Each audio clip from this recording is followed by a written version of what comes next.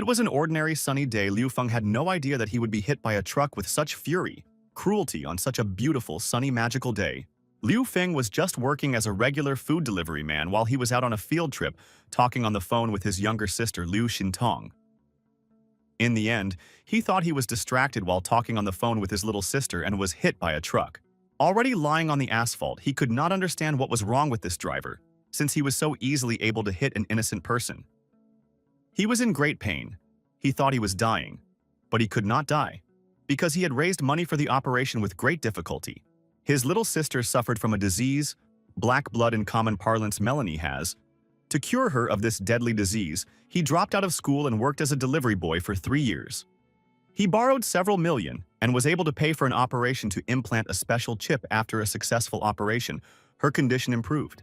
He realized that if he died on that pavement, no one would be able to take care of his little sister. He didn't realize how he would be able to look his parents in the eye after that. And another reason not to die was that he had never slept with a girl before. Meanwhile, he got a notification on his phone that a massive spread of a genetic virus had been detected in the city. Possibility of human extinction, 99.87%. Vectors at death, tethered to a bunker defense app. While he was passed out, he had a fantasy that someone had assigned him the status of a low-level commoner by running Plan B on life support and giving him a minimal amount of rights called a doomsday refugee. But when he opened his eyes, he saw the gorgeous legs on which his head rested that he had not only never seen before but could not even imagine. His head was indeed resting on the legs of a gorgeous, bigger-chested beauty, who at this very moment was talking to an ambulance to help him.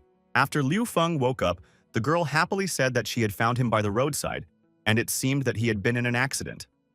After recovering from the shock, Liu Feng said that he was a courier for company number 9527, and yes, it seems that he was hit by a truck. "What a coincidence," said the girl, since she was from the same company as him. This girl was Kelly Fox, the president of the main headquarters of the corporation. "Are you full?" She introduced herself, telling Liu Feng not to worry, because she had already called an ambulance. Also now she was finding out what kind of car had hit him. At this moment, the bleeding Liu Feng reached for his phone to call his little sister. Taking the phone in his hands, he saw a notification on the screen that said, "Life is 9%. The host will die in 3 minutes." This was the notification from the chip that was embedded in his sister's brain. Just a few seconds later, he looked at the phone screen again and saw the notification that the host would die in 2 minutes and 50 seconds. It was recommended to use the nearest power source to restore life. And he realized that this was not about his sister. He heard this voice appearing in his head right before he lost consciousness. It was saying that he could die. Liu Feng couldn't give up, so he decided to listen to his phone and reached the car and touched it, as it was a good source of energy. Kelly Fox turned around and saw only an exploded phone on the pavement with smoke coming from it. She couldn't figure out where the kid had gone. Meanwhile, Liu Feng ran away, saying thank goodness, because he didn't have money to ride in an ambulance. Liu Feng couldn't understand what had just happened to Kill. He touched the car and fed its energy, thanks to which he healed. He only knew one superhero who could do such a thing. It was a flush unlikely. He became a flush, Liu Feng thought. That energy must have been converted into points. Those points from the app had cured him. It turns out his life was now digitized. He couldn't understand it. As far as he recalled, this app was already installed on his phone when he bought it at the flea market. The phone rang, and his girlfriend's voice sounded from the receiver, asking him if he was dead. She was very angry, because she had called him more than once, and he did not pick up the phone. She thought that he had forgotten about his beloved. Liu Feng told Shenqing that he was going to go visit his sister now, and he would not have free time. He could not come to see her today. After which his girlfriend said that, again, it's that sick sister. Enough is enough. She can't take it anymore. So they are breaking up. He asked Shenqing to wait, saying that his sister had just finished her surgery and he should go there. But she didn't want to listen to anything, saying that he would rather go into debt to pay for his half-dead sister's chip operation than buy his girlfriend a Louis Vuitton handbag. She didn't want any relationship with him, as she realized that he would still be paying off debts for that very chip for a few more years. Especially since she already had a brand new boyfriend, told about it. She just hung up on him saying that Liu Feng was a beggar. Liu Feng was sad for a minute, realizing that he had gone into debt to save his sister, and now he had a lot of debt. The moped he was using to deliver the food had broken down, the girl had left, and he was injured. At that moment, he wished the world would end, because that way, He wouldn't have to pay back any debts. Gathering his thoughts, he realized that this would not do, because now he had a system, and he would definitely pay off all his debts and become a very big man in society. After that, his phone rang sharply and a notification popped up, saying that his younger sister had gotten into Hivat. Picking up the phone, he heard his sister calling for help, saying she was in trouble. He immediately asked her what was wrong. Shin Tong replied that there are a lot of strange people in the hospital. They are everywhere, they bite other people, and she is very afraid of it. Her older brother told her to hide and to wait for him, he would be there soon. Liu Feng couldn't understand why his luck was so bad today because his moped was broken. He didn't understand how he could get to his little sister, but suddenly he received another notification on his phone, which said to spend the points he had accumulated to repair the moped. But the problem was that he didn't have any points, and he realized that. But the phone told him that 500 meters away there was an energy block that could be converted into glasses. The radio was broadcasting the evening news. Breaking news. There had just been a series of brutal attacks on people in the network. The police were already looking into it. News portals asked not to panic, not to believe rumors, and not to spread them. Meanwhile, in this very van, Shen Qing, Liu Feng's ex-girlfriend, telling her old boyfriend that she dumped her beggar boyfriend. He never realized that she had been with the old rich guy for a long time. She also told her old boyfriend that Liu Feng had helped his sister pay for the chip implantation surgery. She also told her old boyfriend that Liu Feng had helped her sister pay for the chip implantation surgery, to which the old man replied, laughing that it was easy nowadays because nowadays, an artificial intelligence chip is a symbol of wealth. In the new era, in 125 years, there has been a great breakthrough in the development of science and technology. The historical name of the beginning of this era is the era of artificial intelligence. Every country in the world, every capital is developing the gene with all its might, and artificial intelligence chips are one of the crystals that have appeared due to the development of science. That is why the cost of chips is so expensive that only the rich and middle class can afford these things. Thanks to the artificial intelligence chip, Chang could turn on his sensory vision and see what was under Shen Qing's clothes, saying that artificial chips would help mankind enter the virtual space of internet technology. That's how it was. He finished his story. Chiang told her that if she wanted the same chip, she should take good care of him. Before she could do him a favor, the silhouette of a ghost suddenly appeared in the window. It was Liu Feng who absorbed the energy of this black car, after which his motorcycle was subdued, his speed increased by 30%, and he still had 300 points left. He was pleasantly surprised to see that not only the appearance had changed, but also the speed had increased. It also seemed to him that the machine he took the energy from had some sort of familiar voice to him. After all, he just absorbed the car's energy to convert it into points. Seems like an equal exchange. Turns out this program still knows he's in a hurry and converted his moped, a motorcycle, to increase his speed. This was the moment he realized he had just gotten the coolest system. He squeezed the gas to the max in order to get to his sister Shintong as soon as possible and help her.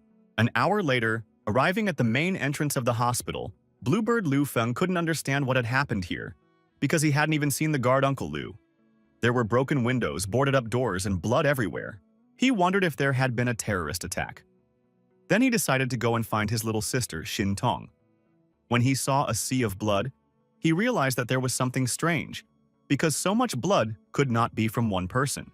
The further he went into the depths of the hospital, the more he did not understand what had really happened. After walking through several hospital passages, he saw a man who was banging his head against the wall, and then he came across a man who was looking for his dog. Liu Feng recognized the dog owner for whom he was always delivering dog food, so he decided to help him by asking if he was all right. After Liu Feng asked if the dog man needed help, he very quickly stood up and started growling at the boy. This was no longer the dog man Liu Feng thought it was. It was a monster that wanted to devour him. He immediately attacked the boy, leaping towards him, trying to grab him in order to turn him into a monster like himself, but the young man managed to dodge. Immediately after that, the silhouette of Shin Tong's attending doctor, Dr. Li, appeared beside him. He extended his hand towards her, asking her to look at this person who had just tried to attack him. But the attending doctor he had known before was long gone. Now it was a zombie, a monster that, just like the previous one, wanted to devour him. He was frightened by what he saw. As he asked Dr. Li to stay away from him, he noticed that 10 more angry zombies were approaching him from the side. He was shocked and didn't understand where so many of them had come from at one moment, so he scrambled into the office behind him. With all the strength he had, he held the door open so the creatures wouldn't burst into his room. Holding the door with his back, he realized if they got in, he would definitely be finished. Turning around, he saw that this was the CCTV room. One of the CCTV monitors showed his little sister standing on the second basement floor. The red vessels on her face and body meant great danger. The girl was already at the mutation stage. In the era of scientific discovery, there was a great scientific and technological breakthrough in the fields of genetic engineering and aviation, and a full-fledged artificial intelligence was created. Mankind has entered the era of the future, and artificial intelligence has gradually entered the lives of ordinary people. The power in the world is divided between the Enlightenment Alliance of the three East Asian states, the European Alliance centered in Rome, and the Alliance of North and South America centered in the Heavenly Harbor. All three alliances fight for power in the world, so wars are constantly taking place. Abuse of genetic engineering has led to the development of diseases, and the most terrible representative is black blood. A person who has this disease gradually stiffens his limbs. The blood becomes black, which leads to death. Only with the help of a very expensive chip can this disease be cured. Liu Feng is an ordinary guy whose parents died. He lived together with his little sister and they relied on each other. And at that moment, he couldn't even imagine that he would be in such a desperate situation. Liu Feng and saw that his sister was sad, and he asked her what was wrong with her. She replied that she had heard that he had gone into great debt to cure her. The brother said it was nothing, because he delivered a lot of stuff every day, so he would manage somehow. The younger sister Xin asked not to be deceived, because she knew she was sick with black blood and only a super expensive chip could save her. She knew that because of her and her brother had given up his dream, dropped out of school, and now worked as a delivery boy. She said that if she hadn't been there, everything would have been fine. With tears in her eyes, she asked her brother why he pulled her out of the river. After all, she wanted to commit suicide.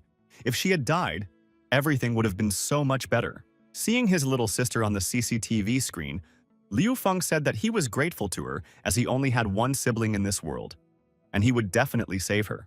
Liu Feng realized that he wouldn't last long. Analyzing what he saw, he realized that these people were like zombies from the movies. It was impossible for them to bite him. After a second, he remembered that he had a system that could help him. He took out his phone and asked the system what solutions it could offer him. To which the system offered a choice of two solutions. The first was to hide in the surveillance room and try to survive. The survival rate was 95%. The second solution, however, is to get to his sister, who is in the basement of the hospital's research institute. And if he wants to save his sister, it is necessary to successfully reach the basement floor on successful survival. Reward: 1,000 bonus, survival rate 5%. Liu Feng had no choice. After all, he wanted to save his sister. He saw two mops breaking off the handle of one. He slipped it between the door handles to prevent the monsters from entering the room and pulled the dresser.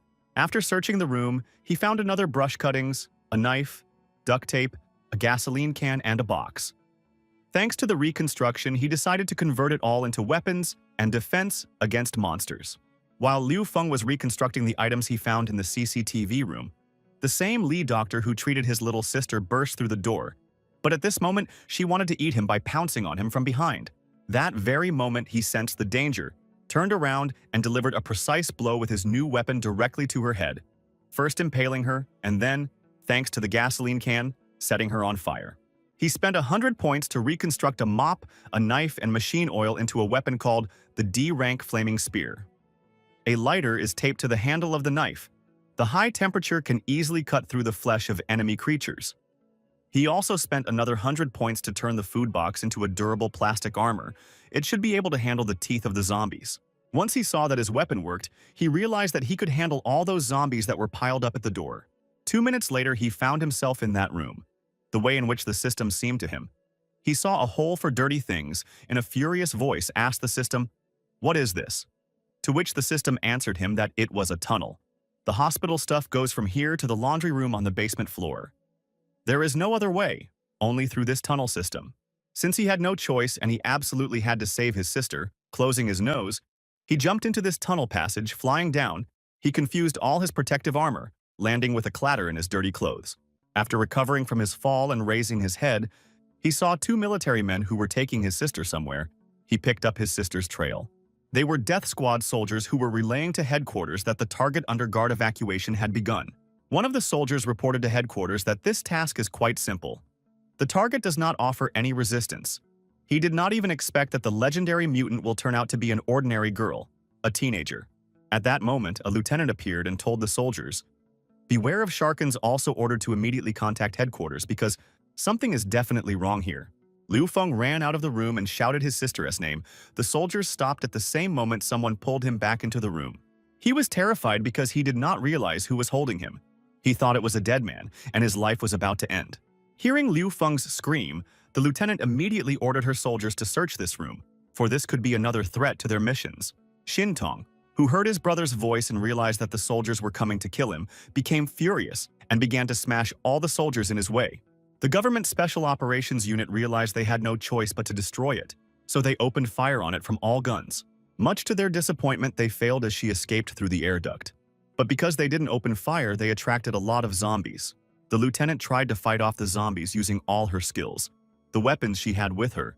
But she realized that it was unlikely that her soldiers would be able to get out of there alive if they came into contact with the zombies, so she ordered them to get out immediately, but it was too late. Liu Feng, who was standing behind the wall at that moment, thought that it was all over. As the zombies behind him and some other beast had grabbed him, he wanted to say goodbye to his life. That very beast turned out to be his acquaintance Chan, who laughed very loudly as he couldn't hold back because of Liu Feng's frightened face. The boy was shocked, but asked him what were those devils outside his sister's operating room. What he replied, "I don't know exactly, but the news said that their union of heavenly blessings was at war. Someone had detonated a bioweapon, and now all the people outside were zombies." Also, Chang said that Liu Feng's sister is in a rather strange situation, as he took her to the basement, and then those soldiers outside took her away. It seems they came specifically for her. Liu Feng said that they needed to get out of here immediately as there were more and more zombies and they were getting closer. But Chang wasn't going anywhere as he was bitten. Chang said that he knew how well Liu Feng had taken care of his sister for the past few months. So he decided to hold the door open and told him to go out the backyard directly to his sister and move on with his life. Chang realized he was on the verge of death, and even at that moment he admired the beat guy, the one who had returned to the hospital to visit his sister. He gave him food, for which he was scolded by his boss. But it is in such turbulent times that you have to be fiery and determined. No sooner had Liu Feng reached the backyard than the system in his cell phone started talking again. It detected the black blood serum in the vicinity of the exit and offered him a choice of solutions. Option A: escape up the stairs from the staff room to leave the underground institute, 90% survival rate. Option B: go to the lab and find the serum to save his sister, survival rate 15%. Upon completion of Mission A, it gives you a battlesuit. Completion of Mission B gives a blueprint of the shelter. In the radius of passage B, 3 zombies are detected. The advantages of the terrain disappear. The host's battle map becomes unavailable. It is recommended to abandon the mission. Liu Feng, without thinking for a long time, chose option B, since he had to save his sister, and no zombies could stop him from doing so. The fight was hard. His weapon had reached the limit of its durability, but it worked. He destroyed 3 zombies in this passage. Thanks to which he reached his destination, the serum was in the lab. It was a black blood inhibitor serum. No sooner had he gotten to the black blood inhibitor serum than his sister jumped out of the ventilation shaft in front of him. Much to his disappointment, she appeared not to reunite with him but to attack him. But Liu Feng was confident that his sister wouldn't hurt him, so he didn't run away from her, but grabbed her, hugging her very tightly, and asked her to wake up. After Xintong heard her brother's voice, something strange began to happen to her. She took hold of her head and started screaming very hard. A bright red light poured out of her eyes. Liu Feng could not understand what was happening to his sister. He asked the system for help, to which it told him that there was an error in the algorithm, impossible to fix. Suggestion for the user to use pressurized serum. He immediately grabbed the pressurized serum as the security system suddenly went off from the speakers. A warning began to sound that the master sample had been stolen. The institute would self-destruct in 10 minutes. Liu Feng injected his sister's serum directly into her neck, and it helped. She turned back into the same sister he remembered before. The task of saving his sister has been completed. His sister's mutation is suspended for completing the task. The user is rewarded with 1,000 points. No sooner was he happy about saving his sister than the system offered him the following quest. First, leave his sister and run through the laundry room entrance back to the first floor. Survival rate 100%. Second, get to the back room of the Underground Research Institute. Use the blueprints and reconstruct an explosion-proof escape shelter. Survival rate 40%. Of course, Liu Feng chose the second option in the hope that the modified doors could withstand the explosion. He took his sister in his arms and ran towards the exit, but suddenly a silhouette appeared in the doorway. He froze and saw the same woman standing in the doorway, the commander of the squad that was chasing his sister. He suggested that she stop their feud for now. Since the lab was about to explode, they both needed to escape. But the squad leader didn't seem to hear him and started tearing at his clothes. The boy's phone system gave a warning signal as it spotted an evolved mutant zombie that had been discovered nearby. She couldn't locate it, so she recommended evacuating immediately. Liu Feng said that it is very dangerous here. There are only zombies around. If she wants to squeeze out, they should leave together from here. Suddenly, the very woman, the commander, ripped her clothes off and revealed that she was the very same evolved mutant zombie that was about to devour the boy. Liu Feng locked his little sister in the storeroom and tried to do something to not only save himself but also protect his little sister. For this, he decided to use his points to build some weapons and confront this zombie. But the system said that there were no fusion materials found nearby, and the boy realized that it was his time. That very moment of despair when he thought he was going to die, his little sister came to his aid and with a single movement of her hand cut off part of the zombie mutant's tentacles. Liu Fenghe was very surprised by his sister's appearance, for he couldn't even guess that he possessed such incredible strength. Sun Tun wanted to deal with this zombie once and for all, but her brother stopped her, telling her that they should run away as the building would explode in just 2 minutes. He took his sister in his arms and ran as hard as he could towards the exit as fast as he could. The explosion was a minute away. They managed to run out, but they had to hold the door as the zombies chased them and wanted to destroy them. Liu Feng realized that they couldn't hold that door for long as the building was about to explode, so he decided to spend his points to create a blast-proof shelter. Seconds after his brother created the bomb-proof shelter, the hospital building exploded. Many of the walking dead on that floor were destroyed, although the hospital building exploded, but many zombies have already managed to get out and infect the inhabitants of the city. After the cloud of dust and ash dissipated, Liu Feng realized that he was not dead yet and was still alive. The system congratulated Liu Feng for opening a level 1 shelter. The grocery room has been converted into an anti-explosive shelter. The post-apocalyptic shelter is open. Liu Feng asked the system why his shelter was so shabby and nothing worked. The system replied that his shelter was at the first level, and in order to make everything work and be more powerful, he would need to raise the level of the shelter, thus expanding it. Looking at his sister, he realized that she was in a pitiful state and he must do anything to heal her. After a 10-minute inspection of the shelter, he decided to fix the computer, spending 50 points to see what was going on in the world. The system upgraded the computer and connected it to the network. But Liu Feng was most concerned about his sister's condition, so he asked the system what his sister's position in the system was, to which he received a reply that the new serum temporarily slowed down the hybridization of the black blood virus and the microchip gene. If there is, and such a serum will help out zombies, there are solutions, he asked the system. After analyzing all available information, the system concluded that this serum is ineffective against normal people infected with the microchip virus. It is able to inhibit the process, mixed mutation, infected with black blood. Once their mutations are complete, they become stronger and scarier than normal zombies. They are called mutants. Black blood mutants are a completely different species, at the top of the food chain of their very creation. Liu Feng realized that the serum would only temporarily delay his sister's mutation, and he must not let her turn into a monster. Since he now had a network, he decided to call the police. The government should be able to solve the virus problem. But going on the internet, he saw a mass of headlines with the title that it was a viral war started by the Heavenly Blessings Alliance that caused the extinction of humanity in the Golden Realm. Mass mourning was declared throughout the city. The government fell. The number of microchip-infected people in the city reached 30 million. The military was defeated and retreated to the banks of the river. The post-apocalypse had begun. Liu Feng didn't understand what he should do. Should he really just watch his sister turn into a monster? He decided to ask the system how he could save Xin Tong. The system replied that the only way to save his sister was to build a shelter to level 5 to unlock and build a vaccine research center. In order to do that, A shelter with a capacity of 10,000 people would need to be built. Liu Feng realized that in order to upgrade the shelter to level 5, he needed to fix everything possible in the area while using the least amount of points, saving them for more important upgrades. The first thing he decided to do was to modernize and repair the ventilation ducts, because if they were not repaired, in 5 hours, those in the shelter would lack oxygen. The ventilation repairs were a success. Completing the mission earned him a +2 in reputation. He was glad since he was right. Modifying something that could be subdued could also complete a system quest.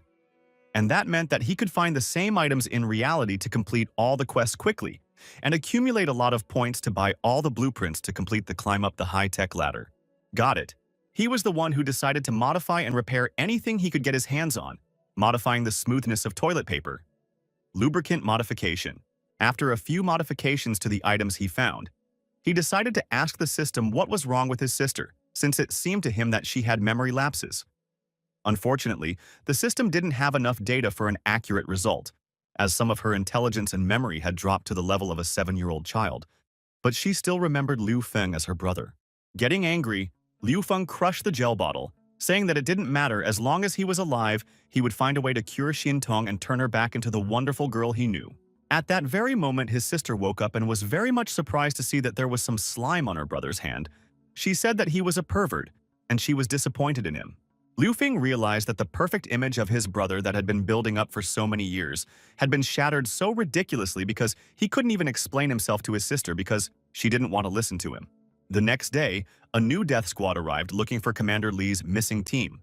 They were very surprised to find that the command signal was gone, but the target signal was still active, so they decided to go down to the hospital.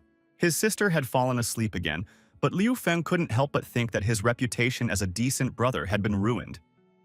He didn't understand how he would be able to look into her eyes now. He realized that she was now a child, no matter how old she was.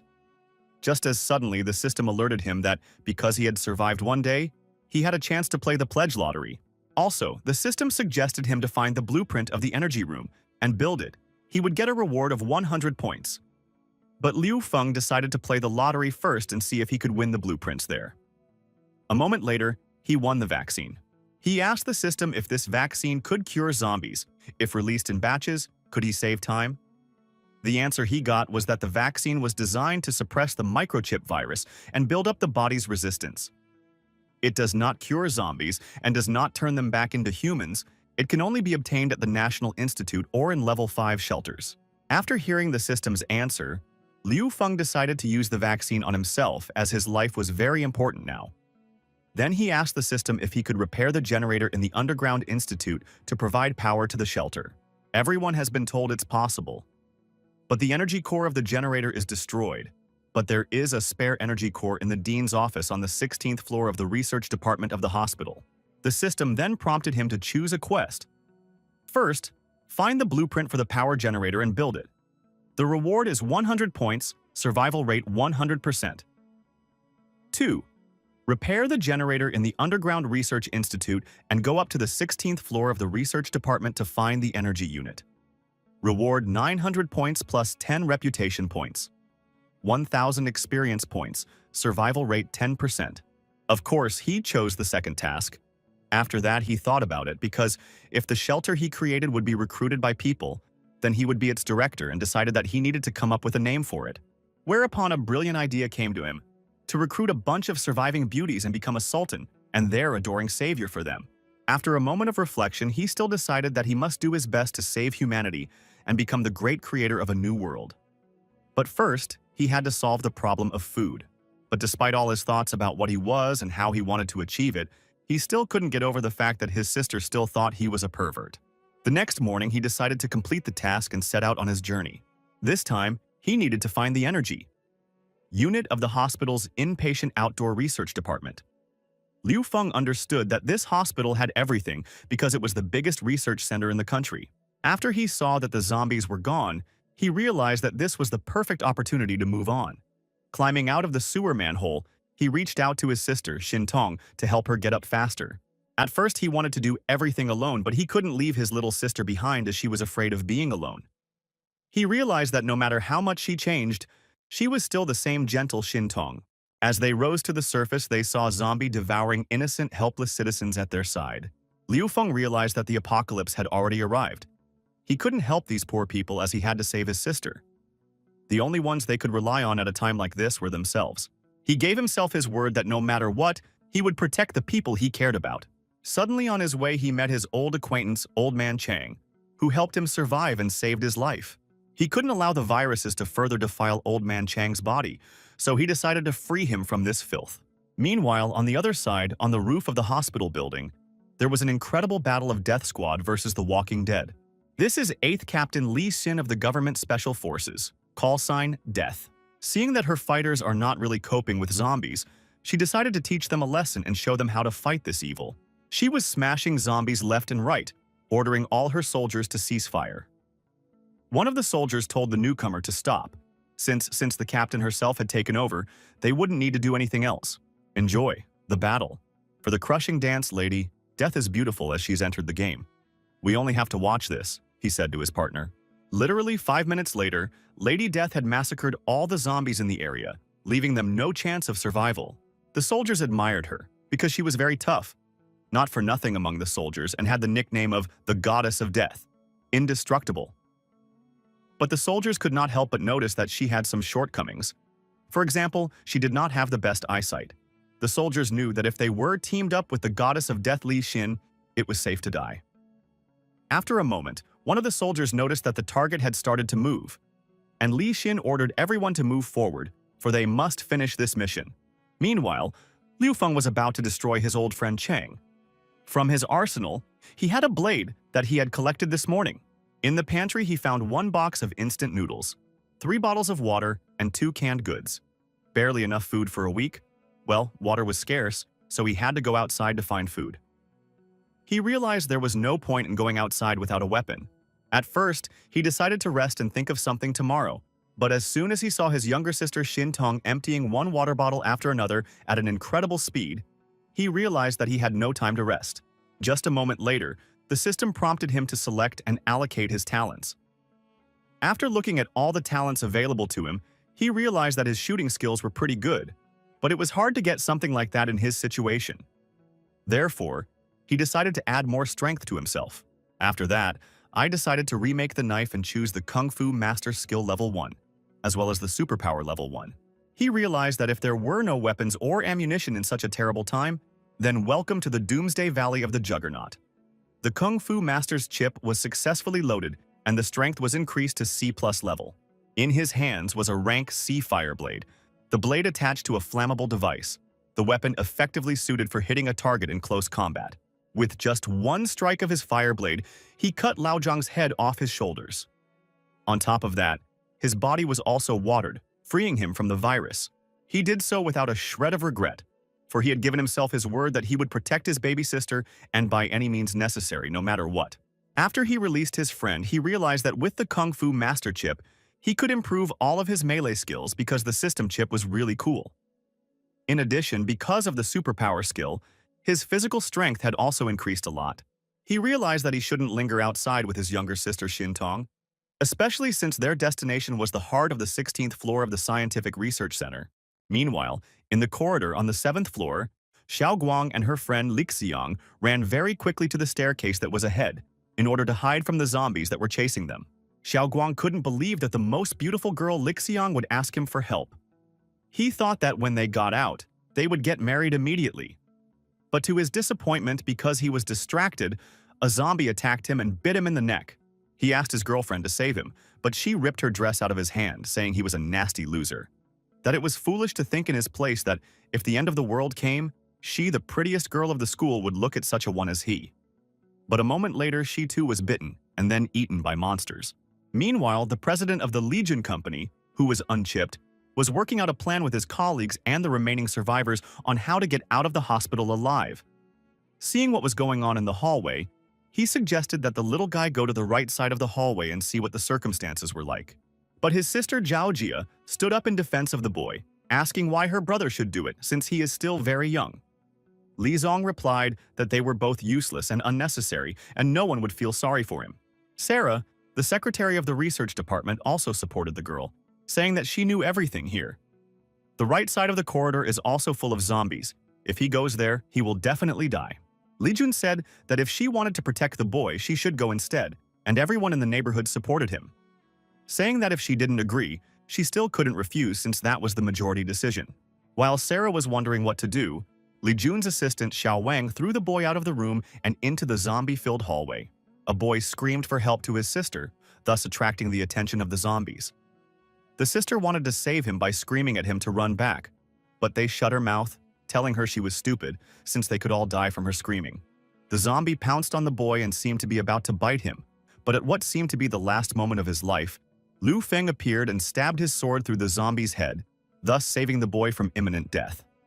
It was a spectacular appearance. Sarah fell to her knees in front of Liu Feng, thinking that the god had heard her prayers and sent the warrior to save her. Liu Feng turned back and counted the number of zombies behind him. After counting the 5 zombies behind him who were moving towards them, he ordered them all to run. He realized that he was the only one who could handle these 5 zombies. The most important thing was to believe in himself. He loaded up his kung fu skill and rushed into the attack.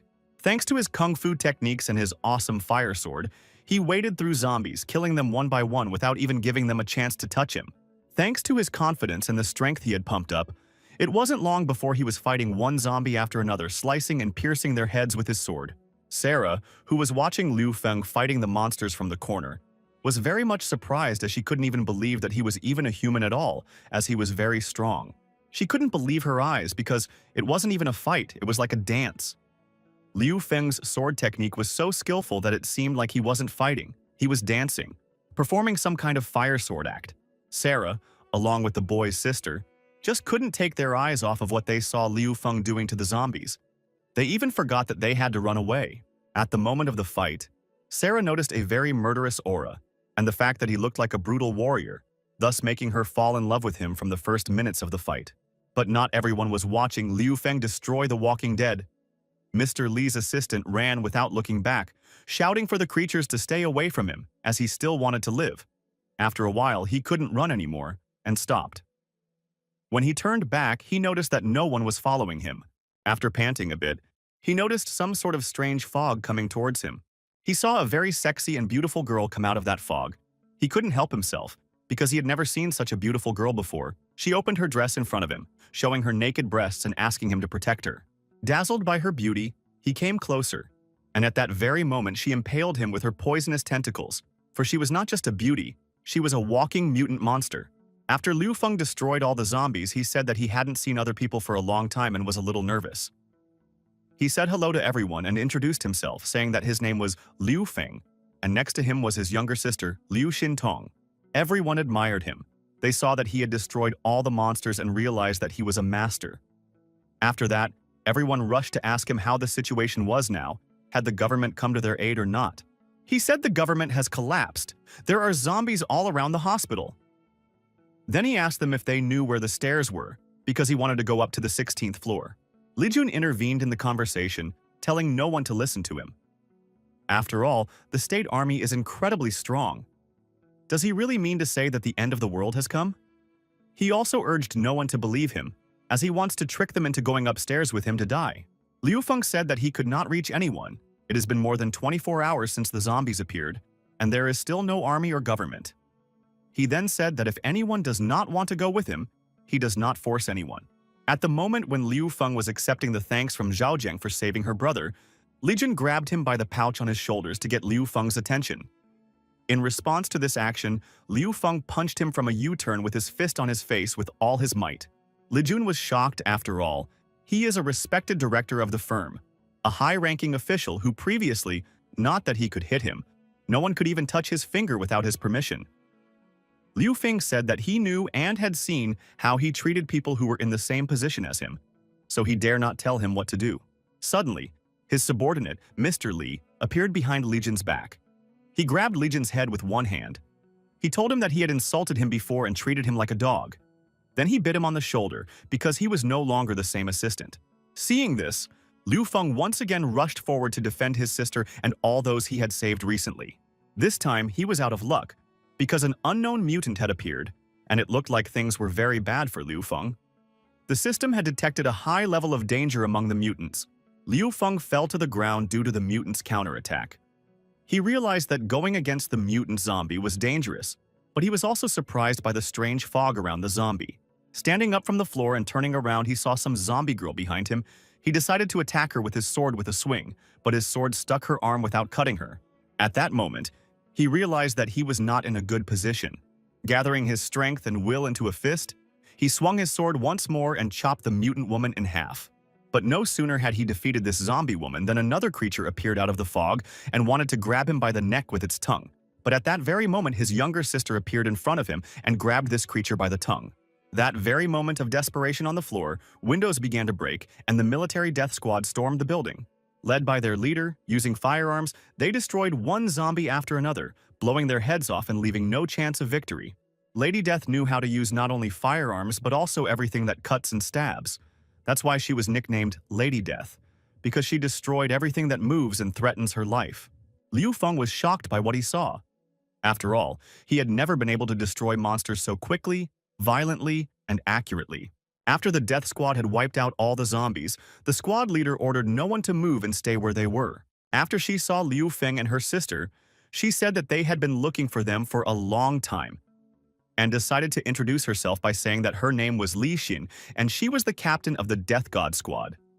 Then she apologized to Liu Feng, saying that the girl behind his back was their target. A second later, the same fat man who was hit by Liu Feng came out from behind the wall. He said that he needed help because he was bitten. He was bitten because the soldiers took too long to come to his aid. He's a friend of the mayor and a level 2 VIP user of state protection. After he saw Liu Feng, he said that he had just punched him and also wanted to force him to go out to the zombies to be eaten by them. Liu Feng, on the other hand, said in his defense that the bastard blamed everything on him on purpose. After that, he asked the soldiers to shoot him because he was insulted, and he was a person of the second VIP defense level. The captain of the Death God Squad, Lixin, briefly put a gun to his head and said that if he said anything else, she would shoot him in the head.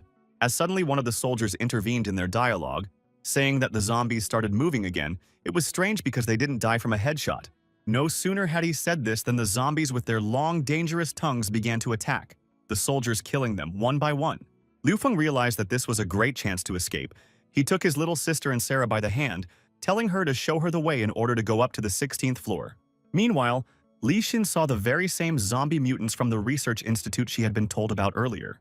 Liu Feng was apologizing to everyone along the way for getting them into this whole mess. After all, the soldiers had come to capture his sister and he had to protect her. But now he had put the others in danger as well.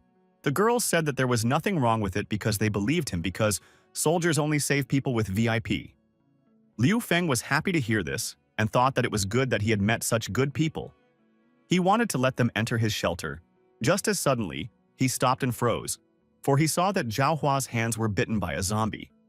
He didn't know what to say to his sister as he didn't want to disappoint and upset her. Just as suddenly, he noticed a fog approaching behind his back, and the system said that a high threat level mutant zombie had been detected. As he looked up, he saw on the ceiling a terrifying, scary mutant zombie he had never seen before. The system advised him to run. At this moment, the monster stared horrifyingly at all the humans below in anticipation of their deaths. Meanwhile, Liu Feng accidentally touched Miss Sarah's hand.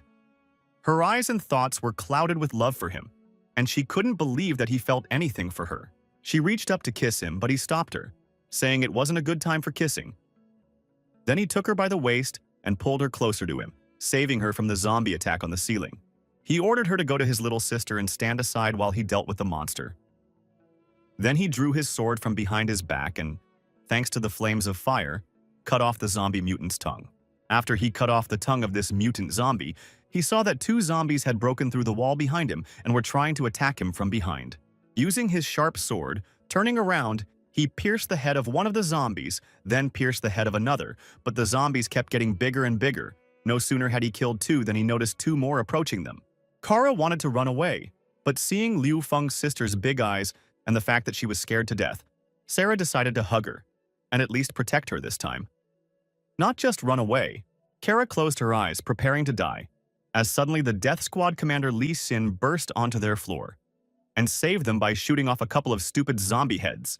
But it didn't help them because the zombies kept going up and up. All they had to do was run. Liu Feng asked the military commander where her men were, to which she replied that everyone had died. but she had managed to survive thanks to her invisibility cloak.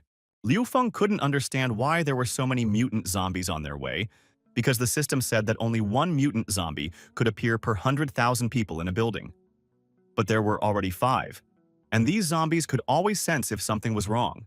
At this moment, a mutant zombie broke through the wall and grabbed Zhao Hua and started devouring him, leaving no hope of saving him. His sister was very worried about him and didn't want to leave him, so she wanted to help him. But Liu Feng held her hand tightly and didn't want to let her go, saying that her brother was already bitten and couldn't be saved. After which, with tears in her eyes, she turned to Liu Feng and asked him what he would do if it was his sister. At that moment, he hesitated, and Zhao Jia let go of his hand and rushed to save her brother. At that very moment, Liu Feng felt helpless for the first time, for he could not protect her brother and could not stop her. Li Xin told him not to worry. It was better to think of how to save the others, for she was already running out of ammunition. The boy had an idea in his head. He grabbed his sword, lit it, and illuminated the room, and oh boy, he saw that mutant zombie hanging from the ceiling was actually a puppet. He told Li Xin that the mutant on the ceiling was the one behind all the action. That zombie is like a deep sea dodger. It controls the zombies with its tentacles, and they don't die. That's why there seem to be so many mutant zombies. She realized that to defeat all the zombies, they need to destroy just one exactly whoever is controlling them. Liu Feng's younger sister Liu Feng was also not left out. She picked up and threw the zombie that wanted to eat them and Sarah against the wall, which made Sarah simply horrified at what she saw. Without thinking for a long time, Liu Feng threw his sharp sword at the tentacles of this zombie, thus cutting them off completely and destroying it. She informed him that he had made the first kill of a mutant zombie, and the system was awarding him 100 points. He was pleased that there was at least some reward for this. After which, he thanked Li Xin for her help. Li Xin was happy to help, but she pointed an automatic rifle at Liu Feng and a gun at his sister, saying that his sister was not an ordinary person. She had that kind of power since she was a mutant. Even though they worked together, but she was really sorry since her job was to take his sister away. Liu Feng wanted to tell Li Xin that she was targeting the wrong person, but she told him to hold still as she would shoot him before he did. He only pointed his finger at Sarah to say that she had nothing to do with it as Li Xin shot and killed her.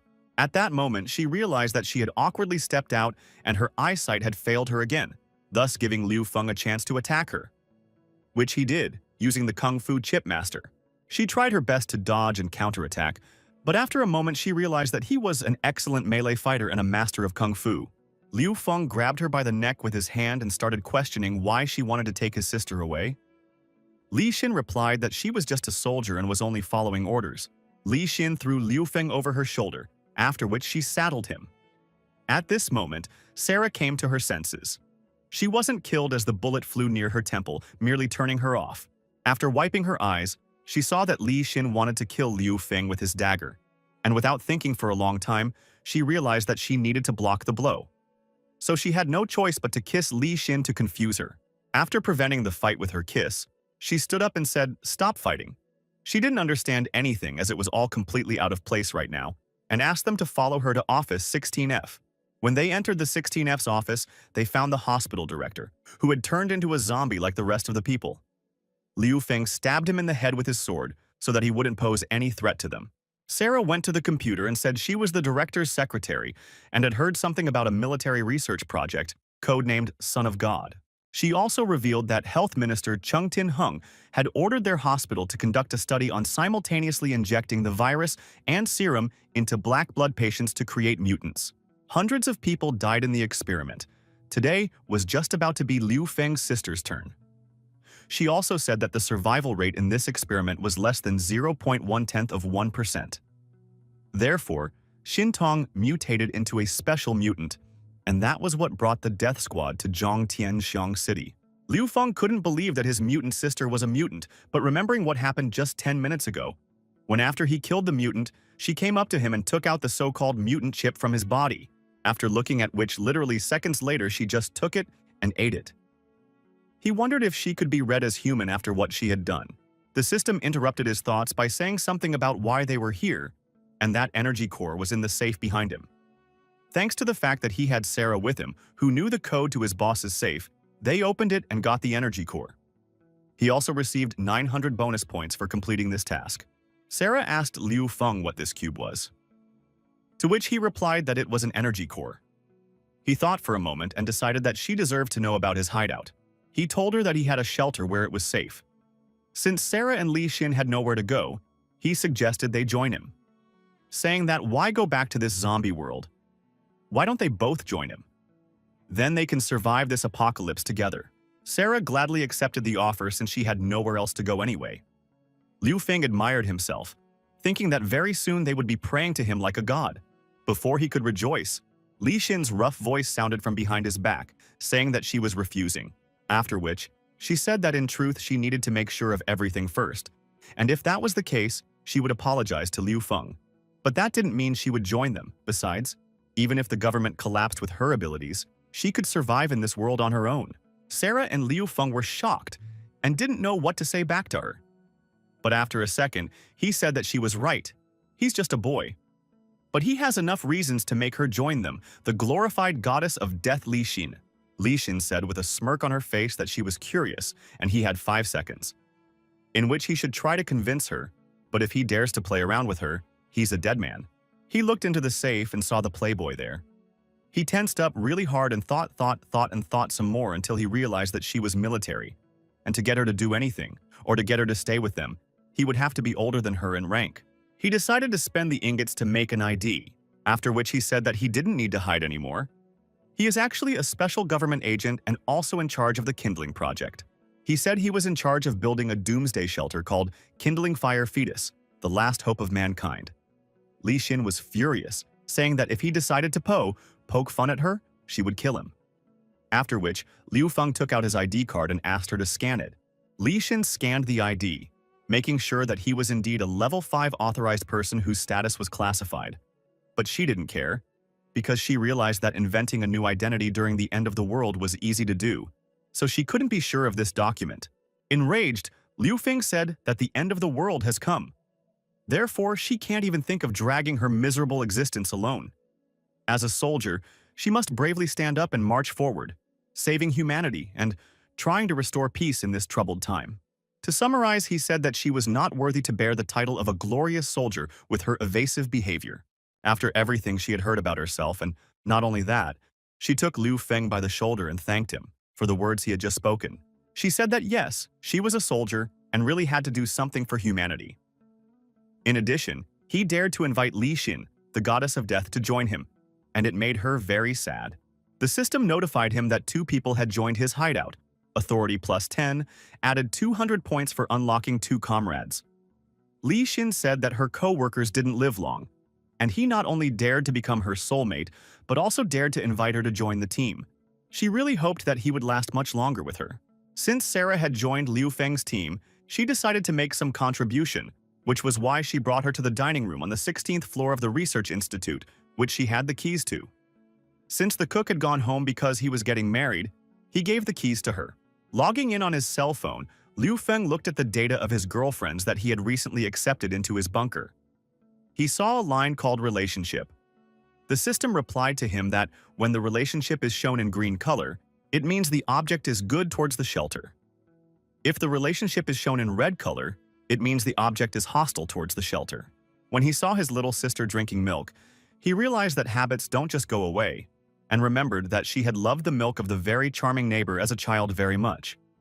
Whereupon, he decided to look up his sister's card in the system. Seeing his sister's card, system, he was dumbfounded, for there were no skills there, they were not shown or unlocked, the relationship to the asylum was unknown. Just when he wanted to look at his profile in the system, Sarah came running up to him and told him that she had found the rebar and film he needed, and that she realized he wanted to build a greenhouse for vegetables. Afterward, Li Xin came over to him and said that as soon as she heard that he was going to build a greenhouse, she immediately went through and found several kinds of vegetable seeds. In order to help him sow the greenhouse, Li Xin said that she was going to go look at his shelters and would be back soon. Liu Feng actually just wanted to make a bed for his little sister. He couldn't be happy about how they could be so smart and figure everything out for him. When Liu Feng took them to his hideout, naturally back through the sewers, Sarah and Li Xin were shocked to say the least. Liu Feng excused himself and said that it was just an emergency exit because the main gate was blocked by a rock. On the way in the tunnel, Li Xin asked Liu Feng what his hideout was. She hoped it wasn't an ordinary tool cellar. Looking at her beautiful butt, He replied that it was a big hideout, not ordinary and round. Getting to the shelter, the girls realized that, but it wasn't bad. They thought it was a huge big basement, but it turned out not to be so. They even liked the idea of waiting out the collapse in the bunker. Liu Feng was shocked because he didn't understand what was going on. And how could this happen? The shelter hadn't even been standing for a day, but twice as long. In addition, there were 2 extra doors. The system replied to him that while he was outside the shelter, it was automatically implementing plans to build a dining room, pump room, and rest room, and it required the expansion of the area, the shelter. Liu Feng calmed down and began to show the girls his chambers. He said his shelter is being built by the AI manager. To the left is the break room. In the center is the pump room, and to the right is the kitchen. And now they are in the cafeteria. This is where different edible substances are transferred by the artificial intelligence to be processed into the desired dish or pressed food. The next room is the pump room.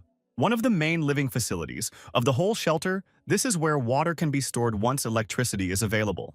The next room, he showed the restroom, which has its own bathroom, hot water, available 24 hours a day if electricity is available, currently can accommodate 10 people. Next, Liu Feng put his hand on the control panel to open the main gate. After the gate opened, they went in and saw a huge pile of stone blocks. This is the main entrance enclosure, but the lieutenant blew it up because of the self-destruct trigger, said Liu Feng. Li Xin scrutinized these blocks of stone, took out an explosive device from her pocket, said that she would easily clear this area and asked everyone to step back. There was a huge explosion and a doorway was formed in the rubble. Li Xin said that it was a special bomb to break the door. After going through the rubble, they found themselves in a room with a generator. There were dead zombies lying around. Liu Xin said that the area should be safe at this level, but Liu Feng asked her to guard the entrance to the bunker just in case while he fixed the generator. After Liu Feng put in the energy element he found for the power plant, the system said that all the elements of his shelter had reached the final stage. The shelter could be upgraded to the 2nd level. After a while inside the bathroom, the girls were talking about how hot water is one of the main elements of power in a post-apocalyptic world. Liu Feng returned to the main computer to start the upgrade, the shelter to level 2. The system announced the start of the upgrade and said that it would take 6 days and 5 hours. Meanwhile, the power source would run out 4 months after the upgrade of the shelter and asked Liu Feng to find a new power source. Liu Feng was also happy that there were now 4 new blueprints available to him: the teleportation room, the medical room, the battlesuit lab, and the firearms lab. Meanwhile, in the bathroom, Secretary Sarah was telling Li Xin that hers were very big and she was even envious. Li Xin replied that hers were also very small, and she didn't even think she could take a hot bath at times like this. Afterwards, the girls decided to go to Liu Feng's place since he must have been waiting for them for a long time. After taking a hot bath, the girls decided to wear the uniform they found in the hideout, but they didn't expect this from Liu Feng. Telling him that he is a common pervert, this uniform is specially designed to make them look very erotic. Liu Feng was shocked because he didn't know about the existence of uniforms. He asked the system why they had such uniforms. The system told him that the uniforms were created by the imagination of his brain. Li Xin slapped him with the words that this time she forgives him, but next time, she will make him regret it very bitterly. After all these misunderstandings, Liu Feng decided to start a discussion and make plans for the future. He asked Sarah to explain everything to them, how much and for how long they had what they had left. Sarah said that the vegetables brought in would last 4 weeks, and 65 cans of various foods and 2 bags of rice would last a month if saved. The water supply is not a concern, so the first priority is to find more food. The second priority is to find new sources of energy. Li Xin complimented Sarah, saying that they could find food and energy a few kilometers away, and they didn't have to worry about medicines, as they could just collect them from the hospital. After which, the girls asked if Liu Feng had anything to add. Meanwhile, Liu Feng pondered that how clever he was and managed to foresee everything. After which she said that it was all well and good, but they couldn't collect groceries forever, after which he asked the girls to follow him. More recently, he had told them about the greenhouse. He led them to the boiler room and told them that he was going to install the greenhouse in the water pumping room, where there was a lot of space. After he finished speaking, the girls asked with admiration in their eyes if he needed their help. He said that they should not look at him like that and that he did not need their help with the construction.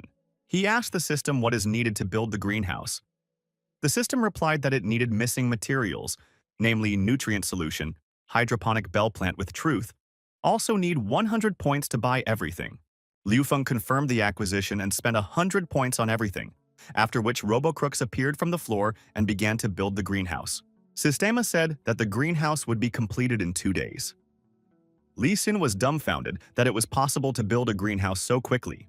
After a moment, she realized that this artificial intelligence seemed to match Liu Feng's personality. Meanwhile, outside the alley, not far from the hospital, a black-haired girl and her thugs were asking the zombies if they had seen the woman in the picture. The same rich man who was hit by Liu Feng at the hospital replied that he hadn't seen the girl. He asked her to save him because he had a lot of money. If she saves him, he will give her everything. When she heard that he had offered her money, she immediately became furious. Borrowing a barbed wire bat from her partner, she immediately struck the rich man in the head. She was beating him with this bat, saying, "How could they, the rich, know how the poor survive?" It made her very angry that money could decide anything in their lives. She said that the oppressed, exploited poor who only hid in the subway were able to survive. And the rich people despicably call them subway dogs. After the deadly virus spread, they chipless iron subway dogs were able to hide, she said. Afterward, with a hard swing of a bat, she smashed his head. After seeing this, and her assistants asked her if it was true that she had offered a big reward for finding that girl. Zheng Tianxiang replied that it was true, but he was not a good person. Since times had changed, the end of the world had come. Their underground clan would exterminate all the rich psionics, and they would rise to the top in the doomsday hierarchy. Meanwhile, it was already midnight in the shelter, and Liu Feng couldn't sleep as it was his first night sleeping in the shelter, and he was very nervous. Because he was facing the biggest disaster in the history of mankind, he couldn't help thinking that this was the first time he'd ever slept in the same room with a girl. He'd had a girlfriend before, but he'd never even held her hand. So he decided to think about something else and asked the system to show him the blueprints for the new Level 2 shelter. The system showed that the shelter was automatically expanded after the upgrade to Level 2. All Level 1 buildings were automatically upgraded. The system began to tell him that the combat clothing factory creates combat uniforms. The small arms factory requires authority and procurement talent during the end of the world. The healing room can use various healing ointments. As long as there are resources, it is possible to produce goods every day. Also improved transformation skills to Level 2, improved explosive abilities, paralysis, increased overall speed, and fixed 5 magic effects. Meanwhile, Sarah, having undressed, slowly crept up on him. In just a few seconds, a half-naked Sarah in her underwear was standing beside his bed. He was in a panic because he didn't know what to do. The system said that the better the relationship with a person, the more likely it was that something would happen. At that moment, he was still thinking about the fact that if they woke up Li Xin, she would definitely think he was a pervert. Sarah climbed under the covers with him, hugged him from behind, and snuggled up against him. Liu Feng was certainly not against coitus, but told the secretary Sarah that they had only known each other for 1 day, and they couldn't do anything like that today. After he realized that Sarah wasn't answering him, he turned around and saw that she was asleep. He realized that she was just sleepwalking. He didn't even think that Sarah was sleepwalking. He decided not to wake her up, otherwise the noise would make Li Xin wake up and get angry. He decided not to sleep, but to go for a walk around the shelter. And the next morning he decided that the girls must never find out what had happened last night. After which, he turned to the system, saying that he wanted to try out the new transformation magic ability, and decided to try transforming the ammunition Li Xin had found in the ruins after the explosion. The bullet was successfully transformed, 2 points were spent, and the bullet gained an explosive effect. Liu Feng realized that he didn't have any Dal non-ancient weapons, so he asked the system if he could transform this bullet into any small arms. The system replied that he couldn't, but he had unallocated talent points available. Liu Feng liked the news very much and decided to allocate as follows. He asked the system to increase the sensation talent by 1 point, add 3 points to the Kung Fu Master talent, and spend all the attribute points to increase strength. The system raised all of Liu Feng's stats and said that he had the opportunity to elevate his Kung Fu skill to the level of a Kung Fu Master glove. But he should know that if he fails the elevation, all the points will be burned. He has a 5% chance of succeeding. Liu Feng still decided to take a risk and chose to transform his Kung Fu level to the Kung Fu Master's glove perfection. The system of starting the refinement even hurt him at some point. Luckily, the Kung Fu enhancement was successful and he received the Kung Fu Master Gloves. Also, 3 slots in the first slot stored the power, which thanks to the gloves increased by +1 index. Also, he got the magnetic power of attracting metal, and there was one more empty slot. But no sooner had he gotten excited about his gloves than he suddenly had a new delivery order and the number 9527 popped up on his phone. It was Kelly. She was a few kilometers away from the shelter, and she had just now had a chance to contact Liu Feng. She asked him to come to her because she needed his help. Without thinking for a long time, Liu Feng and Li Xin moved out to help Kelly. Li Xin was very surprised to see that there were still eagles in the city. Liu Feng went on the mission with Li Xin, not because he wanted it so badly, but because his younger sister Xin Tong was in a deplorable state. A few days ago, Sarah had found his little sister in such a pitiful state. The system said his sister's mutation was progressing again, and he needed to upgrade the asylum to level 5 as soon as possible. Li Xin said that as far as she knew, that Kelly who called him holds the status of the president of Beautiful Sky Corporation, and she used to be engaged to Zhen Tianxun. But it was most likely a political marriage. She suggested that they look for her, since that way they could dig up more information about Zhen Tianxun. Sarah looked at the maps and said that Kelly was in a big shopping mall a few kilometers away. They could go and rescue her and find the substances they needed at the same time. As usual, the system offered to choose a mission before they reached the place. The first option is to seek out the substance survival rate of 92%. Bonus points for completing missions 1,000 points.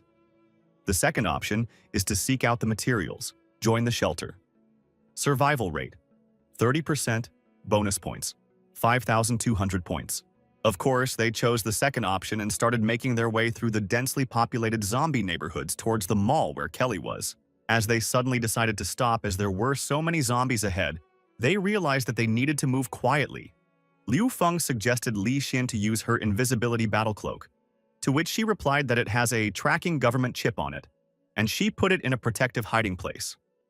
When the signal disappeared, the government would consider her dead in service.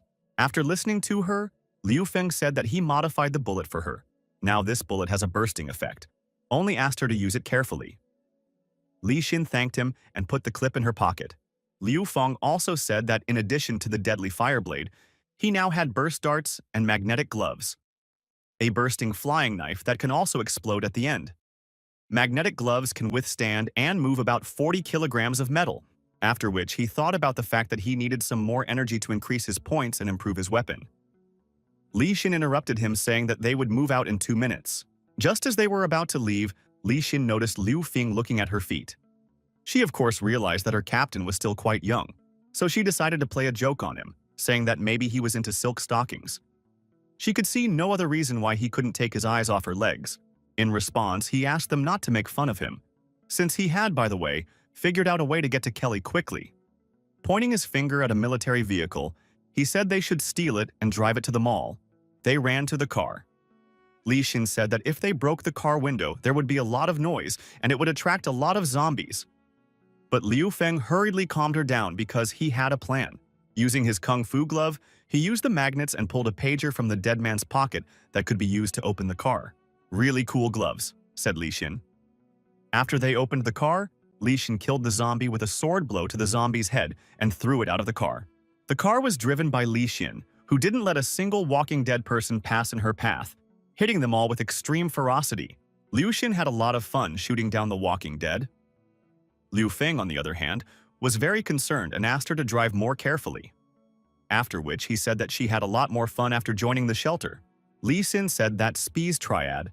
She had to do dirty deeds every day, and now that she is out of there, she feels much better. It was largely because of Liu Feng that she was happier, so she promised him that he would live longer than her subordinates in the past.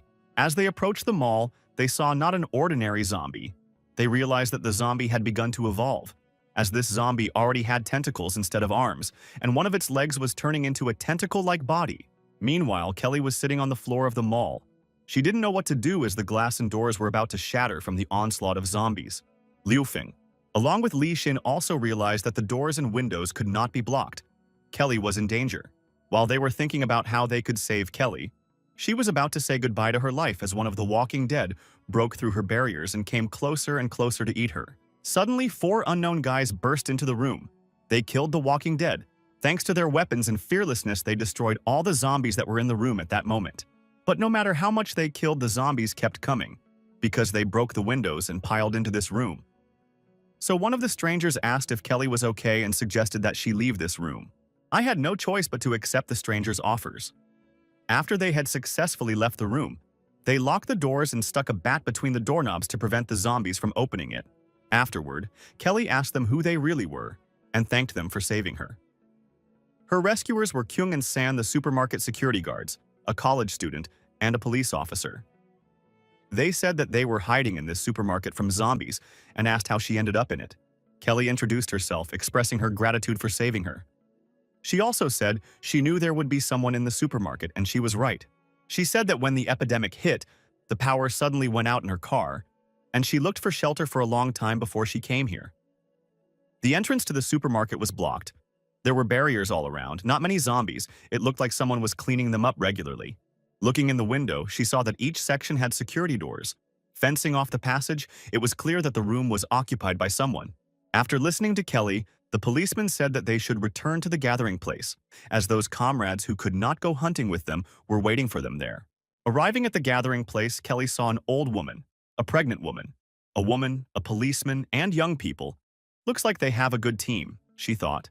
Seeing Kelly Xiao, the policeman's friend named Roy asked him who the woman was.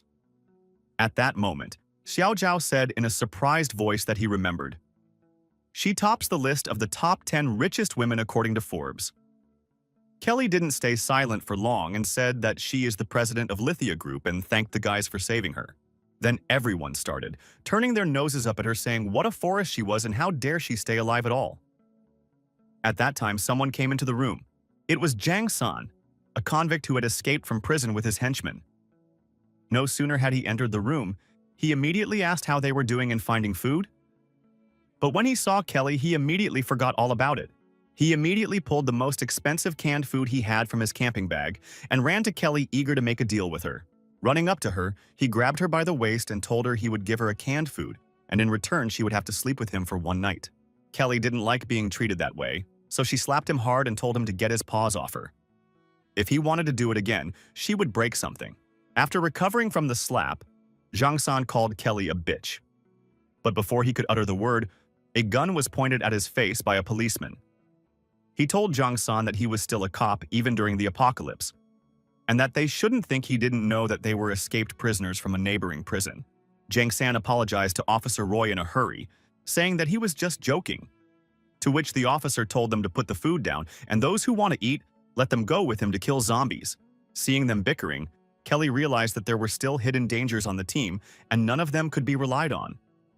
Apparently, she would have to rely on herself, so she said she knew something about logistics and could take care of the food. Jiang San sees that the policeman and the rest of the group have decided to support Kelly, determined to get back at them for it at all costs. Meanwhile, not far from the Mall of Ob, one of the survivors along with his buddies were running away from the zombies, who for some reason evolved and started moving very fast. He had already thought they would die here, but then he remembered that he had been told a very different fate. A monk had said that when he and his friends were in trouble, a nobleman with red hair would save them. Ob thought about it and was almost eaten by a zombie. If it wasn't for his red-haired friend along the way, his life would have ended. But the dead surrounded them from all sides, and from nowhere, at the most seemingly hopeless moment, appears Liu Feng, and with just one blow of his sword cuts the zombies in half. This was a very spectacular appearance. Even Liu Feng himself understood this. Seeing Liu Feng, everyone realized that the monk was not talking about the person with red hair, but the person in red. But Liu Feng realized that there was no time for posing. As the zombies were advancing from right and left, he took his rip knife and launched straight at the zombie's head. Due to the explosive effect of Liu Feng's knife, a zombie's head was blown off. Unfortunately, while he was rescuing one, all the others were attacked by zombies and started tearing them to pieces. The zombies were merciless, killing one by one their friends, the Oba, leaving them no chance of survival. Liu Feng couldn't leave his friends, both of them, so he rushed to attack, cutting down the rest of the zombies with his sword. But he realized that he couldn't do it alone, so he waited impatiently for Li Xin to come to their rescue. Literally a minute later, she showed up with her fire support, protecting the rear of the zombies. Even though they used different weapons, they were a great team that helped each other every step of the battle. Cutting one of the zombies in half, Liu Feng broke his sword against its bone tissue. He couldn't figure out what was wrong with them, for they were evolving rapidly. Even his regular metal knife couldn't resist the zombie's improved bone blade. The poor shooting attracted more zombies. After thinking for just 1 minute, Liu Feng decided to hide in the workshop across the street. But first, they decided to check if there were any zombies there, and for that, they decided to start from the second floor. They quietly and carefully decided to go up to the second floor using the emergency stairs. As they approached the door, they opened it, and a zombie flew out at them. Liu Feng immediately stabbed her head with the rest of his sword. After which, he realized that he needed to create a new weapon. Li Xin checked the rest of the room and said that it was the last zombie on the second floor. And since it was safe here, she offered to stay in the workshop for the night. At night, Li Xin went to the second floor canopy of the workshop and saw that they were surrounded on all sides by zombies. Liu Feng hurriedly reassured Li Xin, saying that it was fine, because when he created a new weapon, the crowd of zombies would not be a hindrance to them. Meanwhile, a thought flashed through Li Xin's mind that if he had a transformation ability that glowed blue, was it possible that he could also be a legendary mutant? The boy they had rescued cut into their conversation, saying his name was Ob and he was an electrician. He then thanked them profusely for their rescue. He also said that he and his friends went out to look for food, and if it wasn't for them, they would have definitely become one of the zombies. When Liu Feng heard that he was an electrician, he immediately offered to join them, because he had a shelter that lacked an electrician. He said that there would be food and a place to sleep. But Ob did not agree at once, saying that he must first discuss it with his comrades. Liu Feng realized that he was hungry and told Brother Ob that he had medicine, water, and food. If he agreed to join them, they would immediately help his comrade, and guaranteed they wouldn't need anything. In his mind, Ob realized that he was hungry, but he thought that he would rather feed the zombie with his body than take something from Liu Feng. But these were only thoughts. In reality, Ob actually took the food from Liu Feng. After taking a small bite, he said that these were the days that anyone could die at any time. And as sad as it was, he was also saddened by the fact that he was still a virgin. Liu Feng told him not to worry because he's a loner like him, so they need to stick together to survive. How suddenly Li Xin jumped on him after what he said, saying that what he said was so impressive, and of course they would all live together. And asked him if she heard him correctly that he said he didn't have a girlfriend. An hour later on the first floor, Liu Feng was walking around looking for material to create a new weapon since he needed it before dawn. With enough parts, he decided to start building a new weapon. The next day morning, when they went out on the second floor balcony of the workshop, they were shocked to see so many zombies roaming around under the workshop. He was terrified and didn't know what they should do. Li Xin realized that they would have to find another way. But since they had one injured man, they wouldn't be able to move quickly. Suddenly, a military Humvee with some thugs inside appeared on the horizon, shooting down any zombies that got in their way. Thanks to their spectacular appearance, the men in the jeep led the entire crowd of zombies away. Obi was happy about this because now they could leave in peace. But Li Xin didn't think so. She knew that she had to leave sooner rather than later. So she immediately ordered Obu and his injured comrade to leave the room as soon as possible. But no sooner had she finished speaking than the bandits burst into the room. Li Xin immediately eliminated 2 of the attackers thanks to the accurate firing of a burst of automatic rifle fire. Another bandit she impaled with her retractable knife. Suddenly, a stranger in black appeared in the room and engaged Li Xin in battle. Li Xin quickly batted against the attack and took the black lady at gunpoint. But it was already too late as her friends had already been captured and presented a machete under their throats.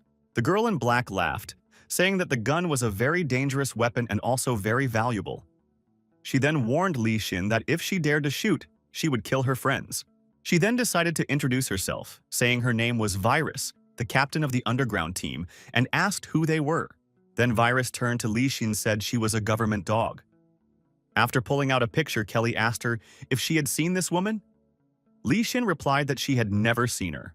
Oba's friend intervened in their conversation, saying he heard on the radio that a group of survivors at a nearby store had been joined by a woman named Kelly. Virus thanked the guy, saying she was giving him life. After listening to the guy, she turned back to Li Xin, offering her a one-on-one fight with the condition that if she won, the Virus would let her leave.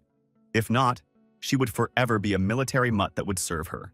Virus pulled out 2 half-bent swords and rushed into the attack with words that she hoped would be a good battle. At this moment, Liu Feng appeared behind Li Xin's back and told her to step aside, after which he took over the virus attack. It was quite unexpected and very unusual, as he was wearing a horse's head on his head and holding a chainsaw with 3 blades. After repelling all of Lady Virus's attacks, Liu Feng said that his name was the Savior of the Weak, the Holy Horse. On his head, he had a fire-breathing D-grade horse head, and in his hands he was holding a grade C happy chainsaw. Meanwhile, across the street at the mall, Kelly felt more than secure and quite relaxed. The prisoners, led by their red-haired leader, were still trying to please her. Saying that she would be lonely alone, they urged her to come and play with them. They pawed at her calves and her exposed shoulders, trying to get her started somehow, saying they wanted to have fun with her. But after just a couple of minutes, their leader said that it didn't make any difference whether she agreed or not. Realizing that she wouldn't go with them that easily, he said he even liked it better when rich bitches like that were fighting their last stand. They decided not to wait any longer and take her by force. One of the abusers took out his tongue to lick her gorgeous body, to which in response he got juice from the glass right in his face. When the ringleader saw this, he decided to forcefully grab her breasts, telling her that if she didn't want to do it the right way, she would do it the wrong way. But Officer Lowe arrived just in time and pointed his gun at him again. Officer Lowe, along with his fellow guards, rounded up the gang leader and his associates, saying that Kelly had told him they wanted to attack her. But he didn't believe her at first, but now he was convinced personally. The head of the cons told the officer that if he suddenly decided to go along with this mischievous bitch to plot against him, he would regret it. Just as suddenly, Kelly put her foot on his face. Putting her foot in his face, she told him that a scumbag like him should rot in prison for the rest of his life, and that she, Kelly, would never let a time bomb like him go off around her. Meanwhile, not far from the mall, the fight between Lady Virus and what he called himself, Liu Feng the fire-breathing horse, continued. Virus was confused because she could not understand who was under the horse mask. And who would ever think of wearing a horse mask because a man with a horse's head is not considered a hero, she thought. Liu Feng once again used the flaming horse breath, but the virus managed to dodge. At this moment, Liu Feng realized that she needed to show something new, something she had not seen yet and would not expect to see. He used the magnetic power of his kung fu glove to stop her flying blade and send it back to her, thus knocking her not only off balance but also off her feet. Since Liu Feng did not want to kill her, he made a grip on her neck and took off his horse head. He said that she seemed to be saying if he won, she would let his friends go. Was it true, he asked her? She recognized the fact that Liu Feng was good-looking and his strength wasn't bad, but she couldn't understand if he was together with that Kelly. After that, she asked him to wait for a while because soon they would go to the mall and grab her. Liu Feng asked why do they need Kelly. Virus replied with a smile on her face that Health Minister Zheng Tianxiang had announced a huge cash reward for this girl. These officials are always so gracious, so she decided that she would kill this dog sooner or later. Liu Feng realized that this time there was no way to do without blood. If he didn't strangle her now, she would kill Kelly, so he apologized to her and started to clamp her neck harder. Virus loved that choking feeling. It felt so good. Suddenly there was an explosion outside and drew everyone's attention to himself. Just a second later, the system warned Liu Feng that mutants of unprecedented strength were appearing, and it advised to leave this place for the safety of the host. This explosion meant that Commander Virus's convoy had been attacked by a zombie monster, which easily took the vehicle and lifted it up and threw it right into the building. After which he took another vehicle and threw it directly into that building where Liu Feng and his friends and Commander Virus and his comrades were. Taking advantage of the moment, Liu Feng along with Li Xin made a unanimous decision that they shouldn't continue the battle, and it was better to slowly flee. Seeing them running away, Commander Virus ordered her subordinates not to pursue them, but to deal with the zombies first. Then go to the mall and capture Kelly. After all, she was sure that they would all go there together, and when the time came, she would destroy them all. Meanwhile, at the mall, Kelly was making a list of what was left. After making the list, she said that today was the day to put food restrictions in place, since there would only be enough food for 5 days, and to start patrolling the entire neighborhood. Team with Ellie on patrol, and tomorrow he'll go with another team to look for food, and thanked Kelly for helping them. A red-haired girl named Lin Lao was unhappy that Kelly had decided to reduce the amount of food given out per person. Lin Lao asked Kelly in an angry voice why she was restricting her food. But Kelly was interested in another question at the moment. She asked her grandmother how many months pregnant that girl was. Grandma replied that, frankly speaking, it was strange because when they came to the mall, Li Hua's belly was small, But in the past few days, it suddenly became so huge, as if she was about to give birth. Kelly realized something was amiss and offered to help her grandmother deliver some food to the pregnant woman to see if they were okay. She then remembered that the pregnant woman had wrist wounds that looked like a zombie bite. Lin Lao again told Kelly that she had not answered her question. Kelly said she would not answer her question because she had nothing to say. She decided that she would personally go with the squad to kill zombies and look for food. Then she asked Lin Lao if she would go with them or not. Officer Luo interrupted the girls and told Lin Lao to stop being cranky. Kelly, on the other hand, reported to Officer Luo her concerns about the pregnant Li Hua, saying that she took a look at her wound and it doesn't look like a simple scratch. Besides, there's no such thing as a belly growing to such a huge size in just 3 days. Lin Lao was very angry with the officer and Kelly because she was the reason why Luo scolded her for the first time. Just as she was about to leave in frustrated feelings, she was suddenly called out of her cell by Dong San saying that he had a way for her to get his man back and kill that chick she hates. Meanwhile, in one of the rooms on the other side of the mall, that pregnant woman was feeling very uncomfortable and in a lot of pain because her stomach seemed to be about to burst. She asked her husband, who was beside her, if their baby is okay, is it healthy? But when the man saw what came out of her belly, he froze in shock. He couldn't believe that this monster he saw was really his child. Suddenly, he noticed that his grandmother had come to them and brought them food. Upon seeing what had happened to the pregnant woman, the groceries fell out of the grandmother's hands. She grabbed her face with both hands and started screaming that she was a zombie. But her husband didn't want to believe it and said that it wasn't true. She was fine. But no sooner had he finished than his wife, whom he loved so much and waited for a child, pierced him through with her tentacles. Because she was no longer the one he loved, she became a mutant zombie. At this point, Kelly was telling the officer that Li Hua had been bitten by a zombie, and she probably didn't have a baby in her stomach anymore. She probably had a parasite in her. Before she could say anything, Li Hua jumped out of the room as a zombie and started eating her grandmother. The officer, without thinking for long, pulled out his service pistol and fired 2 shots at Li Hua, one of which hit her directly in the head, but she did not die.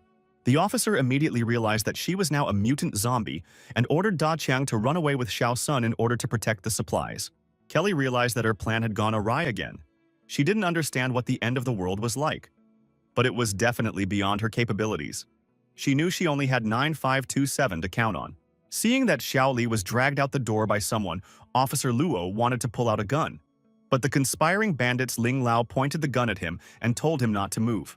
She told the officer it was all because of Kelly's seductress and asked him to step aside so she could kill her. Jiang San realized that they had quarreled, which was not good, but now they were a team. Ling Lao told Jiang San to kill that bitch instead of standing there like a statue. It didn't take long as one of Jiang San's accomplices came around Kelly from behind and grabbed her. She had miscalculated about the psyche of people in an apocalyptic world. Now her hope of salvation was only 9527. He tore at her dress, telling her he'd wanted to taste her for a long time, telling her how juicy she was. Being sure that they were rich, they had no idea what kind of life ordinary people lived. Jiang San was fed up with Officer Luo's threats and rebukes, so he pulled a gun on him. Then, without thinking twice, I shot him in the head. He then walked over to his partner, who was holding Kelly, and began to help him tear her dress, telling him that they would not stand on ceremony any longer. He told her that he and his brothers had done time for killing one rich mare. But before she died, they tried her for 5 whole hours. At the very end, she prayed to get to heaven as soon as possible. They tore her dress to shreds, holding her hair and her arms, talking about how they so enjoyed watching the rich people struggle with their last strength. But they still failed. Kelly remembered how she struggled for years to establish her business. But in the past few days, everything collapsed in an instant. Even her ostentatious fiancé, Zheng Tianxiong, is not even going to come to rescue her, so she can only hope for Liu Feng. What to speak of an ordinary courier, if even Officer Luo was killed so easily by these people? But she wasn't going to give up, because she could get her revenge. All she needed to do was to survive. Before she could think of all this, a human horse with a chainsaw in his hands burst into the room, cutting apart the mutant zombie that had attacked them. Of course, it was Liu Feng. Taking off the horse's head, he said that he had been looking for President Kelly for a very long time and had finally found him. When Liu Feng saw Liu Feng, all the bandits and the leader were dumbfounded because they thought that he had long ago died. But he not only survived, but also scattered all those scoundrels who had allowed themselves to offend President Kelly. After he had dealt with all the offenders, He asked President Kelly if she was okay. In turn, she replied that she was fine and was very grateful to him for saving her. Seeing President Kelly standing half naked, he immediately took off his red sports jacket and threw it over her shoulders. Kelly said that she didn't even think he would really come to save her. Liu Feng responded by saying that he couldn't not come because he promised her he would. After he saw her sniffing his sports jacket, he apologized to her, saying that he ran here and all his clothes smelled like sweat. Kelly reassured him by telling him that his clothes didn't stink, but even the opposite was comforting, and thanked him again for saving him. Jiang San recovered from Liu Feng's blow, stood up and pointed his revolver at him, asking him why he was serving this rich woman and why was he saving her when he was a poor man himself. Liu Feng, thanks to his kung fu magnetic glove, disarmed Jiang San, then took his chainsaw and stabbed him through with it. Killing him, he answered his question by telling him that although he was poor, he believed that he could realize his dreams through his own efforts, and he wasn't exactly like the rest of them. Before he could finish his story, a mutant monster suddenly appeared from behind the wall and grabbed Jiang San's head. It was a mutant zombie of incredible strength and power. The system immediately warned Liu Feng that this mutant was a high threat, and he was advised to flee. Liu Feng said that he was the one who brought this mutant zombie with him, as it chased them all the way to the entrance of the mall, and Liu Feng had no choice but to divert it to himself. Before Liu Feng could finish his story, the mutant zombie released 4 tentacles in his hand, 2 of which pierced through the bodies of the people standing next to him. Kelly suggested that he run away from this mutant zombie, but Liu Feng knew that he couldn't just run away from it, so he didn't even try. He put on his fire-breathing horse mask. After that, he started his chainsaw with one hand and said that everyone just underestimated him. He lunged forward and began chopping off one tentacle after another, preventing the mutant zombie from attacking himself. After chopping up all of the mutant zombie's tentacles into small pieces, he decided with his chainsaw to cut up the zombie himself. In response, the mutant zombie launched a counterattack, hitting Liu Feng with his most powerful left fist. After seeing Liu Feng get hurt by the mutant zombie, Kelly asked him if he was okay. Liu Feng said he was fine. But this mutant zombie was very strong. It was good that he had time to cover himself with the saw. He would have broken all his ribs. But he noticed that his fire show did hurt the zombie. Shaking off, Liu Feng stood up and again decided to fight the zombie mutant. As suddenly out of nowhere, the wall broke, and in the zombie mutant on the car flew into the mercenary with whom he fought just half an hour ago. Of course, it was the virus lady with her goons. Liu Feng didn't expect to see her so soon. One of the mercenaries pointed his finger at Kelly, saying that this was the girl they were looking for. Kelly asked them how they knew her, to which Lady Virus replied that her fiancé Zheng Tianxiong ordered them to rescue her and offered to go with her.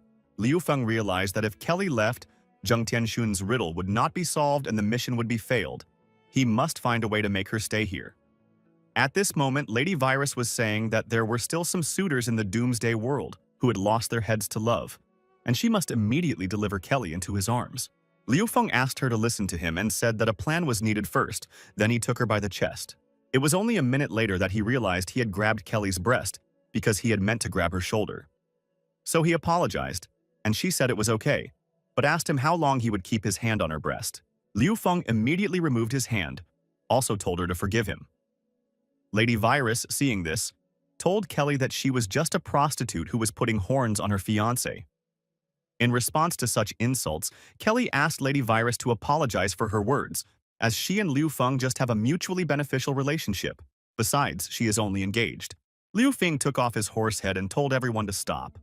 After all, Kelly's groom is actually not a good man at all. Hearing this, Kelly couldn't understand what Liu Feng was talking about. He told her that her fiancé Zheng Tianxiong had built a dungeon in the Bluebird Hospital. He secretly researched the zombie virus, and he also grabbed his little sister and turned her into a monster.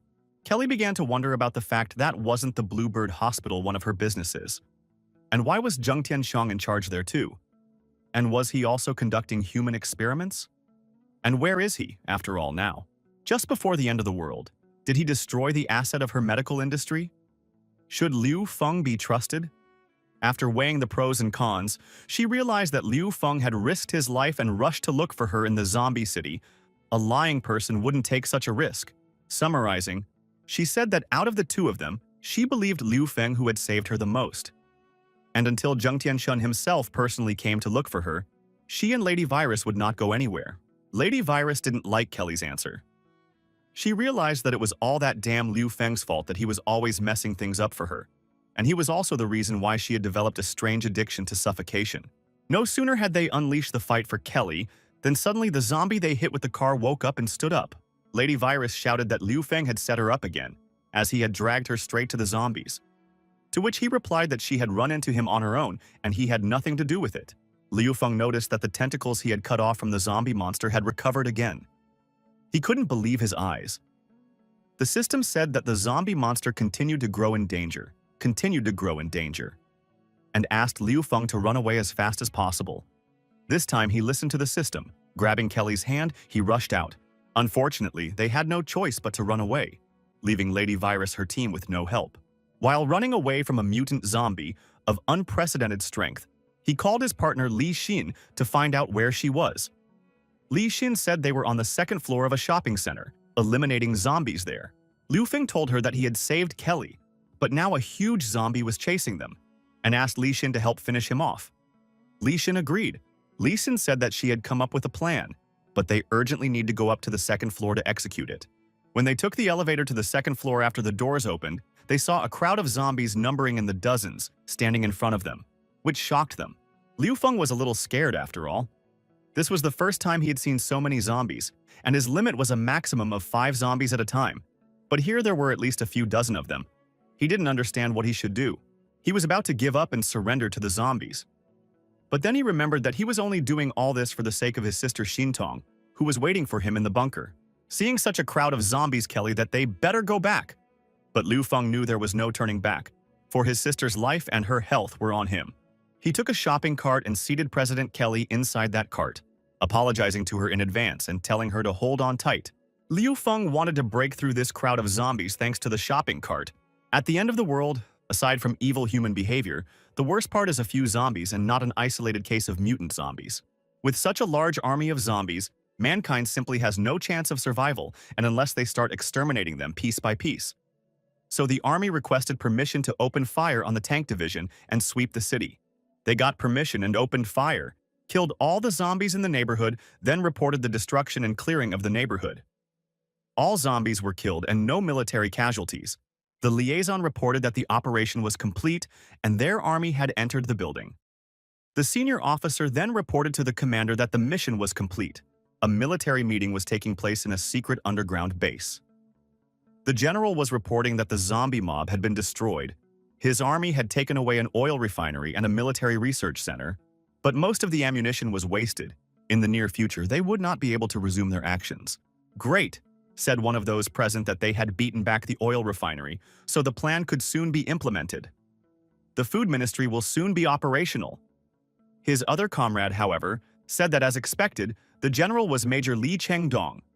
He is the most famous general who is not afraid to fight to the death even in the most difficult battles. One of the participants in the meeting asked the general, what was this research center and why did they need to waste ammunition to repel it? To which the general replied that this was a question they should ask the Minister of Health, Zheng Tianshun. But the Minister of Health was unwilling to answer their questions, saying they should leave that for later, and forbade them to ask him such questions now. Meanwhile, Liu Feng was trying to construct something from the cart and his saws to break through this crowd of zombies. In just a few minutes, he'd managed to convert a regular cart into a $3,000 cart, specially designed for transporting important people, he told Kelly. He was going to use it to break through the crowd of zombies. Liu Feng was trembling a bit, and Kelly noticed it. He told her that if they couldn't break through this crowd of zombies, then so, yes, they would die right here today. At that moment, she realized that it turns out he might be scared too. But such a fool still decided to cross the zombie city just to save her. After a second's thought, she told him that he had saved her life. If she was to die, it would be by his side, so he didn't have to worry about anything. After that, she took his wrist and realized that he was a little over 20, so she decided to encourage him a little. Kelly kissed Liu Feng's forehead, saying that she didn't like to stay in debt. She then bent his head over her gorgeous, voluminous breasts and told him that if they didn't die this time, she would fulfill his every wish to thank him. And even if they do die, she continued, then they will go to hell together. Inspired by her speech, Liu Feng asked her to get on the cart and put on her clothes. Liu Feng put his horse mask back on and said that they need to go. He also said that there is a roll gate at the end. Once they break through the crowd of zombies and close that gate, they can survive. And he ran forward, slicing through every zombie in his path that came under his saws. It was a real bloodbath as the zombies were dying not one by one, but in packs. It was only a few meters to the exit as the cartwheel got stuck by bits of zombies and their flesh, and made it difficult to move towards the exit. Since movement was difficult, Liu Feng was thinking of a solution to this problem. Just as suddenly, one of the zombies wounded him with its tentacle right in his shoulder.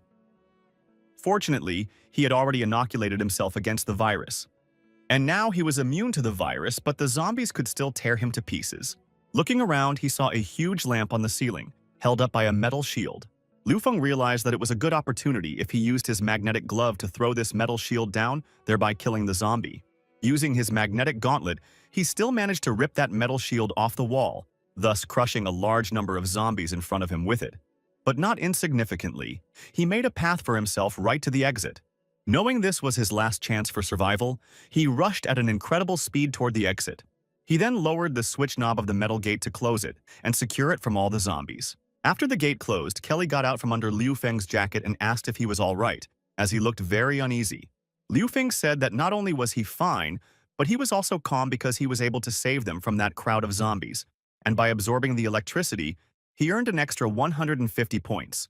He then jumped out onto a flight of stairs and asked Kelly to move faster, because they needed to get back to the team as soon as possible.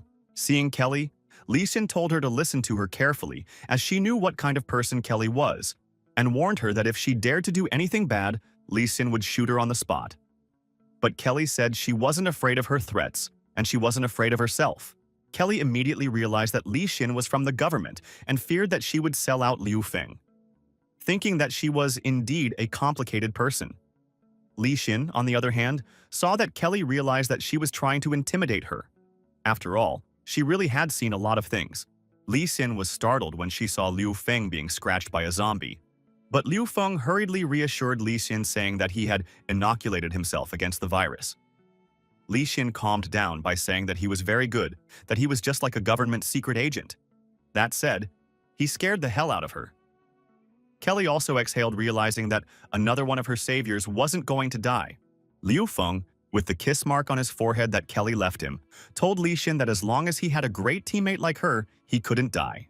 Li Xin was furious when she saw the mark of Kelly's kiss on his forehead and orderly told him to wipe the lipstick mark off his forehead. One of the team members who was setting the trap asked them to stop, flirt, and get ready, for they should be starting soon, as he had finished setting the trap. No sooner had they gotten ready than the doors were smashed open by a mutant zombie that the Lady Virus mercenaries were fleeing from. They were running for help because they didn't want to be eaten. Liu Feng told Kelly and Li Xin to run away, while he himself stayed behind to help these guys to protect them from this mutant zombie. He rushed at him with his saws to protect those boys, but his attack was repelled as the zombie was very strong. The zombie got into a good position for the electrician to drop the huge gnome on him, but he couldn't do it because his arm was tangled in the wires. And so, the seemingly well-planned plan might have been about to fail, as the zombie was already very close to kill the electrician. But Liu Feng woke up in time and ran to save the electrician, telling him that he must start executing the plan at this second or they would all die. The electrician freed his hands from the wiring and connected the two ends, thus closing the electrical circuit of the device and blowing up that huge gnome. There was a huge explosion, but for some reason their plan didn't work. Based on their plan, after the explosion, this huge concrete dwarf should have collapsed directly onto the zombie mutant, thus not only immobilizing it, but also destroying it. Realizing that they had no other choice, Daqiang, Xiaosong along with Kelly tried to push that concrete gnome statue to make it fall on the zombies. Meanwhile, Li Xin was trying to protect Liu Feng from the attack of the mutant zombie. After firing more than a dozen burst bullets at the mutant zombie, Li Xin realized that its defense was too strong, as there was almost no effect from the bullets. Meanwhile, Kelly yelled to Liu Feng to move away, because they had succeeded in dropping the statue on the monster. When the dust cleared, everyone saw that the statue had not crushed the monster, and he easily with his two hands took it on his shoulder and threw it aside. Everyone was shocked, unable to understand how he survived since they knew that this statue weighed at least several tons. At this moment, Liu Feng noticed that the severed arm of the zombie had started to develop again. Liu Feng immediately asked Li Xin that she use the ammunition magazine he gave her this morning, because ordinary burst bullets were useless. Liu Feng's situation was very dire, as his magnetic glove was still not charged and his chainsaw was damaged. And the mutant zombie was already striking again. It would seem that all his death had come, as the mutant zombie had caught him off guard, and already his hand was flying right into his eye. But luckily for him, Lady Virus appeared on the battlefield and asked Liu Feng where it was that her foal had lost the powerful strength he used in the fight with her. Why was he so hesitant now? She only decided to help him for the reason that this zombie had killed her brothers. So she also told him to remember that only she could kill him and no one else had any right to do so. Li Xin smiled at that. Meanwhile, Li Xin loaded the magazine of live burst cartridges that Liu Feng had given her from the morning into her assault rifle. She realized that if the explosion from the bullet was very powerful, then the recoil would be even more powerful. But she still decided to give it a try. She fired several accurate shots directly at the mutant zombie. Thanks to which it pierced through its body, these bullets were indeed very powerful. But the recoil after the shot was also great, even crushing Li Xin's shoulder. Liu Feng, seeing that he had a chance, picked up his chainsaw and chopped the mutant zombie along the traces of bullets that wounded him and pierced his defenses. After Liu Feng killed a mutant zombie, the system said that he had killed a zombie with enhanced combat performance. For this, he was rewarded with 100 points. Also, the essence of such mutant zombies could help his little sister wake up, so the system asked him to collect them from the carriers. Kelly and Li Xin were very worried about the life and health Liu Feng, which is why they asked if he was okay. Liu Feng replied that he was fine. The survivors of police officer Luo's camp asked Kelly who survived the camp, to which she replied that she was the only one to make it out alive. Lady Virus turned to Liu Feng saying that this time is lucky for him. Zombies had killed many of her brothers, and now he had killed a mutant zombie to avenge her. Thanks to this, she would let him get away this time. Li Xin pointed her machine gun at her and asked the virus not to cause them problems. Lady Virus turned around and as she walked away, said that his life was hers now and he shouldn't die first. She also said that they would see each other next time. Liu Feng waved his hand at Lady Virus. After that, he received a call from Kara who was in the shelter. She told him that he should go back and see the shelter, as it had gotten much bigger. Liu Feng saw through the system that in his absence, the artificial intelligence helped him expand the shelter, building a greenhouse, developing combat uniforms, built a factory to produce combat uniforms, also a medical station and a portal. After that, Liu Feng turned to Kelly, asked her if she remembered what she had promised him before. Then he said that his inner child wanted her to thank him. Kelly got nervous but asked what he wanted. Liu Feng suggested her to join his hideout. After a little thought, she accepted his offer and joined the asylum, thus earning him 5,200 bonus points. Kelly had a nickname, the Sly Fox, and her mood toward the asylum was friendly. After 10 minutes in the mall, the remaining survivors were wondering what to do next, because their former comrades were all dead, and they couldn't stay in the mall for long. They knew there was somewhere they could go next. Liu Feng interrupted them, saying that he was actually the person in charge of the Fire Seed project, and several people from them had performed very well recently. So now, as the director of the refuge, he was officially inviting them all to join his refuge. After hearing this, everyone was sharply worried, saying that they knew the program. They said that they first recruited members of the organization and then left them in a small dark room for 996 days. But one of the men said that on the face of it, it was a lie, and it was not the organization they all thought it was. At first, he was angry because a bunch of freaks didn't believe him. Then he said that in the name of Li Xin, the captain of the special forces, he was assuring them that the asylum was real. When they saw Li Xin, they all said she was cool and they believed in her and joined the refuge. He then said that everyone should look for useful materials. They would return to the base later. Kelly asked him to come over to her as she wanted to tell him something. She asked him if he lied when he talked about the Fire Seed project. And what is it about his ability that has to do with electricity? She then picked up the stun gun she found in this room and asked him if he sucked the electricity out of her car. Suddenly, a mutant zombie jumped out of the closet and wanted to grab Kelly, but thanks to her good reaction, she managed to jump right into Liu Feng's arms. After hearing some strange noise and rumbling, Li Xin decided to check what was going on to see if there were any zombies. When she opened the door to the room, she saw Liu Feng lying on the floor with a sexy Kelly on top of him, holding his hands.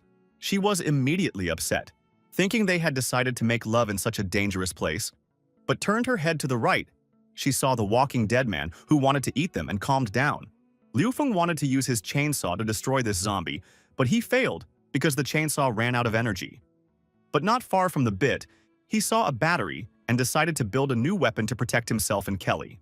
In literally seconds, he had constructed a new lethal weapon and, tilting Kelly in front of him, he shoved the zombie bat right into its mouth and gave it an electric shock. To their mutual happiness, the critical moment of synthesizing the new weapon was a success.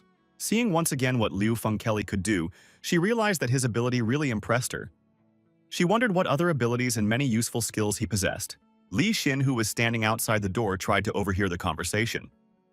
But because there was a lot of noise and interference around, she decided to look into the room again and saw that Liu Feng was now on top of President Kelly.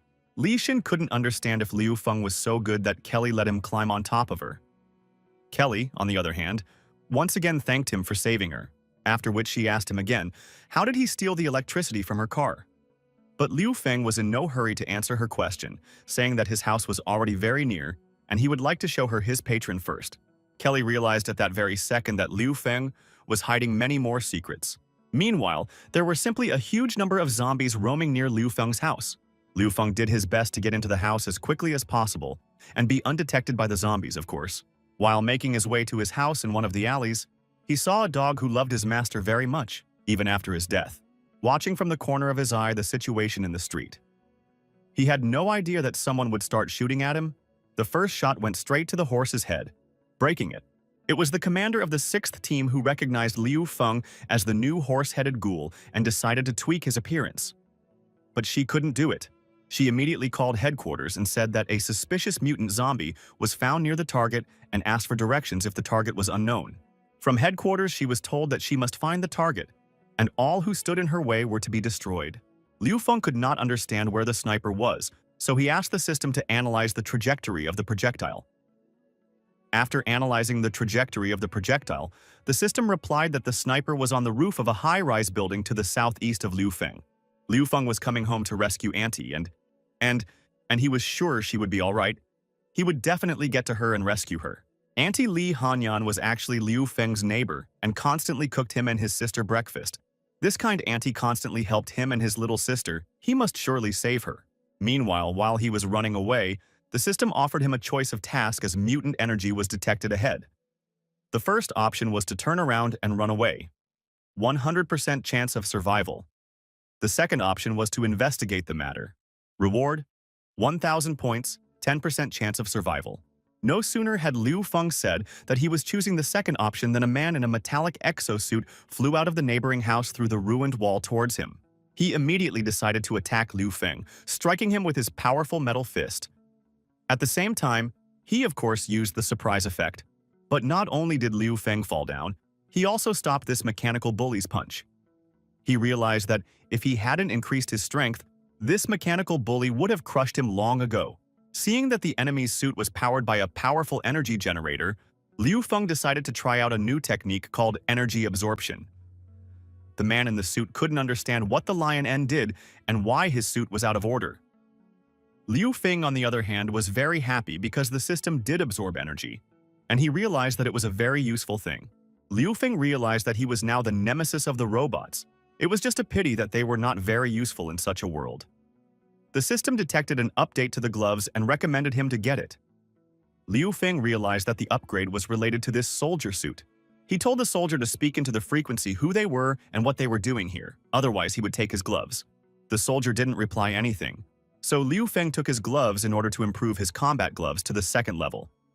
After the improvement, his gloves received upgrades and new powers. By wearing the gloves, the strength of his left hand strike would be doubled, and the technique called Steel Strike would also be increased. Liu Feng decided to try out the new gloves.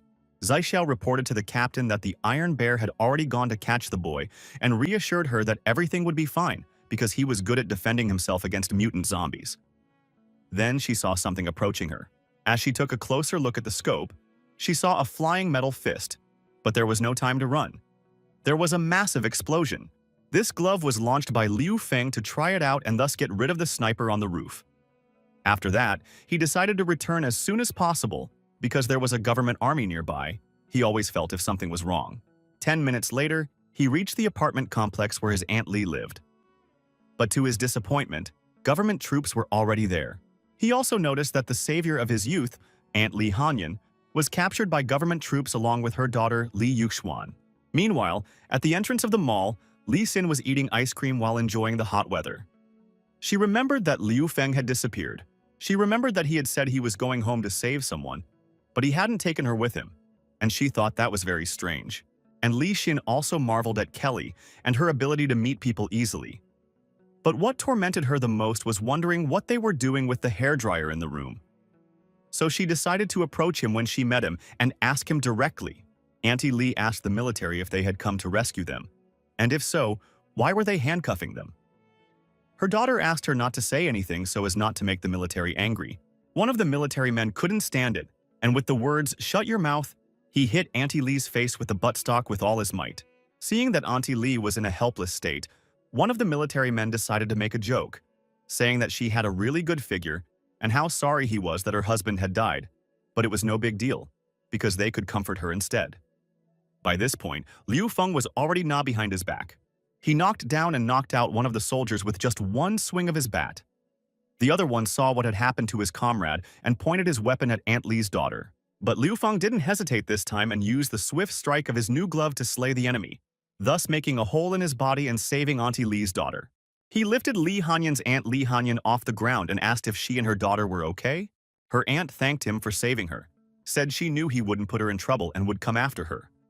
Her daughter, on the other hand, asked Liu Feng why he had only come now and where was his younger sister Xin Tong. To which he replied that she was alive too. When the time came, they could continue a peaceful life together. The aunt's daughter told Liu Feng that her mom was sick. She was very weak after the apocalypse started. She only got worse. After the military captured them, they gave her mom some unknown medicine. Before she could finish her story, more military men showed up. The military, after seeing their dead comrades, decided to open fire on Liu Feng and his aunt and sister. As he was running away, he received a warning from the warning system that a mutated species fluctuation was detected nearby. Just as suddenly, he saw a glare on the roof of a building. It was a sniper who hit him in the leg with a precise shot, thus bringing him to the ground along with his aunt. This sniper was still the same woman he thought he had destroyed thanks to his enhanced glove. But he was wrong, and she wasn't dead. But this time she came to kill him for sure, and took a control shot. But she was unable to kill Liu Feng because Liu Feng's aunt Li Hantan put her body under the shot, throwing Liu Feng aside to save him because she realized that she could not survive anyway. There was black blood on Liu Wen's hands, the same as what was contained inside his sister. Auntie had only asked him for one thing before she died. She asked him to take care of her daughter and keep her safe. Liu Feng couldn't understand why he could never save his loved ones. At this moment, the military began to surround him along with his sister and aunt. But he then only thought that he was to blame for everything that happened because he was too weak. Meanwhile, the sniper reported to the headquarters that Minister Cheng's object was accidentally killed. She was already dead. Liu Feng was very angry, and he realized that in this harsh apocalypse world, only humans were actually evil. The military pointed their weapons at them and ordered them not to move, raising their hands up. At the same moment, the system turned red and warned Liu Feng that powerful fluctuation energy of a mutated species had been detected, the level of which was unknown. The system also warned that a new mutated species had appeared at their back and asked the host to duck immediately. Turning around, Liu Feng saw a huge tentacle flying towards him. There was nothing left for him to do but grab his sister and take cover, falling down onto the pavement. When the monster grabbed almost all the soldiers in the area and put on its tentacles, Liu Feng looked up and saw that the monster was his Aunt Li. The system began to warn him that the mutant was evolving and asked him to leave the area as soon as possible. Well, as much as they wanted to get out, they wouldn't be able to do so anymore because they began to be surrounded by mobs of zombies on all sides. The system said that it seemed to lack the nutrients to evolve all the way through, and so it was actively attracting large numbers of zombies. The system began to determine which level it would determine according to the mutant's energy fluctuations. Her mutations surpassed all other infected. Her energy even surpassed the elite level and lord level. The system made an update and recalculated the energy levels seen, and failed to determine the first time to which level Liu Feng's aunt belonged. After rebooting and 1 minute of calculation, the system determined that Liu Feng's aunt belonged to the disaster level. There was a whole system of vein tentacles coming off of Auntie Li, but Liu Feng, it was unclear why they didn't touch him and his sister. Even though the tentacles didn't touch them, they were so scared that they couldn't even move after all. "What energy level is this?" asked Liu Feng's system as it looked too terrifying. The system replied that the evolution of normal zombies is probably at the infection level. Mutant zombies are at the mutation level, and this mutated species with many abnormalities has a disaster-level energy level. Perhaps this is the world's first disaster-level mutant. Suddenly, I saw something start to come out of this heart in the middle. The system started going crazy, saying that a mutated species with large abnormalities has been detected. There are errors in the calculations, there is no way to determine her energy level, and the chance of survival is 0. The system warned Liu Feng that the target's energy level was too high. Liu Feng might have wanted to run away, but he stood there terrified, staring into her eyes, unable to move, feeling as if he had been caught by a predator from the top of the food chain. The reason the system realized that it didn't destroy them was because it seemed to have reacted to Li Xuan's blood, her daughter's blood. Liu Feng realized why the veins then also didn't pierce them. It was all because they are one blood with Yuxuan. Sima said that she lost her emotions and memories. She is now a whole new species. She can instantly suck the blood of the living beings of an entire neighborhood and destroy all existence. She is worthy of her name. Li Hanyan is now the Scarlet Queen. The level is a natural disaster. From special abilities of blood control and decomposition of all things into molecules. The sniper immediately decided to report to Minister Chen that what she saw was that a supernova mutant had appeared. All the blood was sucked out of her the second she saw it. Health Minister Chen was getting very worried about what was going on. Liu Feng asked the system if it was still possible to save Aunt Li. The system replied that if he upgraded the asylum to level 5 and followed the vaccine, or found a new one similar to the one he had administered to his sister, then he would have a chance to return his aunt to human form. System notified that the Scarlet Queen was going to leave and was heading downtown to build her nest there and would continue to evolve. One day later, after filling up on supplies, the trucks all began to return to the shelter. Upon arrival, the newcomers were shocked. Everyone was amazed and delighted to see Liu Feng's hideout. Sarah greeted everyone and introduced herself as his personal secretary. Kelly's thoughts were that underneath the hospital she had invested in, there was suddenly such an interesting shelter. While Li Xin was showing Kelly the bunker, Liu Feng was thinking about the fact that finally Hooked went to the center of the city, and without the vaccine, he would have no way to save her. So it seems like the best option would be to go back and think it over carefully. Meanwhile, Sarah was introducing the newcomers to their sanctuary. Telling them that the shelter is controlled by artificial intelligence. This is the state of the place at the time of the last update, she said. Now, to the previously available 5C main building, after the upgrade to level 2, rooms such as the clothing workshop, teleporter, medical room, and greenhouse have also been added. Clothing workshop use materials or points to make gear. Currently can produce clothing, shoes, gloves, lightweight body armor, and gas masks with helmets. A level 1 medicine cabinet uses materials or glasses to make simple medicines, alcohol, anti-inflammatories, antibiotics. Basic surgical care may be provided. A room with a teleporter, which is a rudimentary teleporter that uses teleportation points to move things around. The prerequisite being a transmitting device on the other side. Can only be used once per day at this level. Can move up to 2 tons at a time. Sarah then showed the newcomers a level 2 greenhouse that can grow seeds with an improved system. They grow fast and mature quickly. There are already enough vegetables in this shelter to provide for 10 people. The bedrooms, kitchen, and pump room at the other end of the shelter. Please do whatever you want, Sarah said, and let the newcomers go. While Li Xin was telling Liu Feng that she had only been gone for 2 days, the shelter had changed beyond recognition. Just as suddenly, Kelly suddenly appeared in a shelter outfit and said she had a suggestion that a command center should be built for general planning. Seeing that the blueprints hidden in the base and simply could not be found, Liu Feng immediately ordered the system to immediately build a command center. Later that evening in the bathroom, he couldn't believe that he could have any hidden blueprints. After upgrading to the 2nd level, the bathroom upgraded to a public bath, a shelter. Liu Feng decided that in his free time, he would have to question each person. This trip was very useful, not counting the loss, Aunt Li Hanyan.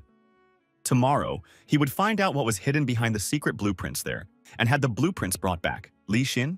Before he could dive into his thoughts, his younger sister Xin Tong suddenly appeared in the public bath along with Yuxuan. He was dumbfounded by their presence. Liu Feng asked Yuxuan why they had come. She replied that Xin Tong woke up as she ate the mutant. Her memory recovered a little. and she remembered Yuxuan. So if you are Liu Feng's brother, she will gladly take a bath with him. Liu Feng was shocked and asked them to stop. But Yuxuan told him not to be shy. Recall that when they were kids, they didn't swim all the time with the three of them?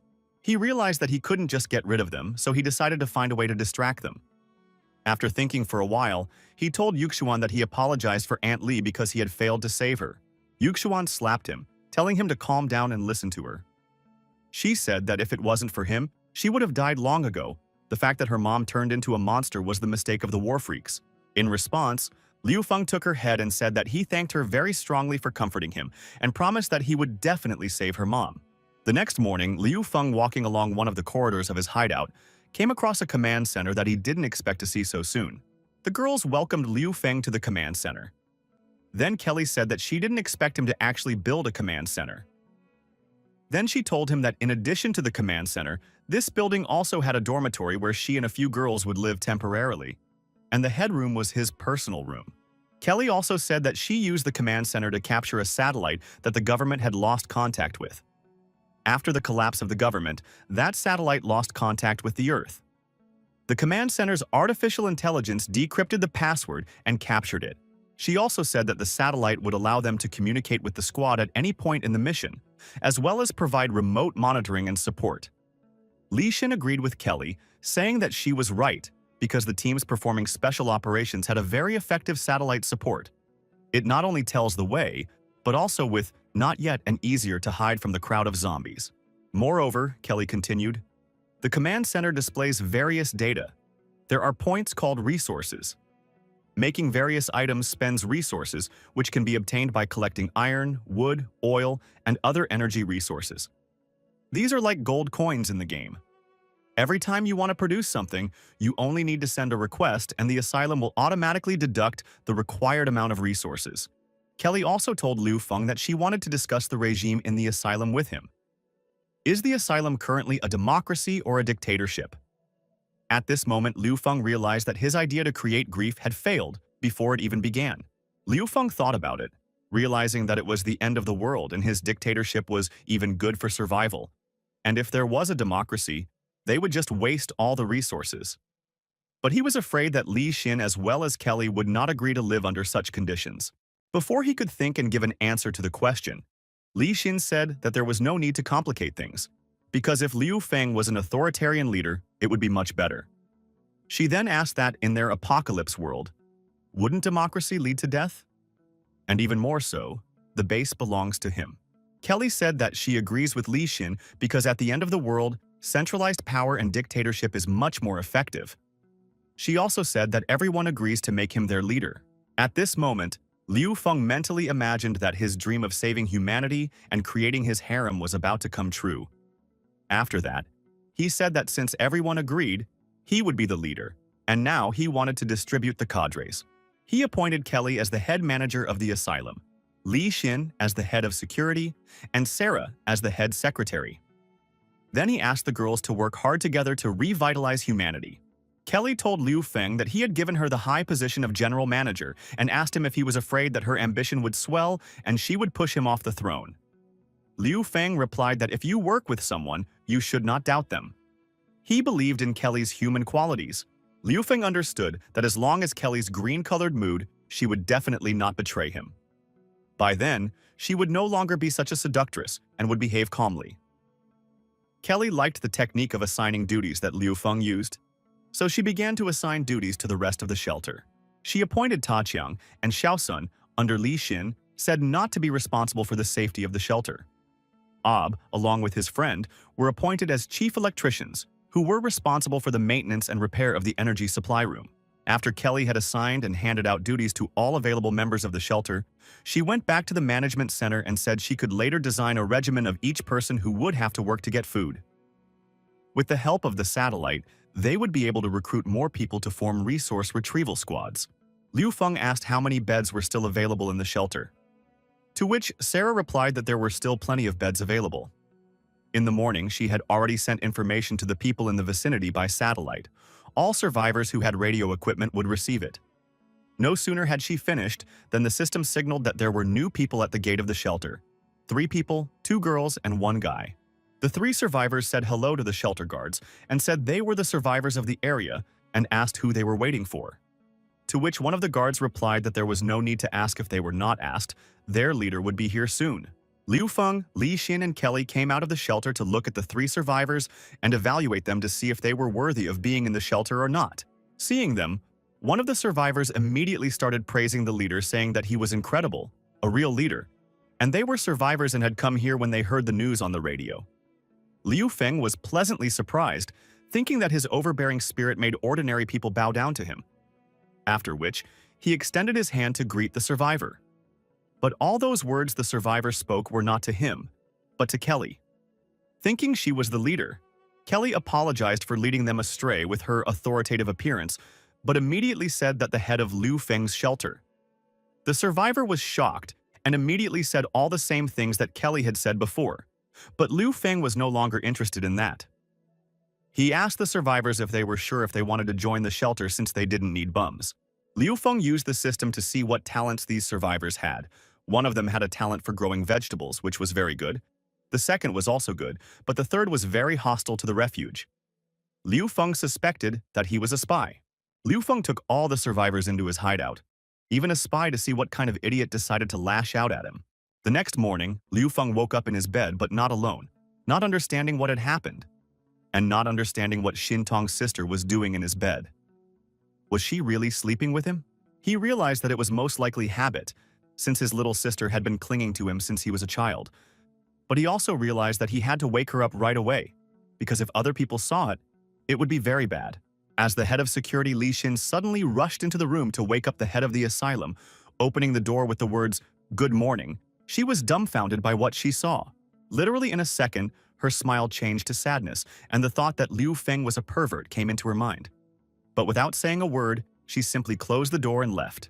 When he came out of his room, he saw Li Xin and Kara whispering to each other that he was a real magnet for girls.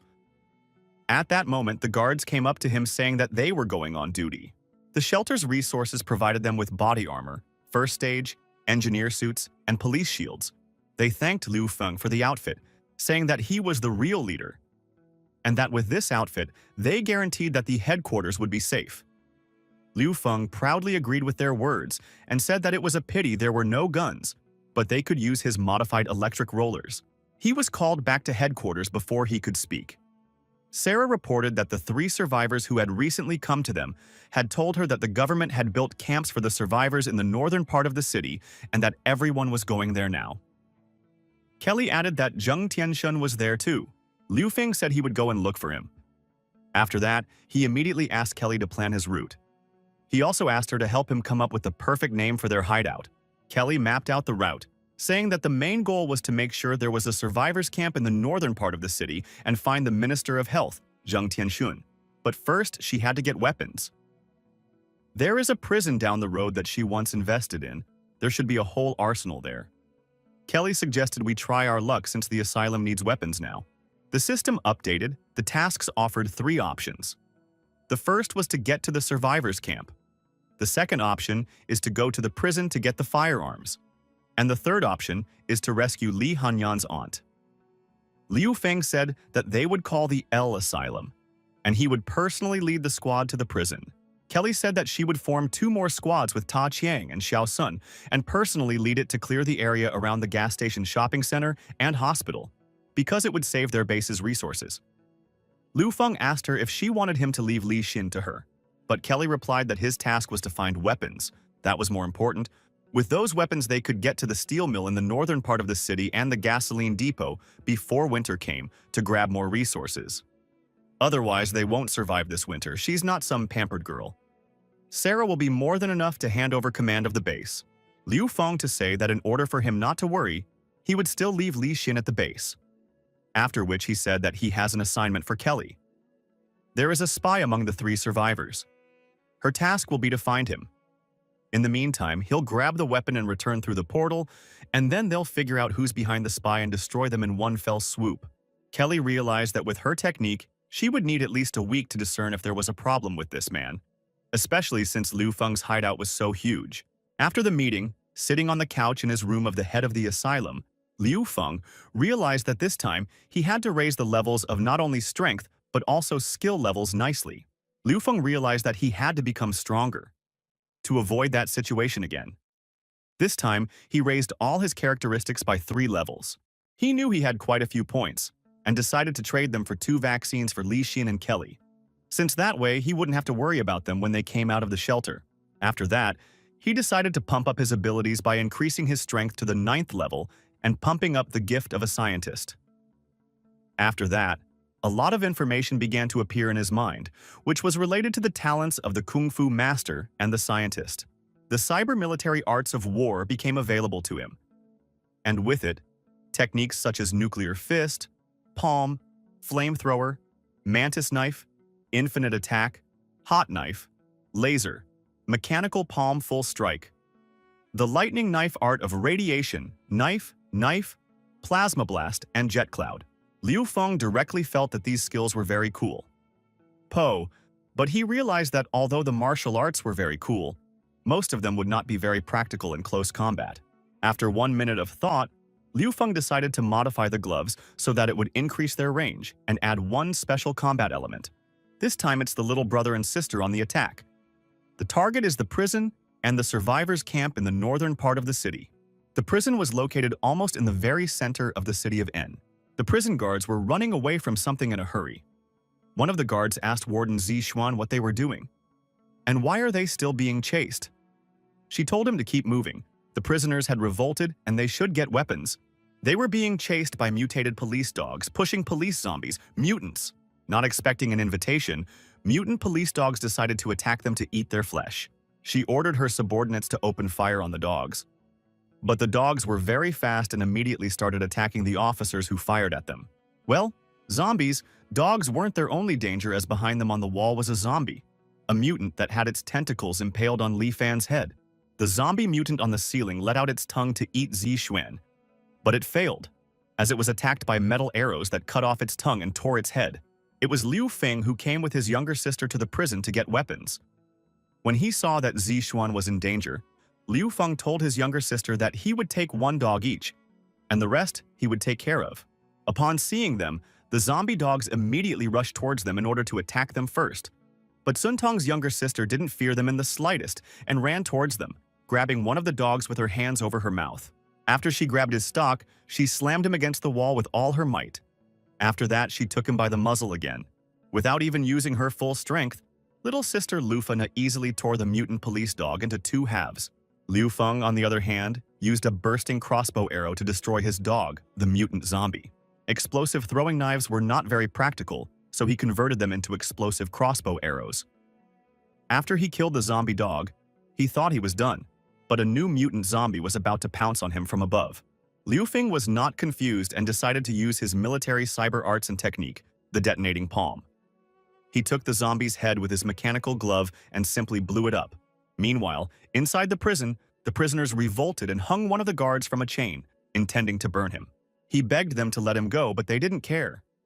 They said that now he was begging for mercy, even though he had forgotten that only a few days before he had beaten them. So they set him on fire. At the end of the prison room, the head of the prisoners, Johnson, nicknamed Iron Tongs, sat on a throne and watched everything.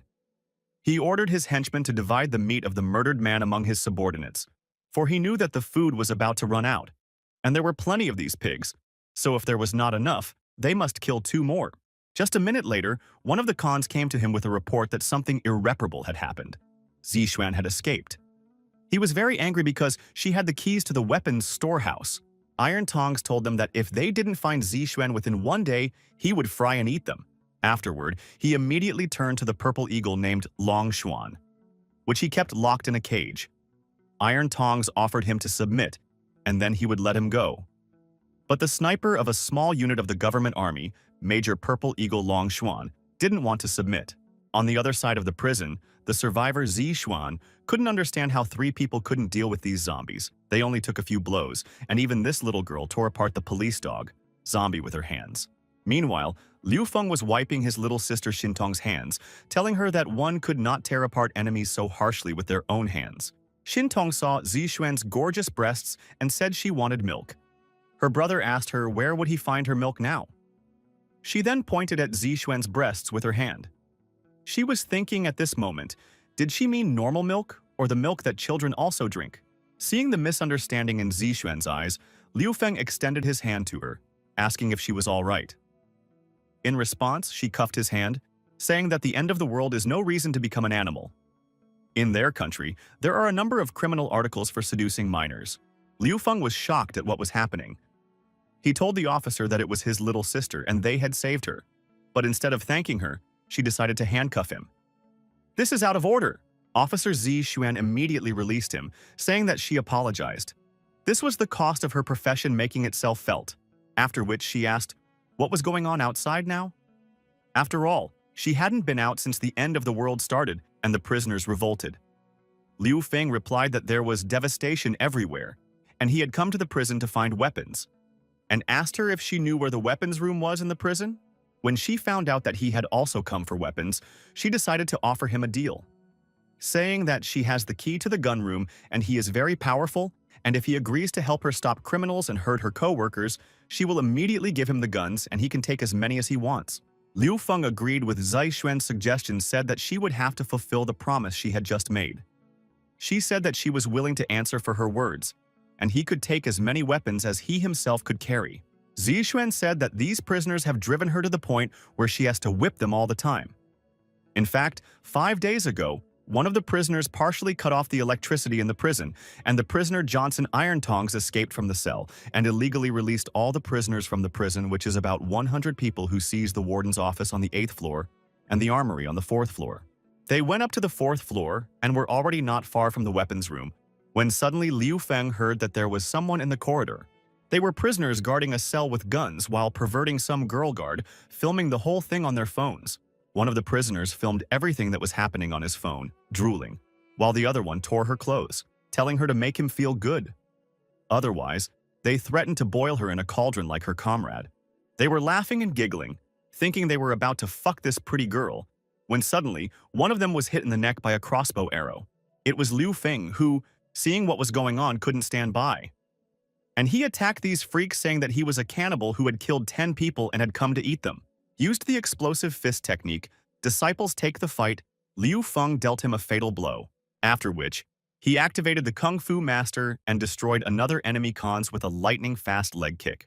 There was still one left who begged for mercy so that he wouldn't be killed. After all, he was only a butcher. But Liu Feng knew that they didn't deserve mercy, as there was nothing sacred about them. At this moment, the guard Chen, who was about to be raped, said that she wanted to kill him herself. She walked over to the prisoner, picked up the knife that was lying beside him, and started cutting him into pieces. Officer Zixuan wanted to stop Chen, but Liu Feng prevented her from doing so, saying that she should let off steam. She chopped up this convict with extreme cruelty, all because her boyfriend was killed, boiled, and eaten right in front of her eyes. After avenging her boyfriend, she slit her throat, saying that she wanted to be with him forever, and died. Meanwhile, one of the prisoners who managed to escape reported to his boss, Johnson Iron Tongs, that the 2 cannibals who were guarding the weapons chamber had been killed. Thanks to his tongs, Johnson ripped the snitch in half in sheer desperation. Afterward, he told his second-in-command that they had gotten to the weapons and ordered him to go to the control room and open the 5th floor door. "Let the zombies come inside," he said. Just a couple seconds later, another prisoner burst into the room with a denunciation that there's a girl from the Unanimous wanted to see the boss and they couldn't stop her.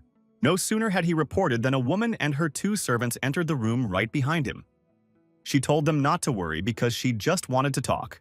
The leader of the bandits was very angry, for he could not understand what right she had to make a disturbance in his territory, and in fact, who she was, he asked her. She replied that her name was Cetria, and she was a priest of the faith of monotheism, who had come to invite them to join them. She then opened the box and invited them to eat what was in it, saying that they would gain even more power from it. The bandit leader, as well as his subordinates, did not understand what this nonsense was in the box.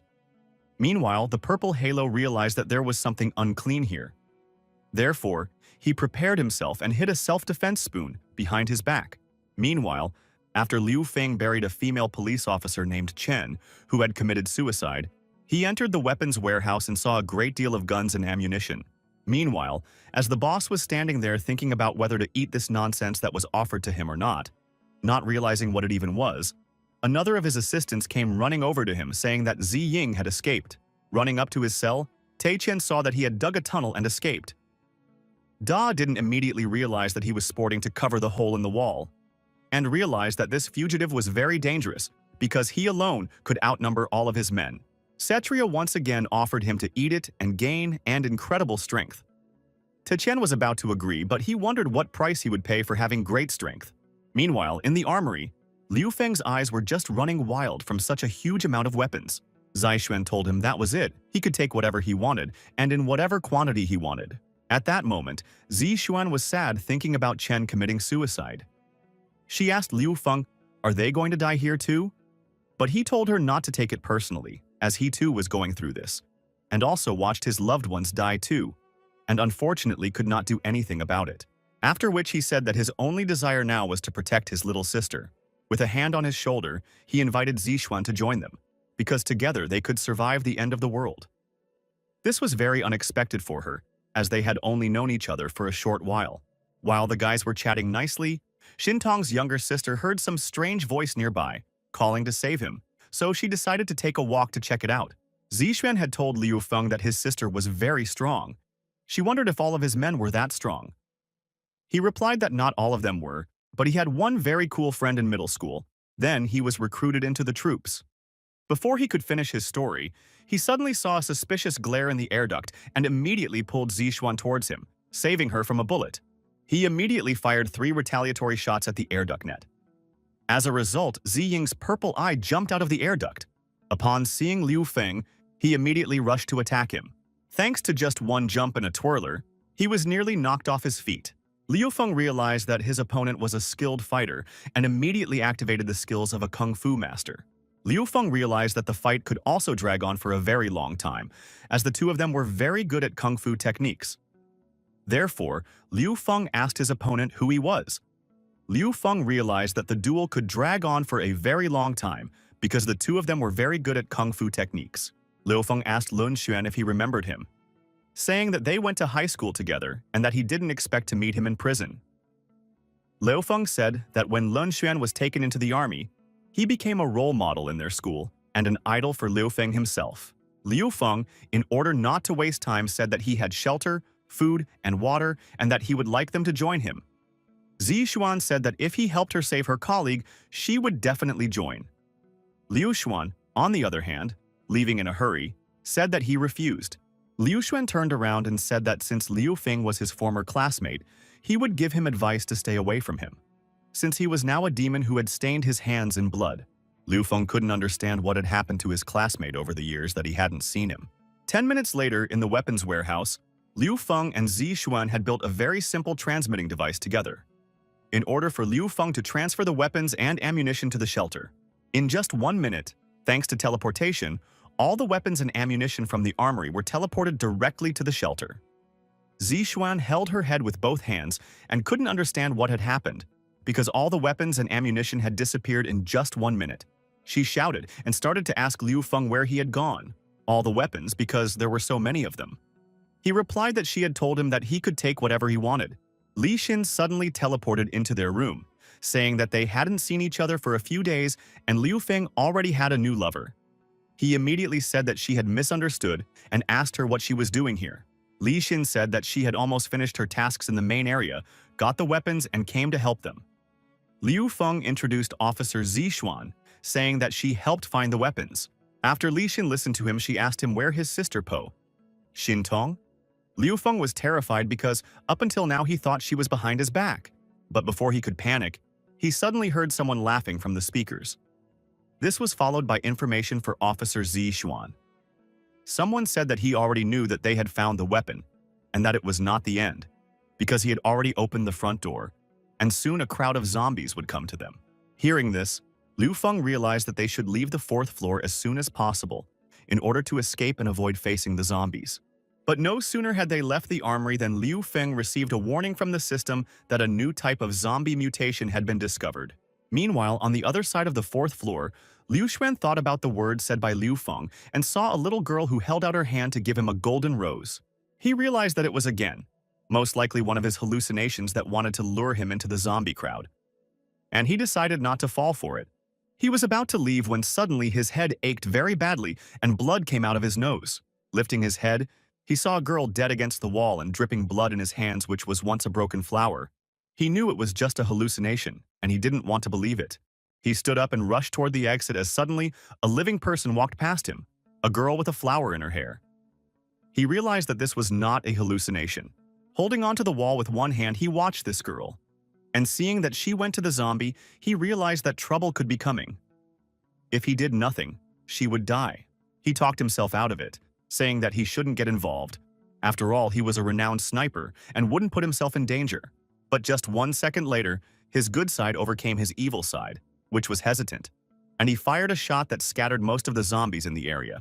He then tossed aside his sniper rifle and pulled out his pistol to scatter the remaining zombies in close combat. He used not only his gun to blow the heads off hungry zombies, but also his skill in kung fu to keep them from getting very close to him. Finished with all the zombies, the last 3 Liu Xuan killed with just 1 shot from his sniper rifle. Liu Xuan grabbed Xin Tong's hand and said that they should run as the sounds of gunshots easily attract zombies. But it was already too late as a very large number of zombies surrounded them from all sides. The crowd of zombies grabbed him. He resisted as best he could, but realized that again he had killed a little girl, and at the same time he killed himself. Isn't that his fate? He thought. Then he accepted what was happening, thinking that this way he would pay for his sins. Suddenly, he saw Xin Tong begin to simply tear apart one after another zombie, leaving them no hope of being able to eat her or him. Red laser threads emanated from her toes, which she used to easily chop zombies into pieces. Liu Xuan seeing this, he was simply speechless and froze in horror. Meanwhile, on the other side of the 4th floor, Liu Feng, dodging the zombie monster, jumped on the girls to save them from being hit. Falling to the ground, he grabbed Li Xin's breasts and Zi Xuan's butt. Feeling very awkward, he immediately apologized to them for the misunderstanding. After standing up and shaking off the dust, Liu Feng ordered Li Xin to attack the mutant zombie together. But something went wrong, and the zombie mutant attacked Liu Feng, knocking him to the ground. Li Xin rushed to Liu Feng's aid as she loaded the new style burst ammunition she had left from the last battle. But thanks to his newly learned cyber battle technique, Liu Feng killed the zombie with just 1 blow, saying that cyber combat technique was the best he had learned recently. After that, Li Xin shouted that he shouldn't take any more risks like that and asked if he understood her. Liu Feng thought it was as if she was worried about him. Li Xin, on the other hand, said that she just didn't want her partner to die too quickly and leave her alone, to which Liu Feng told her not to worry, because he would definitely not die. They will live on. No sooner had they exchanged pleasantries than Cetria contacted them on the radio, complimenting them on being in great shape, after which she offered to join the teachings of the monotheism, saying that if they joined, she would absolve them of all their sins, and they would also receive such marvelous power as she had bestowed on Teiqian. But they asked her to tell Teiqian that they had already taken up arms and he could surrender, otherwise they would come and kill him. In response, Cetria laughed, telling them not to even think that she had sent weak opponents to them. At this moment, the mutant zombie that Liu Feng had torn in half miraculously came back to life and approached them. The mutant zombie released 3 intestinal tentacles from its remaining half of its belly. Seeing this, Liu Feng took the shotgun from Zi Xun. Li Xin chopped those tentacles into small pieces thanks to her sharp hand blade that had never failed her yet. Li Xin said that if anyone wanted to touch her partner, they had to go through her first. Liu Feng thanked Li Xin for his excellent work and fired a shotgun blast directly into the head of the mutant zombie.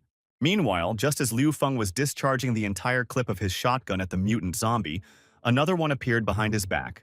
Zixin, seeing the threat, groaned as she took out her service pistol and discharged a clip into this mutant zombie. Seeing that Zixin was a little hesitant to shoot, Liu Feng told her to shoot without hesitation. After all, it's the end of the world. They haven't been human for a long time. Just as suddenly, the system said that it had detected a mutation of newly converted zombies in huge numbers that were approaching. Zombies and zombies. Mutants began to climb out of all corners, from ventilation shafts, from all passages that had previously been open, and even began to break into those doors that are closed. They were just unprecedentedly large. Liu Feng realized that they should run away as soon as possible.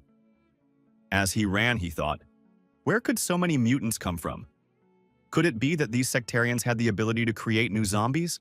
On the 4th floor in the direction they were running, even before the apocalypse, technical work was being done to replace the floor. Without noticing the warning sign, they fell through. Falling down, Liu Feng asked the girls to group themselves together as best as possible in order not to break anything. Upon landing, Liu Feng immediately asked Li Xin and Zi Xuan if they were okay. Li Xin replied that she was fine, but it seemed like they were now on the third floor. Likewise, Li Xin told Liu Feng that she didn't expect him to cushion her fall with his body, calling him very resilient. Liu Feng replied to her that she may not thank him since they are the same team, then asked where Zi Xuan was. She fainted, said Li Xin, pointing at her with his finger, after which Li Xin pounced on Liu Feng, saying that now it was just the two of them. She asked him how she could thank him for saving her. Liu Feng asked her to stop, saying, did she really want to do it right here? Li Xin replied that there was nothing to be afraid of, after all, she had checked. These zombies did not have much intelligence compared to the others. After losing their target, they will disperse, and Zi Xuan is unconscious. Li Xin asked him that he doesn't feel anything. Liu Feng replied that he has feelings for her, but he doesn't understand why she chose him. She replied that it's pretty simple. One is that he saved her several times, and two is that he's her only partner, a guy who didn't die. She got tired of listening to him talk and told this virgin to shut up by giving him a kiss in return. Then she unzipped her pants. Pulling his belt out of his pants, she told him to calm down and leave everything to her. Liu Feng immediately transferred everything mentally to Jinshan Temple, the temple of his dreams. He saw himself as the monk Fahai and Li Xin as his opponent Amitabha. She grabbed him with her green snake ring technique. Afterward, she asked him how he liked her hold. He replied that it was very narrow, she just curbed him. Afterward, we used a technique called water washing the Golden Mountain. And Fahai felt how wet it got. At that very moment, Fahai realized that he had lost the first round by just 2 punches. Then, he gathered his strength and told her to underestimate him, for he had already become much stronger. He had had an epiphany. He knew it was all nothing, and some little snake wouldn't just break him. Amitabha realized that she couldn't take much more. One more blow and she would die. In the end, barely breathing, Li Xin said that Liu Feng was great and she gave up. Meanwhile, Setria was asking her assistants if they were them. To which they replied that they seemed to have fallen into the blind spot of the chamber, so they hadn't found them yet.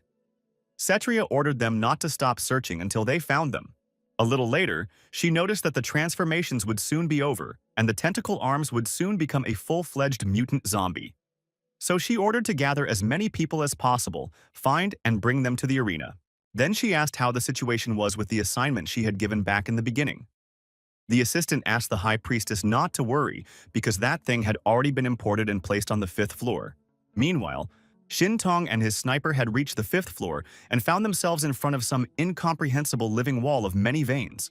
The sniper cautiously regarded this wall, as suddenly Xin Tong simply took and with one of her hands cut a passage through those bloody veins. Looking at her, he realized that it was the girl who saved him, but he couldn't figure out who she was. The whole zombie thing, she didn't look like a zombie, but it looked very strange. Just as suddenly, he got another headache. He couldn't understand why he was always having these hallucinations. He was always dreaming of some girl holding a flower in her hand and saying, wasn't he ashamed when he killed her? Meanwhile, behind his back, a zombie in headphones was trying to bite him. He turned around abruptly and saw a zombie sticking out of a lot of bloody in the day. He couldn't figure out what it really was. But Xin Tong didn't think for long, and when she saw this zombie, she immediately decapitated it with her laser-sharp threads coming from her fingers. Looking around and assessing the situation, Sniper realized that there were people in those bloody dollops on the wall. Suddenly, he had another headache. Seeing this poo, Xin Tong picked up the zombie's head from the floor, took off his headphones and gave them to the sniper. He put the headphones on his head and the headache disappeared. He then realized that some sounds were causing his headaches and hallucinations. Then they saw a door with a bright red light coming from it, and they decided that the answer to their question was in that room. As they entered the room, they saw a huge bloody vessel under the name of monotheism, the Virgin Mary, which had bloody veins on all sides. 8 hours later, Zi Xuan still woke up and heard Liu Feng talking to Li Xin. She was asking him to do something even stronger and that she felt really cool. And he was saying that he was already almost doing it with all his might. And why wasn't she still feeling good? When Zi Xuan heard this, she jumped up and said, "Wait a minute," saying that they are shameless. How could they do such a thing in front of other people? But when she came closer, she apologized when she saw that Liu Feng was just massaging Li Xin's legs. But still, she couldn't understand why her face was wet. Liu Feng wanted to say that this slime belonged to Li Xin, but she told him to keep quiet about it. In order to calm Zixuan down, Li Xin took out some canned food from her backpack. Zixuan was very happy about the canned food because she hadn't eaten meat for a long time. Li Xin said that after a good battle, one should have a good meal. With tears in her eyes, she pounced on the canned food and began to greedily eat it all. Liu Feng told her not to hurry because no one would take away her food. Meanwhile, the system notified him that he had been given a new title, Suddenly Women. It was because he, like an idiot, had mistakenly awakened strange fascinations in women. The system also told him that he had a new terrain opened up, due to the fact that Li Xin likes to do daring deeds in arousing places. The system also warned him and advised him to be careful because he is very successful with women. It's a good way to die. After he learned all about Li Xin, he asked the system to show him Kelly's card. It said that Kelly's mood towards Liu Feng was friendly and her hobby was sexual fetishism. Since she had been traumatized psychologically, one critical moment calms down. Now she only wears perverted clothes. At this moment, Li Xin walked up to Liu Feng and whispered in his ear that even though she couldn't show that she was a virgin, her first man was definitely only him, and slapped his hand on his bells. Zixuan heard Liu Feng squeak and asked what they were doing, but they said nothing. Everything was fine. They could move on to the 5th floor. When they reached the 5th floor, being in the middle of it, they saw a shadow on the balcony that said it had finally waited for their arrival. She said she welcomed them into the arena and asked if they had defeated her followers. Liu Feng asked her who she was. She replied that she was a high priestess of the 8th teaching of the monotheism, and it was very nice to meet them. The high priestess said that she had a welcome gift for them. Then she put both hands on her head and started emitting kinetic waves. Suddenly, many zombies appeared around in all the cages, and it was hard not to notice them. Liu Feng realized that the priestess could control them. Liu Feng couldn't figure out if she was really stamping zombies. After all, the system told him that it was a pseudo-zombie. There was something fishy going on. Li Xin noticed that the zombies were starting to come out. No sooner had Li Xin told Liu Feng that the zombies had started to move than a bunch of zombies started to come out of all the cells and run straight at them. When Li Xin saw this, she immediately started shooting at the zombies, killing them in batches. Liu Feng used his kung fu hand to tear out a metal cage and threw it at the zombies, killing a huge number of them. Liu Feng realized that there were a lot of zombies, and no matter how many they destroyed, there were more and more of them. So he ordered the girls to move back and seek shelter. He then realized that it was time to apply the teachings of cyber warfare, to use a new weapon, the bipolar cannon. Taking out a new weapon, Liu Feng chopped all the zombies attacking him into small pieces, chopping off each one's arms, legs, and blowing their heads off. Seeing Liu Feng mercilessly chopping her mutant zombies into small pieces, the high priestess even wept. She felt sorry for her zombies for dying like this, so she ordered her loyal zombie servants, the mutant it had created itself, to attack Liu Feng to teach him a lesson. Liu Feng was a little shocked to see her 2 minions were zombie mutants that he had never met before. He was no longer the boy who knew nothing and was afraid of everything. So he drew his weapon with all his might and thrust it into the ground in front of him. This he did in order to utilize the super new technique of the bipolar cannon, Zeus's electric discharge. After seeing Liu Feng fight, Li Xin and Zixian realized how strong he was and that he was getting stronger and stronger every time.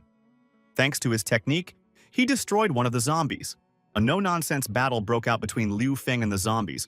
No matter how much he beat the zombies, he couldn't be bothered. Realizing that even a new gun couldn't pierce the skin of this zombie, Liu Feng decided to use his kung fu glove. Liu Feng used the cyber warfare drill, the explosive fist technique, to test how tough this zombie's skin was. Thanks to his mega-cool glove, he was also able to defeat the High Priestess's second assistant. She realized that Liu Feng was a strong opponent. She was also saddened by the losses. But no matter what, she said that she still had followers. Immediately after her words, Taiqian, the head of the prisoners nicknamed the Tongs Hands, appeared in the battle arena. But not in his usual appearance, but in a mutated zombie form. Compared to an ordinary zombie, Taiqian was simply a giant. He belonged to the chosen class. But he was still immature as his cultivation had not fully completed. Looking at this overgrown mutant zombie, Liu Feng realized that his bipolar cannon would definitely not be able to handle it.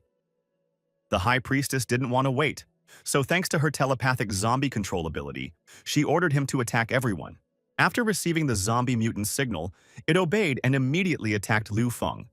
but he easily dodged its attack and regrouped, charging his mechanical fist to retaliate. He used the explosive fist technique to counter. Attack the zombies. Well, the zombies, mutants. It didn't hurt at all. It didn't even leave a scratch. Meanwhile, the High Priestess cried out to the Lord with words to see what kind of power he had bestowed upon her creature. At this moment, Li Xin flew over Zhao, firing her automatic rifle at the mutant zombie.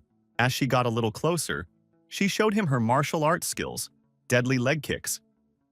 Then she jumped aside with the realization that it would not be easy to defeat him.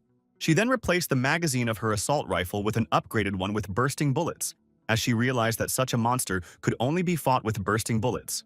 After the giant zombie mutant fought off all the attacks, it counterattacked, and if not for Liu Feng's reaction, it would have managed to injure Li Xin with its huge clawed hand. Seeing that Liu Feng, even with Li Xin's help, couldn't handle the giant mutant zombie, the High Priestess started shouting that everyone should see this as it was a miracle. After all, in this world, they would be able to evolve anew. She called for everyone to lay down their weapons and suggested that everyone become one. But Liu Feng didn't think so, and realized that she controls all the zombies in this building. He decided to destroy her. Using in his cyber arm, he shot her. The High Priestess realized that Liu Feng realized that she was the one controlling that big guy and the rest of the zombies on the floor, so she set one of the zombies to hit him with a flying death fist, then said he was a fool to think he could get rid of her so easily. After all, she's the only one who can control zombies in this world. It's a gift given to her by God himself. Liu Feng was upset that he couldn't kill her, but he found out that while they were fighting, she had summoned a zombie for protection. Meanwhile, she continued to praise herself, saying that she was the will of the heavens, after which she once again ordered her enormous zombie mutant with pincers instead of an arm to attack Liu Feng. At that moment, Liu Feng realized that he only had one last strike left, and a technique that he hadn't used yet. He realized that he couldn't give up, because somewhere in this prison was also his sister Xin Tong, who was also fighting somewhere. Meanwhile, on the other side of the prison, Xin Tong and his sniper were in the room that was the heart of all those bloody veins.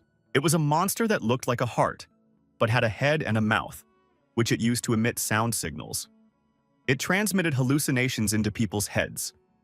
After which, this thing enveloped Xin Tong with its long tongue. Seeing that this thing had enveloped Xin Tong with its long tongue and was trying to eat her, the sniper did not think twice and shot off its tongue. To save Liu Feng's little sister, after freeing herself from that monster's tongue, Xin Tong was very upset, since she was covered in the monster's slime. Literally a moment after that, she became enraged. Shaking off the slime of that monster, she ran to tear it to shreds in fury. Xin Tong mercilessly vomited and cut off a vein of Cherished, making his way to this monster. Realizing that he was about to be finished, the monster decided to drop its bloody eggs. Smoothly the ground, the eggs broke, and small jellyfish with teeth began to emerge from them. These bloody things crawled over to the zombies hanging in cocoons on the walls, crawling up their backs and waking them up. It seemed that Xin Tong was about to destroy this heart monster and everything would stop. Because of this monster's defense reaction, the room was filled with dozens of zombies, making it difficult to eliminate the heart monster. The sniper couldn't understand what was happening or where Xin Tong had gone, as the number of zombies was increasing every moment, and he didn't even have time to kill them. Before starting this ill-fated mission 3 days ago in L's hideout, Liu Feng decided to remake and upgrade his weapon, making it a bipolar cannon. Class B bipolar cannon. Its first function was the ability to convert force into a lightning discharge. The second function was that the tip was covered in flames and gave a +1 to the ability to slice through living creatures, and more. There was also a third function. It was the forceful mode of lightning fusing with fire. The High Priestess did not believe in Liu Feng's victory, so she asked him not to resist since no human had the power to oppose a god. Liu Feng ignited his weapon and with all the strength he had, jumped into the air to fly as high as possible for his final strike. He stuck his bipolar cannon right between the ribs of the zombie giant. The zombie giant counterattacked and hit Liu Feng with all his might, causing him to fly backwards. The girls were worried about him, asking if he was okay, and he smiled and said that his plan had succeeded. His plan actually worked thanks to the fact that he had set himself up to be hit. He was able to stick his weapon into the body of the mutant zombie. Then, from a distance, he activated a forceful strike. Thanks to this technique, the mutant zombie was torn into small pieces. The High Priestess was very saddened by what had happened because she had not expected it. being fully confident that her zombie mutant was unbeatable. While the High Priestess was in a state of panic and terror, Li Xin and Zixuan shot all the zombie guards and pointed their barrels directly at her face, ordering her to raise her hands and kneel down. Kneeling down with tears in her eyes, the High Priestess accused them of being mere blasphemers, since they dare not insult the High Priestess of the monotheism. Liu Feng saw her in such a state and said that she is what she is, this sectarian. Whether she believes him or not, he will kill her right now. The High Priestess got angry, saying that she had a vicious goddess 7 that was the strongest source of contamination, and it was right outside the wall. Just a little more and the entire area would be infected with it. After that, in a couple minutes, the entire building will be filled with zombies. And soon they will be fodder for her zombies. As suddenly after what she told me, the wall behind her shoulders began to crumble. The wall collapsed because of the creature that breached the wall with its body. This creature was the vicious goddess 7 that the High Priestess was telling about. Suddenly, after a moment, Xintong Liu Feng's younger sister Liu Feng appeared in this passage holding in his hand the bloody head of vicious goddess 7. After the High Priestess saw Xintong, she immediately mistook her for a goddess. Xintong, on the other hand, was worried about baking into the blood-stained dress her brother had given her. But after she saw her brother, she immediately rushed to him, pouncing on him with a hug. After 1 minute of caressing and hugging, Liu Feng turned to the High Priestess, saying that it was now her turn. Xintong had something on her mind at this moment. Her eyes lit up bright red, and with the speed of light she leaped at the High Priestess with thoughts of how she would kill her. At least, that was how it seemed at first glance. But Xintong saddled the High Priestess, saying that she was bad and should quickly apologize, after which she would be her horse. The High Priestess immediately apologized and said that she agreed to be the goddess's horse. Liu Feng was shocked to see his little sister taming the High Priestess. Suddenly, his phone rang. It was Kelly. She called him, informing him that the rats he had tasked her with catching were trapped. Liu Feng asked who she had found. Kelly said she found the spies and dug up the faction behind them. It was a community in the subway. They are already in the hospital and will soon descend to the underground city, she said. She also had a powerful strike prepared for them. Liu Feng told Kelly not to do anything until he gets back. Meanwhile, Xintong was chastising the High Priestess for everything she had done and the trouble she had brought upon her brother. Liu Feng decided to look up the High Priestess's file through the system, and found out that her name is Cetria. Thanks to a mutation, she can control zombies. So far, she's the only one found with brainwashing ability. Liu Feng realized that she had excellent skills, but he didn't dare to trust her yet. While his younger sister was having fun with Cetria, Liu Feng absorbed Takang's tentacles, thus gaining a new technique called the Cyborg Robot Combination Punch. While Liu Feng was considering the possibilities of his new technique of a combined robot-cyborg kick, a sniper came out of the destroyed wall, and upon seeing Liu Feng, was as surprised as Liu Feng. Li Xin was amazed when she saw him, for he was the Purple Falcon, Lun Xuan. And Xintong said that he was the one who helped her defeat the goddess. Lun Xuan also recognized Li Xin, the goddess of death, asking her if she had joined them or was she still working for the government. Li Xin said he killed 10 civilians in Yasui, and his nickname was Yasui the Executioner. He didn't even spare children. Then he was court-martialed, so he ended up in this prison. Lun Xuan turned around and was about to leave when Liu Feng suddenly called out to him. No matter what Li Xin said, Liu Feng remembered Lun Xuan saying that he was joining the warriors for only one reason: because a man must fall on the battlefield and give his life for the motherland. Lun Xuan was leaving with thoughts that he must find out what happened back then. What was driving him in that village? Suddenly, Liu Feng said that he trusted him and asked him to join his hideout. Even though Li Xin said he couldn't be trusted, Liu Feng was willing to bet that if he agreed to join, he would find out the whole truth. Because Liu Feng didn't believe that the person who had said that phrase at school back then could have done something bad. Lun Xuan agreed to join, but only for a while. Then he asked them to follow him to show him where the partially surviving police were, after which Liu Feng requested the system to give Lun Xuan an evaluation. After analyzing all the data, the system replied that he was a silent fighter of the highest class, a victim of a trumped-up case, living in remorse every day. Li Xin was not happy with Liu Feng's decision, but he asked her to believe him since he guessed that Lun Xuan had some circumstances. After which, they set out to rescue Zixuan's colleagues. Meanwhile, the metro community, the small military community of Azure Bay, had reached the gates of the El Sanctuary their spy had spoken of. After they were able to open the main entrance with ease and saw that there were no guards there, they decided not to wait and think, but just go in and kill everyone in the bunker. And get all the food and weapon supplies. No sooner had they taken one step beyond the gate than suddenly one of them had his head split open with just one accurate shot. It was an accurate sniper shot. And all thanks to Liu Feng returning to the base and immediately surrounding the people of the subway community. In response, the subway community squad opened fire with all their guns. Liu Feng immediately offered to surrender, as there were also his men around and everywhere. But, as one of the raiders said with a grin on her face, that metro community doesn't give up. But just a couple minutes later, they said they were surrendering and asked for a ceasefire. Liu Feng asked them why would they do that, and why were they not going to surrender before. After which he asked if their community even knew that they had decided to act alone? To which they replied that they are on their own, an acting unit. The main headquarters doesn't know about it. Liu Feng thought and decided to first capture them and question them for information, generalization, and afterward make them work for the asylum as atonement for their guilt. Meanwhile, Zai Xuan pointed her gun at the high priestess with words that this bitch along with her monstrous ones had ruined so many of her colleagues. She directly longed to kill her. Speaking of which, her entrusted high priestess alone had eaten more than 10 guards. Only 4 were left alive. Crying, the high priestess said that it was all in order of the teachings of monotheism, and she was just carrying it out. If she had not obeyed the orders, she would have been killed just like the others. But Zixuan didn't care anymore. She wanted to kill her. But Liu Feng grabbed her hand saying that he understood that she wanted to kill her and why, but they should now let her live, in order to find out all the information and find their main headquarters, and then finish off all those man-eating, human-eating things. Then again, he offered her to join his hideout, saying that then the priestesses would be under her control. Zixuan agreed to join, but asked him to promise that they would destroy this sect.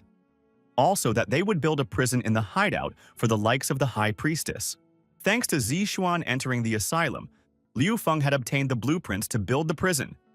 He could now take prisoners of war, with the probability that 20% of them would become residents of the underground city. The system rated Zixuan as a very reliable jailer with excellent interrogation skills and attracting opponents to his side. No sooner had Liu Feng studied Zixuan's personnel file than one of the asylum guards approached him with a suggestion to create a guard room, and better yet, build a very strong door. That way, they would be able to prevent the invasion of the shelter. Li Xin also suggested building a shooting range to increase the accuracy of the shots. Liu Feng realized that all the buildings had to be upgraded to the second level before the prison and guard room could be built. The system, having studied all the subtleties and nuances, answered that the time required to build a prison, shooting range and guard room is 4 days. The next day, Liu Feng returned to the prison again, but already with Kelly and Lun Xuan. He couldn't even think of Kelly coming to see him tonight. She'd come in saying the base was fine now and she wasn't needed there yet. And she asked him to bring her with him tomorrow. After all, she wanted to interrogate Zheng Tianxun on her own. He realized that Kelly was very worried about his possessions. He also realized that Li Xin needed to rest, and the underground cities needed control. Little sister needs to sleep after taking the quintessence, and Zixuan needs to watch the priests. Therefore, he could only take Lun Xuan and Kelly with him to the northern camp. The high priestess said that her apostle number 6 was on his way to the north camp. This meant that the boys had a new mission to go to the north camp to prevent contamination. Liu Feng realized that even though his camp didn't improve much, we still went up a level higher, and also now he had an excellent first-class sniper Lun Xuan in his hideout. He also obtained a combination strike and firearm. They can move out on the mission with peace of mind. Then he went down to the prison garage and saw there 3 gorgeous post-apocalyptic cars protected on all sides from zombies. Meanwhile, on the other side of town, the military was fighting off a mob of zombies. Chu Shanhei, the commander of the rescue team of the refugee camp in the northern part of SAZ, ordered all his subordinates to protect the civilians who were trying to get into a truck to evacuate from the dangerous area at the cost of their own lives. But no matter how hard they tried to defend themselves from the zombies and save the civilians, the zombies still managed to break through their blockade. Even though the squad had them in packs, there were a lot of them. The commander of the rescue squad was ready to accept the inevitable death of his squad and the failure of the mission. But suddenly, a savior appeared out of nowhere. The The soldiers with horror in their eyes relayed to the commander that the front line had been broken through. At this very moment, Liu Feng appeared with his team. Liu Feng was glad that there were a lot of zombies in the area. After all, he had transformed a new electromagnetic sword last night, and it was time to test it out. Thanks to his new electric sword, Liu Feng easily overpowered the crowd of zombies with practically one motion of his sword. The soldiers didn't understand how he was able to kill a whole bunch of zombies with one swing of his sword. One of the soldiers assumed that he was a master of the sword art since he had a red robe. After Liu Feng and his team finished dealing with the pile of zombies, the captain of the military squad immediately thanked him for his help and called them heroes. Then he asked, what were their names? Liu Feng replied by saying that there is no need for gratitude because he just doesn't want to watch zombies eating ordinary people. Li Xin told Liu Feng that he hates government troops, but the ones who hurt his sister and Auntie Li are a special operations unit. They have nothing to do with real government troops. Even though it was true, subconsciously he still didn't like the government troops, and there was nothing he could do about it at the moment. Meanwhile, there was panic in the crowd of civilians, for each of them wanted to get into the truck as soon as possible. Seeing this, the commander of the military ordered him to immediately shut up and get in line to be loaded into the vehicle. Big Breasts, the girl in the green dress, upon seeing Liu Feng, recognized him and shouted out his name. Meanwhile, sitting in the other car, Kelly thought back to last night with Liu Feng. Although he had agreed to take her along, Kelly began to suspect that he didn't seem to know how to refuse women at all. So she asked him if he had a girlfriend before. Liu Feng replied that of course he had a girlfriend, but he had never touched her. Although, on the other hand, his business had been booming lately. The girl in the green dress with gorgeous breasts was Liu Feng's ex-girlfriend, seeing whom he just froze and was speechless. Seeing this situation, Kelly realized that she should train Liu Feng because he shouldn't freeze like this whenever he met a woman. When Liu Feng saw Liu Feng, his ex Shenqing immediately began to insult him, saying that her ex was weak and a loser. She didn't understand how she could date him, after which he began to praise his new boyfriend, saying that he was strong and sturdy, and 100 times more handsome than Liu Feng. At this moment, Kelly came up to Liu Feng and asked him what he was doing. All the men were immediately speechless when they saw such a gorgeous, lush-breasted, attractive Kelly. Shenqing said that her former fat friend turned into a zombie and almost killed her, so she had to give herself to Wang Jian to survive. Seeing a girl near Liu Feng, she asked who it was. Kelly replied that it didn't matter because she had to thank Shenqing. Looking into Liu Feng's eyes, she said that he tortures her until dawn every day, because he is so indomitable. She thanked her for leaving such a wonderful and strong man for her. Liu Feng got embarrassed and wanted to say that it was all untrue, when suddenly Kelly pinched his back and told him to shut up as she was building his authority, saying that sooner or later he will know her power. Seeing this, the sniper realized that Kelly has a talent for leadership. She would be able to bring even the most arrogant people together as a team. Tired of being mocked by his ex-girlfriend's current boyfriend, grabbed his chest and wanted to hit Liu Feng. I said he dare not mock them. But Liu Feng was no longer that weak little boy, so he grabbed that bull by the face and told him to watch his tongue. Seeing the strength and ferocity in Liu Feng's eyes, Shenqing immediately apologized for her boyfriend. At this moment, she couldn't believe that this was the one she knew. It was outrageous. She wanted to be by his side. Seeing Liu Feng's gaze, the sniper realized that he had experienced something interesting. At that moment, our dialogue was interrupted by the commander of the military unit, saying that they should stop their infighting because the forward wave of zombies was coming and they had to hurry. Everyone was well aware that facing a wave of zombies was the worst thing about the end of the world. After all, a wave of zombies in the city can break even the defenses of an army. For the average person, it's 100% death, because it is almost impossible to fight off the wave of zombies, let alone escape. The commander of the military unit thanked Liu Feng for saving them. But now, since there was a wave of zombies coming, he decided to postpone their conversation for another time. Asking him and his team to proceed to the vehicle behind, he and the military unit would clear the way for them. The commander then ordered his military and civilians to get in the vehicle quickly, if they did not want to die here. Upon hearing this, the civilians panicked and started piling into the bus. Everyone was pushing and shoving, trying to get on the bus. But unfortunately, there were so many people that it was physically impossible to fit everyone on the bus. In the end, 3 civilians were simply thrown off the bus because there was no more room. Seeing this sad picture, Liu Feng could not leave these people to be eaten by zombies, so he said, he quickly climbed his car. after which he told Li Xin to keep up with the military. The column moved, and the military commander radioed to tell the cars behind them to stay behind, closer to them. They would use 3 machine guns to open up the road. He also warned everyone to be careful as some zombies would try to jump in. To prevent that, they should watch the windows and doors and keep up with the convoy. After which he said the government would not abandon a single civilian. Their target is a refugee camp north of the city. After he voiced the important information, he ordered his subordinates to open full fire on the zombies and start moving the convoy. Thanks to the 2 military vehicles at the beginning of the convoy and the machine gunner who was on the roof mercilessly destroying packs of zombies, they were able to slowly move through this wave of zombies. Although the car that Liu Feng and his team were in was very sturdy, but he realized that if it continued like this sooner or later, this crowd of zombies would overturn the car. Looking into Liu Feng's eyes, Kelly said that from the look on his face, he wanted to use his transformation ability again. He asked her how she realized that, to which she replied that she was not stupid like his ex. Liu Feng grasped the fender of the car with his hand, said that he had almost managed to forget about this ability of his own. But now was the right time to remember it. Due to his strength and education, Liu Feng created cars. The blade that stuck out of the car was 2 meters long, due to which prevented the zombies from getting very close to the car. Seeing him use the transformation ability, the sniper thought that he was a legendary mutant since only they possessed such abilities. Although Liu Feng had secured the car from all sides with the blades, he still didn't take care of the roof where the zombies could climb up. So he decided to go to the roof himself to destroy them. Seeing a man on the roof of a car, people started saying he was an idiot because he was trying to show off because he was sure to die. Meanwhile, while on the roof, he remembered what Kelly had told him. In order to earn his reputation, simply put, he just needed to show off. So he decided to do it right now and triggered the Kung Fu Master skill. Standing on the roof of the car like a surfboard, he destroyed one zombie after another, doing it with such ease and precision as if he was born to do it. All those who watched him were shocked, because he alone, being on the roof of the car, was able to defeat a whole crowd of zombies. Suddenly they heard someone walking on the roof of the bus.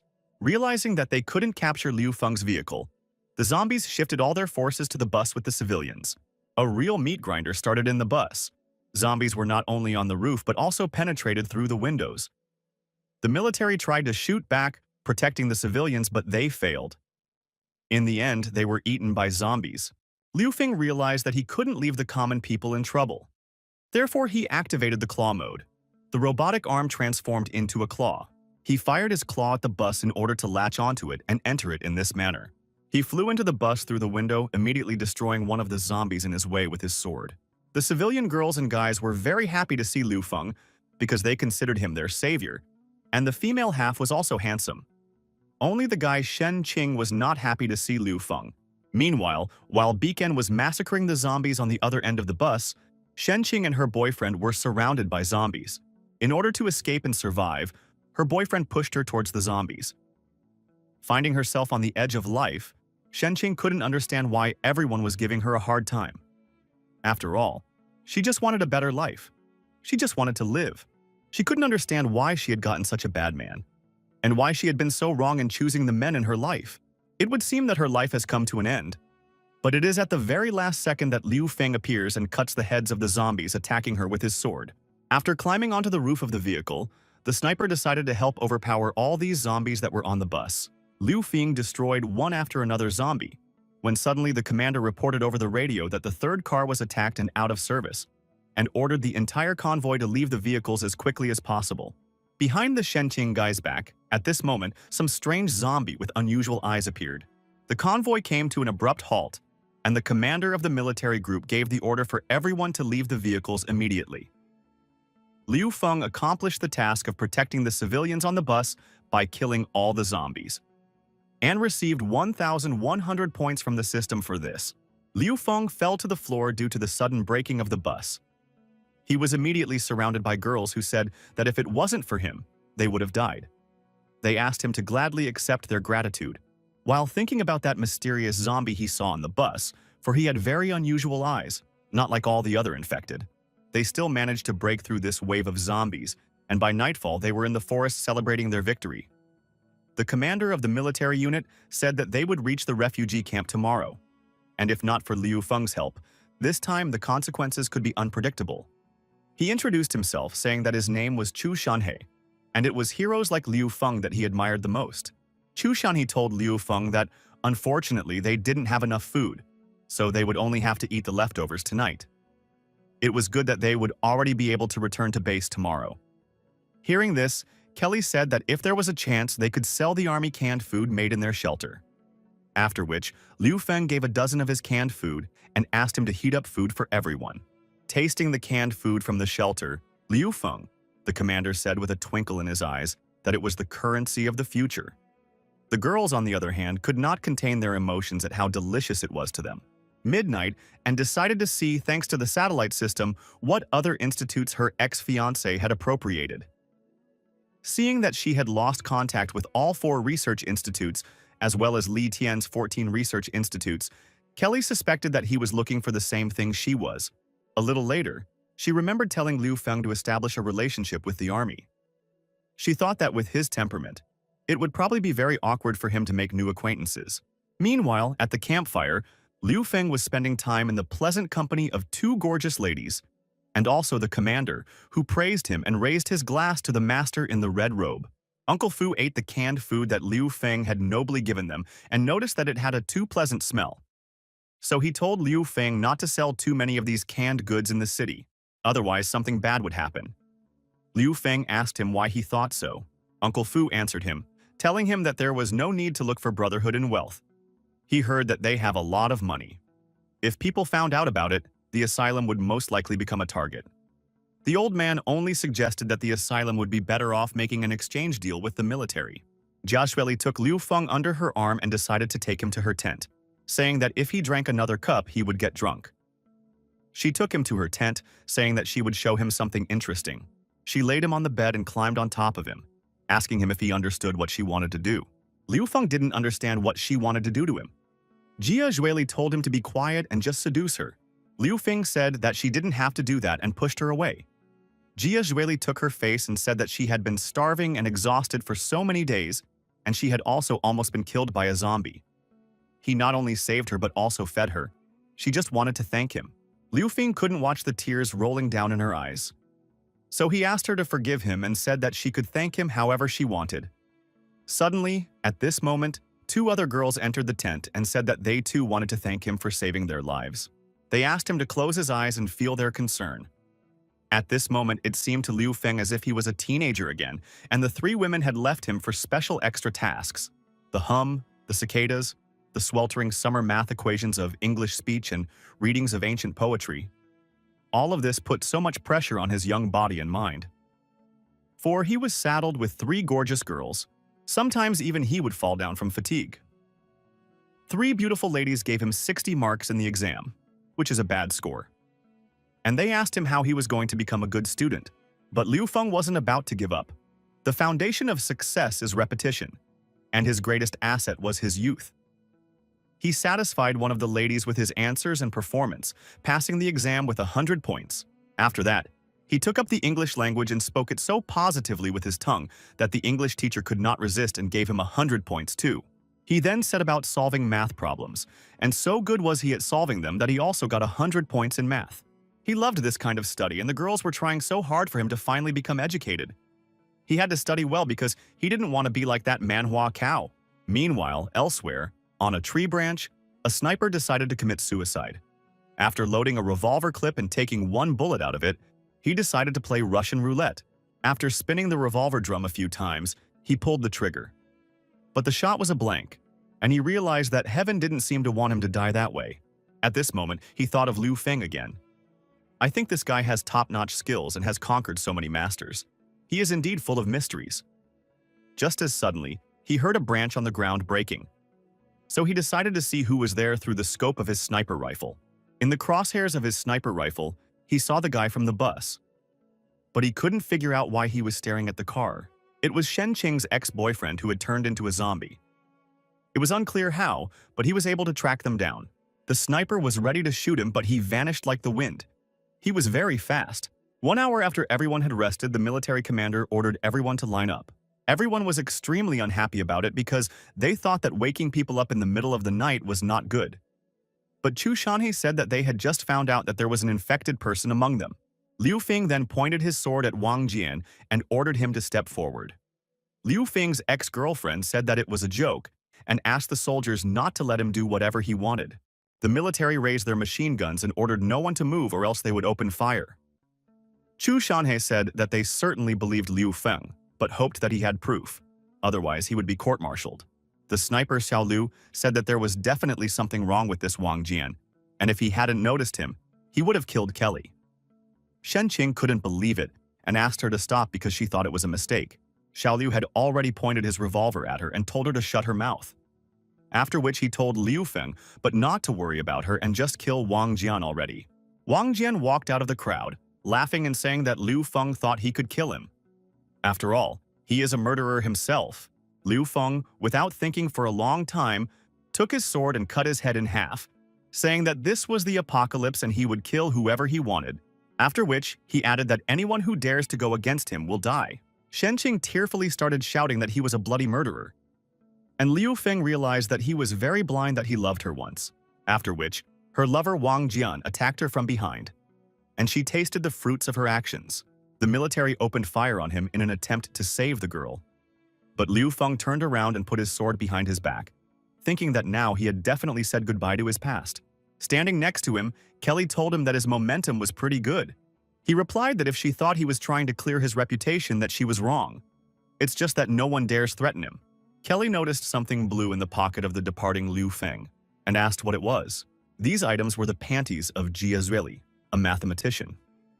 Liu Feng couldn't understand when she had put them in his pocket. Sniper couldn't understand how else they were even together after something like this. After all, this wasn't Liu Feng's first prank. The next morning, they were on the road again to the Northern Survivors camp. The atmosphere was calm, and Liu Feng sat on the roof of his own car with a blade of grass in his teeth, thinking about why they were going to the Northern camp. He wondered why the survivors had refused to seek asylum. Though, of course, if one had to choose between the Northern refugee camp and finding another shelter with unknown prospects, anyone would choose the camp.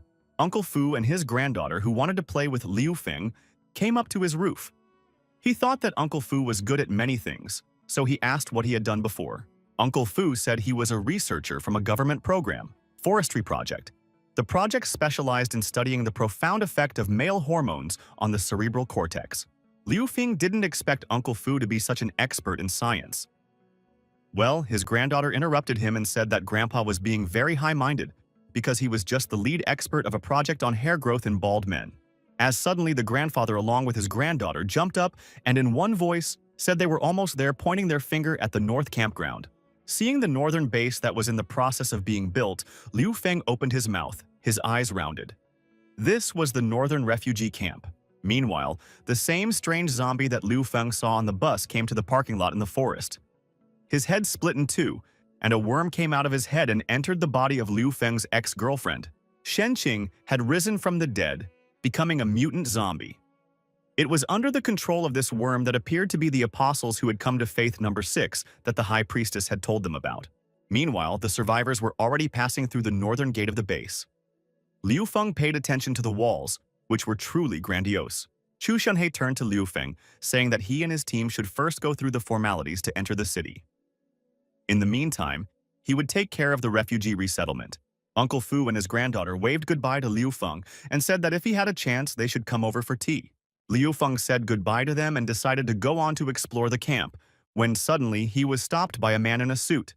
He introduced himself as the refugee quarantine director Huang, and said that their car and weapons had been requisitioned as compensation. They would give them 10 kilograms of grain. After which he said that they would be going to quarantine soon. Liu Feng and his team didn't like it, and he greeted the director, saying that he was a friend of Commander Chu. And since they don't need the grain, he asked for their vehicle back. Huan responded by calling him a son of a bitch. He said he was from a research institute, so he didn't answer to the military. Liu Feng immediately realized that if there was a scientific research institute and the military was present in this city, it meant that it was not so peaceful. At the same moment, a disgruntled survivor attacked Huang and said that he would not trade his car and asked him to call his superior.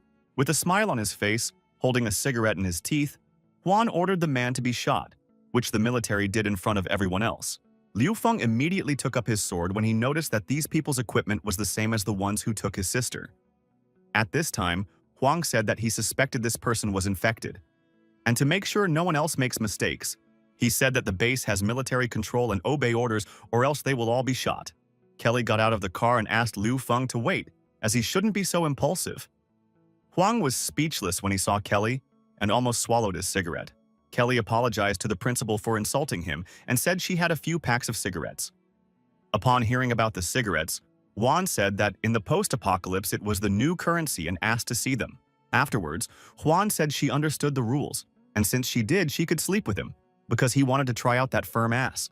Liu Feng couldn't tolerate such insolent behavior from Huang and chopped off his wrist with one of his ball movements. A nearby kid in rollerblades playing with a coin heard Huang yelling. He realized that someone must have caught his prey. At this point, the military was at a loss and did not know what to do.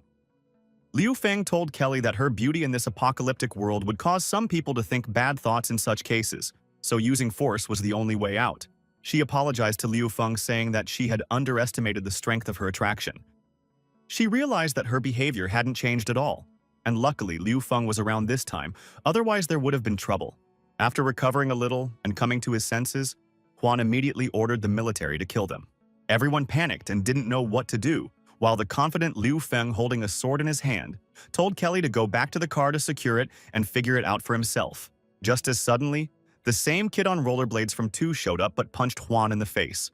It was a move he called the ideomotor flying kick. Unfortunately, he then tripped and fell right in front of the military. Huang started screaming for them to kill him. Seeing that the situation was getting heated, Liu Feng couldn't let the boy die. So he used the electromagnetic glove technique and took away the military's weapons, thus knocking him down. Seeing Liu Feng, the boy pointed his finger at him and said that he saw him as a mutant, saying that he couldn't be wrong since he also had telekinesis. When the soldiers heard this, they were horrified. And Huang, maimed, beaten, and armless, asked him who he was. Rising from the ground, the boy replied that he was Huang Bingbing, a member of the F-level Mutant Association of one of the 4 forces of the Northern Base, and ordered the military to rather let their mutant brother in. After hearing this, Liu Feng realized that this small northern base was truly interesting. After all, there was a military research institute and a mutant association with some other 4. The military couldn't understand what kind of mutant association was and how the boy was a member. Huang Bingbing said that he was here to welcome the new members of the association and asked to be let through again. Huang realized that if he didn't let them pass, he would provoke an association and he still had to heal his arm. So he raised his crippled arm up and ordered the military to let them pass. The military let them pass cheerfully. The boy said he would take them on a tour of the low neighborhood. Meanwhile, the vindictive Huang couldn't let this all go unchallenged, so he radioed a gang of light-bearing dragons and asked them to help teach one mutant a lesson. Liu Feng thanked the boy for helping them out and asked his name again. Laughing, the kid replied that his name was Huang Bingbing, and said that he could just say Huang Bing, since 2 words sounded too feminine. Then he asked Liu Feng if it was true that his power was telekinesis. Liu Feng replied that no, it was the magnetic gloves that attracted metal, such an ability. Then he asked if the boy's telekinesis was strong.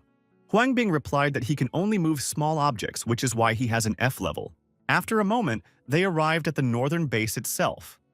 Huang Bin Po said that this northern refugee base, which was under construction, was based on the Northern Military Industrial Zone. With the newly built city wall, the base has become equipped with the appropriate military-industrial capacity. The population is 1,340,000 people. He further explained that the base is divided into 3 neighborhoods. The industrial district is the central one, where military personnel live, as well as workers and their families. It could be entered by ordinary people with a regular pass. Elite officials, generals, and foreign friends live in this neighborhood. Ordinary people are not allowed to enter here, and the outer neighborhood is where the refugees live. Everyone who just came to the city and didn't contribute anything is stationed here to observe if they are infected. Huang Bing told Liu Feng after his story that if he joined their association, he would get a lot of perks. Liu Feng replied that he would come by tomorrow. Huang Bing asked him to write that he was the one who invited him. Thanks to this, he would be given a stew as a reward. He then invited Liu Feng to get into the vehicle so that he could drive him and the team to their residence. Liu Feng decided to introduce Huang Bing to his team, said that his girlfriend Kelly was sitting on his right, and his sniper Lan Xuan was driving. After seeing Kelly's gorgeous breasts, Huang Bing said that he wasn't surprised why Liu Feng was always fixated on her breasts.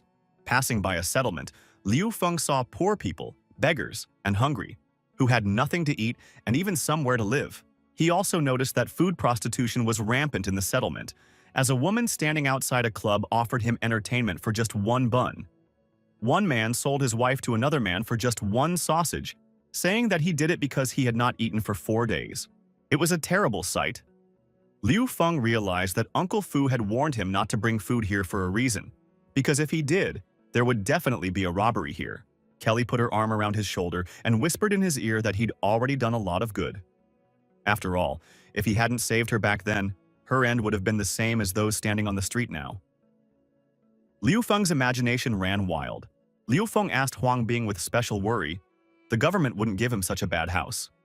Huang Bing replied that no, of course not, and asked him to look through another window. Liu Feng was shocked when he saw from the window the tent city for the survivors, who looked even worse than the ones he had seen before. Liu Feng couldn't contain his emotions, saying that how people lived here, even the shack he passed by before, was better. Huang Bing said that this plot is the center of the outer district and it is still not bad here. After which he said that if he wanted good conditions and a quality house, he just had to join the Mutant Association and get a level higher than B. Liu Feng thanked Huang Bing for his help. He, however, said that he was not to be thanked as it was his duties. But Liu Feng was very grateful to him as he had helped them a lot at the border. So he handed him one tin can, saying that it would be his payment for his help. Before Huang Bing could leave, Shuju, the second leader of the light-bearing dragon gang, appeared in front of Liu Feng. He told Liu Feng that they had something to talk about. Liu Feng asked him what he wanted from him. Shuju replied that they were here to teach him a lesson since he had insulted an important person. Lan Xuan immediately insisted him his sniper rifle. But Shuju waved his finger in front of him and said that it was not allowed to shoot inside the city. If he started shooting, he would immediately be shot by the military. Seeing what was happening, Huang Bing returned and said that the light-bearing dragons had no right to touch the mutants from the association. Shuju said that he was not afraid of the association and hit the boy with his hand, and after he fell to the ground, placed his foot on his head, saying that others should be afraid and not him. Huang Bing used the power of his telekinesis and threw the wheel from his rollers towards him. This made Shuju even more angry. He chopped that wheel with his sword, saying that Huang Bing was scum and shouldn't be called a mutant with such a worthless level F power. He also said that other people are afraid of Huan Bin because they don't know what his level really is. After that, Shuju said that he was the 247th in the list of mutants of level D. Mechanical body.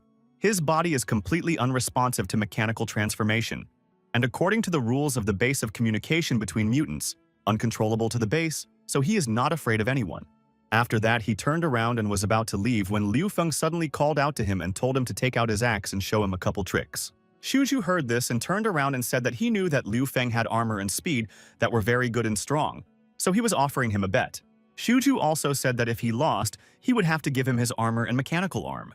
Liu Feng had said that if he won, he would take his left arm from him. Shuju agreed to the terms of the deal and accepted the bet. Liu Feng extended his hand to him in response, saying that they had to shake hands to make a bet. Through this handshake, Liu Feng was able to scan Shuju's body and realized that it was almost completely mechanical, upgraded, and he could change the control. He could transform it. By that time, a crowd of onlookers had gathered around them and started shouting for the old man to finish him off with one punch. Kelly was worried about Liu Feng, but he told her he had everything under control. And Shuju struck the first blow with his axe, and for the first time in his life he missed his opponent. Liu Feng didn't even move. The crowd cheered, saying that Shuju was already a little old, so it was forgivable for him. Shuju said that he would yield the first punch to Liu Feng. Suddenly, he realizes that he has a very bad stomachache. He couldn't believe it, as it was impossible. After all, his entire body had modernized, he couldn't just have a stomachache. It felt like he had a man or even two wrestlers fisting inside his stomach. Seeing that the old man was just badly twisted, the jubilant fans couldn't believe that they were about to see the secret technique of the second head, called the ferocious tiger coming down the mountain. Meanwhile, Yuju realized that it was Liu Feng's doing. He had never thought that the boy would be able to transform his mechanical body. Liu Feng, knowing that he was paralyzed, simply punched him in the face with his fist. Shuju became furious at such insolence and took out his mantis blade to show Liu Feng his strength and fury. Liu Feng easily repelled his attack. Shuju shrank even more, and with big eyes looked at Liu Feng and trembled. after which he farted very loudly. Well, fans believed that Shuju would win, saying that it was the secret family martial art of the second chapter, called Ferocious Tiger Descending from the Mountain. The legend said that when the art was released, the muscles of the entire body would make a sound like a fart. This is the manifestation of the ultimate power of this martial art. He had killed several sea-level mutants with this technique. But Juju realized that he couldn't take it anymore. His eyes began to darken. He realized that his fecal container was already overflowing. He could no longer tolerate the onslaught on his rear flap, so he jumped aside. Jumping aside, he fell to the ground. Tears were pouring from his eyes and his mouth was foaming. He couldn't take this hellish pain that was in his stomach anymore.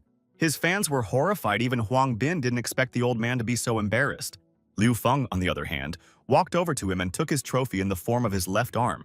Late at night, after Huang Bing left Liu Feng and his team decided to discuss the following tasks. Kelly said that they had accomplished their first task by infiltrating the northern base. Now their main goal is to find Zheng Tianshun. An additional goal is to take refugees to increase the population of the asylum. But looking for him openly is definitely not allowed. Also, all the gates were guarded by his men, which confirms the strength of the research institute. They realized that they simply couldn't break in because their mascara would be grabbed. Kelly finds out that Zheng Tianshun is looking for her institute, and she thinks he's looking for what she's looking for too. Liu Feng immediately asked what she was looking for. Kelly replied that it was nanotechnology, micro-robots with artificial intelligence. It's a flagship research project developed with the New Rome Alliance. This technology can be used in military, medical energy, and space applications. Before the end of the world, its manager was promoting this project, and only he knows where the samples of this technology are. Therefore, they must get ahead of Zheng Tianshun and get the samples first. The next day, somewhere in the suburban black market, Kelly took Liu Feng under her arm, saying that she would pretend and eat forbidden fruit.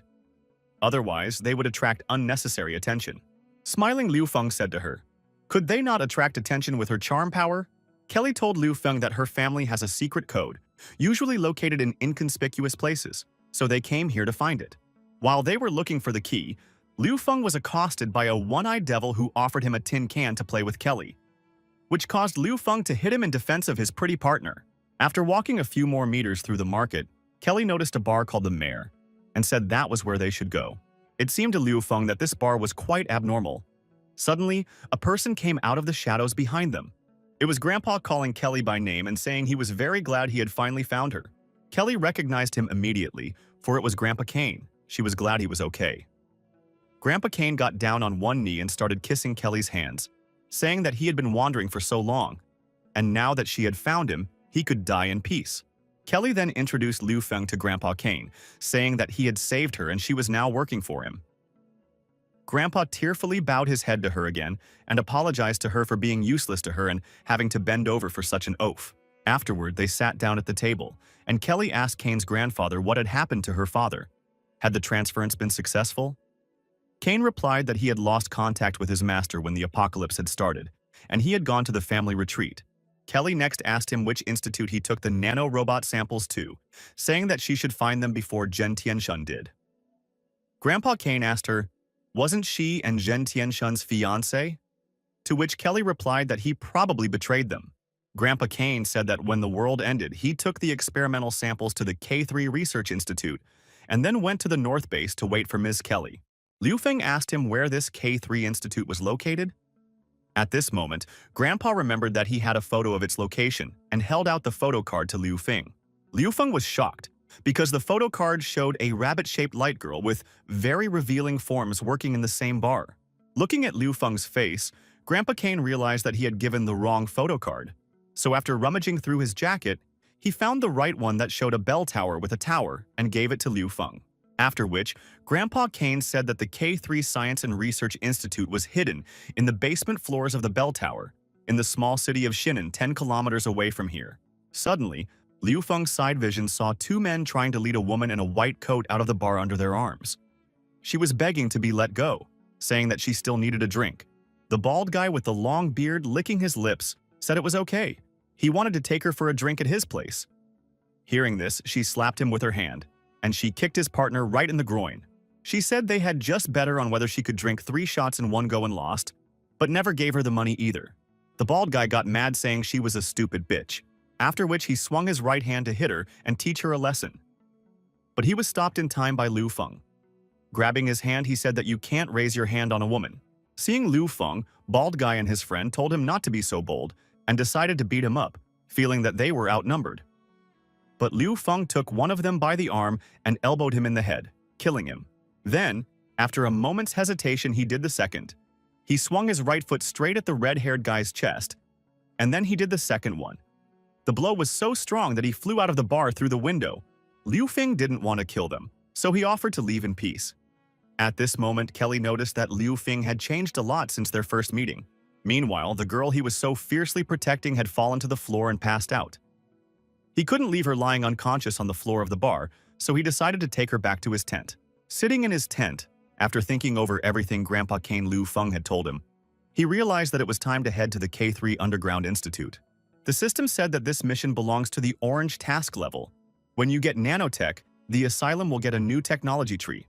On top of that, Liu Feng will get 2,000 points. Suddenly and unexpectedly, Liu Feng was attacked by the girl he took from the bar because she was drunk and unconscious. She then piled Lucian on the floor and climbed on top of him, saying that she wanted to thank him for saving her. She said that he was a very handsome young man, and she would gladly thank him. Suddenly, Kelly and Grandpa Kane heard screams coming from the tent. "You don't want to do that." They immediately went into the tent to see what was going on, and they saw the same girl they had rescued throwing up right on top of Liu Feng. A few hours later, the girl sobered up and decided to drink some hot tea to warm herself up. She thanked Liu Feng and the others for taking her drunk to their tent instead of leaving her in the bar. After which she introduced herself, saying that her name was Qin Mu and she was a doctor at the clinic. The clinic of the Outer District. She's a professor of medicine. Upon learning that she was a doctor, Kelly asked, should they have enough funds? Qin Mu tasted the hot drink, surprised because she didn't think there would be actual coffee since only rich people can afford coffee. She said that most people living in the outer area are very poor, so earning anything is out of the question. She said afterwards that, besides, the central neighborhood doesn't care at all about the rest of the neighborhoods. Crime multiplies here, leading to the formation of new banthas and the oppression of ordinary people. Yet people from the outer neighborhood don't want to leave it because of the zombies. How ironic. The elite and bureaucrats have an aimless existence. The workers are exploited in the central district, and the outer district is hell on earth. Outside the city, zombies are everywhere, and this is a sin city in the middle of a storm. All who live here are unworthy of salvation. Liu Feng had realized before that this city was not simple, but now his understanding of this city was even clearer. Kelly whispered that this woman doctor had value. Qinmu finished her coffee and said that she had to go, walking over to Liu Feng. She said that he had recently spent a lot of energy. Since when she fell on him, she noticed that he was devastated, and told him to remember to recover his strength. When she left, she took one canned food with her, saying that it would be the fee for the appointment. Qinmu also left her business card, saying that if they needed it, they could find it at the clinic. Taking her business card, Beacon saw that she was indeed Qinmu's doctor at the clinic. Her profile was treating bruises and wounds, as well as the rampage of a mutated gene. In the evening, Liu Feng went out for a walk in the neighborhood. He saw girls who offered him a whole night for just one bun, saying that they had once been stars, and children who were always running around begging for something to eat. Liu Feng would like to help them, but he realized that this moment he couldn't afford to give some of the food to others. It was disgusting and cruel to him. He was sending this post-apocalypse world to hell. This world was too vile. He also saw people who wore robes with crosses on their shoulders, arms, and other parts of their clothes, who gave out food to those who asked for it, saying that God had said, and God loves people. They said that one must believe in the light. But one of the beggars urged the others not to believe them, because those who had gone with them had not returned. Liu Feng realized that it was all unimportant. He needed to focus on the task at hand. First, he should go to the Mutant Association and then go to the slave market and buy loot. But he remembered what Kelly had said about how, if they bought loot, their food supply wouldn't last long and they'd have to find more supplies. With each new mission, Liu Feng realized that being in charge was not easy. Suddenly, Huang Bing noticed him and called him over. Huang Bing took Liu Feng to the Mutant Association, saying that there was a vice president here today and she would be his checker. After entering the building, Liu Feng saw a huge map on the wall which showed the locations of zombie infestations and zombie leaders. There were many people with weapons in the building, and they all possessed some kind of power. Huang Bin said that the vice president was waiting for them on the second floor. Passing by the tables, Liu Feng sensed the danger when he saw one of the men burn the table in half with just a touch of his hand. Liu Feng was shocked to see that kid turn into a red, angry mutant. Huang Bing was scared because he knew it was trouble because it was a mutant with a rampaging gene. To their mutual delight, a girl in a samurai hat appeared, and with just one blow, she knocked the red mutant to the ground and disarmed him. When Liu Feng saw her, he realized that this woman was not simple. She asked Liu Feng who he was and what he was doing in the Mutant Association. This girl's name was Kawase Suena, and she was the vice president of the Mutant Association. She was level S, the secret level of mutation. She ordered Liu Feng to take his sword and asked who he was once again. Huang Bing ran out from behind Liu Feng and told the vice president that it was him. Didn't she recognize him? Then he said that he had brought the new mutant he had told her about and pointed at Liu Feng. Upon recognizing Huang Bingbing, Kawase Suena told them to go up to the second floor for testing and follow her. Going to the test, Liu Feng asked Huang Bing what had just happened to that person. After all, it was as if he had gone mad. Huang Bin replied that some mutants have poor control over their own powers. They can easily go on a rampage. In such a state, they become emotionless, driven only by the lust for destruction. In severe cases, they can even mutate completely. This is why the association needs a high-level mutant to be in control. Liu Feng realized that these symptoms were similar to the ones his sister was showing. Kawase Suen said that they had already arrived. After arriving at the test hall, Kawase Sueng asked Liu Feng to demonstrate his abilities. He agreed, but decided to show only a part of his abilities, hiding the main power. Walking over to the weapons table, he picked up the sword and said that his power was mainly focused on the weapon. He could repair it or strengthen it. After that, he decided to show by example what he could do and started transforming the sword. After the transformation, he said that there were some changes to the form and also added ignition. The sharpness has also increased. The fire will make it easier to cut flesh. It can be said to be a special bloody attack. Huang Bing couldn't contain his emotions and said that it was very cool. Kawase Suen was also very surprised because she hadn't seen someone who could put buffs on weapons in a long time. Kawase Suen said that it's an amazing ability to improve weapons because it's very rare and highly sought after everywhere. Rumor has it that the Military and Research Institutes has a few people with this ability. After which it kneeled down and took out his sword, asked Liu Feng to recover it, saying it was her favorite sword named Juelenwan.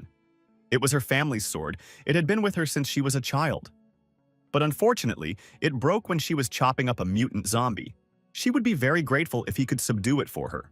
Liu Feng asked the vice president to get off his knees and said that he was also a ball lover, and said that he would gladly do this small favor, after which he started transforming her sword. In just a moment, he had restored her sword. He also sharpened it a bit. This made the sword capable of cutting through gold and crushing steel. Kawase Suen bowed before Liu Feng, saying that he was the best armorer, for she could now hear the joyful sound of her sword, Suelunwan. Kawase Suen also said that his rating is an A-level mutant, and he can become a full member of the association if he completes one more task. After he completes the task, she will give him a gift. Huang Bing said that Liu Feng was very cool, strong, he had just started, and he was already level A. He also said that Liu Feng had also won the vice president's favor, and now no one would dare to lay a finger on him, and asked him to take him under his wing. Huang Bin also said that there were only 3 SS-level mutants in this city, the president and one each from the military and the research institute. In addition, including the vice president of the academy, there were 2 S-level mutants. He then told Liu Feng that he had just joined and had already obtained the A-level. He would have unlimited opportunities in the future. Liu Feng realized that by using only a fraction of the strength he was able to obtain a level, the forging ability would bring him even more points. It seemed like his strength was actually close to the SS level. Meanwhile, the vice president brought Liu Feng to the reception desk and asked him to go through a couple of formalities here to receive his assignment. The people in the room at that moment couldn't believe their eyes and wondered who he was and why the vice president herself was accompanying him. Liu Feng was greeted by the girl at the reception desk saying that he had passed the tests, and now he had one task left to complete and he would become a full member of the association. He picked up a clipboard that had 3 assignments written on it. The first assignment was Level A. To search for Dr. Lee, the reward was a house in the Central District. The second assignment was Level D, to explore Sinanchin. The reward for completing this task was 2 magazines, 10 canned goods, and 5 kilograms of rice. Liu Feng said he would choose the second option, but he chose this option not for the reward, but for the fact that it was in Sinanjin that the K3 Institute that Kane was talking about was located, and Liu Feng wanted to find it. Huang Bing started to discourage him, asking him to choose his other task, saying that he was in the rear, and why even go out of the city and put himself in such danger? Meanwhile, the vice president asked the girl at the front desk, why not still here? To which she replied that Dr. Chin was running a little late. Just a couple of minutes later, Dr. Chin appeared in the doorway and asked in a rush where the patient was now. After listening to the heartbeat and taking a pulse, she picked up the medication and injected it directly into the vein of the unstable patient. Literally a couple of seconds after that, the patient fell asleep and the doctor knew he was stabilized. Seeing such a quick effect, Liu Feng realized that Dr. Chin had a serum that suppressed the mutated gene. Seeing the vice president, Dr. Chin immediately billed her for life-saving, medicine, travel, work, overtime, and mental anguish. It seemed very expensive to Liu Feng, and he didn't care about that right now. After all, he wanted to know about the serum. Liu Feng approached Dr. Chin and told her that his sister had similar symptoms. Would the serum be able to help her? She replied to him that if he was talking about raging mutant fever, he should come to her clinic and there they would talk about it. Of course, he would have to pay for the appointment. First, they went to the market. Dr. Chin decided to shop for groceries. She even got into an argument with the vendor, saying that his canned food was like gold.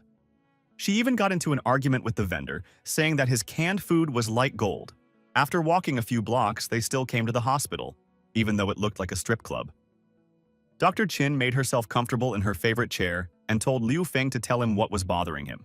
Liu Feng began to say that his sister had a special situation. Her process of becoming a mutant zombie had been interrupted, and now she was not in a good condition. Would your vaccine be effective for her? He asked Dr. Chin.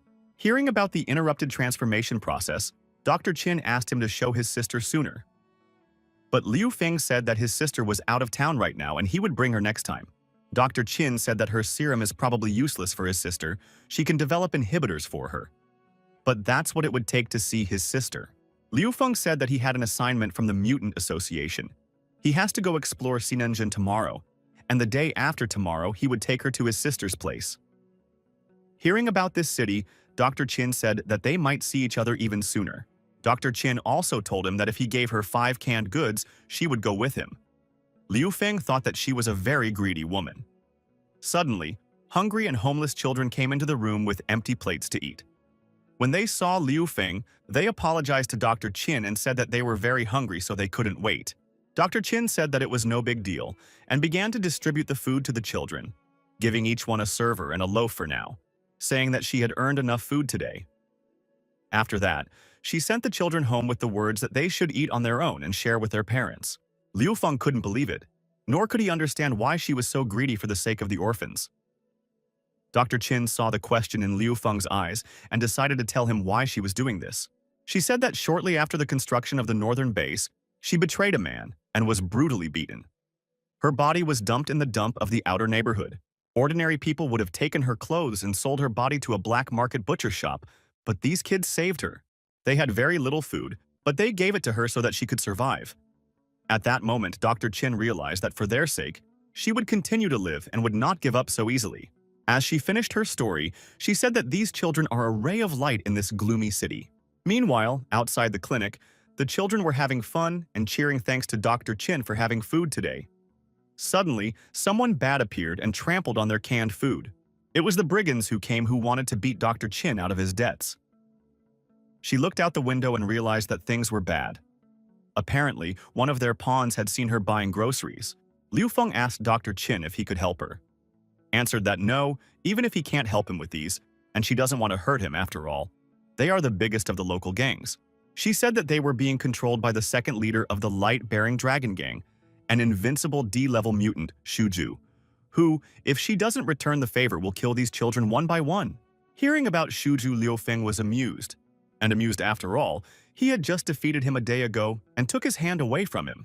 The ferocious tiger. Martial arts school had many high-level masters even before the end of the world.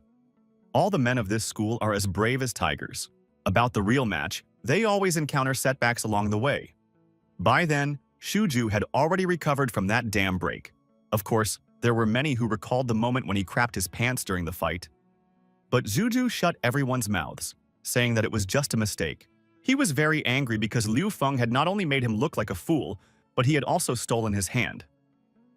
Shuju made a promise to himself that if he met him again, he would stick his head up his own ass. Liu Feng walked out of the hospital and approached Shuju, saying that here they were, meeting again. Shuju, seeing Liu Feng across from him, was simply shocked.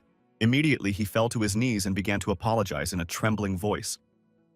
But just a second later, he realized he was doing something wrong. After which, he jumped up and swung his mechanical hammer over Liu Feng's head with a shout that this was outrageous, and no one had any right to mock him. Seeing this picture, Dr. Qin ran out of the hospital shouting for him to stop, for she was out. But Liu Feng was expecting an attack from Xu Jue and counterattacked, hitting him powerfully in the chest, thus breaking his mechanical defense.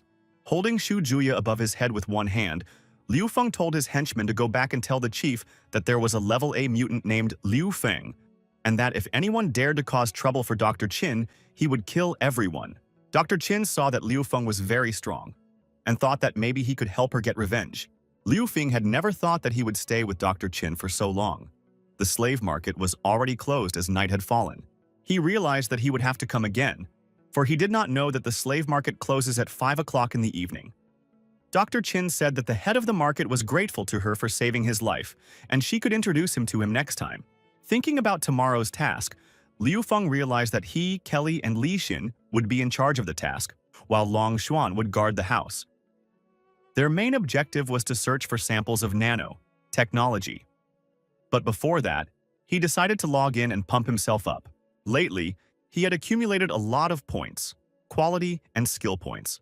So he decided to pump up the skill of a Kung Fu master, which increased long-range combat intuition and could avoid the use of weapons. So he decided to increase it by 8 levels at once to the 16th level of strength and go to the bank. He immediately gained a new ability called Two Things at Once. He could now use 2 melee weapons with both hands at the same time. This doubled the damage he dealt to his opponents. Liu Feng immediately remembered that he had a mechanical left hand, Suzhu, and it could be used thanks to this new ability. He immediately started to transform it.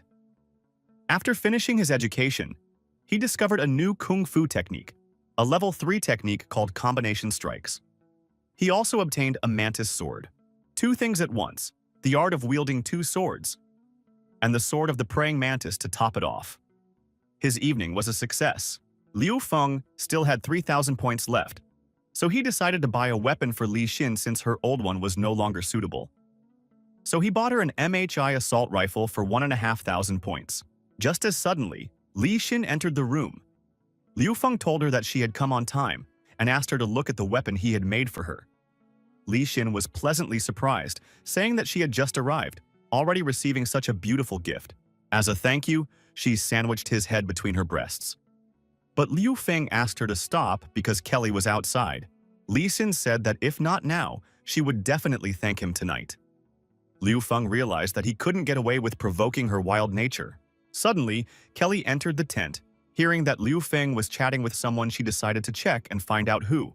The next day, an assembly point was located 1 kilometer away from Xininjin City. The soldiers reported to Commander Chu Shanhei that the assembly had been successfully completed. Heading to Xininjin City with his team, Liu Feng met Commander Chu Shanhei on the way and asked him what he was doing here. Commander Chu was happy to see Liu Feng, but he didn't think that the Mutant Association would send him to help.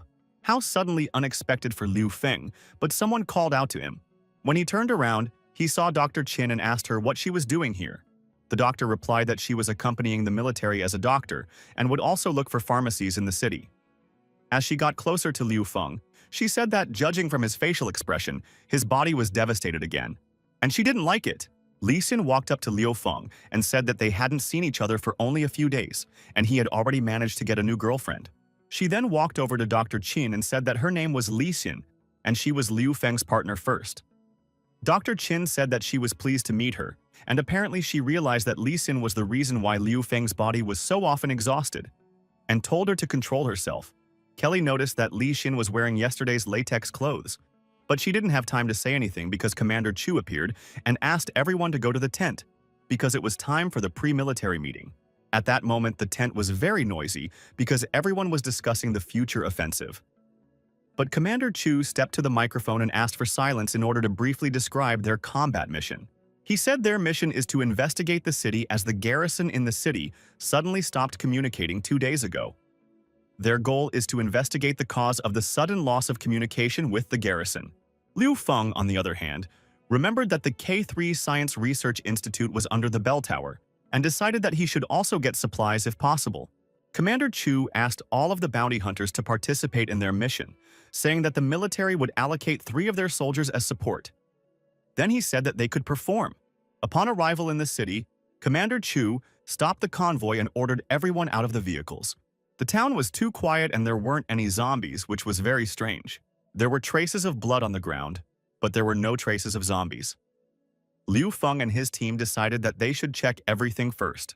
They walked carefully into the nearest building and saw a mug of coffee on the table. The coffee was cold. Following them, a gang of thugs came into the building and shoved in a shoulder or blue. One of them said to keep the mutants out of the way under their feet. Liu Feng and his team could wait outside. The mercenaries quickly explored the room, not realizing where all the people had fled to. Suddenly, a fused zombie mutant came around the corner to meet them. He immediately grabbed one of the mercenaries and started eating her. The cowboy hat mercenary, without thinking for long, opened fire on him with a double-barreled shotgun in order to save his partner Li Ping. Well, there was nothing the zombie mutants could do. The mutants ate his partner completely, and her head became part of the monster's body. Li Xin said that they had met a similar monster before, but Liu Feng didn't think so. The cowboy got close to the zombie monster and put his shotgun to his friend's head to kill Li Ping once and for all and prevent the zombie monster from getting a piece of her, but was immediately grabbed by the zombie's tentacles and was on the verge of death. The cowboy was lucky that Liu Feng was nearby and came to his rescue. After Liu Feng cut off the mutant zombie's head, he thought it was over. The zombie mutant did not die after losing its head. Seeing such a large number of heads on the body of this mutant zombie, Liu Feng realized that they had eaten all the people in the city. So, as many heads as he had, that's how many he had killed. While Liu Feng was standing and pondering over the zombie heads, Li Xin intervened in the duel. And thanks to her new machine gun, she simply tore that mutant zombie to shreds. After firing on the mutant zombie with all the guns and blowing off all its limbs and heads, they thought they had tackled it. But not so. That all turned out, and just torn in half the body of a zombie, Mutant attacked one of the thugs and ate him. Hearing Dr. Chin's shout, Liu Feng looked outside and saw 5 more of the exact same but much larger in size zombies, and realized that they were surrounded. Commander Chu said that ordinary weapons were useless and ordered everyone to go towards the barracks. Since there were heavy weapons there, Liu Feng couldn't understand what had happened in this city and why were all the zombies so strange. Liu Feng said that they shouldn't linger in this place and ordered Li Xin to use her cloak, invisibility, to protect Dr. Chin. Also said that if she finds supplies, have her send him a message as he and Kelly are heading to the K3 shelter. Seeing these monsters, Kelly started to worry that they would eat her. But Liu Feng told her not to worry because he wouldn't let those monsters touch her. He began to chop the heads of the monster that stood in their way with his sword. Using the Kung Fu Fire Glove technique, Liu Feng gave a powerful kick to the monster, thus tearing it into small pieces. Seeing this strength, the mercenaries decided to walk beside Liu Feng. Meanwhile, while Liu Feng was dealing with the huge mutant zombie, Kelly was kidnapped by a 2-headed flying zombie. Liu Feng couldn't believe his eyes because he had never met such flying mutant zombies before. The mercenaries were also shocked at the sight of flying mutant zombies. One of the pilots chopped off one mercenary's head and flew away with it. To their general disappointment, the flying zombies were numerous and ready to tear the humans apart. The cowboy ordered his men to open fire on these flyers. But flying zombies were not easy to kill because it was very difficult to hit them in the head, so the mercenaries had to flee. Liu Feng rushed after the zombie who stole Kelly on the way, killing all the flying zombies in his way. Liu Feng realized that he couldn't catch up to the flying zombie with his legs, so he decided to shoot the crossbow straight at its head, hoping that it would die. The flying zombie didn't die because it had 2 heads. It survived, and even more angry, flew faster. Kelly realized that her business was bad, as she thought the flying zombie was carrying her into a nest of walking zombies. She remembered that she had a revolver stashed in her bra. She pulled it out and shot the second head of the flying zombie, thus killing it. Seeing that Kelly was falling from a great height, Liu Feng took the mechanical claws and shot a tether to catch her. Kelly was falling from a great height, and she realized that it looked like this was her end. But she considered it not bad, knowing that she wouldn't die from a zombie bite. And she also realized that without her, Liu Feng would be free and could do whatever he wanted without worrying about her safety. But Liu Feng still managed to catch her in time. Afterwards, he asked her why she had acted so recklessly. They looked into each other's eyes, and it seemed to be the most romantic and sweetest moment of their lives. As suddenly, with great speed, they broke through the wall in the clock tower and were inside. Seconds after the dust fluttered, Liu Feng saw that Kelly had attacked him and was holding his arm so that he couldn't resist. No sooner had Liu Feng asked Kelly to get off him than he noticed that something fishy was going on with the bell above them. Swinging a little to the right and left, suddenly the bell collapsed and covered Liu Feng and Kelly. He immediately realized that they were stuck under the bell and asked Kelly to wait a bit because he would get it up. Kelly asked him if he knew what she was thinking when the zombie grabbed her, and replied that she thought she was going to die. But he saved her life again. Liu Feng asked her if she could be afraid too. Kelly replied that she was also a human being, but at night, she could only sleep peacefully if she covered herself with clothes soaked in Liu Feng's scent. No matter how strong she may seem, she can't face death calmly, and in fact she fears death more than anyone.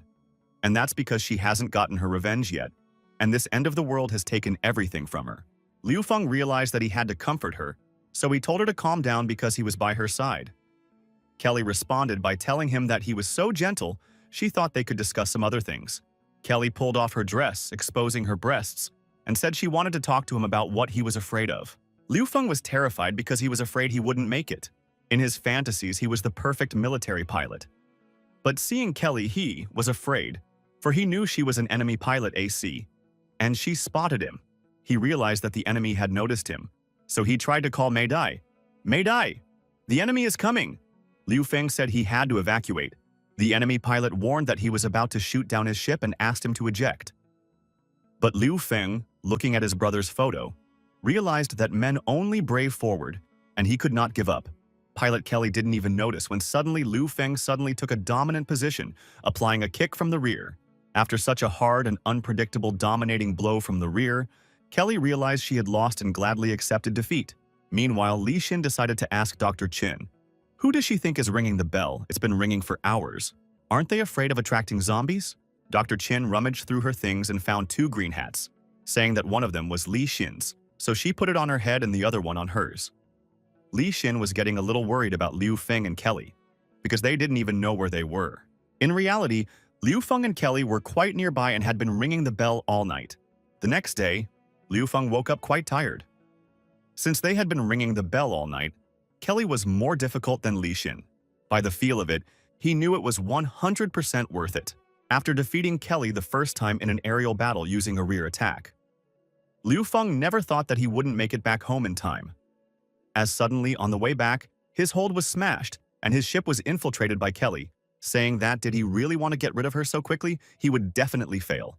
Seeing that Liu Feng got up before her, she said that he seemed to be filled with power today, and immediately stole his fighter jet, pulling the handles at an incredible speed. After such a morning discharge, Liu Feng made breakfast for Kelly, after which he approached her and asked her why she chose him. Why did she like him? I told him he shouldn't belittle himself. After all, he had saved so many people and so many women were crazy about him. Even though he stole her electricity, but he also traveled several kilometers of swarming zombies to save her. For this reason alone, her ex-fiancé Zheng Tiansheng is not worth one finger of Liu Feng.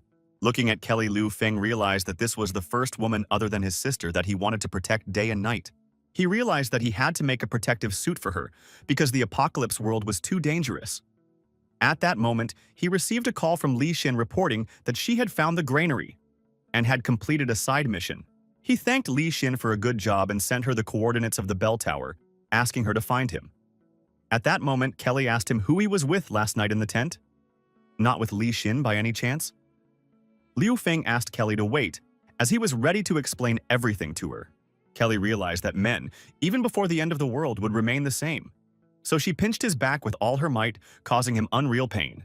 10 minutes later, on the first floor of the bell tower, Liu Feng was already fighting zombies and mutants at full strength.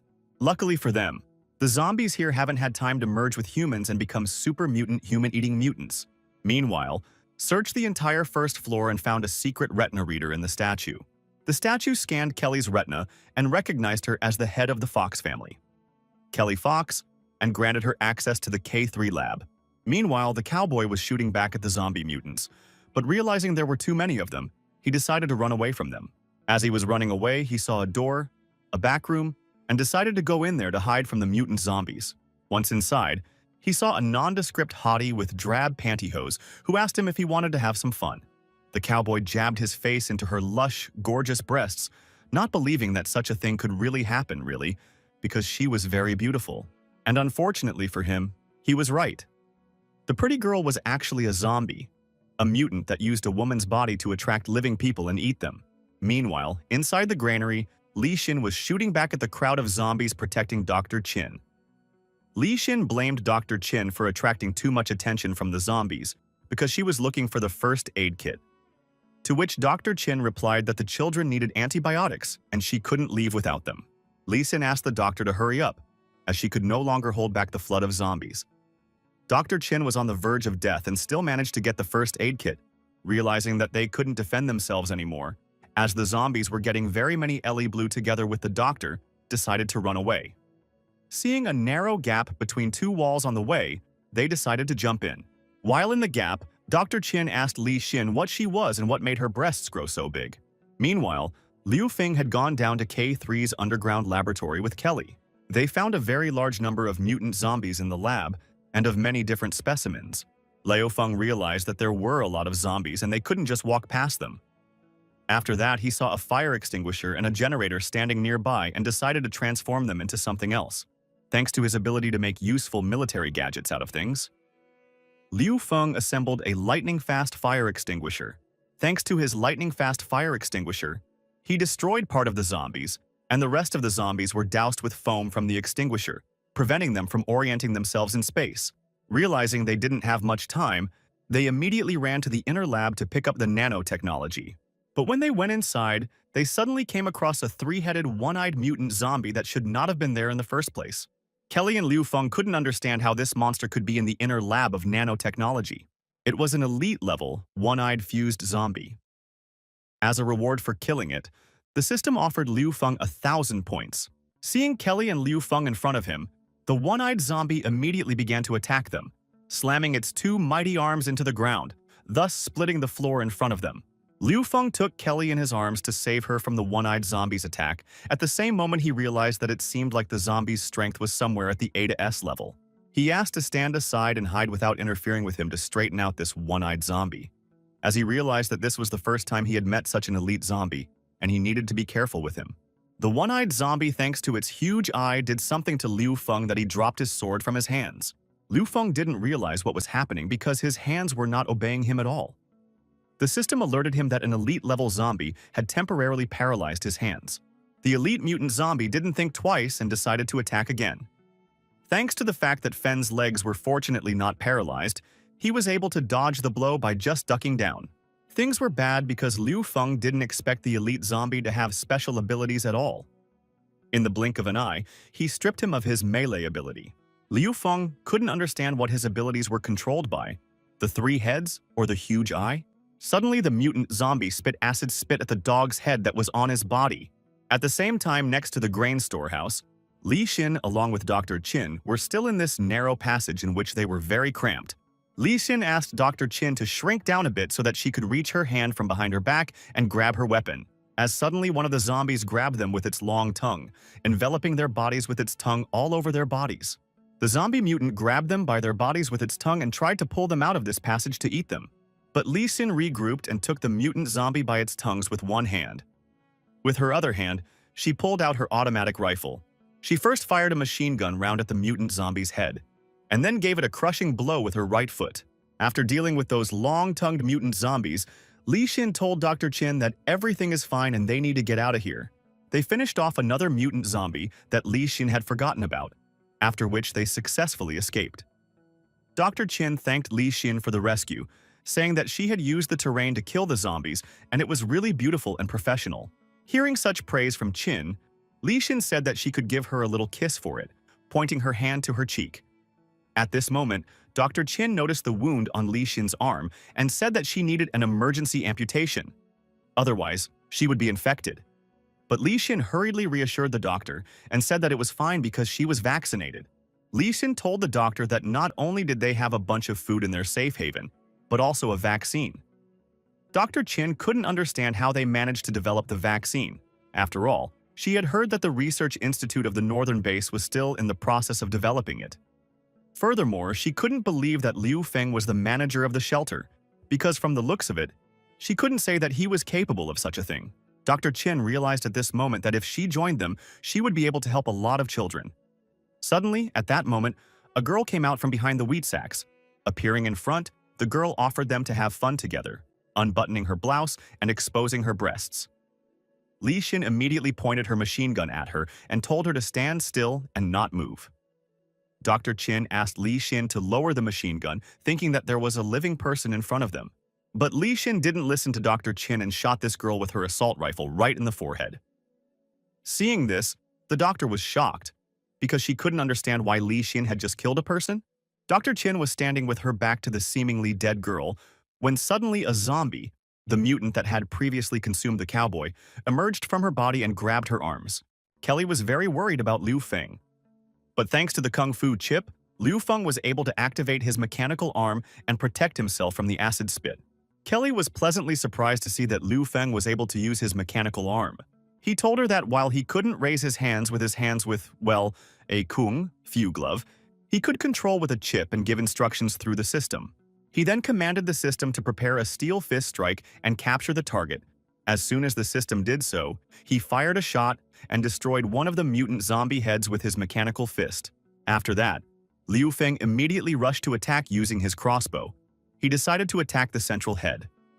But the mutant zombie was protecting it with his hands, and Liu Feng realized that if he was protecting the central head, then it was the main head. And in order to use his hands again, he needed to destroy it. The mutant zombie launched another attack on Liu Feng using his huge arm, but Liu Feng was able to dodge it this time, and then he used his Fist of Rage to counterattack. He punched the zombie mutant in its left arm, thus tearing it off at the elbow. Feeling threatened, the one-eyed mutant zombie decided to attack Liu Feng with his tongue. It was a lousy move and Liu Feng had to retreat, especially since he realized that his glove would soon run out of power. Kelly called out to Liu Feng, saying that she could move her arms. After that, she attracted the attention of the huge eye and was unable to move her arms again. Kelly asked him if he could kill the mutant zombie if he moved both hands. Liu Feng replied that if he used a two-handed sword, he would probably be able to kill the mutant zombie. She then told him that he should trust her, because she could deal with the loss of control of his hands, and asked him to wait for her signal by the sword. Liu Feng rushed into the fray, diverting all the attention of the zombie mutants onto himself in order to give Kelly a chance to resolve the loss of control of his arms.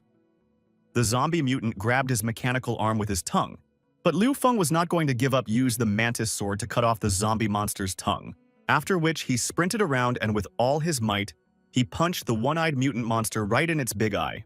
How suddenly after that, Kelly was immediately able to move her arms, and she realized that she really just needed to avert his eyes.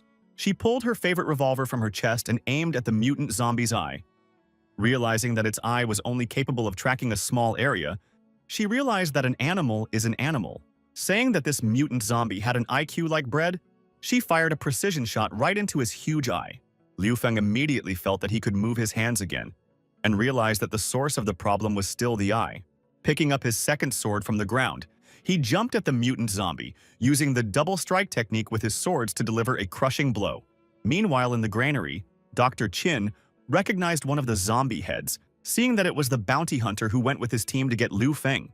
But this was no longer the cowboy she knew before. This was a hideous zombie, a mutant who just wanted to eat her. Li Xin couldn't let Dr. Chin die, so she grabbed her chest with one hand, and with her other hand, she took the automatic rifle and started shooting at the zombie mutant. With her professional training and accurate shooting, Li Xin had destroyed all two heads that the mutant zombie had, but it was still alive. Li Xin immediately realized that there was another head somewhere inside her body, as they suddenly heard a crying sound from her abdomen. and a moment later, a small baby fell out. It was a disgusting, abominable, even premature, already a zombie baby. Dr. Chin could barely hold back the tears in her eyes as she realized that he was not even born yet, but had already become a horrible monster. Li Xin, unlike the doctor, didn't feel sorry for this little guy, as she realized that if she didn't kill him, he would kill them, because this was the world of the apocalypse. After which, outside the warehouse, Dr. Chin buried this baby, wishing it to be reborn as an ordinary child in the next life. She realized that such a fate awaited all children in the post-apocalypse. Seeing her sad look, Li Xin said that she was very sentimental. Turning around, Dr. Chin said that she wanted to go to Liu Feng's hideout. But Li Xin replied to her that you can't just take her to join their hideout like that. The doctor asked her to take her to Liu Feng, saying that he would definitely agree. Only Li Xin decided to call and find out where Liu Feng was, when suddenly she saw something scary on the roof of the building, so she immediately grabbed Dr. Chin and ordered her to immediately lie down on the ground. As soon as they fell to the ground, Li Xin immediately covered them with her invisibility battle cloak, saying that it looked like that person on the roof was the one Liu Feng had told her about. So if they wanted to survive, they needed to be quieter than water and lower than grass. They were shocked, for this woman came very unexpectedly. Meanwhile, in the secret laboratory of K3, Liu Feng was able to chop 2 mutant zombie heads in half with one blow, thanks to the use of his 2 swords at the same time. Kelly couldn't believe her eyes, but he really did manage to cut off 2 heads with just one blow. Well, that wasn't the end of it, as a worm emerged from the body of what Kelly and Liu Feng thought was a dead mutant zombie, and it had the same huge eye on its head that Kelly had shot at. Suddenly, the system warned Liu Feng that a disaster-level energy was detected nearby, and asked him to evacuate urgently because it was a red-level danger. That threat was Empress Li Hanyang, also known as the Scarlet Empress, whose ability to control blood and decompose all living things. The system once again warned Liu Feng the red level of danger. Saying that the disaster-level mutant had gotten stronger, the system estimated that she had just woken up, looking for food. Seeing her, Kelly immediately knew that she was the same neighbor of Liu Feng Li Hanyang. Her gaze alone made one feel like a bubble rising in the water. It felt as if she was being looked at by God himself. She grabbed the one-eyed zombie mutant by its tentacle with one hand, and with her other hand she turned her other hand into sharp claws and pierced its huge eye all the way through. After she pierced it with her hand, she immediately started sucking all the life juices out of it. Liu Feng was very amazed when he saw this, because in one fell swoop, she had defeated an elite-level zombie that was so difficult for him. Kelly was very scared and asked Liu Feng what should they do. He realized that they couldn't escape and they couldn't move. They could only hope that the bloody Empress still remembered Liu Feng. They stood frozen in one place, hoping that Empress Li Hanyang would recognize Liu Feng and let them go. But something went wrong, and the Empress grabbed Liu Feng and dragged him to her. At this moment, Liu Feng realized that his matters were not good at all. He prayed that his aunt would remember him. Suddenly, Empress Li Hanyang turned her gaze to Kelly and decided to kill her by releasing her sharp vein towards her. Liu Feng couldn't understand what was happening and asked the system to analyze what was happening. The system replied that the Empress remembered him a little, but Kelly didn't know and decided to kill her. He couldn't think of anything better to do than to kiss his beloved Aunt Li on the mouth. To save Kelly, because he couldn't lose her, Empress Li Hanyang was dumbfounded by Liu Feng's act and left Kelly alone. Then after thinking for a bit, she scratched his cheek with her sharp fingernails, after which she licked his blood with her long tongue from his cheek. The system immediately warned Liu Feng that his blood had been absorbed by the Scarlet Empress, and she would now remember his scent forever, and would be able to track his location in the future. Kelly suddenly had a sudden desire to win, for there was no way she wanted to let Liu Feng go. Kelly before the apocalypse was a know-nothing capitalist elite. Therefore, she could not allow other women to take her man away from her. Empress Li Hanyang looked into Liu Feng's eyes as she left. When he saw this meaningful look, he realized that it seemed that Aunt Li had not forgotten him, and she still had a chance to be cured. Meanwhile, at the Northern Base Research Institute, Director Zheng was told that there was a complication, saying that a huge amount of energy had appeared in Xinanzheng and they had started analyzing it. The director asked his subordinates if it was the founders of the religion. But it wasn't them. Running a full scan, he was answered that it was mutant number 1 Scarlet Empress. She had awakened and come to the city. The director was disappointed because their Scarlet Empress had wiped out the zombies in the entire area immediately after awakening, and had also exterminated their institute's troops. And the worst part was that she was created by a scientific research institute and yet fiercely hates them. Zheng Tianxiang, Minister of Health, Director of the Northern Base Research Institute, thought it was all unimportant, for he felt that someone was sabotaging their affairs. After realizing this, he immediately ordered his assistant T1 to continue sending people to find the Kelly Research Institute, because it was necessary to find it and the nanotechnology that was in it. With all that said, he also ordered to avoid the nest of the Blood Empress and take supplies with him, and ask the Subway clan for help. He then turned to his assistant Wu Mian and asked her to find the one who was constantly obstructing him. She confidently replied that the task would be accomplished. One of the assistants asked the professor if they would interfere with the situation in Sinancheng City, to which he replied that they would not. Because there is a Scarlet Empress there, she herself will tear everyone apart. After all, according to his information, samples of nanotechnology had been successfully removed from this city. Meanwhile, at the secret K3 research lab, Kelly is very angry when she learns that the nanotech project was emergency moved downtown 3 days ago.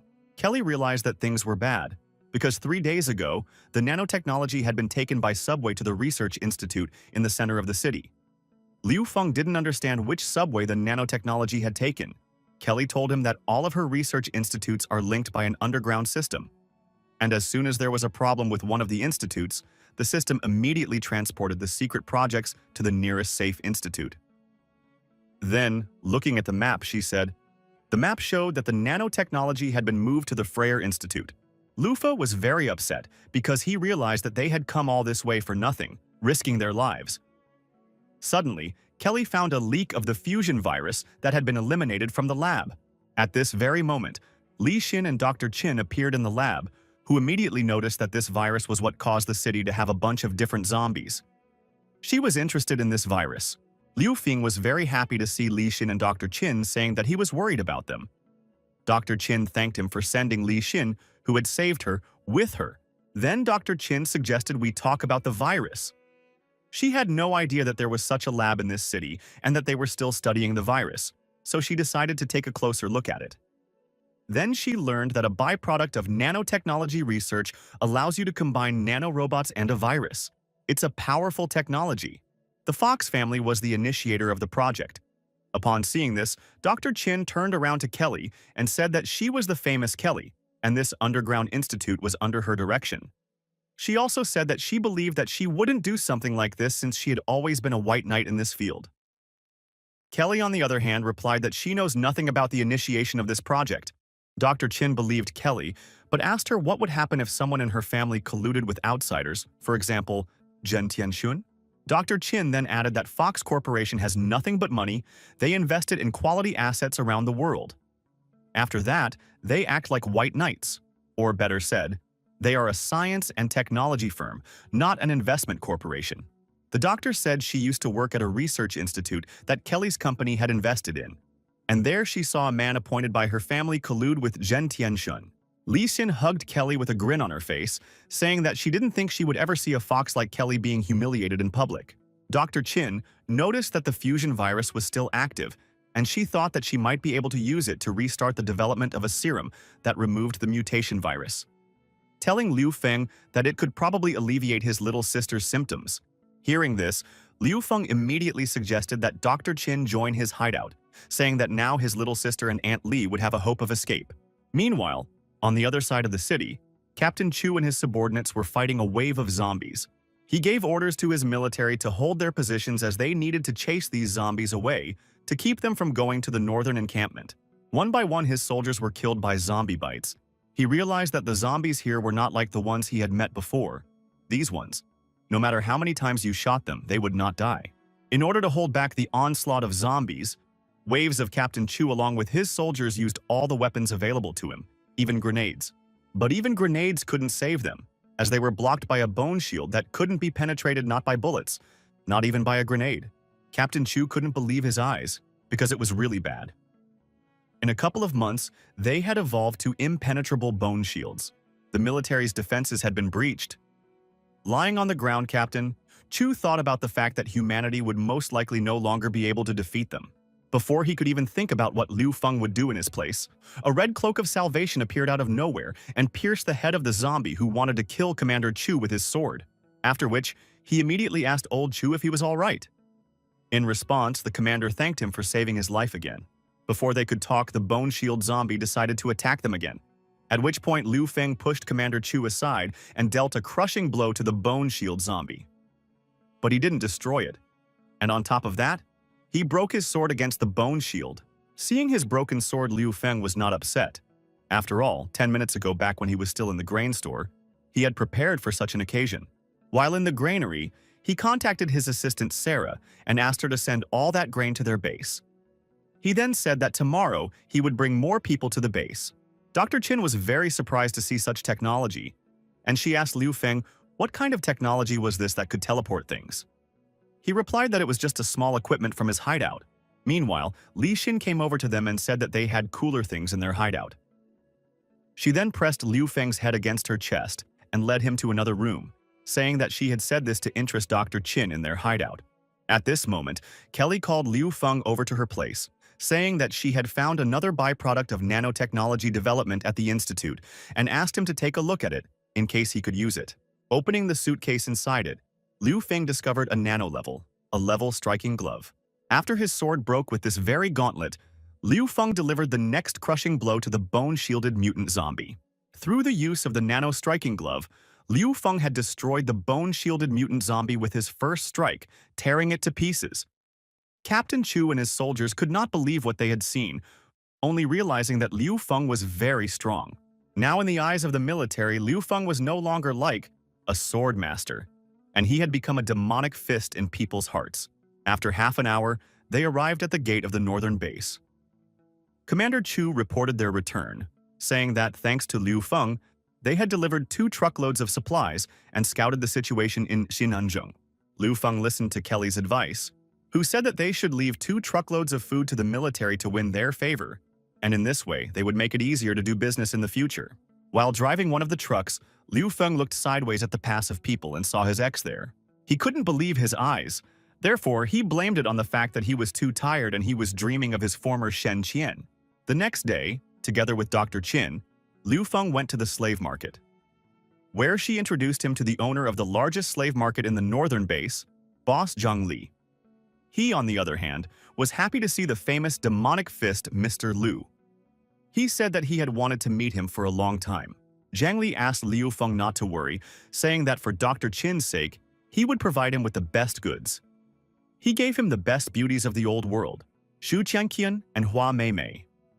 Liu Feng couldn't believe his eyes. After all, Xu Qianqian was a movie actress who played the role of Yang Guifei, and Hua Meimei is an international star who played the role of Ida Wang in the movie Cruelty Crisis. Movie star right and left. At this moment, Hua Meimei was blaming Xu Qianqian for getting them caught because of her, and it was completely her fault. Liu Feng wanted his harem very badly, but he also knew that this fatty was seducing him on purpose so that he wouldn't ask for something else. Seeing that Liu Feng was hesitating, the merchant said that this celebrity couple was not cheap, and added that the head of the light-bearing dragon gang wanted both of them, but he refused him. But Liu Feng told him that if he thought he could lead him astray just by showing him a beauty, he was very wrong. The merchant was shocked, for he didn't think that there really was a man in this world who could hold his own at the sight of such beauties. Unable to bear the seller's stupidity, Liu Feng shouted at him that, oh, he didn't come to him to buy beauties from him. The intense pressure even made his nose bleed. At this moment, Kelly entered the room, saying that the last thing they need in this era is beauties, telling Boss Zhang that they only need talented people. Boss Zhang immediately recognized Kelly as the only woman in the top 10 rich people according to Forbes magazine. Now he was not surprised that with such a beauty, Mr. Liu was not interested in movie stars. The girl also recognized Kelly, thinking that she was a legendary woman who was the trophy of this young guy. Kelly, on the other hand, told Liu Feng that he was worthy of being the director. However, he should invite these stars to his hideout since they were quite not useless. Liu Feng obeyed Kelly and approached the girls and invited them to join his hideout.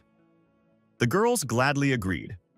But Liu Feng said that first, he had to look at their characteristics thanks to his system. Liu Feng was shocked to see what talents these 2 girls had. He didn't understand how some 2 actresses had such rare talents. He even asked the system to check them again, to which the system said he was a fool and it was working properly. Without thinking for a long time, he asked the merchant to bring all the people he had so that he could choose them himself. Realizing that this was a big deal, the merchant literally brought him all the remaining 300 men in 5 minutes. Half an hour ago, the tired Liu Feng was a bit angry. After all, he thought that talents would be everywhere. And in the end, out of 300 people, only a few people had any good skills. He found a security guard, a storekeeper, a farmer, a hacker, a turner, a cook, and a gunpowder researcher. He also had 2 more of these beauties, but he needed to increase the population, so he needed to pick another 100 people. After 3 hours, only 120 people who were not hostile to Liu Feng and had the appropriate qualifications were selected. After the selection, Liu Feng asked Boss Zhang how much he wanted for all these people. Boss Zhang replied that since they were acquaintances, he would give him a discount, and said that he would charge him 200 canned goods or 30 to both of them, his choice. Liu Feng didn't bargain and said that Kelly would give him the payment. After acquiring the right number of people, Liu Feng realized that they needed to be brought to the shelter, and then he would be able to unlock the blueprints of the firearms. So he did so, loaded all the people into the trucks and drove back to his hideout. When he reached the place, he stopped the convoy and asked all the people to get out and form a line. Everyone was scared. Seeing the desert, they thought they were brought to be killed and sold as meat on the black market. Liu Feng noticed that the people were nervous, so he climbed up higher. Taking a loudspeaker, he said that his name was Liu Feng. He was now their commander. Later, he would take them to the shelter. He also said that he guaranteed each of them that they would eat enough and never be slaves again. Then he asked them to line up and go through the transportation door so he could teleport everyone to the shelter. When he came down from the podium, he was called by Kawase Swana, the vice president of the Mutant Association, who said that she had something to give him. Liu Feng was even slightly startled, as he had not noticed her presence before. She told him that she heard about him breaking his sword and decided to give him her family's sword, Suilai's demonic sword. She handed him the sword, telling him to let it be his welcome gift in honor of completing his first mission and joining the Mutant Association. Taking out the sword from Liu Feng's sheath, Liu Feng saw that it was very sharp. This weapon was capable of slicing through steel. It was a level A weapon. She then handed him his ID card, telling him that he should visit the association a little later because the president wanted to see him. He told the vice president that he would definitely stop by the association and thanked her for the sword, then told everyone to get ready to return to the shelter. All safe and sound, everyone managed to be transported back to the shelter. Upon seeing Liu Feng, Sarah immediately ran to hug him, saying that she missed him very much. Following Liu Feng and his team, the rest of the 120 people he had acquired from the slave market also teleported into the shelter. The population of Shelter L exceeded 100 people.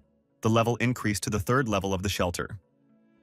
The system notified Liu Feng that he could build a firearms workshop. People were pleasantly surprised to see the cool technology in the shelter. They were also notified that the shelter had 24-hour hot water and plenty of beds. As long as everyone worked hard, everyone would have delicious food. The system notified Liu Feng that the weapons production would be completed tomorrow. He dismissed his team, saying that they could rest today and they would deal with the rest tomorrow. At night, Liu Feng lay in his room and thought about how much had happened recently. And he was very glad that they had been able to return to the shelter, because he could finally get a good night's rest. Since he had to think carefully about his plans for tomorrow, he went straight to bed. Suddenly, Sarah came into his room and lay in bed with him.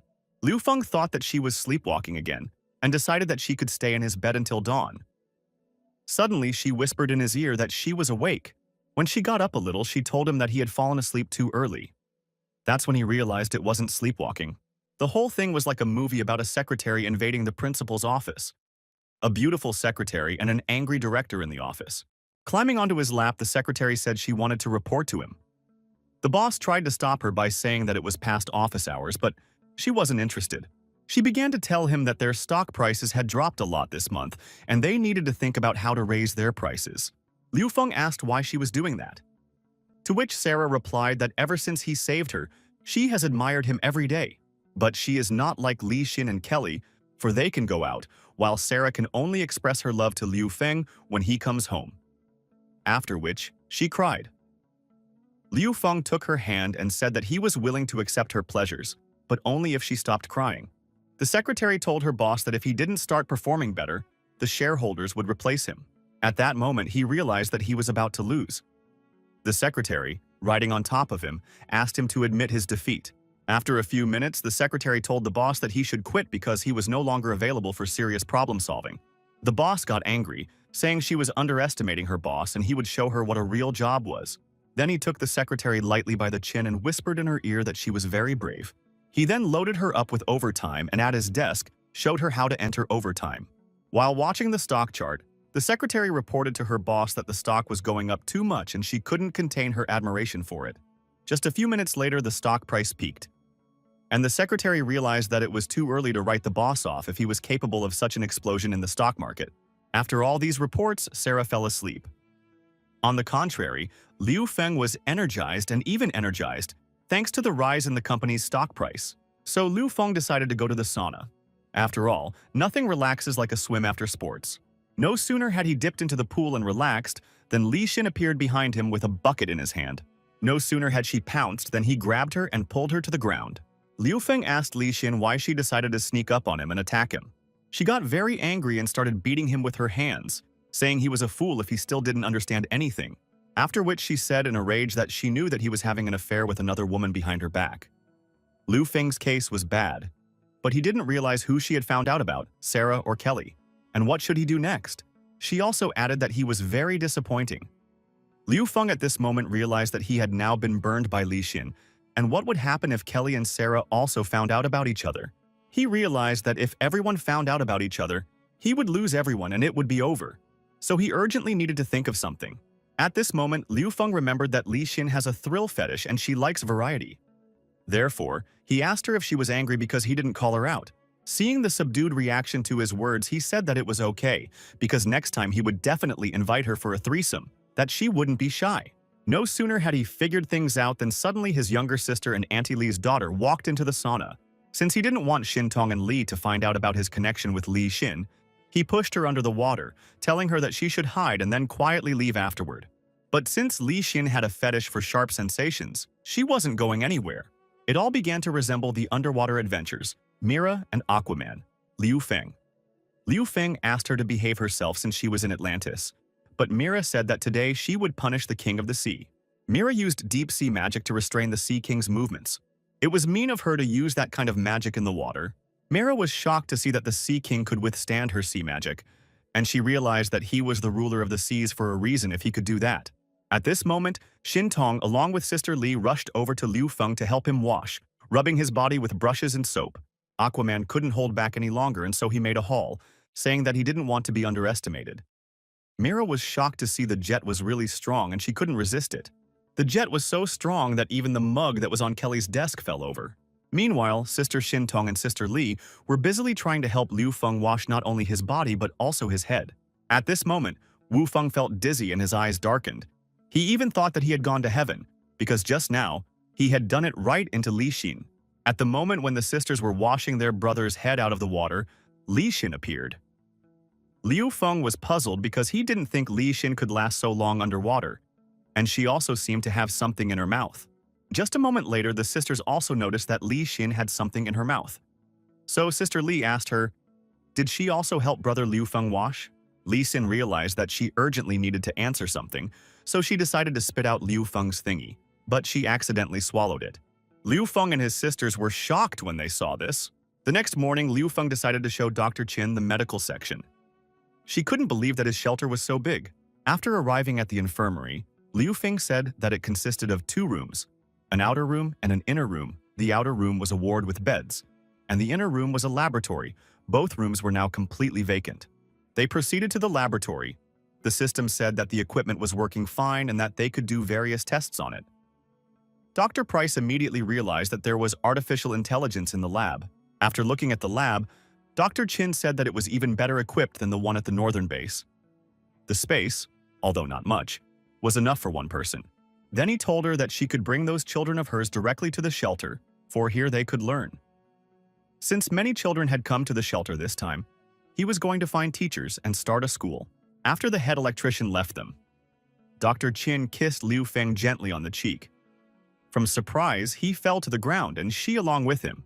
At this point, the chief electrician decided to go back because he had forgotten something, and he saw a very interesting picture. Seeing Liu Feng and Dr. Qin kissing behind the curtain, he couldn't believe his eyes. but they were actually kissing, and the shadows were just distorting their actions. Liu Feng asked Dr. Qin to sit down on the couch to rest and recover from the fall. The electrician was shocked because he didn't understand how they could do it in broad daylight. So he decided to watch them a little longer. Liu Feng asked Dr. Qin to take her time and move more slowly so that she could fully recover. After settling down, Dr. Qin said that since he had a microscope, they could take a closer look at the fusion virus and see how they could help his sister. The chief electrician was a lone wolf, so he just couldn't put up with something like this.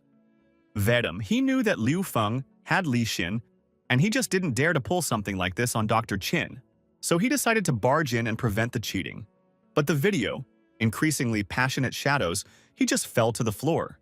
Dr. Qin said that by taking the genome of the fusion virus as a basis and using Liu Feng's equipment, she might be able to create an inhibitory vaccine. Seeing all this picture, the chief power engineer was horrified because it was disgusting to him, and he promised that as soon as he became the head, he would punish such dogs. After all, cheaters are the worst thing in this world. It's like the cancer of society. Cancer. Suddenly, a very beautiful girl with gorgeous forms came up to him and asked him if he was okay. When he saw her, he was immediately dazzled by her beauty. The girl told him that something was broken in their enclosure and asked him to look at it and fix it. The chief electrician gladly agreed and said that of course he could help. After that, he immediately realized that he had fallen for her tenderness. At this moment, Dr. Qin explained everything about how she would be able to reverse research and help Liu Feng's sister. She then proposed a pact. She said that he would help her get the children from the base and take them to the underground city, and in return, she would help him create an inhibitory serum. At this moment, Liu Feng's people realized that Dr. Qin and did not want to join the shelter. She immediately apologized to him, saying that she couldn't join for now, since there is not one matter that she cannot leave behind. Hearing this, he offered to help her. No sooner had they spoken than suddenly, the system alerted Liu Feng that the construction of the weapons factory was complete, saying that the shelter could be upgraded to level 3. Upon hearing this news, he immediately ran to see the brand new gun factory. Everyone was amazed at the amazing build quality of this weapon factory. But Li Xin and the sniper already wanted to test this weapon for quality. After a few minutes, taking a couple samples of the finished weapon, Li Xin conducted an inspection. At the end of the inspection, she said that it was an excellent weapon. Kelly, on the other hand, said that the plant can currently produce entry-level firearms and ammunition, such as the AK-47, M1911A1, Browning M37 shotgun, Dragunov sniper rifle, fragmentation grenades, ammunition, and more. Li Xin told Liu Feng that since they now had such opportunities, they should build a shooting range to train the guards. He agreed, saying that he was entrusting this task to her and Long Xuan. They would have to choose the future guards, with Li Xin in charge. He then ordered the system to fully upgrade the shelter to level 3, and to start building a firing range. The system replied that the shelter would be ready in 2 days. Liu Feng decided to take a walk in the center of his hideout and met 2 beautiful actresses in a bar, who saw him, invited him to the bar, and offered to have a drink with them. Seeing the actresses, Liu Feng realized that he couldn't hide from them. Also remembered that when he was a teenager, they were his sexual fantasy, and back then he only had pictures of them. And now they were right in front of him, and as they looked into his eyes, they realized how majestic he was after all. But he was so nervous that he couldn't control his facial expression. How suddenly, a moment later, his reputation increased by 1 point. He realized that when the actresses saw him, they were immediately frightened. And because of this, his reputation increased by 1 point. Seeing that his reputation was growing, he decided to join the girls and be tougher on them, thanks to which he could check if the reputation really grows when he is cruel. At that moment, one of the girls was talking to the other about what she had heard, that the stars could only survive this apocalypse by trading themselves. And she asked her friend if they should make those sacrifices. Xu Chenqian was naturally charming and also had high communication skills. She could definitely figure out Liu Feng's true intentions. The girls asked Liu Feng if he wanted to drink something stronger, to which he replied that he would drink milk. The girls were shocked that he didn't fall for their flirting. They were also surprised that he was able to resist them, because it was the first time in many years that they had failed to charm someone. They could believe that the leader of the underground city, such an intimidating and serious man, drank milk instead of whiskey. But Sis Li told the story that Liu Feng's little brother has loved to drink the milk her mom sent him since he was little. No sooner had she finished her story than Liu Feng noticed that his reputation had increased by 233 points again. even though he didn't seem to have done anything for it. He thought he should say something to the girls. They might be friends after all, but instead he coughed 3 times. Hearing him cough 3 times, the girls thought they would have to come to his bedroom at 3 in the morning, and realized there was no way they could avoid that fate. They stood up, turned around and left, saying that they understood. At this moment, Liu Feng was very upset because he thought he had offended the stars. After this incident, Liu Feng decided to go up to the command center. Seeing Liu Feng, Kelly stood up and slapped her heel on the ground, saying that everyone should stand up and greet the principal. Liu Feng said hello and said that greeting him so formally was unnecessary. But Kelly told him that the director should live up to his status, after which she asked him to take his place of honor as principal. The meeting had begun.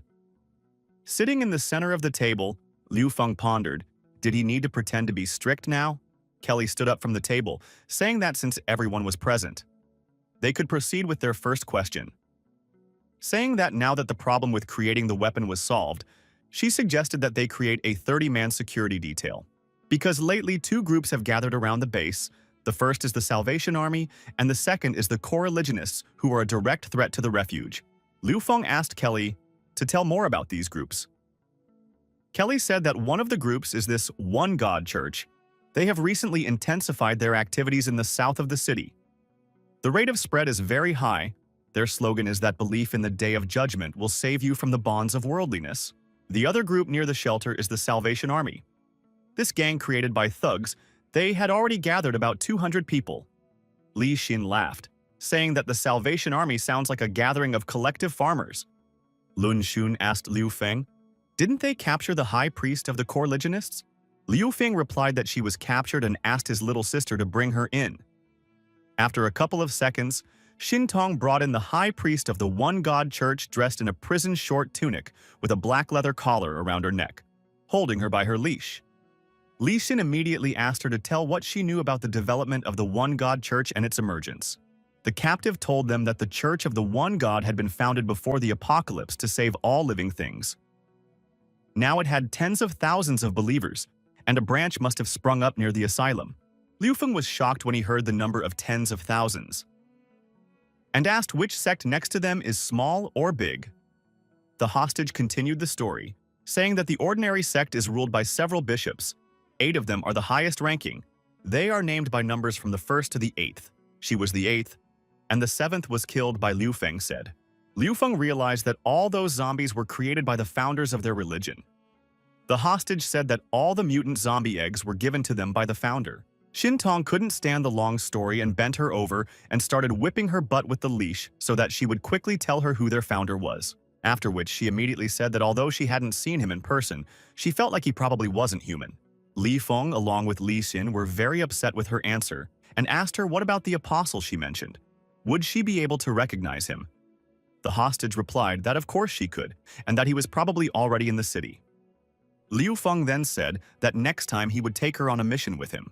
After summarizing the meeting, Liu Feng said that they currently had no need to confront these gangs. They should first train their guard squad before dealing with the gangs. Kelly agreed with him, saying that they should first strengthen the strongholds around the shelter. After that, he said that lately he was short on points and needed to prepare for a foray into the city center. Therefore, it is necessary to perform 4 combat missions. First at the oil storage facility, second at the hypermarket, third at the sewage treatment plant, and fourth at the harbor dock. Liu Feng said that everyone would lead a team. Li Xin was to take over the hypermarket, Lun Xuan was to take over the purification station, Da Qiang was to take over the wharf, and Liu Feng was to take over the oil storage tanks. After assigning missions, Liu Feng realized that he lacked talent on his team. Kelly said that there was still one outstanding issue, and said that and needed to go to the research institute in the center of the city to find nanotechnology and uncover Zhen Tiansheng. However, in the center of the city, the number of zombies reaches millions on their own.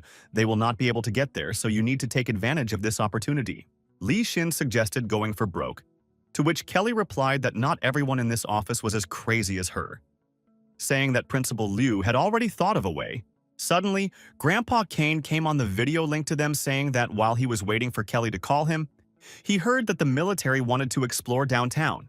Kelly said that although they didn't know what the army's goals were, they had already started recruiting mutants and bounty hunters. So she advised the director to establish a relationship with the military while they were still at the northern base. He had saved their Commander Chu's life twice, helped them with their mission, and handed them a supply of food. The director has even exceeded the goal and prepared the ground for the team. So now it would be quite easy to join the martial artist. Liu Feng expected that Kelly understood his plan, which only meant that he was not hiding well. At this moment, Lun Xuan realized why Liu Feng had become the leader who personally created the hideout. After all, he always prepares for everything in advance without leaving any traces. Grandpa Kane also understood why Liu Feng was attracted to Miss Kelly. Liu Feng stood up from the table, turned around, and said that tomorrow they would clear the strongholds around the shelter, and the next time they went to the city center, he would contact the military, and declared the meeting over. It was evident on his face that he was greatly frightened and excited because his comrades were very clever, for he had not even had time to say anything and the strategy was already ready. 3 hours later, in his room on the big screen, he was excitedly watching the 9th last part of the movie, a hard-hitting crisis involving one of the actresses he had bought out. Seeing the canned goods in front of him, the table with rice, rolls, and all sorts of snacks, he realized that this was no apocalypse, because he didn't have such a fancy life before the end of the world. Suddenly, the system notified him that Shu Qiangqian and Hua Meimi were asking for permission to enter his room. He thought they wanted to watch a movie with him, so he let them in. 3 o'clock in the morning, the appearance of 2 little Playboy bunnies in Liu Feng's room. Taking a seat on the sofa next to Liu Feng, they immediately started pleasuring him, showing that they were willing to do anything for him. Liu Feng was confused because he didn't understand what was going on. Shu Qiangqian said that they understood his coughing and came to him as he asked. Liu Feng immediately realized that they had misunderstood, but it was too late, after which, they both looked at him with their adorable sparkling eyes and asked to be their patron, swooping down on him from both sides. Suddenly, he found himself in a forest thicket with a sword in his hand, seeing before him 2 evil spirits that suck out people's souls. Without thinking for a long time, he rushed into battle, trying to cut down these 2 beautiful but evil spirits with his Clayton sword alone. But the spirits only laughed, saying that he couldn't hurt them with a normal attack after all, they were spirits and could split the damage. Then they attacked him with powerful combinations. And he realized that he was doing badly because at this rate he might lose. They did not spare him, beating him again and again. He knew they were very strong, but he couldn't figure out how he could handle 2 spirits alone. Suddenly he saw the well of rebirth from which these dangerous spirits emerged. The spirits were telling him that his and the Takas had no effect on them. But Liu Feng realized at this moment that he didn't need to attack the spirits, but to stick his sword into their well of rebirth. When he had seized their weakness, he knew that their lives were now like candles in the wind. If he had filled the well, the source of their strength would have been gone. They were asking him to stop and not move. But Liu Feng realized that their weaknesses were now under his control. He felt his superiority. The evil spirits realized how strong and ruthless he could be. And in just a minute, they were already asking him to stop and not move anymore, because they couldn't take it anymore. But Liu Feng realized that he couldn't stop because if he did, he would lose. Therefore, he decided to use the rotating vortex technique and enter the well completely. In the end, thanks to his crowning trick, he was still able to deal with the 2 spirits, showing them how powerful he was. After this incredible and crazy fight with 2 charming beauties, he felt amazing and not even a bit tired. And all because he had fulfilled his childhood dream. He knew for sure that tomorrow he would be able to roll mountains. The next morning, Liu Feng and his team advanced to the oil storage facility to clear it of zombies and grab useful resources. For this mission, Kelly trimmed a gorgeous red shirt with a huge cutout on her chest, a mini skirt, and took a crossbow with her for her safety. She was very hot. Before the sortie, Kelly reported that according to satellite calculations, there should be several dozen zombies in this factory. Once captured, they would receive at least 300 resource units. One day ago, in the evening at the underground city's firing range, Kelly had practiced her firearms marksmanship without rest. Liu Feng was very curious as to why she was training so much and not even resting. Kelly replied that this apocalyptic world was too dangerous, with angry people, terrifying zombies, hunger, and mutations. So just hiding in the base is not an option for her. After her words, Liu Feng realized that a strong woman is a strong woman. At any time, she would not humble herself and would never back down. The next morning, Kelly asked Liu Feng to let her join the zombie sweep operation at the oil depot.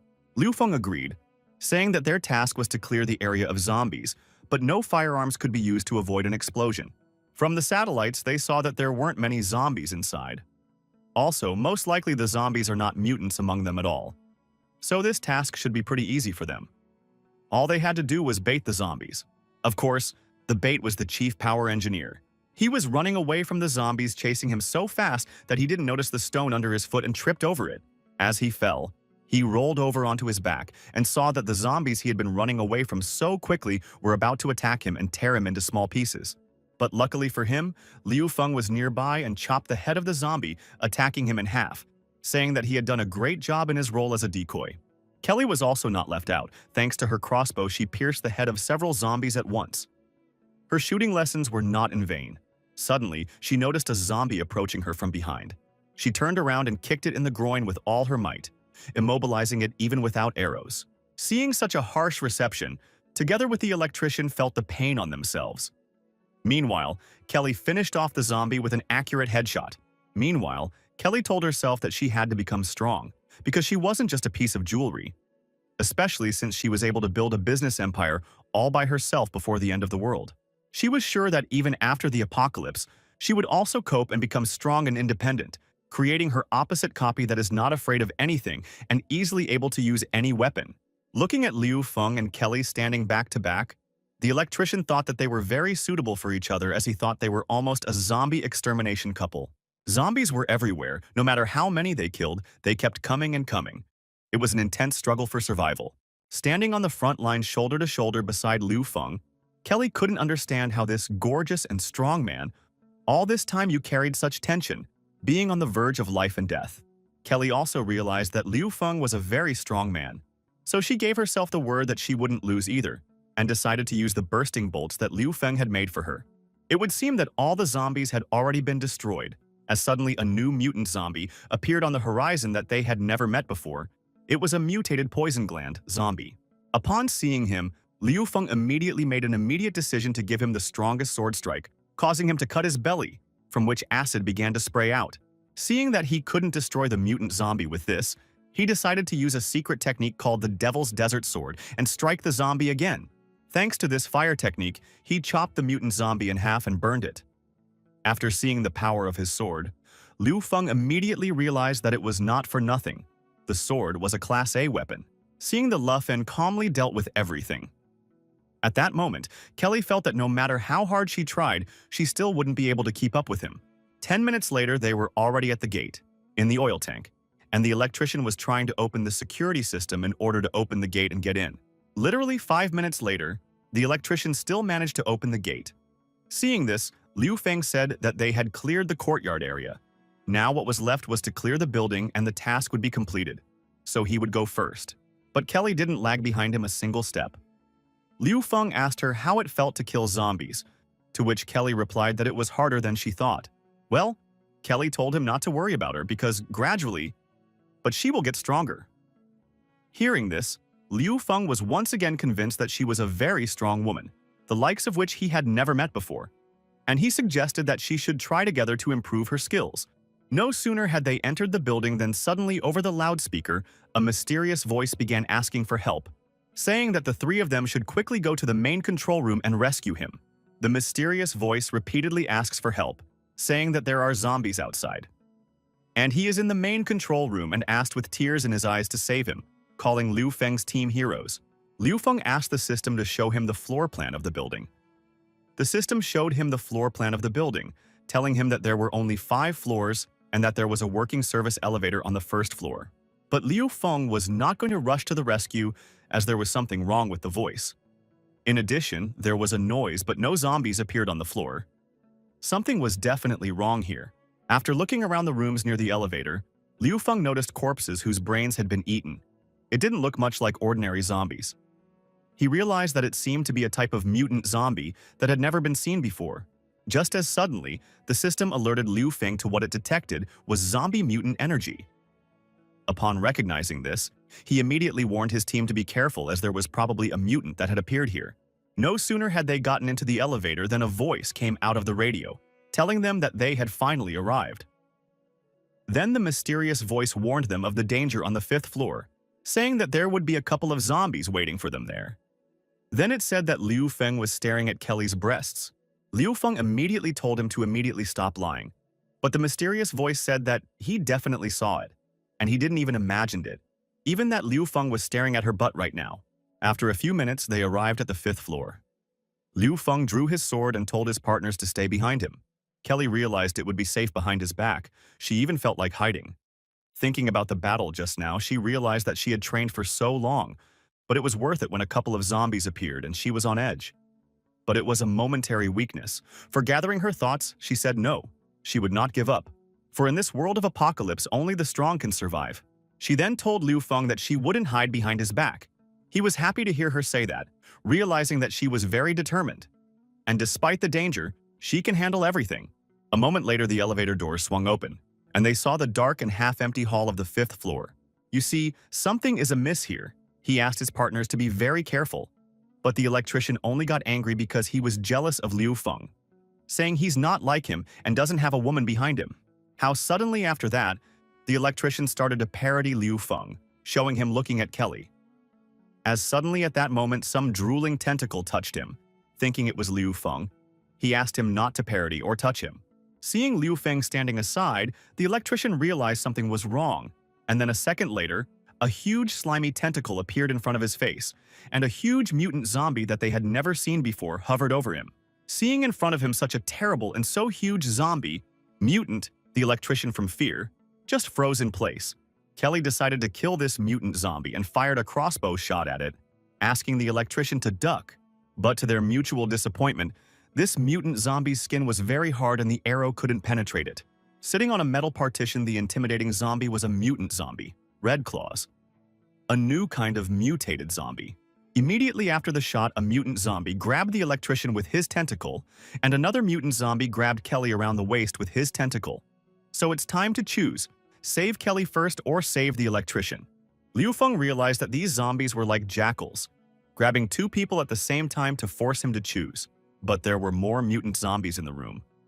Feeling threatened from behind, Liu Feng turned around and struck a powerful blow with his sword at the mutant zombie that wanted to attack him as well, then immediately attacked this mutant zombie with his nanoglove to inflict more damage. When he saw that his blade and glove were able to wound a mutant zombie, he realized that it wasn't all bad. Suddenly, the remaining mutant zombies began to pull Kelly and the electrician towards them. Liu Feng was shocked as he realized that they were dragging both of them away at the same time, and he could only choose one to save his life: save the electrician or save Kelly. While Liu Feng was weighing the pros and cons, Kelly saw the picture from the outside and realized that it was so similar to 4 years ago. A year ago, a secretary came to her office to tell her that her company's financial resources were limited, and they had already set conditions for the acquisition. If not accepted, the company would not be able to avoid bankruptcy. After which, just a couple minutes later, the owner of the Ninth Sky Corporation, Director Luo, walked into her office, mocking her by saying that she was weak. But Kelly didn't understand why Director Luo had come to see her. When he saw her eyes not understanding, he asked her not to be so cold and told her that he had come to show her the way out of her situation. He offered her to be his mistress, and then he would be able to lend her a considerable sum of money. The look on the face, that pig's face, was the same as that mutant zombie's. They both thought they had managed to get Kelly. Thanks to Kelly remembering this passage in her life that happened to her 4 years ago, she decided to not give up in any way and shut their dog mouths. Meanwhile, the lion did not choose one and decided to save both, throwing his sword at one of the zombie mutants, and the other shot from a hand crossbow right in the tongue. She also shot the mutant zombie straight in the mouth with her crossbow, ripping off its tongue. After that, she immediately remembered that just like that time, she immediately kicked it away. After winning that trade war, she built her business empire. Kelly was falling down, but Liu Feng immediately caught her with his hands and said that he didn't even think she had such an explosive side as well. But before he could even think that Kelly was safe, suddenly the monster decided to attack her again by jumping from the ceiling. Liu Feng manages to keep things idyllic by using a mantis claw to pierce the head of this mutant zombie, and saving Kelly by telling her at the end not to be afraid since he's around. After saving Kelly from this mutant zombie, Liu Feng asked her to be his girlfriend, after which he kissed her in French. After the blood rushed back to Liu Feng's brain, he realized that not only did he not hold back and say this, but he also kissed her. Kelly said that whoever wants to be her boyfriend has to be powerful and brave, so he has to try harder. No sooner had he heard Kelly respond to his suggestion than a giant Red Claw leader, an elite zombie, suddenly appeared in front of them. Just seconds before this ferocious elite zombie appeared, a mysterious voice on the walkie-talkie warned them and told them to be careful, as the type who was scratching at his door was coming to look for them. After which he said that this herd of zombies had a special characteristic: they were like jackals. The leader of the Red Claws saw that his brothers were dead. He was very upset and decided to immediately destroy these people. Liu Feng decided not to wait for the weather to clear and attack the Red Claw leader first. But the Red Claw leader gave Liu Feng a powerful strike, forcing him to dodge. The strike was very fast. Liu Feng didn't expect this from him. After dodging the mutant zombie's quick strike, Liu Feng decided that it would be rude not to retaliate, so he used the Kung Fu Master's technique, the Chaos Flower, striking dozens of zombies in an instant. Seeing that his punches slightly hurt the elite mutant zombie, Liu Feng told Kelly and the electrician to look for the main control room. While he is dealing with this monster, Liu Feng used his nano glove to deliver a devastatingly powerful blow to the Red Claw leader. After seeing such a powerful punch, Kelly and the electrician were convinced that Liu Feng could do it without them and ran to find the control room. Literally a few minutes later, they found the head console room. The electrician said it would take about 5 minutes to open the gate. The mysterious voice was overjoyed. He couldn't believe the door was about to open. Realizing that the electrician did not meet the 5 minutes, the mysterious voice told him that he could be faster considering that he had no girlfriend and he was a 30-year-old man, so his hands should be faster by 20% than the others. Suddenly, turning around, Kelly noticed that Liu Feng had been thrown backwards by the blast wave. At this point, Kelly was very worried about Liu Feng, so she asked if he was okay, to which he replied that he was fine. Liu Feng also said that something incredible had happened. Because his punching glove couldn't break the arm of this elite mutant zombie, seeing the paw of the ringleader, Liu Feng realized that the ringleader is a special defensive elite zombie. Its skeleton and flesh are tightly connected, the muscles form flavoring punches, the outer skeleton, and it can't be broken in one go. Meanwhile, the electrician needed another 3 minutes to crack the door.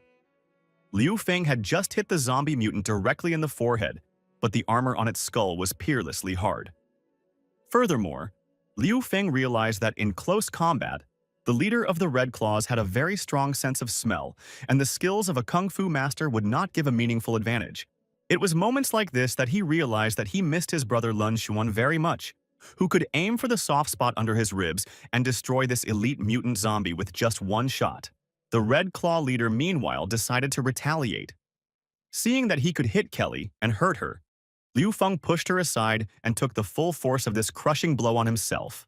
The impact was indeed very powerful as Liu Feng broke through the gate to the central room with his body. Liu Feng turned his head to see a robot wearing a construction helmet, thanking him for them coming to save him. Seeing the robot in front of him, Liu Feng was shocked, but still asked him what he even was. The robot said that he was an artificial intelligence for oil drilling named Xiaopuff. Hearing this, he immediately sent the robot far away, saying that he was a small toy that tricked them into coming here. In response, Xiaopuff said that he was not a small toy, but the most innovative robot, the driller. Meanwhile, the elite mutant zombie once again decided to attack Liu Feng. When the robot saw the attack, it warned Liu Feng, thus saving both himself and Liu Feng. Liu Feng realized that this zombie leader was not only strong, but also armor at maximum strength. Xiaopuff realized that he wouldn't survive like the others if they couldn't break through the armor of this horrible elite mutant zombie. He had the brilliant idea to merge with Liu Feng in order to give him strength and add new tricks. Xiaopuff decided to switch his mode from peaceful civilian driller to the weapon of the final Asian D-59 battle, the fighter driller mode. He merged with Liu Feng, giving him an exoskeleton and a modified mechanical arm. Thanks to the auxiliary device that Xiaopuff made of himself, Liu Feng could now increase his skill power, and thanks to the skeleton exo, increase his skill damage. Liu Feng immediately decided to use the mechanical nano hand technique and strike another blow at the leader of the Red Claws. But this time, thanks to Xiaopuff, he increased the damage several times and dealt a devastating blow to the elite-level mutant zombie. Liu Feng had never thrown such a powerful punch before, nor had he ever seen anyone hit so hard. Liu Feng was happy that he had such powerful equipment. But the robot didn't like being called equipment, so he said his name was Xiaopuff and asked to be called by his first name. Seeing that the leader of the Red Claws was still alive, Xiao Pu Pu decided to finish him off himself. He fired a powerful volley from the weapon of the final Asian Battle D9 Go laser. Thanks to that, he completely destroyed an elite-level mutant zombie. Liu Feng saw that Xiao Puf could not only improve his abilities, but also had an excellent laser cannon himself. However, this cannon consumed 60% of Xiao Puf's charge, so he automatically shut down after firing it. After killing this elite-level monster, the system notified Liu Feng that the task of clearing the oil storage tank had been completed, and he would receive 2,000 points and 100 reputation points for it. Since it was his first completed task at the beginning of the new week, he received an additional reward of 1 attempt at the lottery. This time, the rewards in the lottery were quite good, and the most needed and good one was the Energy Shield Blueprint, which was a great reward in general. There were such rewards as a Ghost Carbine, full body armor, a virus vaccine, and an ability awakening reagent. Liu Feng pressed start, and the wheel started spinning. At this time, he prayed that the blueprint of the energy shield would fall out to him. But unfortunately, he fell a little short of his intended goal this time. Liu Feng won the reagent. The system said that it could only be produced at advanced bases, and it could also awaken superpowers in ordinary people with some probability. The system then added that there would be no side effects in case of failure. Liu Feng immediately realized that it was a very good thing, but decided not to use it on himself. He decided to inject it into Kelly and asked her to give her his hand so that he could guide her with the vaccine. Kelly was very careful about vaccines, so she asked Liu Feng if it was safe. He replied that it was an injection with a unique drug that awakens unusual abilities without any side effects, and injected it into her. He also added that she could get the power she's been dreaming of if everything works out and the vaccine works. As soon as Kelly heard that this drug awakened superpowers, she became furious, asking Liu Feng why he didn't use this drug on himself. After all, it was pointless to waste it on her. Liu Feng replied that it was fine because he already had superpowers. Besides, there was a chance that the drug wouldn't work. Using it on him would be pointless. Suddenly, Kelly said in a frightened voice that she couldn't move and couldn't feel her arms and legs. Liu Feng was very scared for Kelly, because he realized that it was probably the effects of the drug, and ordered the technician to open the teleporter so that they could return to the base as soon as possible. By the time they got back to base, Kelly was already unconscious. Liu Feng immediately asked where Dr. Chin was now, to which Sarah told him that she was in the lab. When he found out where Dr. Chin was, he immediately ran to her, holding Kelly on his shoulders. At that moment, he could very clearly feel her scent and the softness of her body, and realized that he couldn't lose her. He burst into Dr. Chin's lab screaming that Kelly had fainted on a mission. His eyes were filled with fear and worry for her life. The doctor said, "Put Kelly on the couch," and asked what really happened. Liu Feng told her how he had injected Kelly with a drug that was supposed to awaken her strength, and she suddenly blacked out. Dr. Chin examined Kelly, and after 10 minutes said that her condition was relatively stable. Nothing serious is happening to her at the moment. She then told Liu Feng that this was the first time she had seen someone's powers awaken, and he had already had them, and could say that he had experience in it. So she advised him to take Kelly to his room so he could keep an eye on her throughout the night. Liu Feng heeded Dr. Chin's recommendation and brought Kelly to his room and laid her on his bed. Liu Feng remembered that Dr. Chin had said that he had experience in this matter because he had superpowers. But he knew that he had no experience at all, because his system was responsible for everything. Looking at Kelly's gorgeous breasts, he realized that she had a gorgeous figure, top-notch, and her breasts were probably the biggest in the whole asylum. He drooled at the mere thought that he could take the opportunity to do something with her. Suddenly, his system alerted him that the subject was in the process of mutating and there was a chance of failure. He was very scared, so he warned the system that if she showed up again so suddenly, he would die of fright. The system replied that it had a way to make Kelly's mutation a success. The system told him to massage acupuncture points on her body to speed up blood flow and make it easier to accept the mutation. Seeing the points the system offered to massage him, Liu Feng realized that it was too dangerous and didn't want to do it. The system warned him that if he didn't start massaging, Kelly's evolution might end in failure. Liu Feng had nothing left to do but to start massaging the places the system pointed out to him. He massaged her both above and below, trying to do everything he could to get her to relax and her blood flow to stabilize. At that moment, he remembered how good they had been that night spent under the bell. After he had already massaged all over her body, he decided that he absolutely had to save her and started rubbing her lotus flower until it was shiny. Literally seconds after Liu Feng touched her lotus flower, Kelly woke up and threw him off the bed. Liu Feng couldn't understand what was happening to her. He was in shock. The system told him that all the blood in Kelly's body had been activated, and now once she calmed down, she would be able to mutate successfully. At that moment, he realized that the system had set him up. But no sooner had he gotten properly angry with the system than he was suddenly seized by the sensation of being in Castlevania. He was a knight of light in silver gold armor with a purple cloak. She was more like a devil who asked him if he was the brave man who had freed her. The knight asked her who she was. With a grin on her lips, she replied that she was the one he had unleashed. She is the demoness of the 6th Doomsday, Queen of Demons, Queen of Lust Kelly. After that, she grabbed Liu Feng, enveloping him with her wings. After she grabbed him, she told him that he should feel her heat and set him on fire. At this moment, Liu Feng realized that he was about to lose. She then bid him farewell, whispering in his ear that he would die in the flames of her passion, and left. But Liu Feng was not so easy to defeat. He told her that she shouldn't even think that she could defeat someone called Brave so easily.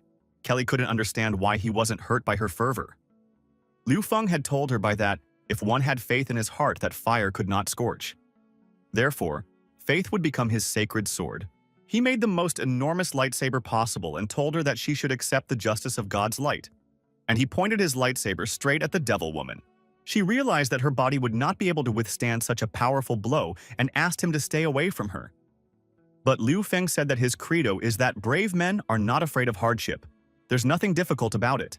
After he finished his speech, he stuck the sword of justice right into her body. The next morning, when Liu Feng woke up, the system reported that the mutation had been successfully completed. Kelly had a new ability. It could be seen in the character data. Liu Feng was even in a good mood because everything had ended well. When he saw a half-naked Kelly in his bed, he decided that this was also a good day. No sooner had he dreamed than suddenly another Kelly appeared in front of him, looking just like the one in the bed.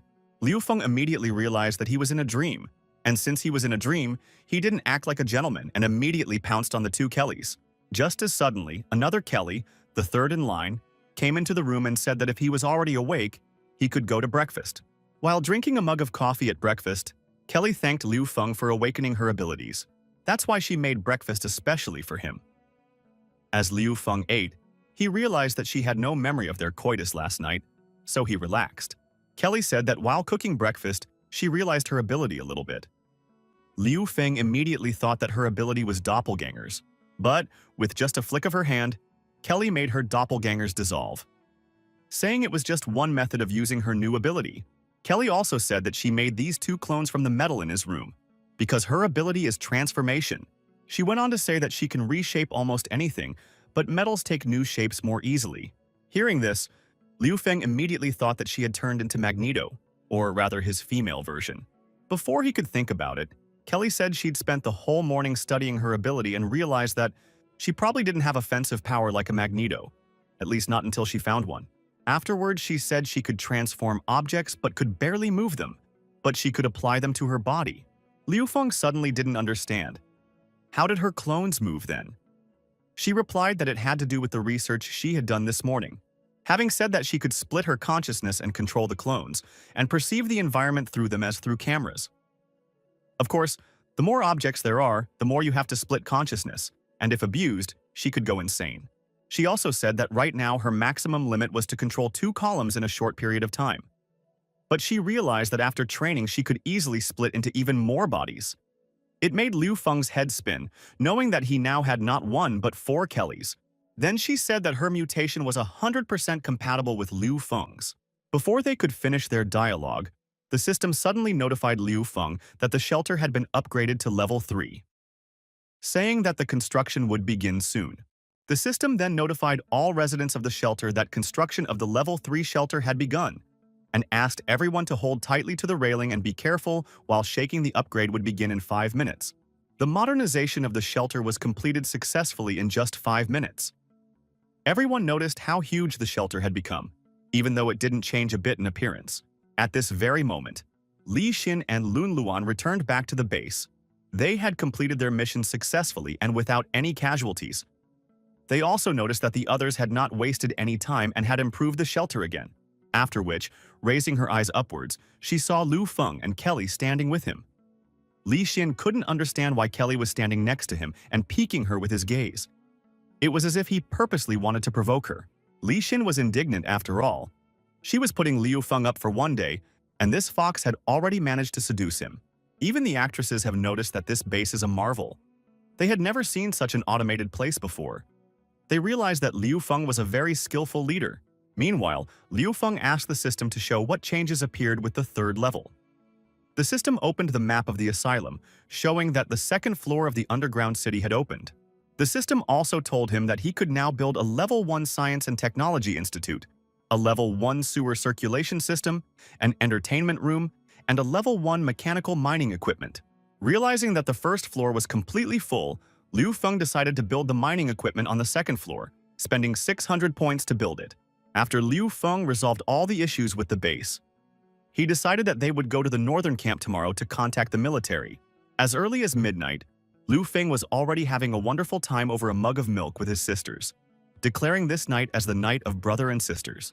Liu's older sister told him that he was so busy every day that he didn't care about his younger sister Xin Tong. Said that he was lucky that she was spending time with her, so Xin Tong wouldn't be so lonely. Liu Feng realized that he was indeed at fault, but Xin Tong was now sleeping 18 hours a night. After all, Dr. Qin had said that this method should slow down the mutation. And when Xin Tong was awake, Liu Feng was busy with his duties. Sister Lu was lying down and playing a console on the bed. Meanwhile, Liu Feng saw her gorgeous heel and couldn't take his eyes off her. He realized that she was no longer the little girl she used to be. Suddenly, his sister noticed his vulgar gaze. Realizing that he had been spotted, Liu Feng immediately apologized.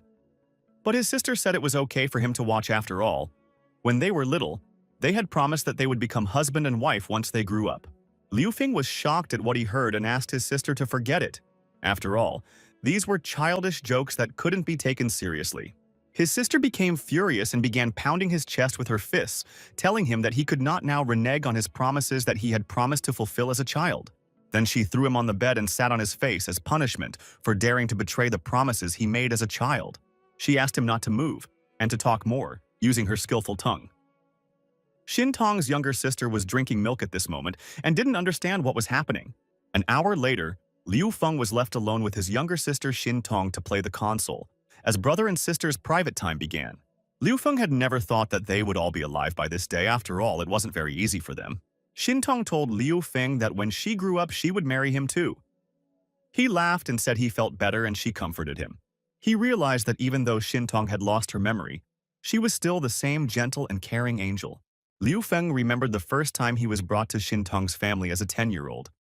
He was told not to worry, because today was his home, and they were the parents who had adopted him. Her mom was telling Xin Tong not to worry because she now had an older brother, and she asked to greet him. At that moment, his sister's angelic smile won him over and melted his cold heart. Meanwhile, the two sisters fell asleep sweetly in his lap. Liu Feng promised them to protect them at all costs until the last drop of his blood. Just as suddenly, Xiao Poof suddenly came up to him and wished him good morning, startling him. For energizing the owner with Poof, he offered to give him a massage or make him breakfast. Liu Feng was shocked, not understanding why he was the one who became the master for him. Meanwhile, Xiao Poof noticed that there were two adorable girls lying on Liu Feng's lap. He immediately thought that his master was a lollipop man and decided to activate the Master Presence program. After activating this program, Xiao Puffy asked Liu Feng if he had any dirty thoughts. But Liu Feng asked Xiao Puffy to stay away from him. But Xiao Poof didn't listen to him, which caused his master to behave aggressively. Liu Feng said that if he didn't want to do it the right way, he would do it the wrong way, and he would teach him. Then he attacked Xiao Poof. Their fighting woke up the sisters as it was very loud. Rubbing their sleepy eyes, they saw their brother along with a robot in a not quite normal pose. The sisters were immediately outraged, saying that their brother was a pervert. He wanted to explain, saying it wasn't what they thought it was. But the robot interrupted him and told him he was a lousy person, because that's not what he had just told him. Liu Feng clutched his head with his hands, realizing that it was all over. After all, he would definitely not be able to wash it off now. In the evening of the same day, Liu Feng made the decision to move out with his team to the northern base. The next day, at the north base checkpoint, there were a lot of people crowded at the checkpoint who just revolted because they were being allowed into the city very slowly. but the military told everyone to line up for inspection or they would open fire on them. After arriving at the pass gate, Liu Feng realized that there seemed to be some kind of conflict ahead and didn't move closer. Suddenly, a man got off the bus and asked his assistant Xiaozhang to speed them through the border as he was feeling very unwell and urgently needed to see a doctor. Well, seeing that his aides were not getting anywhere, he got out of the car and told the military that he knew the mayor of their town and asked them to let him in sooner rather than later. But the military wasn't going to let him in because they saw that he was probably bitten by a zombie, so they told him not to move, because otherwise they would open fire. In just a couple of minutes, he turned into a zombie and attacked his subordinate as the power of hunger overpowered him, and his subordinate, in his opinion, was very flavorful and delicious. Upon seeing this, the military immediately opened fire on him, alerting the rest of his comrades to the threat. Seeing the people scattering in different directions, Liu Feng realized that it seemed like it was time to intervene. The military tried to stop the zombie by shooting it with a machine gun, but they were unsuccessful. It would always get up and keep walking towards them. Unlike the military for Liu Feng, this was a common occurrence. After all, with just one swing of his sword, he had cut the head of a zombie off its shoulders. The military men were shocked, not only because they saw Liu Feng, but also because he threw one of them the head of the very same zombie. After that, one of the soldiers called Liu Feng a demonic fist. Liu Feng was dumbfounded by this statement because he couldn't understand how everyone knew about it. Liu Feng told the military that he was looking for the commander, Chu Shanhei, and asked them if they knew where he was. One of the soldiers replied that squad leader Chu had been promoted and was now a platoon leader. Liu Feng then asked Liu Feng to wait until he informed Commander Chu of his arrival. The second martial artist thanked Liu Feng for his help, saying that he was a big star. Then he added that Liu Feng didn't know that a list of mutant masters had been compiled for all the surviving cities. He also said there are only 100 people on the list. It is compiled by the military in conjunction with the Mutant Association. The ranking of the participants does not take into account level, but only ability, and consists of the strongest mutants in the country. Liu Feng was surprised to hear that he was on the list because he had only completed one city exploration mission, and that was at the D level. The soldier told him that the D-level assignments were later converted into S-level assignments. The institute studied the zombie corpses that the military brought back last time, and the scientists said that if these zombies were allowed to continue to merge, it would end in disaster. Fortunately, thanks to Liu Feng, this problem was solved. Normally, S-level quests could only be solved by a team of several S-class mutants. The martial artist also said that if this wasn't Liu Feng's trial mission, he might have advanced to the A+ mutant level. Liu Feng wasn't surprised by this news because he realized even back then that that fused zombie was very strong. Just a moment later, Chu Shanhei, the commander of an entire platoon, already appeared. He told Liu Feng that he was very happy to see him. After all, he had finally come to see him. They hugged each other while clapping each other's shoulders. Commander Chu thanked Liu Feng for saving him again on the last mission.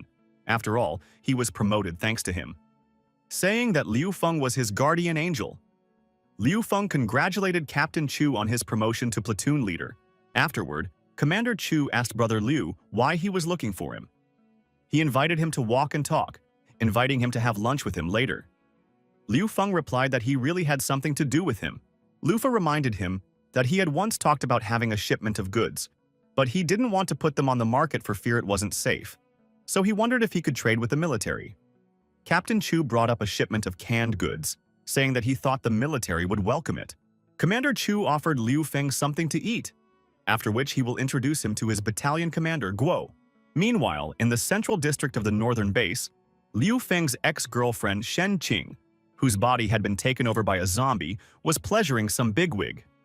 He wanted to get his pleasure as soon as possible because he spent 2 cans of canned food on her, which was a lot by the standards of the post-apocalypse. He thought he was going to have a great night with the hottie, but was devoured by her. Meanwhile, all the men of the northern base almost fainted at the sight of such beautiful girls who came with Liu Feng. Commander Chu understood that these were Liu Feng's teammates, but knew that they were not as simple as they appeared at first glance. Suddenly, some fat man with a scar on his eye poked Li Xin, saying that he wanted to have fun with her, offering her 2 canned goods in one night. Li Xin toppled him over her shoulder, laying him on the ground before placing her foot on his face and jabbing her gun into his forehead. She then told him that she was in a nasty mood today, and if he made any noise, she would shoot him. After shaking off the sand, The fat man shouted at her that she would regret what she had done, because the gang of light-bearing dragons would not forgive her. But Li Xin was thinking that she couldn't let that damn Kelly win and take Liu Feng away from her. Just as suddenly, Liu Feng saw a peddler who was shouting that he was selling Liu Feng's demonic fist merchandise and was asking everyone to pre-order as soon as possible. All the women in the neighborhood immediately ran to the shop, as each of them wanted to buy Liu Feng's stick for just one conserve. Liu Feng was shocked to see that the vendor was selling a dildo with his pictures on the handle. Captain Chu calmed him down by saying that he's a celebrity now. There are only a few people in this city who are on the list, and he is number 97 there. Liu Feng asked him, how many total people from the city are on the list? Commander Chu said that the first S-level person among his military, his name is Iron Man Li Jiangguo, he is ranked 38th on the list. He has solved 2 S-level tasks and 11 A-level tasks, and those who can handle S-level tasks alone can basically enter the top 100 strongest. A total of 7 soldiers, 3 members of the Research Institute, the president of the Mutant Association, and 2 vice presidents made the list. He also said that S-level tasks were terrifying missions that could destroy an entire city, and most often only teams of several S-level mutants could accomplish them. After listening to him, Liu Feng said that he had a feeling that the mutants were like some kind of super special forces. Commander Chu laughed and offered him a beer. Liu Feng and Commander Chu sat and drank beer, while exchanging thanks to each other for finally meeting and having a good time. Li Xin saw this and said that he thought that they were not talking about anything important. Kelly interrupted her, saying she didn't understand because a lot of important information can only be obtained at the table. That is the etiquette of this country. Li Xin asked her how she could be sure that they would be able to get information this way. In response, Kelly asked her not to underestimate their head, thinking that he was just having lunch, and suggested that she just watch Liu Feng to see for herself. Meanwhile, Liu Feng was telling Brother Chu that if he needed help, he could ask Liu Feng, as he would always be able to help in any way he could. Commander Chu remembered that he really had something he wanted to ask Liu Feng to help him with, and said that the military would soon have a mission to search for items in the city center. Commander Chu hoped to hire Liu Feng to guard him. He said that they could agree on a price and suggested that he accept the offer. When Li Xin heard this, she was shocked. Meanwhile, Kelly finished her drink and told her that Liu Feng had been doing everything to get closer to the army from the beginning. To do so, he invested in a newcomer in the army, that is, Chu Shanhe. And today, he finally benefited. This is called an investment. Then she called Li Xin an orangutan and said that in the future she should think a little bit. Liu Feng agreed to Brother Chu's proposal. The commander said that the mission would start in 3 days, so he could send someone to exchange materials. Liu Feng called Kelly over to the table and introduced her to Commander Chu as the person in charge of the exchange deals in his team. Meanwhile, realizing that he had 3 days, he decided to research the nanotechnology task. To complete it, he needed to go to a research institute in the center of the city to find nano-nuclear technology.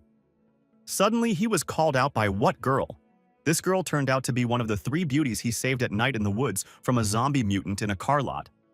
So she invited him to her house. She decided to offer him a glass of pure water, saying that she didn't have much food in the house. But Liu Feng refused, saying he didn't need anything. At this moment, he realized that he had done the right thing by escorting his 4 goddesses outside. Otherwise, at the sight of the new women, 100% they would have made a scandal. After which he asked Yingqian, where are the other 2 beauties of her girlfriend that he had rescued? She replied that he saved the 3 of them, and now they are teaching the children of the northern base. Their lives are pretty good now, and it's all because he saved them. Liu Feng asked her how low their wages are if they have almost no food. She replied that the city now controls all the food. The situation is very dangerous. Sometimes they have to go out and look for wild edible plants to satisfy their hunger. After hearing this, Liu Feng said that he had a very interesting proposal for them. He told her he wanted to hire 3 educated girls to teach in his shelter, offering them 3 meals a day, meat, rice every day, and 10 more cans of canned food as a salary. He then added by saying that if they were not happy with the salary, he would definitely give them a raise. With a twinkle in her eyes, she answered for all of them that they agreed, since it had been so long since they had eaten meat. The last time they had eaten meat with Liu Feng was at dinner in the forest, after which she immediately pounced on Liu Feng, asking how could she repay him for this generous offer. as suddenly someone from her friends came back, and she decided to hide with Liu Feng in the closet, covering his face with her gorgeous breasts. Suddenly, a returning friend was passing by the closet and heard some sound there, so she decided to check who was there. Meanwhile, Liu Feng breathlessly thought only that if they were discovered and told about it to Kelly, it would be just awful, because he wouldn't be able to explain anything to her. She did change her mind about opening the cupboard, though. As she was very hungry, she wanted to find the grocery cart quickly. After that, she saw a grocery basket on the table with a dildo with Liu Feng's face in it. She couldn't believe her eyes. When she saw the dildo, she picked it up and said that she didn't think a person like her friend Yinkin was capable of buying such a wonderful item. At this point, she was glad no one was home, so she took him 2 hands to keep him warm. After which, she began pleasuring herself in every possible way and position. Liu Feng was reminded of the picture of the brave entering the monster's lair. And this was only the beginning of the brave man's journey. No sooner had she satisfied herself than suddenly a third girlfriend walked in. Hearing the creak of the door, the blue-haired maiden thought of nothing better than to hide in the closet as well. When she entered it, she found her friend and Liu Feng in it. She was very surprised. Their third friend realized upon returning home that none of her friends were home, so she would have to cook dinner on her own. But she couldn't figure out what the strange smell was in their house. At this moment, the brave man realized that he wouldn't be able to resist the 2 hell devils. This was a huge stress for him. But the girls realized that now was the perfect time to attack a brave man. The brave man felt as if 2 hellish devils had attacked him, and he couldn't defeat them no matter how much he wanted to. Suddenly, the closet doors couldn't withstand the tension and flew open. The 2 girls on top of Liu Feng rolled out of the closet. The third girlfriend was shocked to see her friends on Liu Feng. Then she got really angry and said that she was very upset that they were doing it in secret from her. Liu Feng asked her to wait because he wanted to explain everything to her, but she didn't want to listen to him. She said that he would regret not calling her. Liu Feng wanted to run away, but the girls surrounded him, saying that they would not let their savior leave without thanking him again. No sooner had they pounced on their savior to thank him than they suddenly heard a knock on the door. It was unexpected, because the time was earlier. When she opened the door, she saw her neighbor, Old Man Li. But it wasn't really him anymore, for the 6th apostle had taken possession of him. Unsuspecting, she turned to her girlfriends and said that it was the old man neighbor Li had come. Suddenly, his face split into 4 pieces and he wanted to eat her. Liu Feng immediately used his nanomechanical arm without thinking for a long time and punched him right in the face, saying that he had no right to attack his girls. Because of such a powerful blow, the mutant zombie flew several meters away. Liu Feng thought he could fry it with 1 punch, as suddenly the head separated from his body and several more mutant zombies entered the room. Seeing this, the girls couldn't understand where the crowd of zombies came from in the center of the city. Liu Feng, on the other hand, ordered them to stay behind him. Then he asked them not to worry because he would solve everything himself and save their lives again. They couldn't take their eyes off him, thinking he was very handsome. Although Liu Feng had lent Xiaopuff to Kelly and the others, he had no doubt that he could defeat these mutant zombies by himself. He couldn't figure out if the zombies had taken over the entire downtown area or if it was only happening in this neighborhood. After thinking for 5 seconds, Liu Feng turned his attention to the fatty he had just hit with his glove. But he stood up as if nothing had happened. It looked like he had some special mutation. Liu Feng decided that he needed to find out what was to be dealt with, and once again delivered a crushing blow with his mechanized gauntlet. It would seem that after such a powerful blow to survive unrealistic, but from the body of the fat man crawled out, centipede with his head at the beginning. The thing rushed to attack, but I tried to bite him right on the face.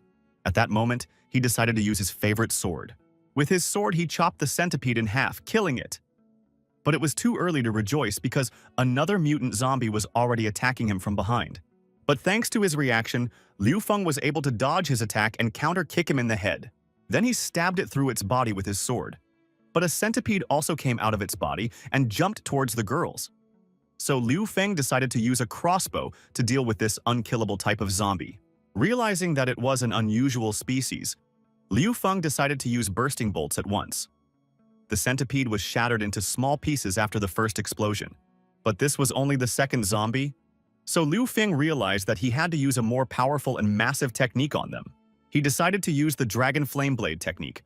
The fire enveloping Liu Feng's sword increases its attack by several times and allows it to cut through even the strongest metal. He delivered a crushing blow at the zombies, cutting them in half. After he had dealt with all the zombies and mutants, he called Captain Chu and told him that zombies had appeared in the central area, then asked him to bring his sister and that high priestess to him. No sooner had he finished talking than he suddenly saw his ex-girlfriend in the window. Liu Feng immediately realized that it wasn't his ex-girlfriend, or rather, it was her. But she was possessed by the sixth apostle. Therefore, he jumped out the window with sword in hand, trying to kill him. He jumped out of the window and landed on a flower bed, and found no sixth apostle, but only people who were scared to death and could not understand why he had jumped out of the window with a sword. At this moment, Liu Feng realized that the sixth apostle was extremely good at hiding. Liu Feng wanted to find him as soon as possible. After all, he was still in the body of his ex-girlfriend Shen Qian. At the same time, on the other side of the dormitory, Xu Zhong's assistant told him that it was here that he had last seen three very beautiful female teachers. Xu Zhu wanted to catch these three teachers, because by doing so, he could placate his boss and redeem himself in front of the gang of light-bearing dragons. Literally half an hour later, Commander Chu and his squad appeared in the central zone and blocked off the area. The residents asked to be let out. They didn't understand why they were blocked. Captain Chu replied that there was an infection in the area, so everyone would stay in the zone and no one would leave it. Not even a bird would pass through. Captain Chu thanked Liu Feng, saying that he didn't even know what would have happened if the infestation had entered the city. Liu Feng told him that what he needed to do now was to find and eliminate the infected as well as the source of the contamination. He also added saying that as far as he knows, this zombie is the one who followed them into the city, and is very likely the sixth apostle of the monotheists. He's good at hiding his tracks. Commander Chu was shocked to hear this because he thought that they had killed him long ago in the forest. But his disappointment was interrupted by Jilan from the Research Institute, who wanted to report her arrival. Commander Chu decided to introduce Brother Liu, saying that she was a mutant perception expert from the Research Institute whom he had personally invited. Liu Feng greeted her, and she immediately asked him, was it true that he was that demonic fist Liu Feng from the 100 list? Liu Feng replied that he was.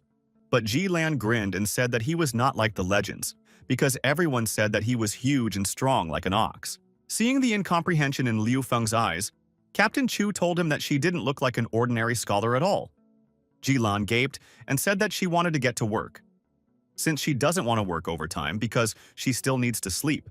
After that, she immediately started searching for zombies using her telekinesis. But after a couple minutes, she stopped, saying that it was all very strange, since she doesn't feel any zombie presence in the central area. Usually when she uses her telekinesis, she feels them. Meanwhile, Liu Feng was visited by his younger sister Xintong, along with her captive high priestess, who immediately said that no one would be able to sense this zombie. After all, the sixth apostle was an elite zombie that specialized in concealment and containment. She also said that he was a monster created by the founder of the monotheist religion specifically to attack the asylum.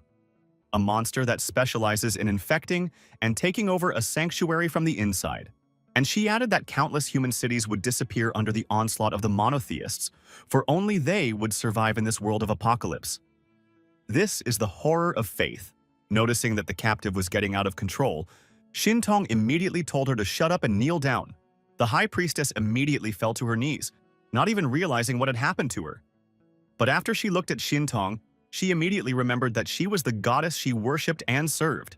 She began to call Xintong her goddess and mistress, asking her to punish her slave girl's disobedience as hard and as often as possible. Liu Feng was shocked to see this from the outside, just like everyone else. But Jilan noticed that there was still something appealing about Liu Feng's little sister. At this moment, Xintong ordered her high priestess to start working and find this zombie. The high priestess immediately went to work, and to find the sixth apostle, she used a technique called the Wrath of the High Priest. Seeing this technique, Jilan immediately realized that her spiritual power was very strange and not at all like hers. With her power, the high priestess scanned everyone in the central region, then said that she had found as many as 46 converts. Liu Feng immediately told her to take them to these infected. Hearing this from Liu Feng, she said that he couldn't order her and wanted her to give up her former partners. At that moment, he remembered that she was their enemy and their prisoner. Seeing her disobedience, Xintong in an angry voice ordered her to take them away, or else she would be in trouble. Hearing such an order from her goddess, the high priestess could not resist and said that she was more than willing to take them to all these infected. Liu Feng told Commander Chu that they were ready to go in search of the infected and asked him to take his men with him, for they were going to go to the central area. They gathered a team and advanced to the fence of the central district to identify the mutant zombies in the crowd of people. At this point, the The zombies realized that there was nothing left for them to do but infect all the remaining civilians behind the fence in order to survive. So they started attacking people.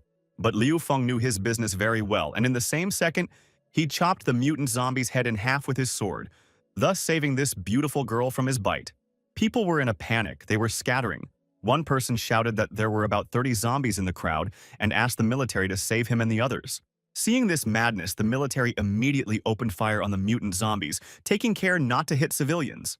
Then they ordered the living people to lie on the ground so that they could easily destroy all the mutant zombies without hurting a single person. The sixth apostle saw the high priestess and said she was a traitor to her faith. Not only was she serving the wrong god, but she had helped to destroy his plan to take over the city. At that moment, Shintong appeared behind the sixth apostle's back, saying that she had found him to kill him. The sixth apostle mocked her by saying that she looked so intimidating that he wasn't the least bit scared. Shintong asked him not to play dumb, saying that his body stench was spilling everywhere and stinking very badly. At this moment, the sixth apostle noticed that her body was captured and said that he would then infect her as well and released his nasty tentacles towards Shintong. Shintong stood still and didn't move anywhere. Liu Feng heard a very strong explosion on the roof of the building. Shintong grabbed the sixth apostle by his long tentacles and began to siphon life force out of him. The sixth apostle couldn't understand how this could have happened. He was the one attacked, not him. Then he realized he was about to be devoured. Shintong said that he was a hateful bug who had reappeared next to her brother and had made a huge mistake doing so. Later, she said she would kill anyone who wanted to harm her brother and sent deadly fire pulses toward the sixth apostle. Meanwhile, Liu Feng noticed that there was someone on the roof and asked a couple of soldiers to go with him and check who was up there. Shintong, with red demonic eyes, descended into the hole that the sixth apostle had made to escape from her, saying that this insect can't escape from her. The sixth apostle ran away without even turning back. Because he realized that he could not defeat this girl, he was very frightened because he had never met such power before. It was just a little bit away from the exit, but suddenly it caught on some threads and immediately stopped. When he looked at his hand more closely, he realized that it was not just threads, but it was a spider's web, which in addition, with every movement he made, began to cut his body. The sixth apostle looked up and saw Shintong, who kept repeating that her little brother belonged to her, and she would not let anyone hurt him. Meanwhile, Suijun couldn't understand why there were so many zombies outside. His assistants didn't know what to do and started to panic. He immediately ordered them to shut up and keep quiet, because they still had a chance since he had already notified the boss. He was sure the boss would come to rescue them since he had grabbed a few beauties for him. One of the beauties blamed herself for what was happening, recalling that Liu Feng had told her to leave the neighborhood immediately. But she had wasted her time packing, and those thugs had grabbed her along with her friends. One of the thugs grabbed the blue-haired beauty by the chin, with the words that the boss couldn't come right now, so he would take care of her personally. Before he could even begin to do something with this beauty, Liu Feng suddenly flew into the room from the window and gave a direct kick directly to the bandit's head, thus immobilizing him and securing the girls. Suijun, seeing that one of his guys was beaten up, immediately said that the one who challenged their gang, the light-bearing dragons and undead. But as soon as the dust cleared and he saw that it was Liu Feng, he immediately became numb with fear, for he remembered how he'd done him in the last time they'd met. Unlike Suiju, Liu Feng didn't recognize him. He just tied him and all his associates up. The offended Suiju tearfully said that his boss would avenge him. The girls thanked Liu Feng once again for saving them. He said it was not necessary to thank him. After all, he had seen something on the roof and noticed that they had not come out. So he thought that they had some problem on the way. After rescuing his future teachers, Liu Feng took Suiju and his gang to the military, asked to follow them, while he himself went to the roof. He was in a big hurry, running up and down floor by floor, and after a couple minutes he finally reached the last floor and opened the door to enter the floor. Opening the door, he saw his little sister Shintong standing next to the sixth apostle's body torn in half, holding his essence in her hands. When she saw her beloved brother, Shintong immediately rushed into his arms and said that she missed him very much. Seeing such a thing, Liu Feng realized that his little sister had already grown up. After getting out, he immediately asked her not to do that again and not to run away. Just as suddenly, Jilan walked up to them. She said she was going back to the research institute, but she promised that they would see each other in 3 days. Liu Feng immediately realized that she was also participating in the mission in the city center. Meanwhile, in the shelter dormitory, the guards were playing cards. One of them mused about how life in the shelter is so joyful and not having to confront zombies every day. Hearing this, one of the jocks said it was worth protecting this hard-won life, because there will never be another, telling the boys that they can't be so careless because it could lead to trouble. So they could rely on the leader to take care of things. They should take care of the defense of the base themselves, said the jock. No sooner had the jock finished his homily than suddenly the system notified all the guards that an emergency had occurred and ordered everyone to return to their posts immediately. On receiving a signal of an unforeseen situation, all personnel had to return to their posts. Even if they had a day off or a day off, Da Qiang and Xiao Sun's guards ran to the headquarters where all the commanders were already in. Da Qiang's guard turned to Secretary Sarah and asked her what was wrong. She replied that Lun Xuan was in charge this time, pointing at him with her hand. Da Qian asked the commander Lun Xuan the same question. Lun Xuan showed him a CCTV camera showing that there was currently a 30-man reconnaissance team near their hideout and approaching their base. Meanwhile, 3 days later, the people in their group were off to their destination point, downtown. Near the center of town, the military built a front base to pull forces together. Captain Chu had instructed the mutant vehicles to stop near the front base without entering it, as they were to settle into their own camp nearby. Steel Fist, a level C mutant who wasn't on the 100 list. I didn't understand why those stupid military people asked them to help so they could put them in some camp. Of the 6 banthas operating in the city, 4 arrived, and the Mutant Association also sent vice presidents. The man in the Cyclops mask was the vice president of the Sacred Fist Gang. His name is Li Hong. This is a serious woman holding a machine gun in her skillful hands, the head of the Rose Gang, Huang Li. And this gray-haired handsome man is the head of the Death Creation Gang, Zhang Che. When they met, Li Hong immediately suggested that Zhang Che and Huang Li should help each other this time, instead of the other way around.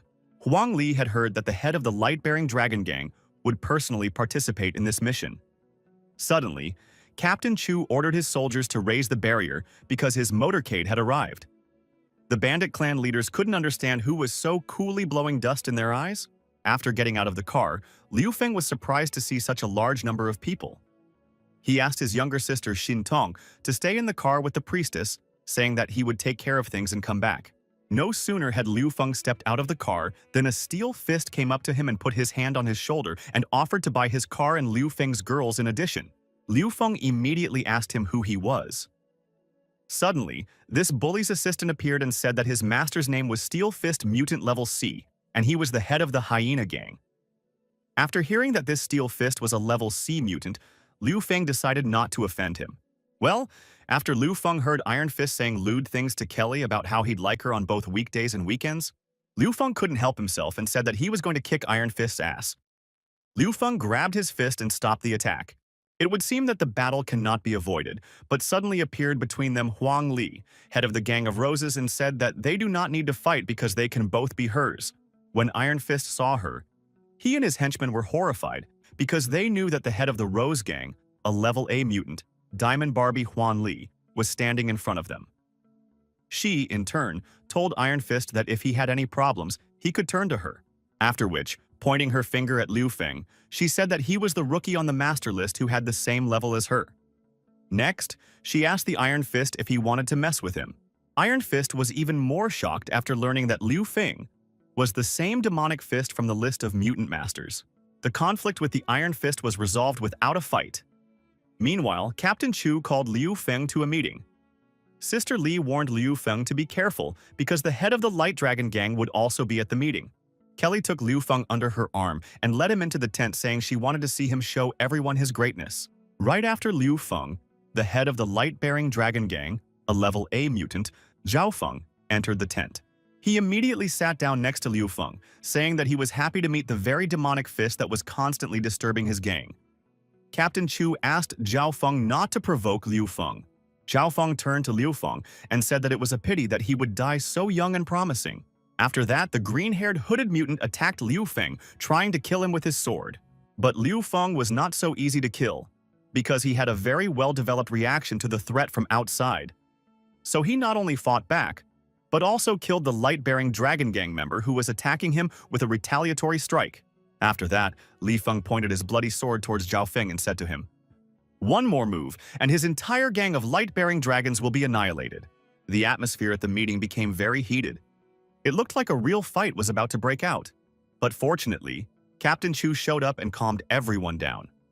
And after that, he told Liu Feng to ignore Zhao Feng because he was a mercenary of the Scientific Research Institute.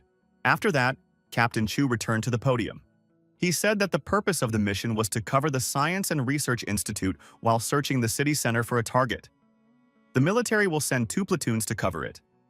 During the mission, everything is under the control of the Mutant Association. After that, he invited the vice president of the association to the podium. The vice president came to the podium and introduced herself, saying her name was Kawase, and she would explain the purpose of the mission. She said that the Mutant Association would provide material and technical support for the military. After that, they would all go to the center of the city together with a military convoy. She then said that she was aware that some of the people here had a contradiction and asked them to put aside all their grudges and misunderstandings until the mission was accomplished. Those who do not heed the request will face the wrath of the Mutant Association. She then announced the start of the mission, saying that everyone should go to the Farega Institute downtown to find nanotechnology. The reward for finding it was 8,000 points. Half an hour later, Huang Bin appeared in front of Liu Feng's car, saying that he was happy to see Liu Feng and would go with him in his car. Liu Feng asked him why he didn't drive the association's vehicle. Huang Bing answered him that the vice president had asked him to come here to be in charge of communication with Liu Feng, as his telekinesis performs the function of communication. Meanwhile, Company Commander Guo arrived at the front base to pull troops together and greeted Commander Chu. Gathering all the military, he said they might be wondering why on earth they were wasting a lot of effort in the north of the city to get to the dangerous center of the city. Wouldn't it be nice to live peacefully on base? For that reason, he told them, they simply could not retreat. After all, soldiers' calling is to defend the motherland and protect the nation, so they must take responsibility. You can't sit in safety. Clenching his fist, he shouted that they must end the apocalypse. After all, downtown had what they needed to end house. After hearing him speak, Liu Feng realized that he was a good commander. Captain Gu ordered the soldiers to get into their cars and leave for the mission. Meanwhile, the commander of the Salvation Army Squad, a level C mutant, fireman Wang Zhen, was laughingly nightmarishing the civilians of the city near Liu Feng's hideout. He asked them not to worry, for the purpose of his Salvation Army was to eliminate suffering and treat everyone equally well. She suggested that everyone go back with them, to own, because there was water and food there. But looking at them with a wry smile, thought that it looked like there would certainly be no shortage of food in the near future. At this moment, Wu Man appeared behind his back. He greeted her and said that he hadn't seen her for a long time. Wang Zhen's comrades didn't know the girl and had never seen her before. But realizing that she was a good acquaintance of the boss, they also greeted her. After looking at Wu Man again, one of the bandits recognized her and said he had seen her before. Then he took one innocent girl by the chin and said that she should repay him with intimacy for taking care of her. Before he could do anything bad to the girl, he lost his head as Lun Xuan announced the start of the operation and authorized the attack to begin. Wang Zhen was at a loss as he didn't understand where the gunfire was coming from. But after a minute, he saw that there was a sniper on the roof and ordered his goons to return counterfire. They returned fire, but it was too late because Lun Xuan's marksmen shot all the bandits in just a few seconds, leaving them no chance to win. And those who voluntarily surrendered with their hands up and guns down, they certainly didn't kill. Seeing that his gang had been destroyed and most of its members killed, Wang Zhen simply went mad and was overcome with blind rage. His hands became fiery at the same second, after which he immediately began to attack Lun Xuan's team with fiery strikes from his flaming hands. Then laughing, he said that they had woken the beast in him for nothing. For now, he would send them straight to hell. But Lun Xuan was not afraid. He took out his sniper rifle and took good aim. Then he said that times have changed and not everything and everywhere is decided by physical strength, and then he fired a shot. Just a few minutes later, one of his fighters approached Lun Xuan and reported that they had completely destroyed the enemy Salvation Army. As suddenly at that moment a woman appeared in front of them and said that if they were completely finished here, it was time to go back to base. When he saw this strange girl, Lun Xuan immediately asked Kong to give him the staff list. When he looked at it, he realized that it was strange because there was one less person on the list than there really was. She immediately realized that Lun Xuan was very vigilant. After all, she had erased all of her memories with her ability, but he still found inconsistencies. She then replied that she had traveled after they had left the base, and added that she was their friend. But Lun Xuan still didn't believe her, realizing that there was something wrong. He ordered Da Qiang to write it down and report it to the base. Then gather everyone at the gathering place. At the same time, on the road in the center of the city, the military, thanks to tanks and heavy equipment, were clearing the passage to the center of the city for the Mutant Association. They were killing zombies in droves, driving right through them with their huge convoy of military vehicles. After waiting a bit, seeing that everything is working out, Commander Go ordered his gunners to open fire on the zombies so that they would feel the power and strength of modern technology. It was too calm and simple. Liu Feng analyzed the situation and realized that now there were mostly ordinary zombies, no evolved zombies or mutant zombies, which were the biggest threat. And he thought it was very strange. No sooner had he thought about it than he suddenly heard the military shouting over the radio, saying that there were mutant zombies moving towards them from the right. The military reported that things were bad, as a large group of zombies appeared on the right flank. They were evolved zombies. Liu Feng asked Huang Bing to drive the car instead so that he could get out of it and climb onto the crash to protect the convoy.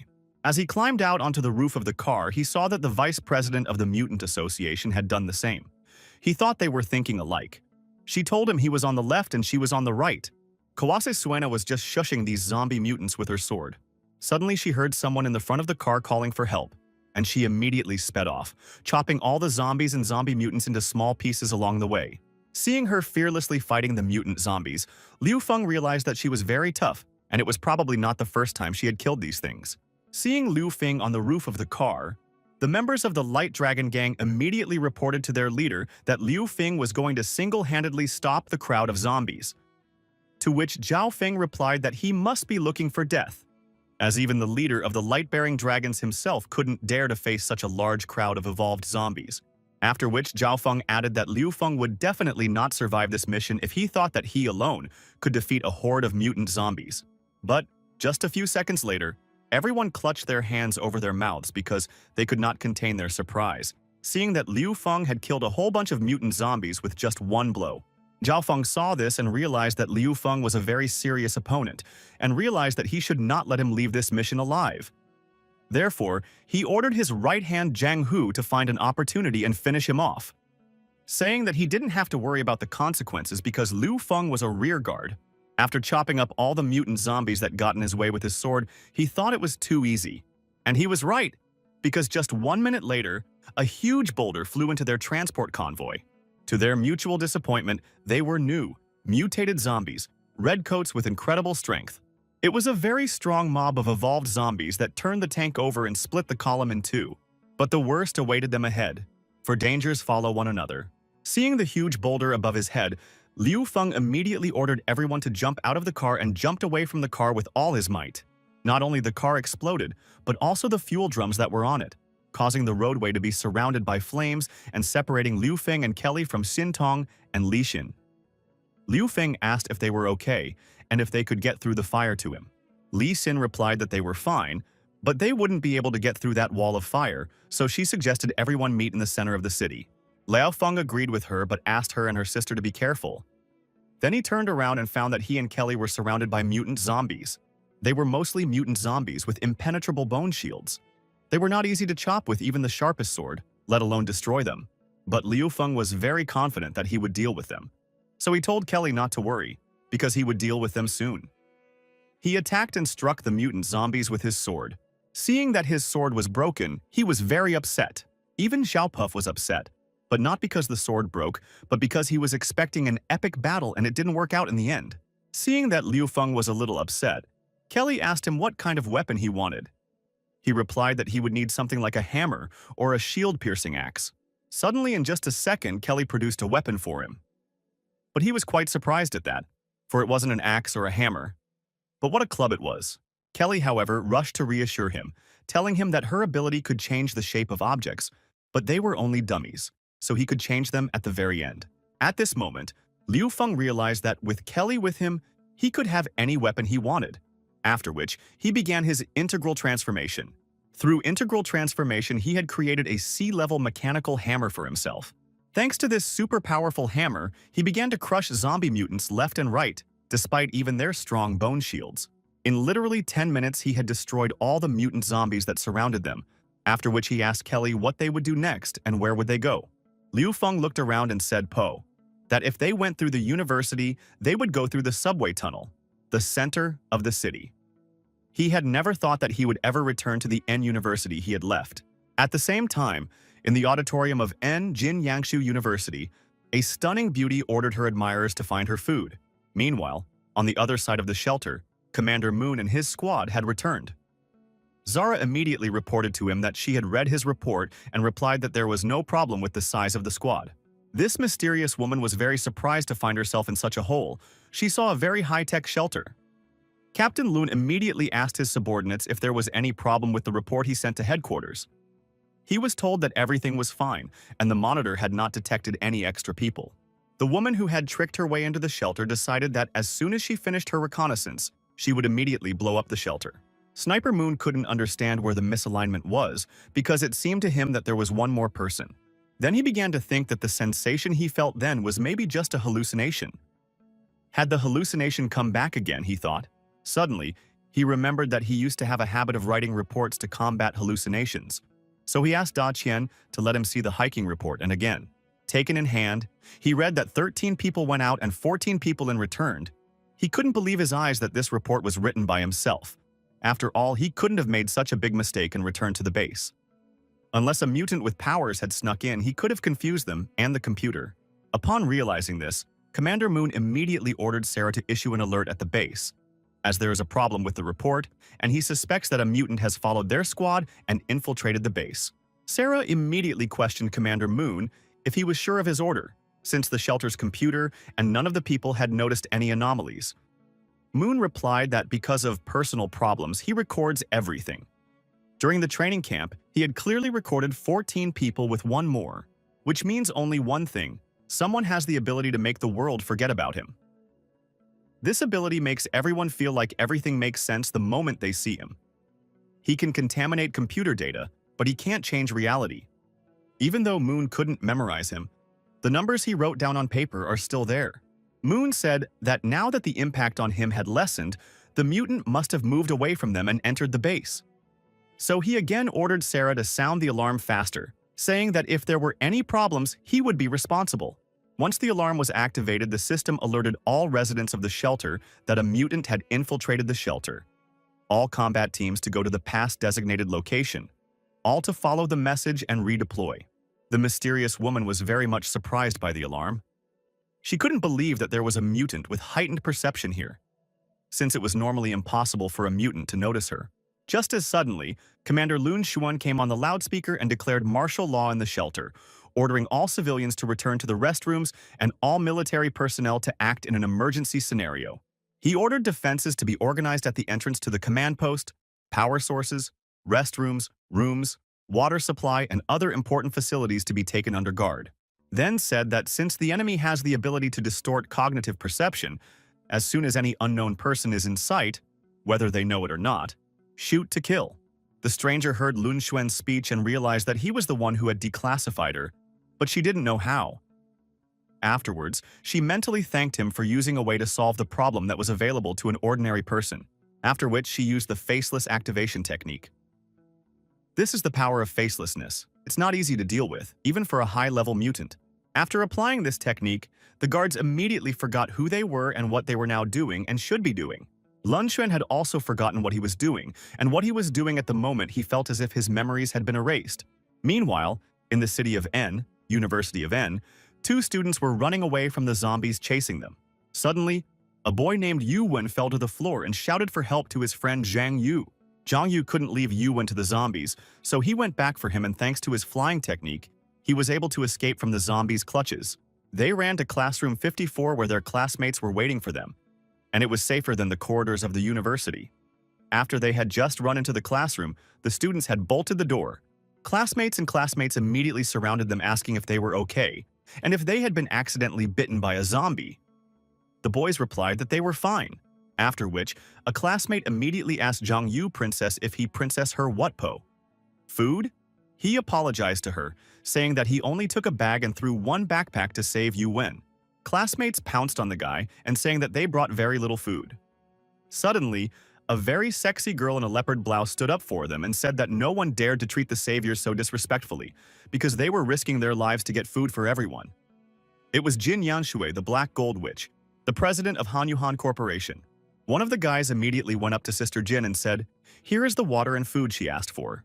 She thanked him, said that he not only saved her life but also brought food. Helping students is a no-brainer. In this world, there are still people who offend a super ability holder who brings them food. They are definitely looking for death. Jin asked Zhang Yu if he wanted her sister to reward him with a night out as a token of gratitude. The prettiest girl of the university didn't like this fox that Zhang Yu saved when he went out to look for food that day because she had charmed all the guys. And now, she also wants to take her last backup Zhang Yu. She also realized that he was her last backup, and after all, in her first year, her backup was Liu Feng, Inga, who was soon stolen away by Shen Qian. Zhang Yu drooled looking at Jin Yanshu. He saw her as a gentle, intelligent, kind, understanding woman. For himself, he determined that she was better than the most beautiful girl in the university. Jin Yanshu realized that the girls from the university were no match for her. They were easy to defeat. She even started to miss her old fox opponent. Just as suddenly, one of the students shouted out that he could see people outside, and they were walking through the campus. Jin Yanshu didn't believe the student, as he knew that it was suicide to walk down the street at such a time, because the sounds would attract zombies. But there really were people there, and they were surrounded by zombies. Zhang Yu saw that the two people were surrounded by a crowd of zombies. He climbed up on the window and said that this would not do, because he could not watch good people die in vain, so he decided to use his ability to fly to save them. But after seeing Liu Feng destroy a whole bunch of zombies with just one strike, Zhang Yu stopped and froze for a moment, realizing that the person below was very cool and strong. Suddenly, some slimy and unusual tongue appeared in front of Yue Wen's eyes. He looked up. He saw not the usual two-headed bloody zombie with long tongues. After that, the mutant zombie pierced Yue Wen's head with its tongue. When Zhang Yu and the others saw this, they were horrified. After that, the mutant zombie decided to climb into the classroom through the window to eat the rest of the university students. At this moment, Kelly noticed this mutant monster and informed Liu Feng that there were definitely people on the second floor of the university, because there's a very large mutant zombie trying to get in through the window. Jin Yanshu, seeing that the mutant zombie had started killing one student after another, remembered that that damn day of the apocalypse, her corporation and all her wealth had turned to ashes, and now she had to rely on the students to survive. She was really pissed off. Realizing that her life is on the line, she decides she must get a firm grip on this boy with superpowers, for he is her key to survival. But the most beautiful girl in the university had another plan. She asked Zhang Yuya to distract the mutant zombie, otherwise they would all die, and he agreed. Jin Yanshu realized that these students are very cruel because they sent the boy to his death. Zhang Yu went out to meet the zombie mutant and started waving his hands to attract the attention of the zombie mutant and get him away from his friends. As suddenly, quite unexpectedly, Liu Feng appeared out of nowhere and with 2 feet in the head hit the mutant zombie. Everyone was shocked to see Liu Feng mercilessly fighting this mutant zombie, striking it one blow after another, crushing it with his sledgehammer. In the end, Liu Feng gave him a final blow with his sledgehammer, thus smashing his head on the floor of the University of N University's foyer. When they saw Liu Feng, all the girls were immediately in love with him because he seemed so strong and sexy. And the boys were a little shocked because he destroyed a huge mutant zombie without anyone's help. Suddenly, Zhang Yu saw Liu Feng as the same Liu Feng who had dropped out of their university during his freshman year. He pointed his finger at him and said that it was him. Zhang Yu told him that he didn't think he would see him at the university. After all, it had been almost 3 years since he had purified himself. Liu Feng said hello to Zhang Yu and said that it had indeed been 3 years. The prettiest girl in the university couldn't believe her eyes when she realized that this was her backup who had been stolen during her freshman year. After Liu Feng dealt with the mutant zombie, Kelly entered the lobby of University N. She was immediately recognized by Jin Yanshui, after which they went to the dining hall of the university to a safer place. Liu Feng said that the world outside had fallen. Each city was fighting separately and couldn't take care of itself, let alone the others. After which he said that the army had already refused to rescue the survivors in the center of the city. This time, he has a mission to accompany the military. But after the surprise attack on the road, they split up and he came to the university. The prettiest girl in the university ran up to Liu Feng and making her beautiful, huge eyes at him, asked him if he could escort them to the northern base, telling him that he was very cool. Liu Feng replied to her that he couldn't do that because he had to go to the city center and couldn't go back. She couldn't believe what she was hearing. For not so long ago, he had been hers and her doggy. And now this nasty loser dared to neglect her and refuse her request. Jin Yangsu thought for a bit and said that on the 3rd, 7th, and 11th day after the apocalypse began, there were sounds of shelling in the area. But the military didn't enter the campus. Did they fail to recapture the city? Also the explosion this morning. Was it the military, she asked Kelly and Liu Feng? Afterwards, she walked over and told Kelly, calling her by name, that she was right. Kelly answered her that she didn't think the black gold witch Jin Yanshu was still alive. At this moment, all the students realized that she is the president of Hengyuan Corporation, and that it used to be said that her corporation was comparable to the Lilian Corporation that Kelly owned, and they were competing with each other. They are both outstanding women, but they don't get along with each other. Zhang Yu remembered that they had no food again, so he asked Liu Feng to go with him to find food for everyone else. That way, everyone would be able to survive and not starve. Liu Feng was surprised to hear about the food search and asked him if he was sacrificing himself to find food for everyone. Zhang Yu replied that he finds most of it by himself, but sometimes he goes out to search with his friend Yu Wen, who was killed by a mutant zombie. Because of the lack of food, everyone hasn't had enough to eat for days, he said, after finishing his story. After listening to Zhang Yu's heartwarming story about sacrificing himself to find food for everyone, Liu Feng said that he was refusing his offer. After hearing Liu Feng's reply, everyone couldn't believe that a great and strong guy like him was refusing to help. They started to rebuke him, saying that they were former classmates after all and that he had no conscience at all. But Liu Feng said that he still wasn't interested because he didn't want to be Mother Teresa. After all, there are so many of them, and if they want to eat, they should look for food themselves. They started saying that there are a lot of zombies outside and they don't know how to get out. They also said that he was emotionless and didn't seem to be human anymore.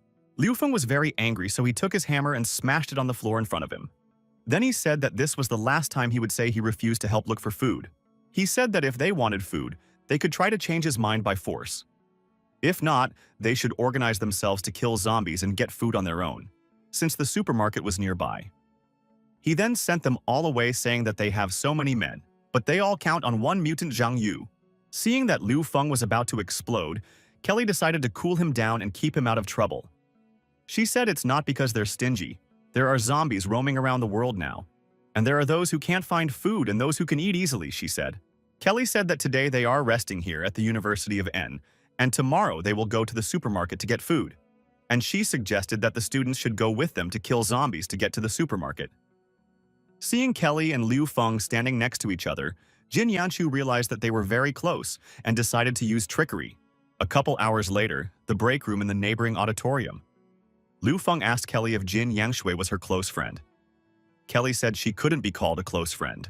Kelly told him that their families are longtime friends. She has known her since childhood, as she has always been in competition with Kelly in everything. Moreover, she likes to use various tricks to achieve her goals. She has an excessively dark character. That's why she is called the Witch of Black Gold. Kelly warned Liu Feng to be careful with her because she had been taking away Kelly's toys since she was a little girl. Liu Feng calmed her down by saying that, with such a bad temper, all the toys would leave Jin Yanshu. Kelly was happy to hear such words from Liu Feng and thanked him for it. Liu Feng, however, told her to lie down to rest early while he would keep watch outside. He also said that their bag of supplies was lost, so they would need to find food tomorrow. Sitting outside on the corridor near the fire barrel, Liu Feng thought about the fact that he did not expect to meet the object of his hidden love and Zhang Yu here. What a coincidence, he thought. Suddenly, he heard someone approaching him. That someone was Jin Yangshui. She approached Liu Feng and offered to chat with him to pass the night. She thanked him for saving her life and said it was midnight and he was still watching. It must be hard to be Kelly's protector because she's not an easy character. At that moment, she thought she could use a few tricks to get that toy away from Kelly. She almost choked up when she heard Liu Feng say that Kelly had a great character and he was glad he met her. She realized that Kelly liked losers like that, and it was obvious to her that she just needed to take the bait and put more effort into it. Using all her charm and sexuality, she leaned over Liu Feng and asked him to help her find food tomorrow. But her ploy didn't work and Liu Feng firmly refused her. She lashed out at him again, saying that she didn't believe that Kelly herself would go looking for food with him, calling him a hypocrite. Liu Feng asked her to shut her mouth and don't dare to defame Kelly. After all, Kelly could find food by relying on her abilities. She couldn't believe that the Kelly she knew was suddenly so brave. Jin Yangshui realized at this moment that she would have to try very hard to take away this toy. So she decided to take Liu Feng with heavy artillery and opened her blouse in front of him, showing that she was ready to give herself to him. But at this moment, Liu Feng was not looking at her, but at the zombie that was coming out of the corner. Liu Feng immediately plopped her on the floor and ordered her to cover her mouth because he saw someone coming out from around the corner. It was definitely not a person. But she didn't listen to him and started shouting that he was an impertinent and snappish boy who had no right to even touch her. At that moment, the mutant zombie was already reaching for her. Liu Feng had no other choice, so he used his mechanical arm and delivered a crushing blow to the zombie mutant that wanted to attack Jin Yanshui. Liu Feng then asked her to behave more carefully from now on and obey him if he ever asked her for anything. This man had repeatedly exceeded expectations. It was obvious that this loser she wanted to subjugate had suddenly subjugated her. After all, that feeling of security in his arms?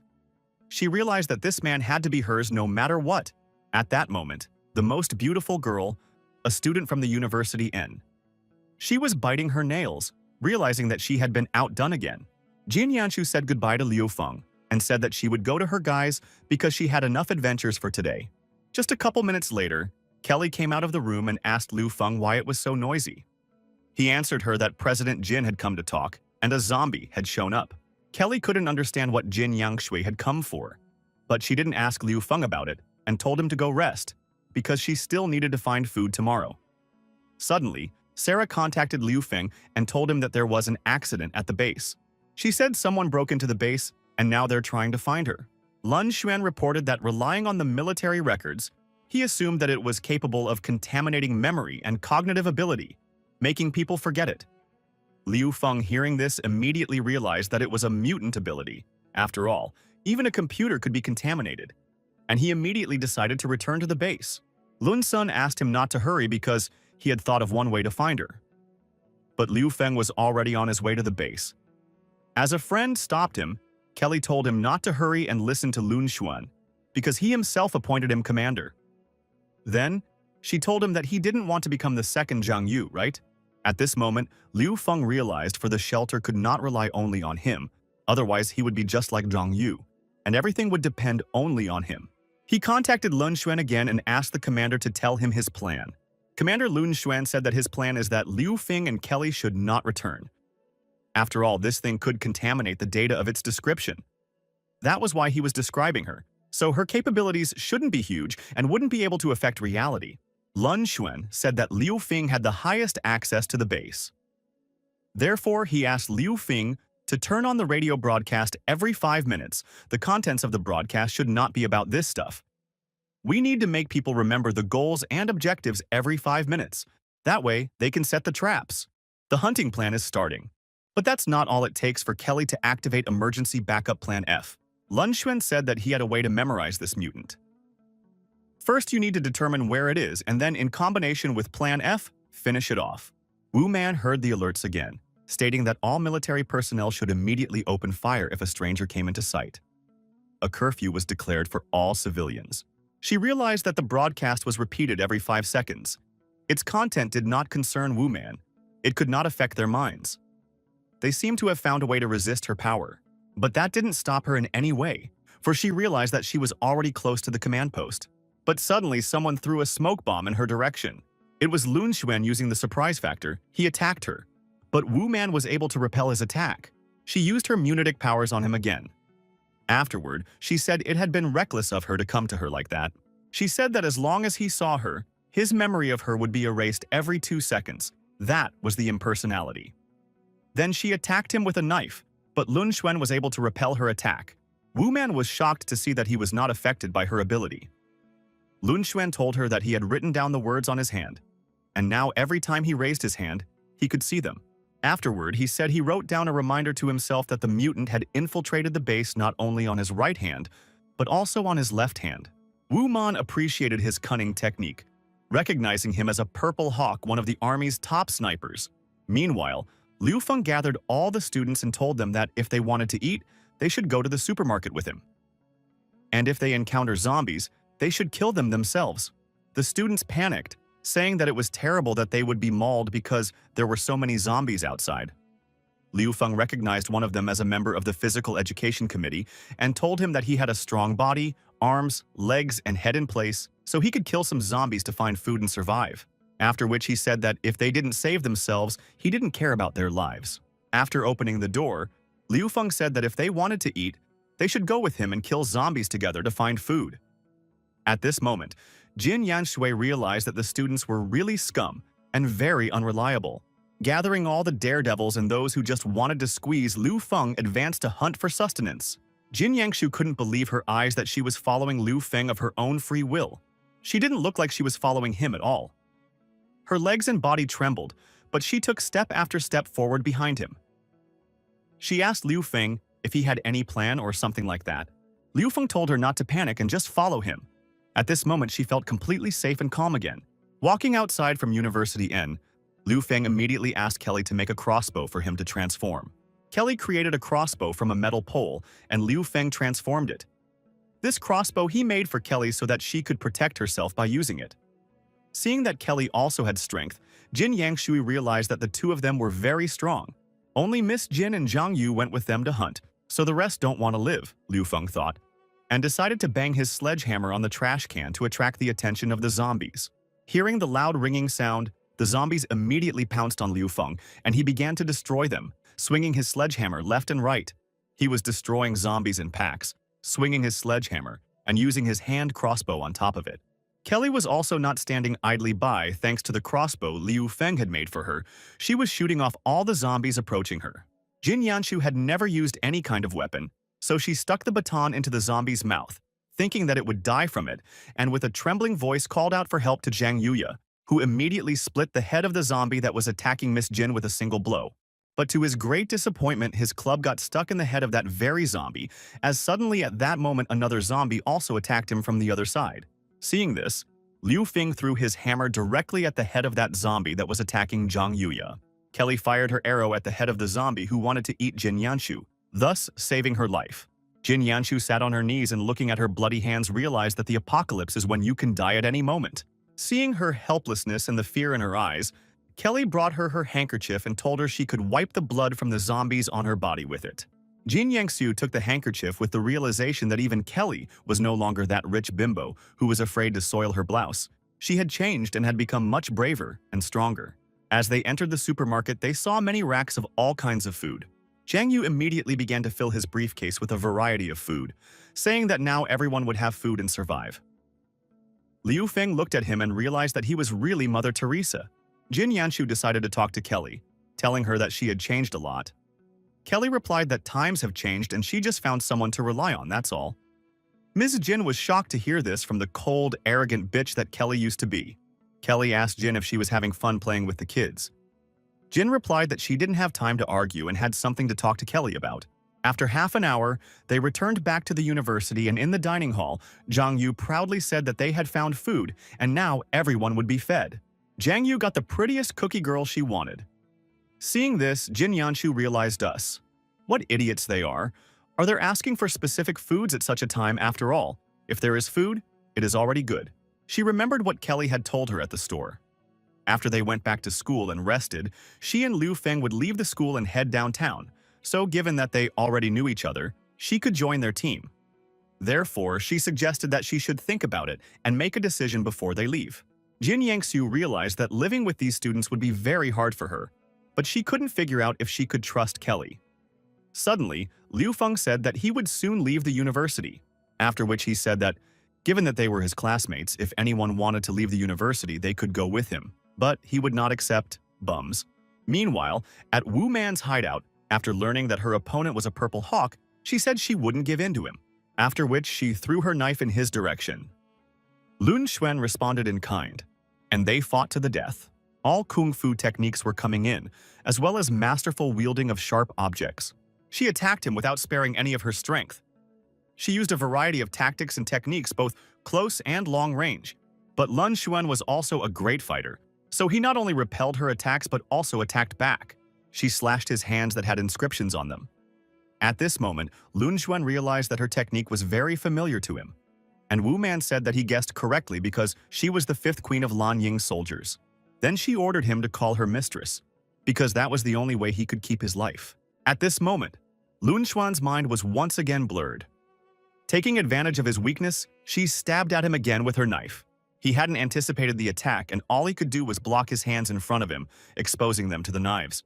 He realized that he couldn't handle her, so he decided to hide behind the wall of the passage. Wu Man didn't chase after him, knowing that he was already in her trap. Standing behind the wall, Lun Xuan looked at his bloody hands and didn't understand what was going on here, and who was chasing him. Wu Man was very cunning, and each of her blows was such as to hurt the inscriptions on his hands so that the blood would smear them. Approaching him from behind, she stuck her knife into his shoulder, saying that he couldn't handle the memory pollution that would erase his memory every 2 seconds without a reminder. Lun Xuan rushed to run away because he didn't know what to do. Running away, Lun Xuan became more and more entangled in her web of lies. Wu Man was very pleased to watch the Soldier King go to hell step by step. After 5 minutes, the bleeding Lun Xuan realized that he couldn't escape or hide from her anywhere. Wu Man gloated, saying that he had driven himself into a dead end. After which, she said that he would be the 4th Soldier King she would kill. She also said that kings were easier to kill than common soldiers, and that the 2nd Soldier King also died by her hand. After which, she swung her sharp knife to the side to deliver a precise stab to the heart and kill Lun Xuan. At the same time at the university, Liu Feng said that they were leaving because they were done with repairing everything, and if anyone wants to go with him, now is the time to decide. The students all went off the chain, saying that he had no sense of responsibility. He was the one running away, not them. The prettiest girl told him if he leaves and doesn't protect her, he should leave her food. But Liu Feng told her that he wouldn't leave anything behind. When she heard this, she was furious and said that he was a cheeky and no good loser. She said that her family was very rich, and a loser like him wasn't exactly the right fit for her, especially since she'd chosen him as a backup during her freshman year, out of pity. Laughing Liu Feng in the eyes, she said that even his ex-girlfriend Shen Qing didn't treat him like a dog. Then she said that he would be lonely and unneeded for the rest of his life, because no one needed such a loser. The students supported her, saying that Liu Feng was just a dumb loser and threatened him to stay away from the most beautiful girl in the university. Suddenly, Kelly stood up for Liu Feng by slapping the most beautiful girl in the university. The girl was shocked at what those students who defended her with their shouts, for no one had ever dared to raise a hand against her in her life. Hugging his arm, Kelly said that insolent girl to shut her mouth, since she has no idea how beautiful, strong, gentle, and charming this man is. Then she told him that because of one call from her, he had come a long way and saved her, and still protects her from all kinds of troubles and inclement weather. He gave her a position and supernatural abilities. He is strong, skillful, resilient, and the best a woman can be. Kelly complimented Liu Feng a lot more, and at the end she said that men are not born like that. They become like that, and she was glad that Liu Feng became like that with her. But the students didn't care, and decided to forcefully take the food away from Liu Feng. One of the students went around behind him and wanted to steal the food from his briefcase. But Liu Feng saw this and crushed his head with his sledgehammer. Then he said that if anyone dares to move on him, he'll die immediately. No sooner had they started fighting than mutant zombies started coming out of the windows again. They immediately ate the girl student who was standing by the window. The students panicked and started to run away. They had forgotten not only about food, but also about their comrades. The system alerted Liu Feng that there was a new task: to save the students in University H, the reward for saving 100 points. Liu Feng realized that the task was not easy because there were 3 mutant zombies and 1 elite zombie mutant. Meanwhile, Kelly asked Jin Yanshu to finally make her choice since they were about to leave. Jin Yanshu realized that if she decided to leave, it would mean giving up a comfortable life where someone was looking for her food. Seeing her hesitation, Kelly remembered her old self. Zhang Yu and the most beautiful girl in the university named Shui Wei were surrounded by mutant zombies. At that moment, he told her that they should join Liu Feng, but Shui Wei didn't want to leave, so she couldn't make the right decision. Zhang Yu shouted at her, saying that there was no more time to hesitate and she could no longer stay at the university. The mutant zombies came closer and closer to them. Seeing that there was little chance of survival, Shui Wei pushed Zhang Yue in the back to meet the monsters to buy herself time and escape, because she did not want to die. The girl he loved and constantly protected did such a treacherous thing to him. He couldn't understand what kind of world this was, where there was no love, no longing, and no pity. So he got angry and created a strong airflow that enveloped his arms and body. Thanks to it, he chopped to pieces all the zombies that attacked him. Seeing this power and strength, Liu Feng realized that his abilities were air subjugation and flight. After Zhang Yu dealt with the crowd of zombies, he immediately said that he wanted to leave with Liu Feng. He wants to become as strong as him. Jin Yangshu saw this betrayal and realized that if she stayed with these students, one day they could betray her as well. So she raised the baseball bat above her head and said that she was going along with them, and no hardship could defeat them. After gathering all comers under their wing, Liu Feng and Kelly decided to leave the walls of the university after all. Meanwhile, in Wu Man's hideout, Wu Man still failed to kill Lun Xuan because his mutation had awakened at that moment. She realized that the mutation had awakened at the most inopportune moment because she was just a little bit away from killing him. But most importantly, she couldn't tell if he could see her or not. Seeing how Lun Xuan by the multitude found himself behind her head, she realized that her ability was working, and it looked like he had just accidentally grabbed her blade. Before she could think about it, Lun Xuan launched a blade at her, which almost hit her head. She was at a loss as she didn't understand whether he remembered her or not, and what ability had he awakened. Lun Xuan saw Wu Man but couldn't understand who she was, and also didn't understand why the person standing next to her was pointing at her. He couldn't understand why this little girl looked very strange, also why she was still pointing at the woman and what was wrong with this woman. Wu Man pulled out her gun, saying she didn't want to use the weapon but her patience ran out. Pointing her weapon at Lun Xuan, she said that although she didn't find out what kind of mutation he had, but for the sake of the mission, she would shoot him right now. Lun Xuan raised his head at this moment and said that although he didn't know who she was, but his plan had succeeded. Seeing the words on his palms, she realized that he had clenched his fist, and the blood had failed to smear the words. Meanwhile, someone appeared behind her and grabbed her arms. It was Kelly who said that to catch someone like her, someone impossible to memorize, the only thing left to do is set a trap. Wu Man realized that another person with immunity to her ability had appeared in this hideout, and that was too bad. But she thought that they were being too careless. Thanks to her military smarts, she was able to put her gun to Kelly's head and shoot her. She then said she didn't know why Kelly was immune to the memory loss ability, but she dared to approach the Queen of Soldiers, which is pure suicide. But this Kelly was bulletproof, and these things couldn't kill her because she was just a metal clone of the real Kelly. Plan F was to awaken the metal clone of Kelly, who was still on the base. Wu Man was shocked and didn't understand why her powers didn't work on Kelly's clone. She didn't know that the clone was an inanimate object. Clone Kelly told Commander Moon that after she sealed Wu Man, the clone's body would dissolve. She then proceeded to envelope Wu Man's metal with her cells, making her a metal-wrapped mummy. It was a frightening superpower, even for Commander Moon. At this moment, he wondered if the girl he saw was not a hallucination, but some kind of superpower. Although he realized that the early ones had said that superpowers could only awaken in black blood patients. Meanwhile, Liu Feng and his team were at the entrance of the subway station that led to the city center. Liu Feng was able to find out through the system that Jin Yangshui was a weaker and more evil version of Kelly. But just for someone like her, there are dark matters in the underground city that she can deal with in a hurry, he thought. After studying Zhang Yu's data, Liu Feng realized that he didn't just have the power to fly, but he had turned zombies into powder with gravity. This is a future warrior. Liu Feng was happy because he had made a fortune since Zhang Yu had the strongest ability he had ever seen, apart from Liu Feng's aunt, who controlled blood. Liu Feng couldn't be happy to realize that Zhang Yu wasn't that simple. He realized that he had obtained a treasure. Liu Feng called Zhang Yuya over to his place and suggested that he use his abilities to open the subway doors. When Zhai Yu came to the door, he grabbed the lock with his hands and said that he didn't understand how he could open it with his flight. But Liu Feng told him that he was underestimating himself and decided to teach him a trick. Jin Yanshu asked Kelly what is it that the boys are doing. And Liu Feng at this moment asked Jai Yuya to imagine that this castle was the most hated person. "What are your regrets?" Kelly asked her, and told her not to think that Liu Feng was just a backup because he always acts for sure and his techniques are fierce. Kelly also told her not to question what he was doing and to just watch, because he is a man who can work miracles. Jai Yu concentrated on the castle, but he couldn't do anything. Liu Feng said that he should further focus his thoughts only on the most hated person. As soon as Jai Yu turned off all his thoughts and focused only on the memories of the most po person, which for him was the most beautiful girl in the university, because of whom he almost died.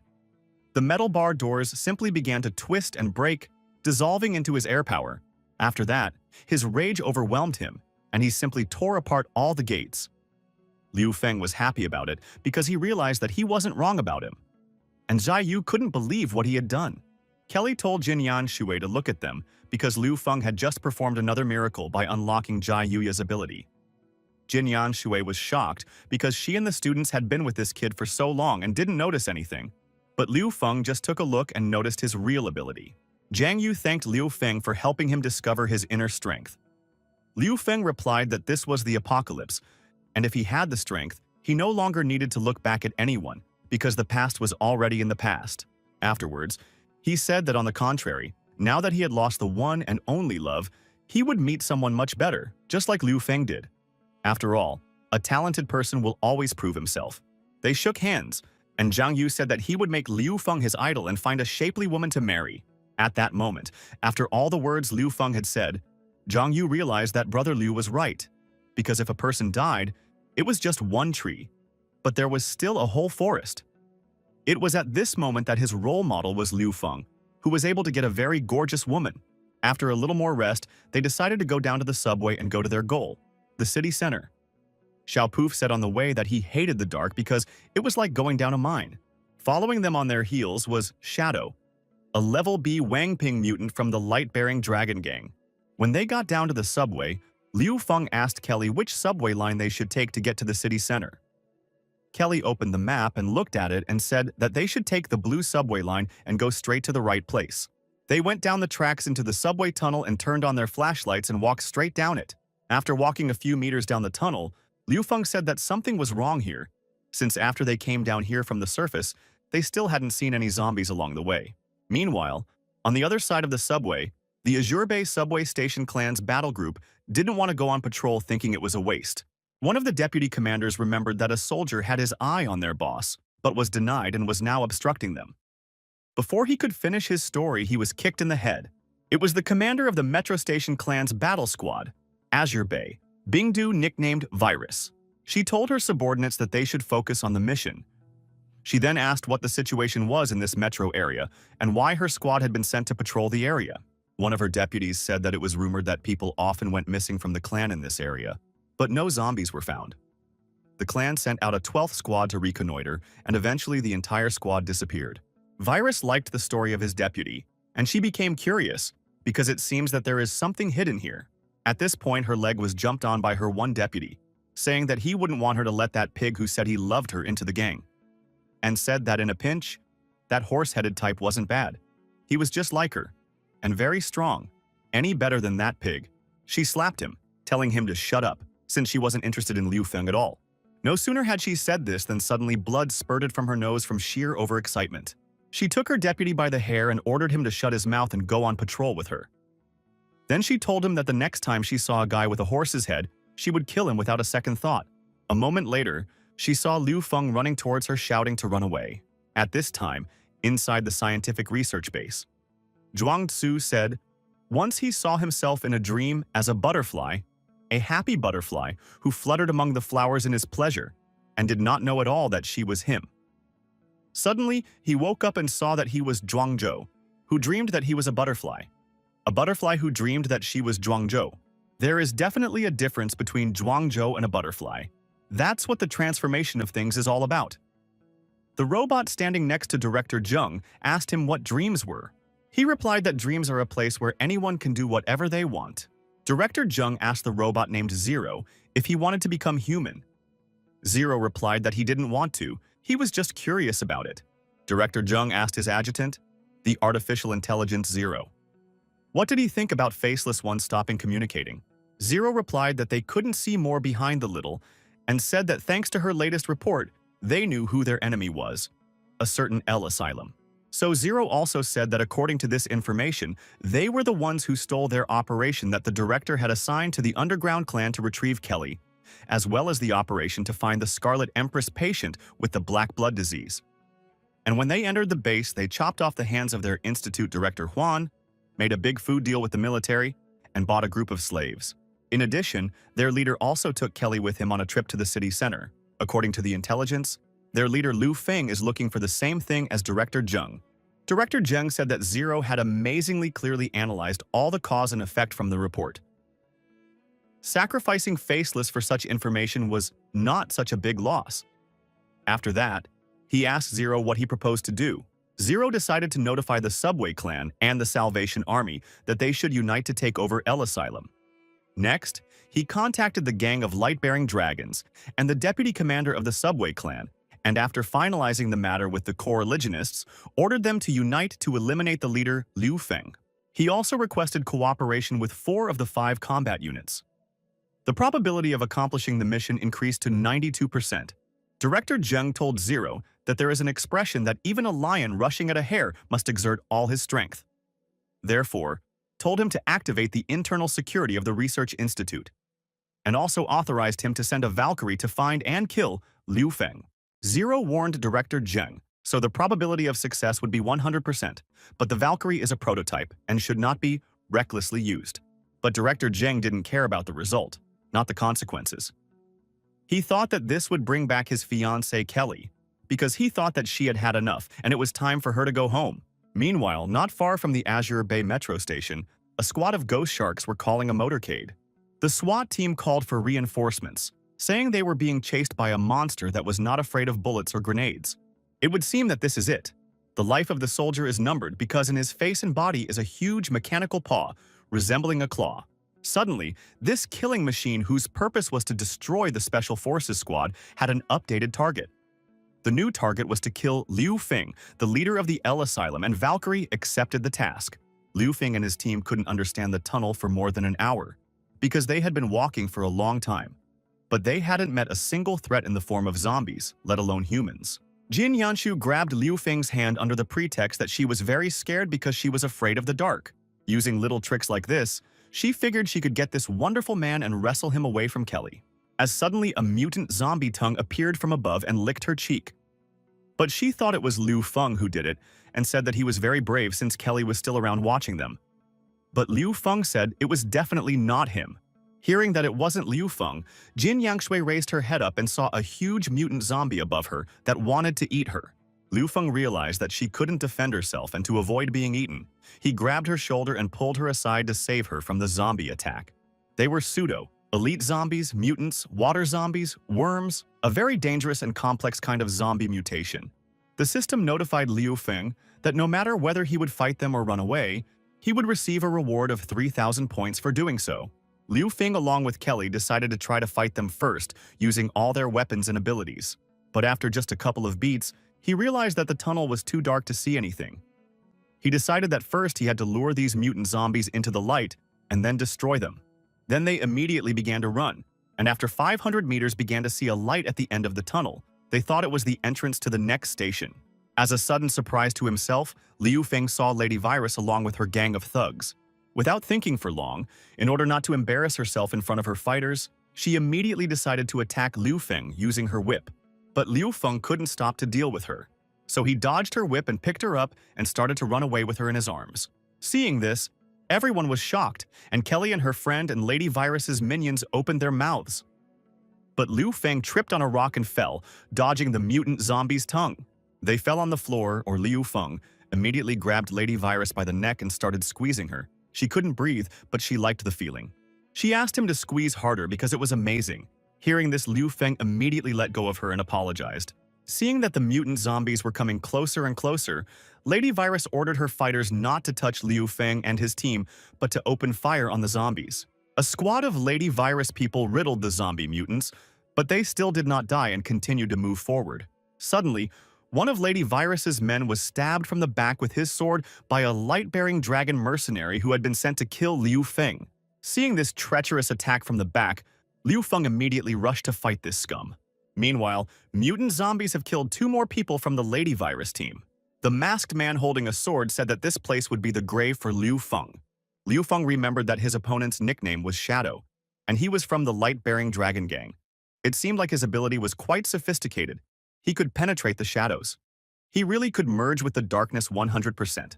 Liu Feng's team wanted to help him, but he told them to go and help fight the zombies because he was joined by a lady, a virus that wanted revenge for killing her man. A bandit from a gang of light-bearing dragons warned them to be careful of their shadows. Before he could say that, a Valkyrie suddenly appeared out of nowhere and took him by the head with her claw. Valkyrie scanned everyone in the room, and finding Liu Feng confirmed his annihilation. As soon as she discovered Liu Feng, she immediately crushed the head of her claw, the mercenary called Shadow. After which, she immediately began the task of destroying Liu Feng.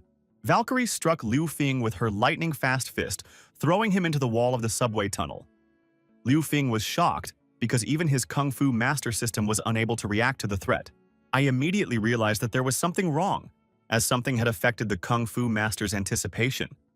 This had never happened before. Valkyrie struck again, and the Kung Fu master and she didn't react at all. After all, it was once again a very fast and powerful strike. The Lady Virus standing behind her grabbed the Valkyrie's arm with her whip and told Liu Feng to pay attention to his back tentacles, for they were not ordinary at all. She said that they could reactively accelerate, so he had to be careful, because the Valkyrie could suddenly accelerate, which was why Kung Fu master Liu Feng Na couldn't catch his strikes. Feeling threatened by the lady, the Valkyrie virus also began to attack her with its rear tentacles. Seeing that they were struggling, Kelly decided to help by shooting 4 crossbow arrows at the Valkyrie. She then asked Zhang Yuya to use her strength to immobilize the Valkyrie's tentacles. Zhang Yu took the bat with nails from Jin Yanshu without thinking for a long time, and used his strength to pull them out of the bat and launch them at the Valkyrie. But he didn't just launch the nails at the Valkyrie. Thanks to them, he was able to immobilize her tentacles that were on her back. Seeing that the Valkyrie's claws were no longer functioning, Liu Feng immediately called Xiaopuff to him and ordered him to reunite with him, entering extermination mode. Connecting with Xiaopuff, Liu Feng used the nano-striking glove and dealt a crushing blow to the Valkyrie. The Valkyrie's armor began to creak and seemed about to burst at the seams, but it didn't happen. Seeing this, Liu Feng was shocked. After all, it was the same strike he used to blast elite zombies, and the Valkyrie was only able to break its arm. What level is this monster? After which, he asked for cover and changed his tactics. Chang Yu asked Liu Feng to hurry up, for he could barely contain those tentacles and realized that in just a few seconds, they would be able to overcome his gravitational force. Liu Feng pounced on the Valkyrie from behind to try to detach its tentacles, but suddenly the system said that it had detected a nanotechnological weapon and suggested Liu Feng to adopt the technology. Without thinking for a long time, Liu Feng agreed to the system and decided to adopt the new nanotechnology from the Valkyrie. The new nanotechnology was Nana, mechanical tentacles, octopus, who mastered all martial arts at a level of strength. Because of the intense tension, Zhai Yuya's nose was bleeding and he let go of the tentacles because there were zombies coming from behind and he just needed to attack them to survive. Turning to Liu Feng, Zhang Yu said that they wouldn't last much longer and asked him to hurry up. Realizing that he had no time to think about his actions, Liu Feng immediately pounced on the Valkyrie and with his tentacles grabbed his head, trying to tear it off. While Liu Feng was trying to deal with the Valkyrie, everyone else was unsuccessfully trying to destroy the mutant zombies that still couldn't die. Jin Yanshu was once again on the verge of life and death, so she decided to ask Kelly what it was like to be with a man, since she was still a virgin. Kelly replied that it felt really good. Jin said that if she had known it would be like this, she would have found a man. For example, Liu Feng would be perfect for her. No sooner had she said that than suddenly, the Valkyrie, because the hairdryer was blocking her view, elbowed the mutant zombie who wanted to eat Jin Yanshu in the head.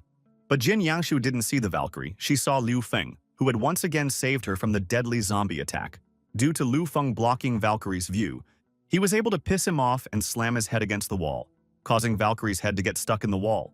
Realizing that this was possibly the first and last chance to defeat the Valkyrie, Liu Feng immediately asked Kelly to have her construct a spear for him. After Kelly constructed a metal spear from the rails, Zhang Yu, using his strength, air control, sent this spear precisely into Liu Feng's hand. Liu Feng, on the other hand, with all her might, stabbed this Valkyrie spear right into the back where the claw control unit was located. Valkyrie couldn't be killed so easily, and she was still moving her arms, which was very not good, because she could grab Liu Feng and throw him off herself. But Lady Virus came to Lu Fu's rescue and stuck her dagger into the Valkyrie's palm, thus chaining his hand to the wall. Liu Feng gave another powerful blow to the Valkyrie with his spear from behind. After that, the system notified him that he had defeated a robot Valkyrie developed by a research institute for the first time and was rewarded with 10,000 points. Everyone was shocked to realize that they were still able to kill such a powerful enemy in the form of a robotic Valkyrie. Everyone was worried about Liu Feng and asked if he was fine, but he was fine, and only Lady Virus looked at him and realized that he was showing off again. Suddenly, one of her subordinates reported to her that he had received a notification from headquarters. The deputy commander was here. A deputy commander of the subway clan named Hua Bin came to them. He first looked suspiciously at Lady Virus before saying in a loving voice that he had come to save her. But Bingdu, aka Lady Virus, sent him away, pointing her hand at Liu Feng. She said that she had already been saved by this beautiful man. Hua Bin frowned her eyebrows and asked her who this guy was. She leaned Liu Feng against her chest and said that he was her boyfriend. Bingdu had transferred Liu Feng and his entire team to the Subway Clan branch. This was where her squad was stationed. She also asked Liu Feng and his team to be careful, as that deputy would put obstacles in their way. Hua Bin could not believe the words of Lady Virus and asked again who Liu Feng was to her, to which she confidently said again that he was her boyfriend. At this point, Kelly could see that she was not very happy with this moment. Hua Bin, angry at what he heard, gritted his teeth and asked her again what she had said. Just as suddenly, Lady Virus gave him an incredibly powerful slap and ordered him to shut up. Hua Bin held his hand to his cheek and told her that she dare not even lay a finger on him unless she wanted to start a fight between the factions. The situation became heated. But Lady Virus said she hit him because he thinks that since he's the commander's younger brother, he's allowed to harass her. Bastard. Realizing that things were bad, the deputy commander turned around and walked away, saying that she would soon kneel before him and beg him to spare her. After touring the deployment of the Azure Bay Battle Squad, Lady Virus, seated on her red throne, asked Liu Feng and his team what they needed and why they had come to the subway. Liu Feng replied without thinking for a long time that he and his team urgently needed to get to the city center. Lady Virus said she didn't care and asked why she should help him. Liu Feng told her that if she helped him get to the city center, he would help her kill that deputy commander. Upon hearing this, she became very angry, telling him that he didn't even know how many people this deputy commander had under his command. Liu Feng replied that it didn't matter how many people he had there. He asked her to say if she would cooperate with him here and now, and he asked the deputy commander to leave it to him, saying that after he defeats him, she would be able to accept and reform his troops, thus increasing her influence. The girls heard this proposal and realized that Liu Feng had come up with a very cunning plan to destroy the enemy from within. Two birds with one stone, a mutually beneficial plan. Liu Feng was a genius. Lady Virus thought for less than 1 minute and said that she was very interested, then ordered her warriors to take Liu Feng and his team to rest and prepare for tomorrow's march to the city center. One of the fighters took them to the rest area, telling them that they could stay here for now, 1 room per person, so that they could get a good rest, because tomorrow they would go with the boss to the center of the city. Liu Feng walked into his room and finally breathed out a sigh of relief. He was glad that it was finally over. But suddenly Jin Yanshu knocked on his door saying she wanted to talk to him. She jumped on top of Liu Feng, pinning him against the wall, and said that she wanted to thank him for his care and warmth. She asked him to be gentle with her, saying she would have him first. Just as suddenly they heard a knock on the door, it was Kelly. When Kelly went into Liu Feng's room, she said she wanted to talk to him about his relationship with Bindu, but she didn't find Liu Feng in the room. After looking around the entire room and not finding him, Kelly thought that he had just gone out to wash his face and decided to wait for him while sitting on the bed. At this moment, Liu Feng and Jin Yanshui were under that very bed. Liu Feng realized that if Kelly noticed him, she would definitely finish him off. There was no way he could not move or speak so that she could not notice him. President Jin realized that if she didn't take advantage of the situation now, there might not be another chance. Liu Feng asked her to stop, but she didn't care anymore. At that moment, he was a little rooster who was trying to escape from an eagle, but tripped over a rock and fell to the ground. Seeing her victim in a helpless state, the sister eagle said that the rooster could not escape because she would eat him. Picking a good chance, she decided to attack and kill the rooster. She grabbed the rooster with her strong claws and started squeezing him very hard, not letting him go anywhere. The cockerel realized that it was not good. Liu Feng realized that in such a tight space, everything was going according to her plan. He realized that if he moved at all, he would attract Kelly's attention, which was not good for him. And at the same time, he felt like prey in the hands of a hunter. Rooster couldn't believe he had lost to such an inexperienced eagle. He covered her mouth with his hand and told her that she should not underestimate the purgatory-born descendant of Genghis Khan's lineage. He began chiseling the eagle, striking it with direct blows, then making duplicate blows. In the end, he applied the technique, beating the eagle, thanks to which he battered the eagle to death. After Liu Feng defeated the eagle, Jin Yangshui fell sound asleep on his shoulder. Liu Feng decided to go out to reconnoiter and see what was going on with Kelly. Seeing that she had fallen asleep, he realized that it was no wonder then that she hadn't heard him with the eagle under the bed. He immediately decided that he had to find something, anything, to get Jin Yanshu out of the room. But at that moment, Kelly woke up. Kelly took his hand and told him that he had to explain how well he knew Bin Du, and if they were lovers. Liu Feng said he was ready to explain right now, to which Kelly said she wanted him to explain it to her in bed all night. Under the bed, Jin Yanshu tearfully realized that she was only the first of the night, but not the first and not the last. 4 hours later in the subway clan morgue, the pathologist decided to examine the corpse of a Valkyrie. They detached his high-tech tentacles and went to prepare to dissect the Valkyrie. As suddenly, quite unexpectedly for the doctors, the Valkyrie came to life and stabbed one through and through, while the other had his clawed hand pierced through his head. Valkyrie is an elite-level enemy. His talent is immortality because he has a super regeneration ability. Each time he dies, he evolves and becomes stronger. A peerless hunter who didn't forget that his mission was to kill Liu Feng. The next morning, Lady Virus came to the Subway Clan's general headquarters, along with Liu Feng and his team. When she arrived at the general headquarters, she asked Hua Dabian why he had called her, since her patrol task had been perfectly accomplished. Gathering his thoughts a little, he replied that this time he had called her because an appointment order had come in. A reward for capture. Pointing his finger at Liu Feng and his team, he said that there was a reward of 3 tons of food and 100 weapons and ammunition for their capture. Then he suggested that Bin Du join forces and capture them together, whereupon she would fall into his arms and he would share the reward with her equally. But Lady Virus didn't like his plan because he wanted to offend his man. So she grabbed him with her whip and threw him to the floor. She then put her heel on his face and asked him if he still wanted to grab her boyfriend or if the urge was already gone. The mercenaries couldn't tolerate such treatment of the deputy commander, so they took out their guns and pointed them at Lady Virus along with Liu Feng's team, saying that they wouldn't allow her to riot. Meanwhile, Jin Yanshu, standing behind Liu Feng, told him in his ear that his girlfriend was a real tigress. She then asked him how he dared to ring the bell yesterday, with Kelly until dawn, and she had to spend the whole night under the bed. She also asked him how she could now be called a black gold witch if she didn't teach him a lesson. At that moment, her son was not in the mood for jokes and told her that if she continued to annoy him, he would hit her with a stick. Hearing that he would hit her brought back flashbacks from the previous night of him hitting her hard with his stick. At this moment, Liu Feng and the team were already surrounded on all sides by Deputy Commander Hua's men. Realizing that the matter was a mess, Liu Feng ordered him and Zhang Yu to create a bulletproof shield. Zhang Yu threw back his cloak and on his body were metal ingots that Kelly could create anything. The mercenaries immediately fired a volley at them from every gun they had available. Once the smoke cleared, the mercenaries saw that all their shots were hitting in vain because Kelly had created a shield of metal. After they repelled the mercenaries' volley of fire, Zhang Yu, thanks to his air control power, shattered the metal shield and destroyed the surrounding bandits with shards.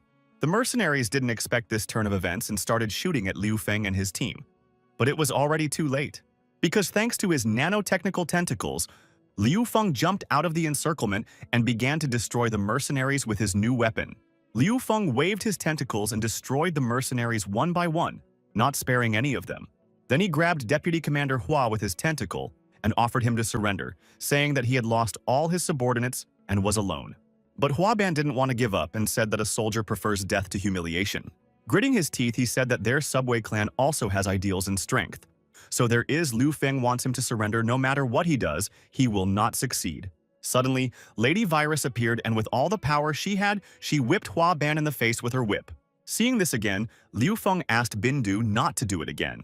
Since Hua was a man anyway, doing this to him was low. 3 hours later in the subway tunnel, Liu Feng along with Bin Du were rushing towards the city center. Liu Feng had no idea that they had a working train. After that, he said that he wasn't surprised that they were called the Subway Clan.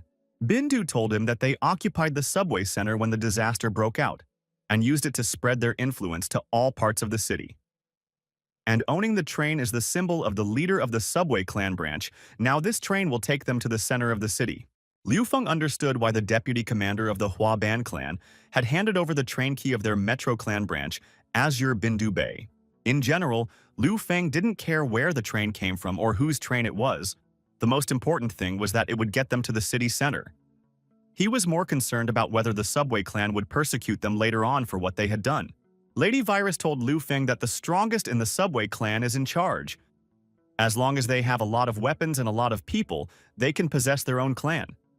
As long as you recognize the power of the subway clan, then the headquarters won't care what you've done. Liu Feng realized that for the sake of his goals, she was taking risks, so he told her not to worry, because he would double the promised reward. But Lady Virus replied that she didn't need his stinking handouts. At that moment, Li Xin requested to contact Liu Feng. He stepped onto the subway car and opened a connection with Li Xin, asking how her situation was. Li Xin reported the situation to him, saying that they were blocked by a wave of zombies 3 kilometers away from the center. The zombies are sticking to the order. She feels like they are being controlled by someone. Something is wrong here. Suddenly there was a huge explosion. It was very sudden, and Li Xin realized that something bad had happened. And she was right, for this huge explosion was set off by a Lord-level zombie, a mutant zombie overlord. Upon seeing him, Li Xin immediately realized that this was the huge zombie that was commanded by the zombie during the attack on the convoy. She developed a very frightening premonition of danger.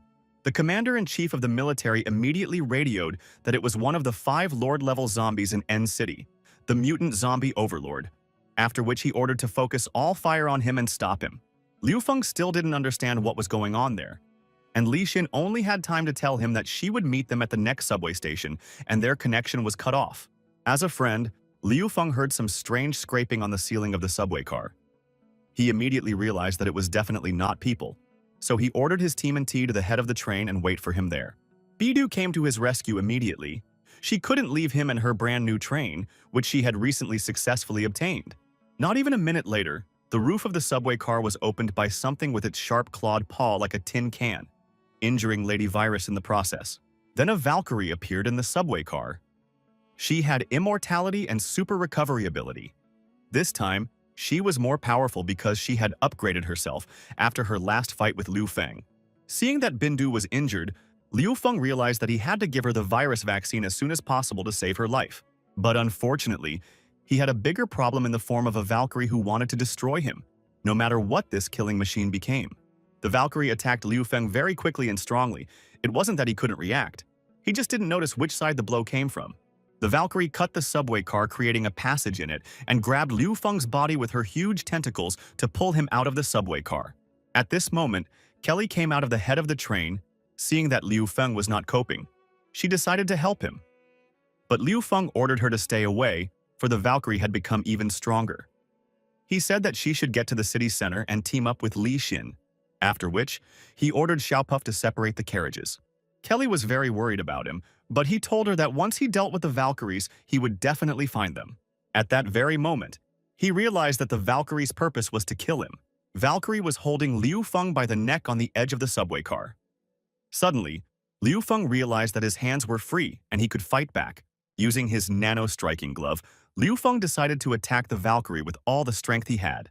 This time he didn't hit her arm, but hit her head, realizing that with this blow he was able to deprive the previous Valkyrie of one arm, and if he hit her head, he would be able to take her down with just one blow. But no such thing. The Valkyrie was able to block Liu Feng's punch. He immediately realized that it was Valkyrie who had already fought him. He realized that if he didn't stop Valkyrie here and now, Kelly and the others could be in very serious danger. So using his mechanical claws, he threw Valkyrie off the train with him. Liu Feng sacrificed himself in order to save his dear people. But Lady Virus came to his aid, and thanks to her, Whip was able to catch him and prevent him from falling with the Valkyrie. She jerked her whip with all the strength she had and ripped Liu Feng out of the Valkyrie's hands, as she couldn't let him die because he had hurt her feelings. And she succeeded. She dragged Liu Feng back into the subway car, and the Valkyrie flew into the subway shaft and he couldn't reach them anymore. The system notified that Liu Feng was able to repel the Valkyrie's first attack and was rewarded with 4,000 points. After being rescued, Liu Feng immediately pounced on Bundu, asking her how she was feeling. Realizing that she was not doing well, he realized that he might have to spend his points to buy a vaccine. Suddenly, he saw a purse that had fallen off that Valkyrie. Opening the purse, he found inside it a revolutionary vaccine that had been developed by a scientific research institute and gave the possibility of gaining abilities, namely immunity to viruses. Liu Feng realized that he was lucky to find him, and immediately ordered the system to spend points to recover the vaccine. Just as suddenly, their subway car went off the rails. A subway car at great speed flew straight into the wall of the subway tunnel, thereby ramming it. After the dust cleared, Liu Feng, holding Lady Virus in his arms, saw in the rift a gate on which was written, Welcome to Friar Institute. Liu Feng was shocked after all, this was pure luck, as the original assignment was to get into the Friar Institute and then find nanotechnology in it. Seeing the staff lounge on the way, he immediately carried Lady Virus there and laid her on the bed, as he realized her condition was not the best right now. Bindu realized that she had been bitten, and she didn't want to have any regrets for never thanking Liu Feng. He tried to explain to her that he had a vaccine, but she wouldn't listen to anything and gagged him with her kiss. She was the queen of the dead who recognized Liu Feng as the monk from Longhushan who had come to subdue her. The monk replied that she would soon surrender to him without a fight. She asked the monk why he was going to fight her, because otherwise she would attack first and defeat him. Monk realized that he couldn't lose to her, so he used the special skill of the deceased's dying amulets to attack her and the zombie mutants she controlled. But she laughed at the monk, saying his little light couldn't kill her. The monk pounced on her with his cross sword, but it was weak to her as well. She said that it was impossible to subdue a dead woman like her, whereupon she delivered a crushing blow to the monk. The monk fell and immediately remembered that he still had a red rope in his arsenal. He threw his red rope of the evil hunter's rope over her.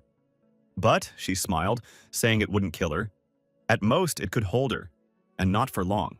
Suddenly, the monk said that he already knew her weak spot, and it was her neck. The deceased was very excited because she didn't think the monk would be able to find her weak spot so quickly. The monk, using his red thread against demons, wrapped it around her neck and began to pull the thread off. Then he told her that she should remember the weakness she had lost to him for. After the monk immobilized her, he used his magical abilities to create an upgraded sword out of gold coins. He stuck his sword into it, saying that Monk Longhushan's true strength was to inject charms and eradicating the corpse core. Seeing that Bindu had withdrawn into the Morpheus realm, Liu Feng understood that she was very assertive, but fortunately he was very good. Although he had already injected her with the vaccine, he decided to inject her as well just in case. In addition, there's the possibility of an ability awakening. After he injected the vaccine, he sat down on the floor next to her bed and was happy that it was finally over, and now he could get some rest. But before he went to bed, he asked the system to show him the interface of himself to see what he could improve and acquire new. He realized that the enemies were getting stronger. What the situation here was also unclear to him, and the techniques of a kung fu master were no longer enough. He had to make several weapons and subdue his armor. He realized that the power of the hand crossbow is low and can only destroy ordinary zombies. The gauntlet has a recharge time. You can't use it as a permanent weapon. Xiao Puff's laser is another disposable weapon, and the nanotentacles he received merged with Xiu Puff. As he suddenly turned around on the table, he saw the police batons. After taking them and playing around a bit, he realized they were of poor quality and decided to take them back and upgrade them later. Next, he asked the system to open the interface of his talents. First, he decided to increase his strength and intelligence to develop the scientist talent. He needed intelligence.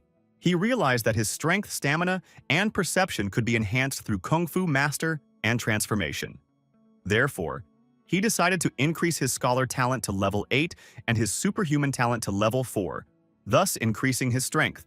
The system upgraded all of his characteristics that he chose and said that he now had a deeper knowledge of artificial intelligence, and he also had new level gloves opened up. Kung Fu Qigong gloves. Liu Feng, realizing that he had a free right hand, although he didn't know what a Qigong glove was, but Kung Fu couldn't let him down, so he asked the system to transform a Kung Fu Qigong glove onto his other free hand. Valkyrie was badly hurt, but she survived and didn't forget that she had to kill Liu Feng no matter what, because that's her #1 mission. Meanwhile, Lady Virus had a terrible dream in which Liu Feng came to her and said that for her sake and her protection, he had contracted the zombie virus and asked her when he became a zombie to use this knife to cut off his head. She cried out in fright and opened her eyes and saw Xiao Puff in front of her, who wished her a good morning. She, frightened, asked who he was, to which Xiao Puff replied that he was charging last night, but he heard everything perfectly. He replayed to her what she had said to Liu Feng yesterday, asking him to squeeze her neck harder and even harder. She immediately asked Xiao Puff to shut up. At that moment, Liu Feng entered the room. He said he was happy to see her awake and that he had prepared a present for her. But Lady Virus immediately asked him to answer her question as to why she didn't become a zombie, because she had never seen an infected person not turn into a zombie before. Liu Feng replied that it was because he had injected her with the vaccine. She was shocked to hear this, because he had given her the vaccine for free. Whereupon, He pulled out the very gift he had told her about before. It was her old pair of swords that he had transformed for her, making them stronger. After giving her the paired swords, he said he could give her much more, so he invited her to join his hideout. Bindu replied that since he had helped her so much, she saw no point in not joining his hideout.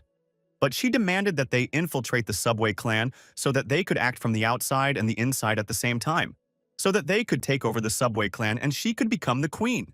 Liu Feng expected this from her, so he agreed to her terms. After Bindu joined Liu Feng's hideout, immediately looked at her profile and realized that she was a very good soldier and a great addition to his team. At this moment, the system notified Liu Feng that the construction of the second floor in the base had been successfully completed and offered to spend 2,000 points to build a research institute, a restroom, a sewage system, and a drilling machine. Liu Feng agreed with the system and ordered her to build everything. After that, Liu Feng approached Bindu and told her that this vaccine could awaken new abilities in her and advised her to try them out soon. After a while, they set off again and discovered an underground elevator. They decided to go down in it. Stepping out of the elevator, Xiao Puff said with confidence that they had come to the right place and what they were looking for was right here. Now that all of Liu Feng's equipment had been upgraded, he really wanted to try it out and kill some mutant zombies. But no sooner had they gone 10 meters than the alarms and sirens went off, automatically activating Protocol 321, which meant that an intruder had been detected in the room. Machine guns also came out of the ceiling and walls, and the loudspeaker addressed Liu Feng and his team, telling them to leave the university immediately, as it was private property and territory. Liu Feng immediately asked his team to stay still and wait, for he had figured out a way to bypass the battle and subdue the system. He used his transformation skill, thanks to which he was able to subdue the system. After a while, the university's artificial intelligence reported that the identity had been confirmed and greeted the Yin Master of the house, asking if he wanted a bath or food or his. After that, the artificial intelligence opened the door to another hall in front of them. Liu Feng was very happy that he had this ability because AI was a direct threat that was not easy to deal with. Stepping through the door, they found themselves in the hall of the Freyr Institute. Seeing the very powerful and technologically not ordinary computers, Liu Feng realized that this was where nanocore technology was being created. Since he didn't know what it was, he decided to ask his system, asking it what a nanocore was. The system replied to him that nanonuclear technology is a high-tech nanorobot that can be used in military engineering, materials, and structures. Items created with nanotechnology would be much more powerful. Suddenly, the Freyr University system warned Liu Feng that there was currently a nanovirus leak, and the nanonucleus sample storage room was locked down. Warning that Freyr Institute will self-destruct in 2 hours. Lady Virus was very excited and called out to Liu Feng because she saw that the nanovirus zombies were coming to meet them. Liu Feng wanted to fight them, but Lady Virus said that she would deal with them herself because she now has a superpower. She transformed her normal whip into a weapon that could wound the enemy's psyche. It's a psychological whip, a whip that digs into the opponent's neck. A very sharp weapon.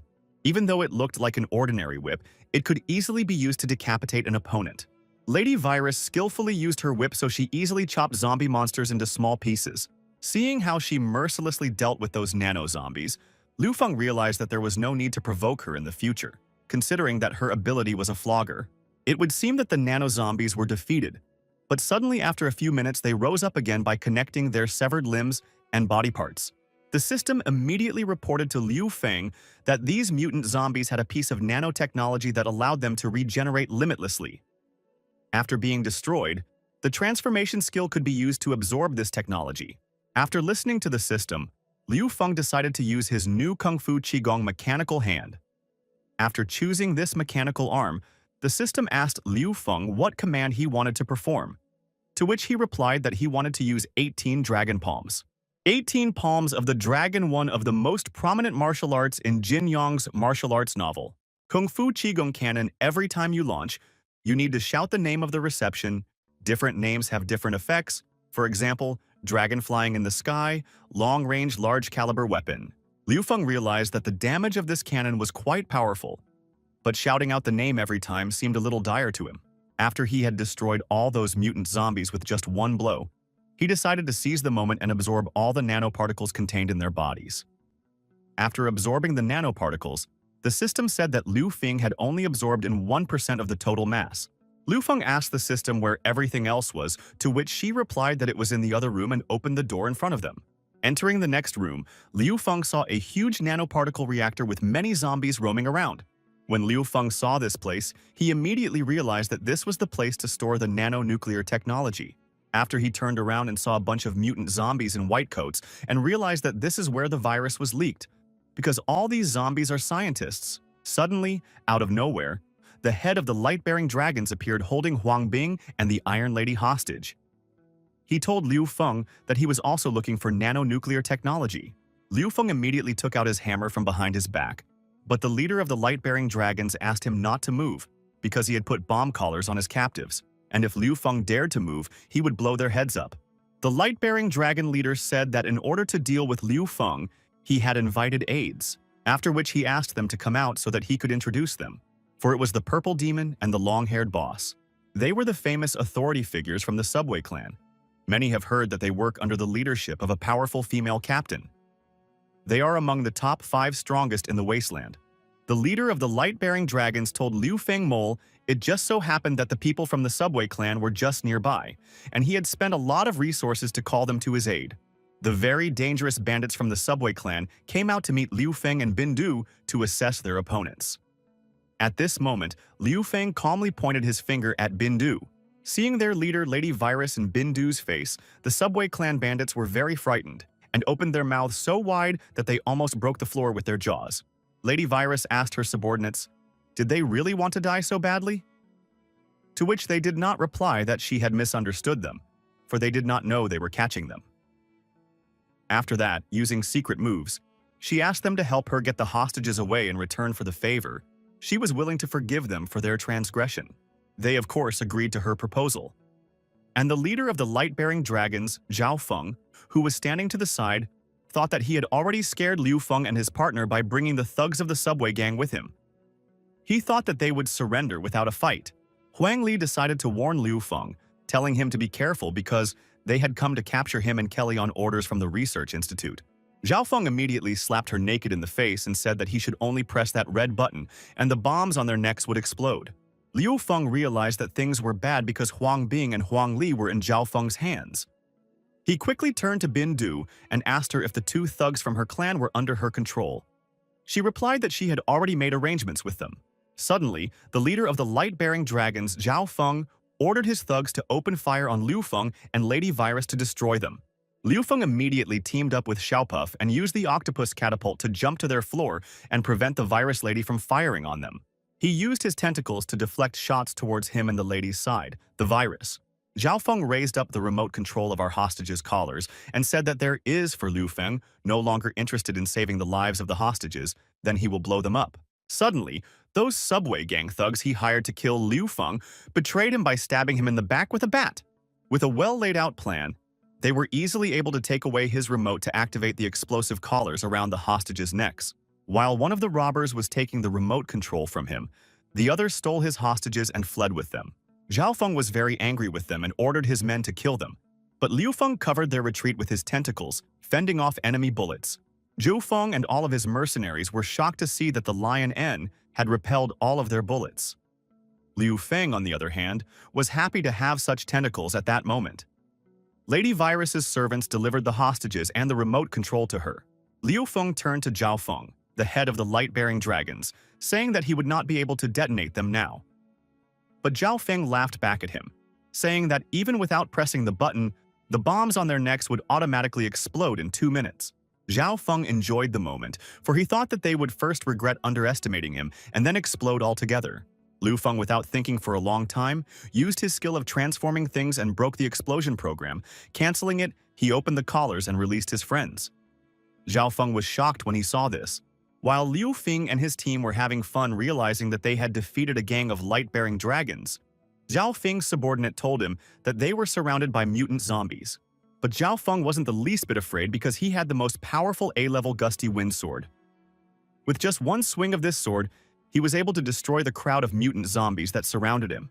After the head of the light-bearing dragon gang dealt with the zombies and mutants that surrounded him, he told Liu Feng that he had made him very angry, and now he would personally deal with him. He lunged at Liu Feng, but he immediately repelled his attack with a stiff punch to his chest with his nanomechanical arm. Zhao Feng's henchmen were horrified to see that their leader had been hammered into the wall like a nail with just one blow. But Zhao Feng couldn't be defeated so easily. He came out of the wall and said that he underestimated Liu Feng. He then decided to use his crowning move, saying that if he used it, he would consider Liu Feng a worthy opponent. The mercenaries of the Light-Bearing Dragon clan knew this technique because their leader used it to defeat an S-level mutant. Zhao Feng rushed at Liu Feng using the Emperor's Assault Strike technique.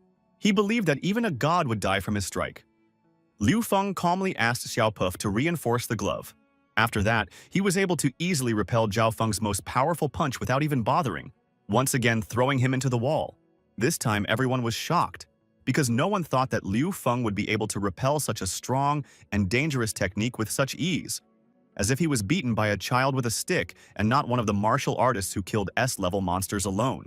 Zhao Feng was very upset and even more angry, so he yelled at Liu Feng that he wouldn't just get away with it. Suddenly, the wall next to him collapsed. This wall was being broken down by the immortal Valkyrie, who had once again come to take Liu Feng's life, for she was strictly following the orders loaded into her. When she saw Liu Feng, she locked onto her target. When Liu Feng saw the Valkyrie, he only wondered when this Valkyrie would die, after which the Valkyrie immediately took the leader of the Light-Bearing Dragon Gang, Zhao Wen, by the head and flattened it. Everyone was shocked to see the Valkyrie. Seeing how she easily crushed Zhao Feng's head with just one hand, it was immediately clear that a Valkyrie with such overwhelming strength was at the S or Lord level. This time, Liu Feng didn't wait for the Valkyrie to attack him, and decided to attack her first using the Tianshan 6 kinds of Yang Atomic Palm. This time, he was not striking at her arm, but directly at the Valkyrie's head in order to destroy her with a single strike, using the powerful strike of the Tianshan 6 kinds of Yang Atomic Palm, a powerful long-range attack. Liu Feng froze in shock as he watched the Valkyrie's face appear from behind his tubers as the smoke cleared. Liu Feng couldn't destroy her with a single blow, but only took off her helmet.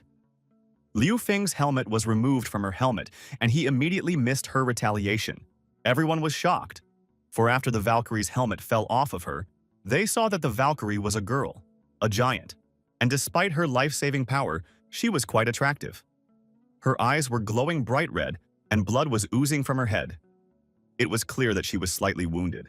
This cybernetic giantess looked very threatening at its more than 2-meter height. Suddenly, she grabbed her head with her hands, saw her program start to fail. Liu Feng realized that she was in a lot of pain. It seemed to him that the helmet he had hammered off her was controlling her. Looking at her, he realized that she had something in her body that was controlling her. Liu Feng decided to get close to her while she was distracted in order to try and relieve her of this pain and remove the device that was controlling her. But, to his disappointment, the program still took over, and the Valkyrie immediately attacked Liu Feng. Recoiling, he saw her mutated arm. Liu Feng realized that there was no more time to wait. He rushed towards her to try and free her from the device that was controlling her. Climbing on top of her from behind, he saw what was around her neck and realized that he was the one controlling her. So he decided to transform him in order to eliminate his control over her mind. He was beginning to succeed. Her eyes had returned to normal. He realized that soon she would no longer have to obey the Institute's orders and would soon be able to decide for herself whether or not she needed to kill Liu Feng. Suddenly, a wall exploded behind Liu Feng's back. This was something he definitely did not expect. At this moment, Li Xin was fighting with the Mad Owl. He was trying to kill her because he thought she was a traitor. Li Xin flew out of the wall and into Liu Feng's arms, who was very surprised to see Liu Feng. He was also surprised to see her, and asked her what she was doing here. In this whole situation, the worst part was that Liu Feng never finished transforming the chip on the Valkyrie's neck. It was interrupted halfway through. Following Li Xin, the 4th squad leader Mad Owl, an S-level mutant appeared. Seeing that Liu Feng was trying to remake Mr. Zhen's beast, the owl said that he had come at just the right time because he could destroy the traitor Li Xin and this worthless kid in one fell swoop. Liu Feng immediately asked Li Xin where the others were and what was going on. Li Xin revealed that the army was blocked by a monster on the road. After they separated from the army and rescued Kelly, they were ambushed at the entrance of the Institute. She was forced to come here to distract the captain of the 4th squad of Mad Owl, and asked Liu Feng to be more careful since he is Zheng Tianshang's henchman. She also said that he was rumored to have become famous for single-handedly killing dozens of mutants by tearing them into small pieces.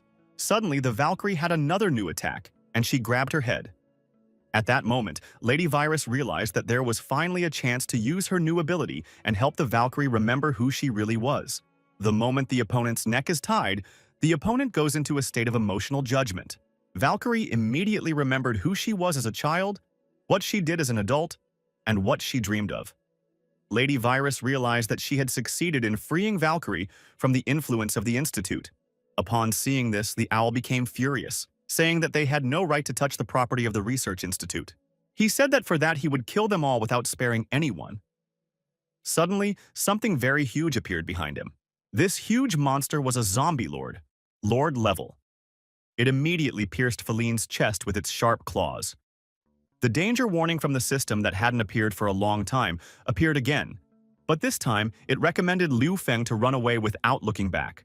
Just a month after the apocalypse, zombies quickly occupied the city and pushed government forces back to the northern suburbs. The city was divided into 5 parts. The central part was occupied by a mutant-level disaster, the Blood Empress. In the western part is a nameless forest. In the south, the forces of the Coreligionists, and in the north, the Lord in the east, exactly unknown. They are the main predators of the city. They compete with each other in hunting humans, and any forces of humans have become second class, fighting for survival. The boss of a city of Lord level. He was ruthless and killed anyone who got in his way. Upon seeing him, Li Xin immediately said that he was the one who ordered the zombies to chase them, but couldn't understand how he could catch up with her here. Hanging on the claws of this monster, Mad Owl realized that his days were numbered. But he didn't want to leave, so sad and sorrowful, so he told the Overlord not to dare to underestimate him. After that, he gathered all the energy of his suit into a fist and released it directly at the Overlord. But it didn't do any damage to the Overlord, he just ate the crazy owl. Liu Feng was a bit frightened after all. This was his first time encountering a Lord-level zombie. He took out the plasma electric batons from behind his back and asked Li Xin to cover him while he dealt with this zombie lord. Liu Feng decided that he would use his specially made weapon to restrain the zombies. Then he jumped up with his tentacle catapult technique to reach this giant zombie lord. Liu Feng attacked the zombie lord with his batons, putting all his power and strength into his strike. But the zombie lord was easily able to repel his strike. But Liu Feng was not confused and immediately decided to use another technique called double strike plasma electric batons. And this time, he hit the bullseye. The zombie lord answered him with a lightning strike with his needle-sharp spike that was on his arm. Just a little more and Liu Feng would be cut in two. He realized that he couldn't deal one-on-one with the zombie lord, so he called Li Xin for help. Li Xin, hearing that Liu Feng needed help, immediately picked up a Kalashnikov assault rifle from the ground, which was dropped by one of the mercenaries of the light-bearing dragon clan. She immediately started firing at the zombie lord in order to give Liu Feng at least one more chance to deliver a crushing blow. At this moment, he realized that this was likely his one and only and last chance to deliver a crushing blow to the zombie lord, so he decided to use the plasma reset technique. He made 4 of his 2 plasma batons, making his strength double, and jumped at the zombie lord with his arms crossed. Liu Feng delivered a powerful electric charge strike to the zombie lord, thus frying him. There was a very powerful vapor coming from the zombie lord. Liu Feng thought that he was able to kill him since he looked like a boiled cancer. But it was not to be, and just a couple of seconds later, the zombie lord decided to strike back at Liu Feng. Quite unexpectedly, a Valkyrie stood up for Liu Feng, telling the zombie lord that he had no right to kill Liu Feng since he was her prey. But the zombie lord didn't care who he wanted to kill, because he wanted to kill them all. So he immediately attacked the Valkyrie, to which she responded with a sharp blow to his head. Watching this picture from the side, Liu Feng was terrified, for he felt that the 2 giants were fighting between each other only for one of them to be able to kill him afterward. Liu Feng only realized that if the Valkyrie could still be negotiated with, the zombie lord would not be able to do so. Therefore, he asked Bin Dong what she had done to the Valkyrie, and she said that it seemed that she had used her whip to restore the Valkyrie's spirit. Although the Valkyrie was a brave and skillful fighter, but still a zombie, the Lord surpassed her in height and strength, so quite unexpectedly he grabbed her head with his huge hand. Then with all the strength he had, he slammed her to the ground. There was nothing Valkyrie could do about it, for she was trapped in his merciless trap, and the zombie lord began to strike at her countless times, trampling her into the ground harder and harder each time. Seeing this, realized that with his skills, he couldn't handle him, since the zombie lord is too terrifying a trait. He realized that he had to save Valkyrie, or he and his team would definitely be finished. So he told Xiaopuff to transform the reinforced nanoglove for him and rush towards the zombie lord to strike him and divert his attention away from the Valkyrie. But the zombie lord saw the threat from Liu Feng and grabbed Liu Feng's nanoglove with his huge hand, thus incapacitating it. Then, he wrapped his tongue around Liu Feng's neck and pulled him into the mouth that was in the middle of his body. Seeing that Liu Feng was about to be eaten by a zombie, Lord Valkyrie immediately rushed to his aid, ripping off the tongue that was trying to pull Liu Feng into its mouth and covering Liu Feng with her body. Bin Do also tried to help, but the zombie lord threw her back with a single blow of his hand. After that, the Valkyrie embraced the zombie lord and began to squeeze him with all her might, trying to crush him, preventing him from moving and attacking Liu Feng and his team. The zombie lord, realizing that he was immobilized, decided to crack the Valkyrie's head with his huge clawed hand. Seeing that Valkyrie was in mortal danger, Xiaopuff used his strongest technique called cutting laser to save her. Thanks to his technique, he was able to not only save the Valkyrie, but also from cutting the zombie lord's huge clawed hand off of him, inflicting his first real damage.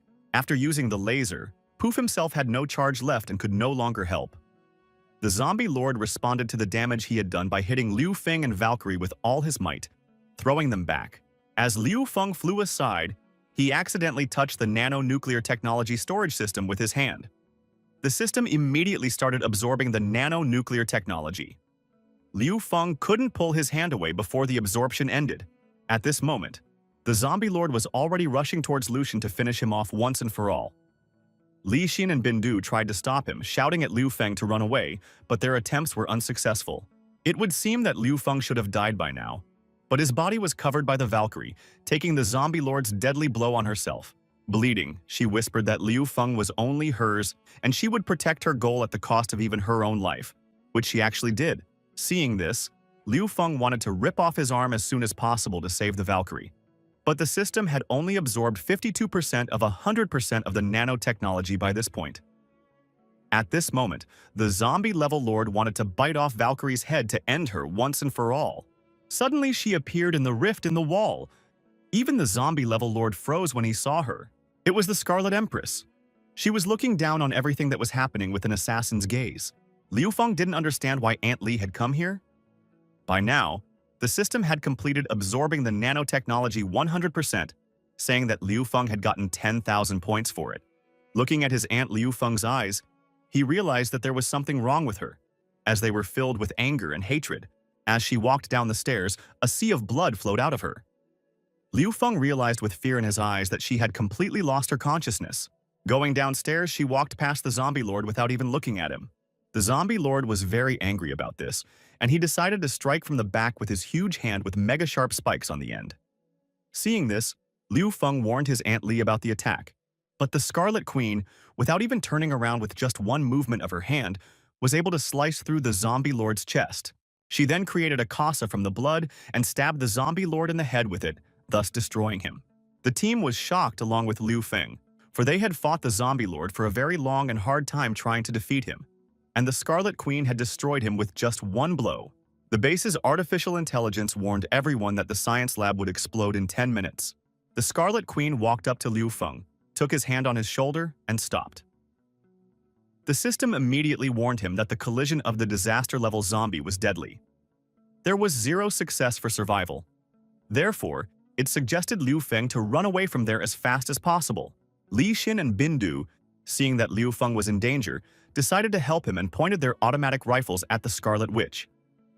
But Liu Feng asked them not to shoot because he knew that if they opened fire, his aunt would kill them. He told them that Aunt Li was not in the same condition now, but she would still recognize him. So he asked the girls to go to the north of the city because this base was about to explode. He said that as soon as he was free, he would use the teleporter and join them. Just as suddenly, the Scarlet Empress wrapped Liu Feng and herself in her own blood, causing her to create a bloody teleport, and they disappeared. Liu Feng found himself in some bloody tent and couldn't understand where he was. How suddenly after a moment, it reached him that he was in the Scarlet Empress's lair, which was located on the tallest building in the center of the city. But no sooner had he thought of all this, than suddenly his Aunt Li pounced on him and rode him on top of her. He was shocked and asked the system to explain what was happening to his aunt. The system replied that when the Empress was in heat, she would take the unconscious marked man into the den. telling Liu Feng that it seems like last time she tagged him for the sake of today's situation.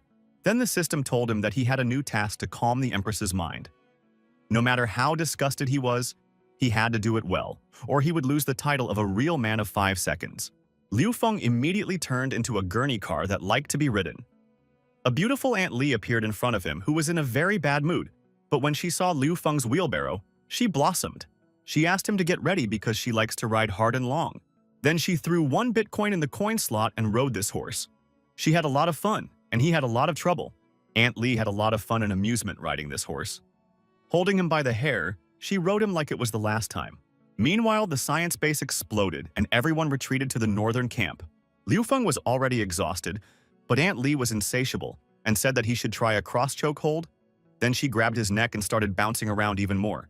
Just as suddenly, the time she had paid for with 1 Bitcoin ended and Liu Feng exhaled, knowing that he wouldn't be able to endure such a thing anymore. But Aunt Li had a whole handful of these coins, and she prolonged her pleasure another minute by saying that in general, she could ride him 24 hours a day.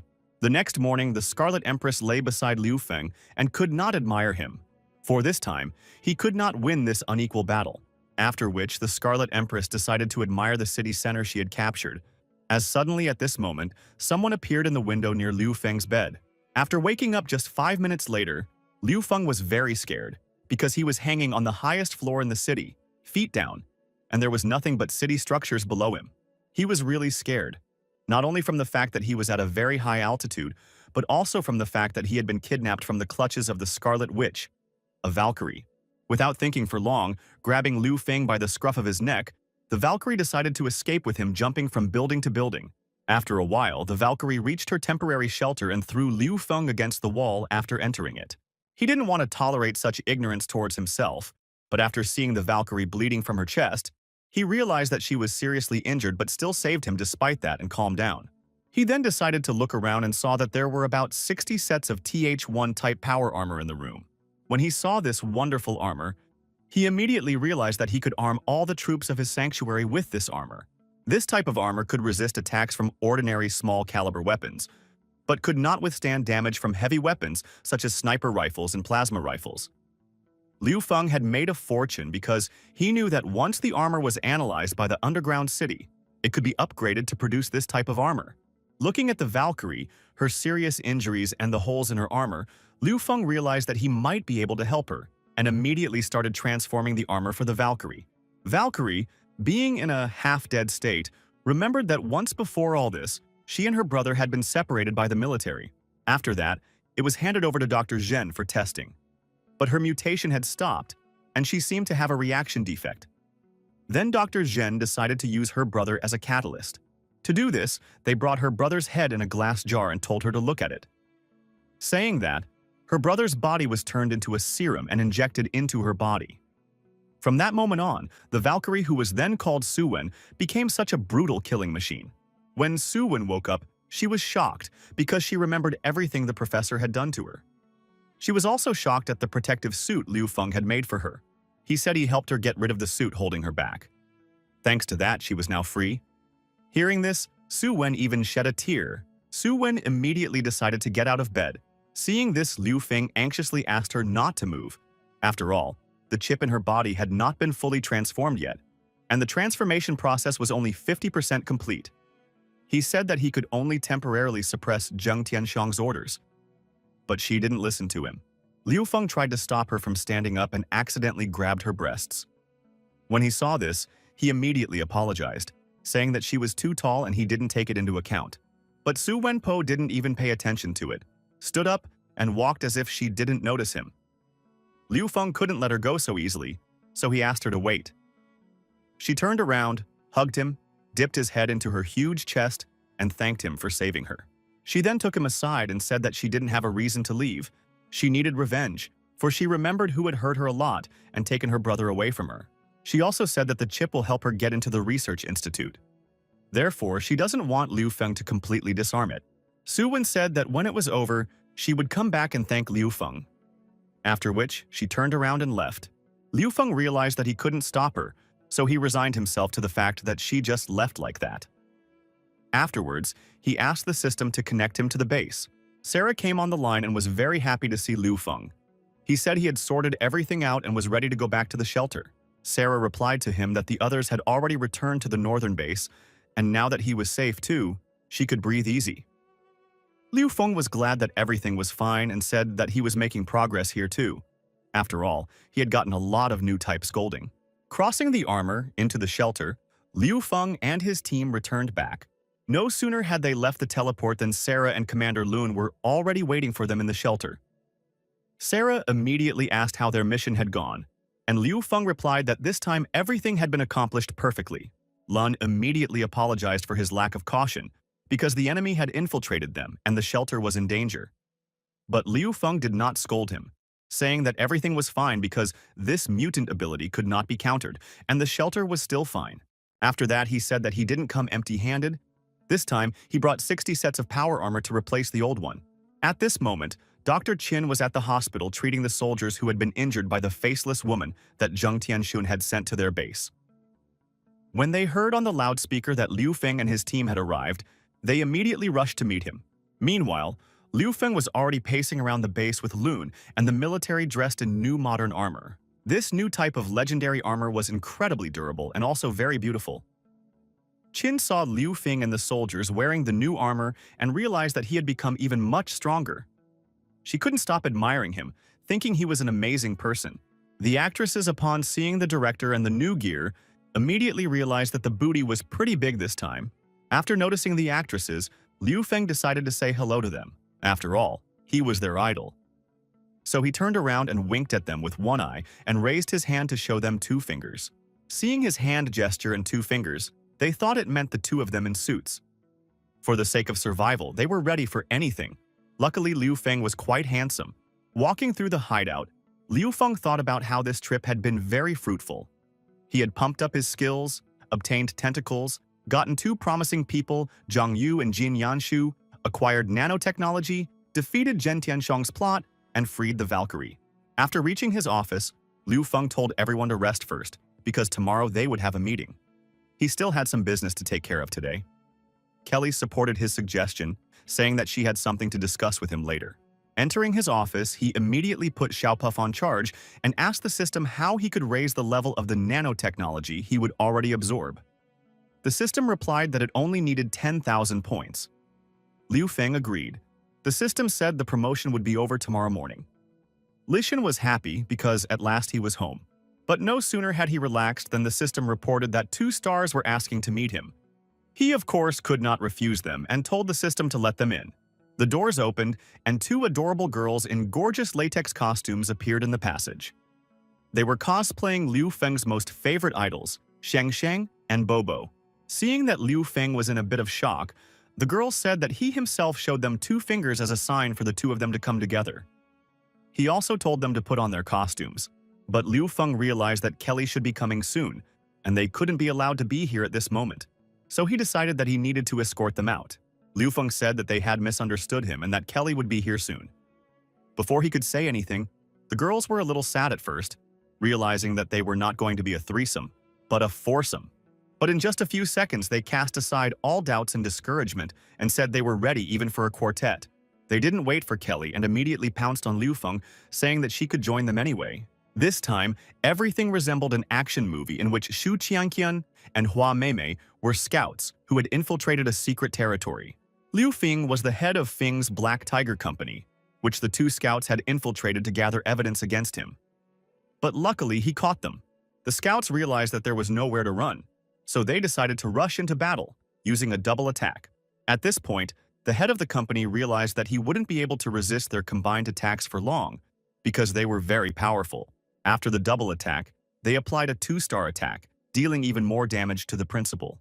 Then used the 2-star grappling technique to disarm him and lay him face down on the floor, not giving him the slightest chance to win. The director realized that he was losing and that their combined technique was very strong. But he couldn't let his defeat happen, so he used the Raven Flight technique to break free from their double grip. As soon as the headmaster was free, he immediately took out 2 swords from his pocket. After all, he was a master wielder of 2 swords. Seeing the 2 swords, the spies realized that danger was closing in on them and decided to escape. But it was too late, because the headmaster didn't want to let them go anywhere. Upon catching up with the spies, The director immediately spiked them with stun guns, sending a not insignificant charge of electricity through their bodies. In the finale, the scouts still failed to infiltrate and were captured. Liu Feng decided that he had to get the movie actresses out of his room because Kelly was about to come over. Before he could think about it, he suddenly heard a knock on the door. He was terrified, for he knew that if Kelly spotted him with other women, he was finished. So he decided to hide them as soon as possible by covering them with a sheet. Liu Feng opened the door with his eyes closed and said, "Hello, Kelly." But when he opened his eyes, he was surprised to see Li Xin in front of him. When she heard that, she immediately said that she was surprised that he still couldn't forget about Kelly. Li Xin pushed Liu Feng out of the door, entering the room, saying that she had business with him and wanted to discuss it in the room. When he saw Li Xin sitting on his bed, he was horrified.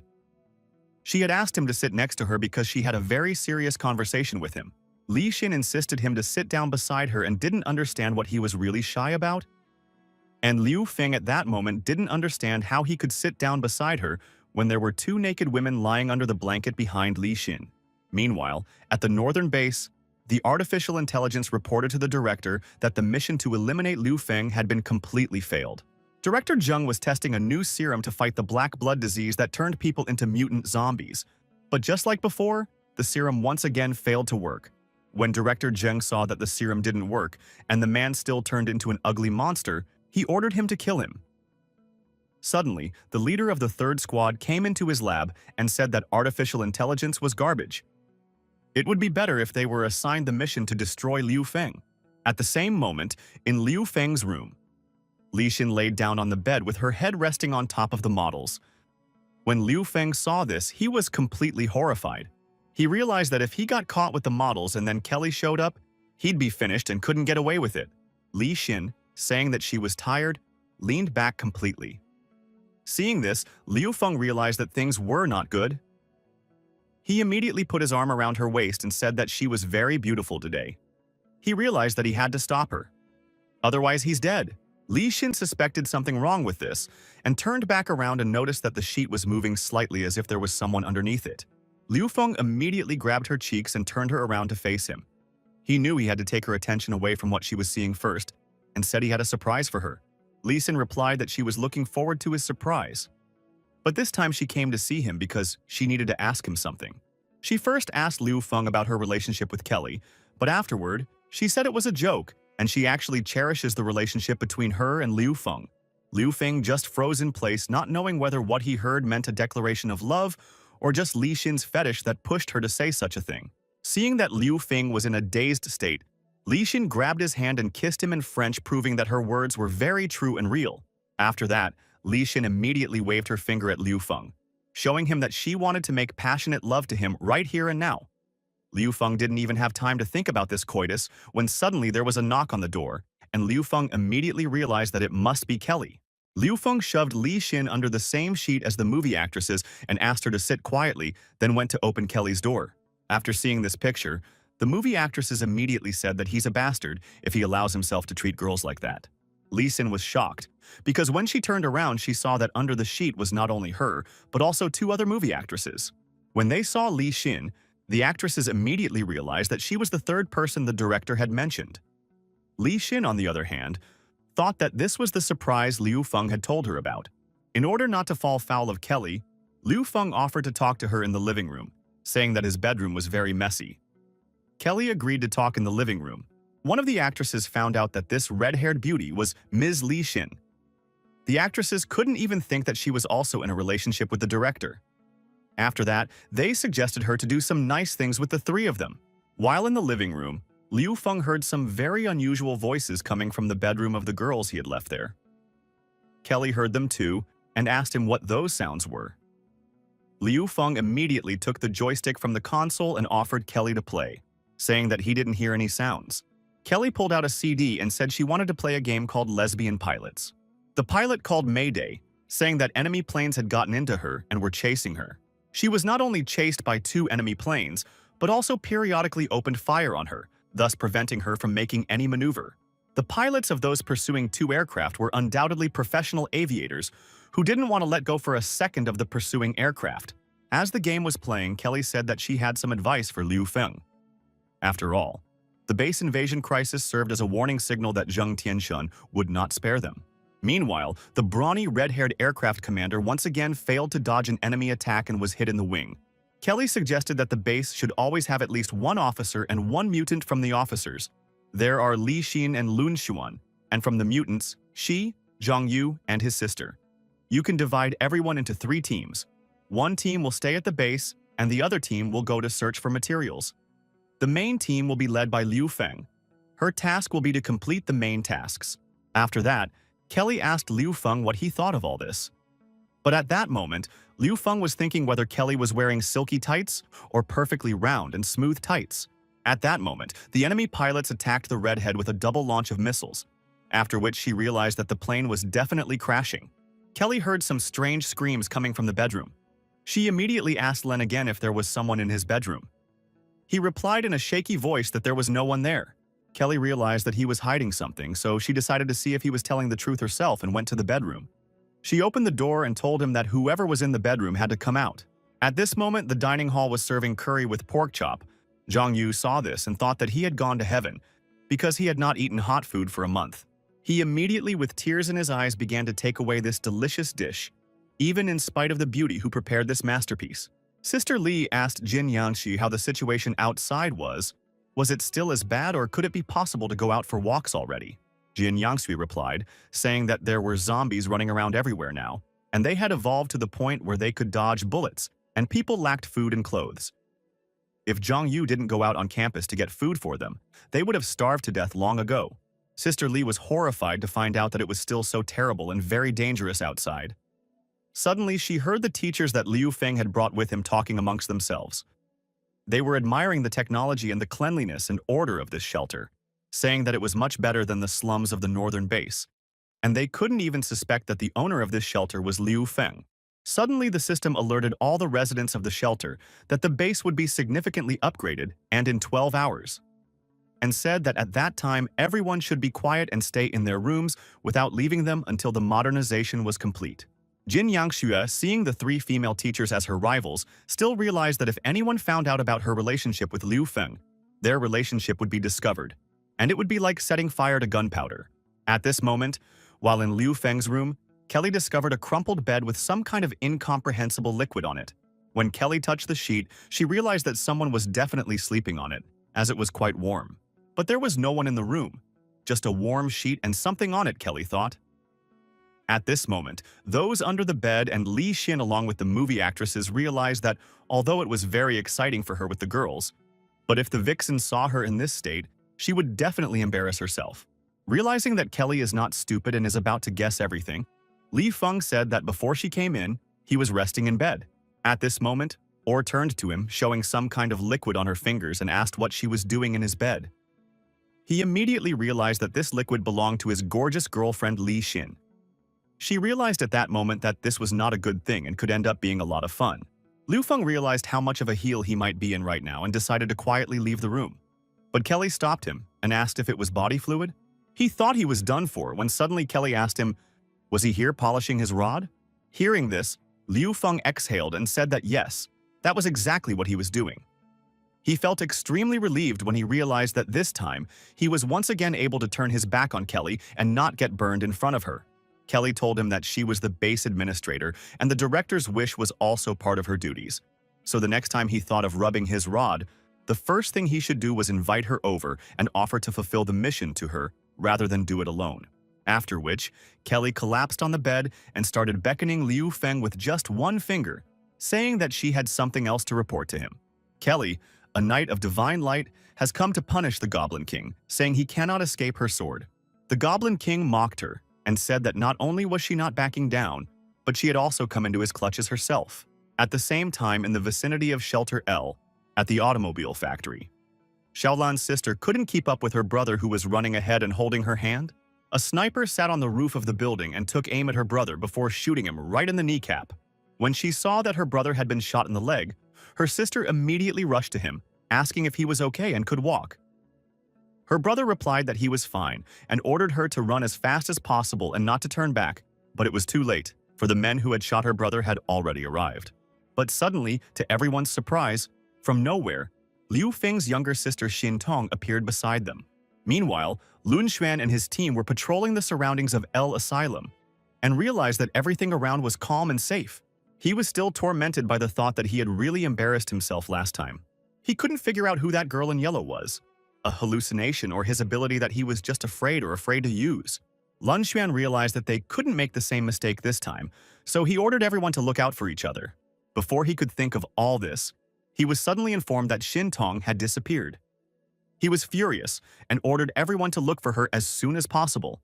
When they saw Xin Tongpo, the bandits were not a little afraid and decided to capture her too, saying that they would feed her as they had plenty of food and called her to their hideout. But Zhao Lan's brother, whom they had shot, begged her not to believe them and to run away with his sister, since these people who shot him were members of the Cannibal Salvation Army who eat people. One of these cannibals grabbed Xin Tong by the shoulder and asked if she knew a place called El Asylum. But without saying anything to him, she simply took her hand and cut off his arm at the elbow with a single swipe. The situation became heated, and the group of cannibals pointed their guns at Xin Tong. Not waiting for the moment when Xin Tong would break all of their arms, they decided to kill her and opened fire on her with all barrels. They didn't know that she couldn't be killed so easily with normal assault rifles, even if they were large-caliber ones. She was able to dodge all the bullets with ease thanks to her mutation, and quickly rushed towards the mercenaries, and with her blood thread control abilities she immediately blew 2 of the mercenaries' heads off. Then she took the chief mercenary by the neck, whose arm she had cut off, and raised him above the ground to strangle him. No sooner had she finished him off than 3 more cannibals suddenly appeared behind her, pointing guns at her and ordering her to stop killing their people. But Xin Tong was unstoppable, and she easily dealt with the 3 Hannibals as well. Xiaolan along with his brother were simply horrified to see what such a small and cute girl was capable of. After a few seconds, Commander Lun Sun appeared with backup, and seeing that Xin Tong wanted to kill the last enemy, he asked him to leave him untouched. After all, he still needed to interrogate him.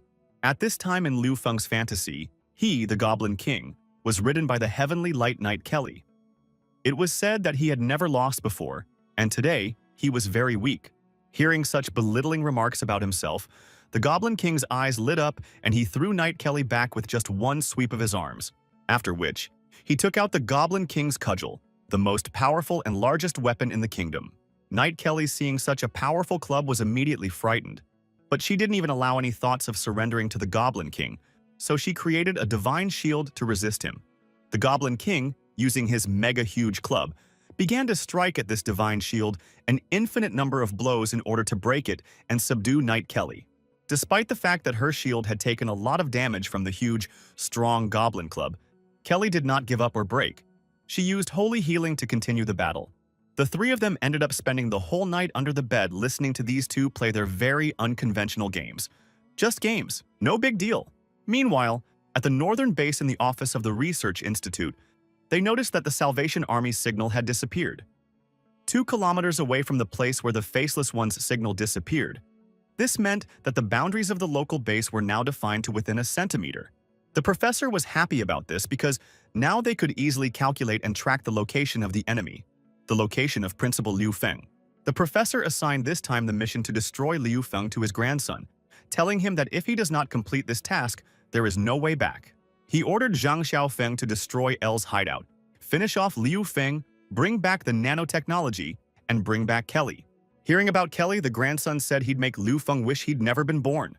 No one dares to even look at Grandpa's woman, let alone touch her. But the professor said it's nothing. Zhang Xiaofeng heard this and said that his grandfather was very partial to women, and it was in his spirit. After which he ordered his partners to move out to destroy the L Asylum. In fact, the professor was very much concerned that Kelly was not with him at the moment, for he had always wanted her to belong only to him. Meanwhile, in the middle of the day, Liu Feng had just woken up after a tumultuous night together with Kelly. Opening his eyes, he immediately saw Kelly, who had woken up before him and was already making breakfast. After just a few seconds, he remembered that there might still be Li Xin with 2 movie actresses under his bed. He immediately decided to look under the bed, but Liu Feng found no one there, so he calmed down and exhaled. At that moment, Kelly brought him breakfast and told him to eat first before doing anything else. That's when Liu Feng realized the girl's point. Liu Feng ate the food, saying it was delicious, and telling Kelly that she was a very skillful girl. Kelly wished him a good appetite and reminded him that they had a meeting later today. 15 minutes later, the system announced that the asylum had successfully completed the nanonuclear technology upgrade. The entire dungeon had been modernized. After hearing this information, everyone rushed to see what the asylum had become. The modernization of the nanonuclear technology had been completed.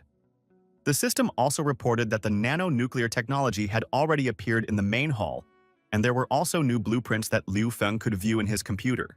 Everyone admired the renovated shelter and said that this was Liu Feng's strength. The guard room at the main gate was also upgraded. The system reported that this upgrade could lead to an overall scientific and technological rise in the underground city, strengthening the overall defense, and at the same time, the power consumption would also increase. The power plants would also be upgraded, but for this, the system asked Liu Feng to find as many power cores as possible. Kelly was once again pleasantly surprised for such a huge underground city to be upgraded in one night. All the inhabitants were very happy that they joined the Beak and began to live in its shelter. After all, the efficiency of the renewed underground city had increased by 20% and energy consumption by only 10%. There were many who didn't know how Liu Feng had achieved such a magical upgrade, but this in their eyes looked just like a city of wonders. At this moment, everyone was looking at this magician. After all, he was the creator of this miracle. The system notified that Dr. Zheng Tianxiong was watching him. Because of the nanotechnology in his hands, he had prepared some more plans to confront Liu Feng. The system suggested to finish off Dr. Zheng Tianxiong from the Research Institute before he built up his strength and came to the hideout after Liu Feng. Liu Feng remembered that Zheng Tianxiong wanted to capture Kelly. Because of him, Anti-Li mutated. The horrible experiments on the human body he conducted led to the creation of the Valkyrie. What's even worse is that he wants to catch Liu Feng's little sister, so he's just a monster that needs to be done away with. Without thinking for a long time, Liu Feng raised his right hand up and shouted that humanity would win and they would all survive. To his surprise, all the residents of the shelter fiercely supported Liu Feng's words. They also raised their hands up. After raising morale in the shelter, Liu Feng ordered Kelly to convene a leadership meeting. Kelly said she would do his bidding and added that he already looked like a fine leader. After a while in the command center, Liu Feng said that he had gathered all of them to discuss the impending danger, saying that the shelter was being closely watched by Zheng Tianxiong. But before discussing the topic, he suggested a free report on the current situation in all departments. Liu Feng said that after the upgrade, in addition to improving production efficiency, thanks to the improvement of artificial intelligence to the basic level of the shelter, can also produce new unmanned defensive weapons. This weapon can automatically recognize enemies and fire at them from two sides. This greatly increases the defense capability of the base. Also, the shelter can now hold about 1,000 people, and production can arm and outfit 100 soldiers. Their armor can withstand fire from most light weapons. In addition, nanotechnology has brought new technology. It can absorb a lot of energy from the sea, but now this technology can't be unlocked because the base is far away from the sea, so we need to improve the generator for better and smooth operation of the system.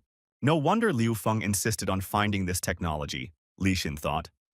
As soon as Liu Feng stopped, Kelly immediately stood up and said that it was her turn to give her report.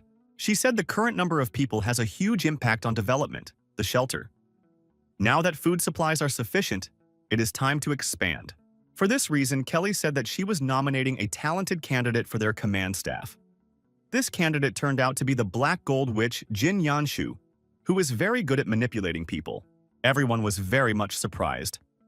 Kelly continued by saying that Jin Yanshu used to be very interested in personnel management, so Kelly discussed it with director Liu Feng, who approved her appointment as the person in charge of recruitment. Jin Yangsue was very happy, after all. She had made the first step. She was very curious to see if she could gradually capture Liu Feng. What was interesting was that all the people in this dungeon seemed to be unified, but everyone has their own narrow circle. Liu Feng unites everyone by relying on his abilities. Li Xin and Sarah were the first to enter into the underground city. The first narrow circle consists of them. Then there is the controlling military group. Da Qiang was originally Kelly's man, but he may have gone under Lun Xuan's command after being discovered. Jin Yangshu, knowing Kelly, realized that she didn't just want to drag her into this game for a reason. Looking at Liu Feng, she realized that he was not so simple if he could subdue such talents. Next, the chief electrician and engineer of the asylum began his report. He said that the efficiency of the renewed underground city increased by 20%, the power consumption by 10%. That is, now the power source will only last for 6 months. To extend the service, it is necessary to find a new power core. He also said that the third floor has been built, which includes a research institute, a restroom, and a circulating sewer system. The circulating sewer system will help improve the sewer system and water storage.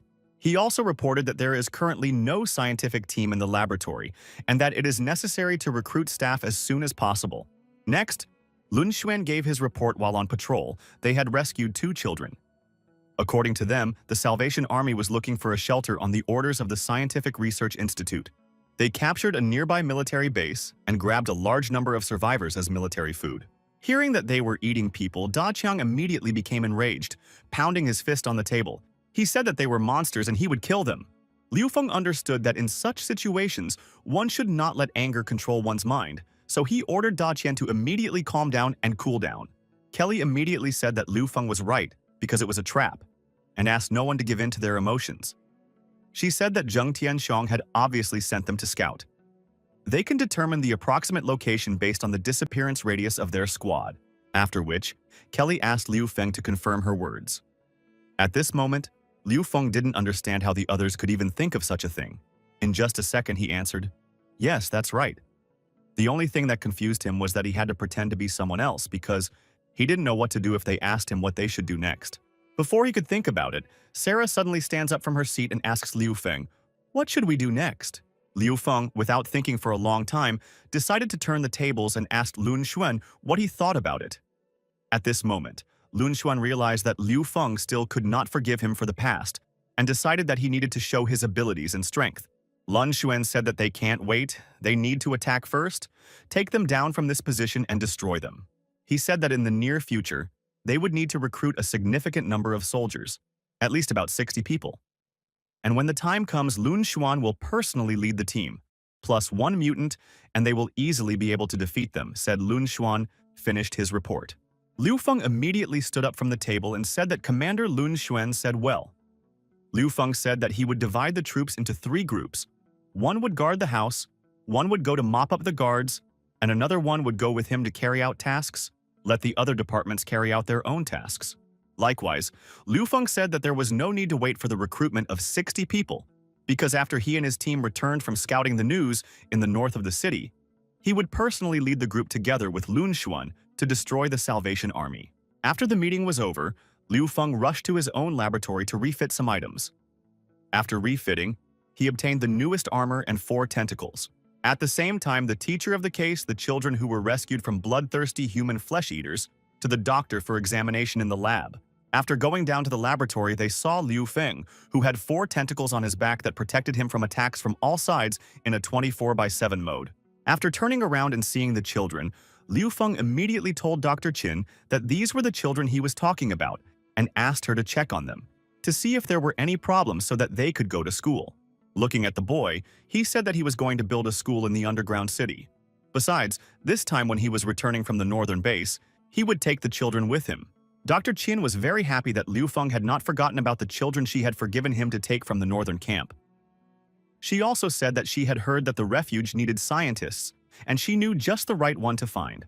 No sooner had Qin told her companions about her scientist than she was suddenly interrupted by the teacher, saying that the children needed a full checkup and asking when Dr. Qin would have time for it.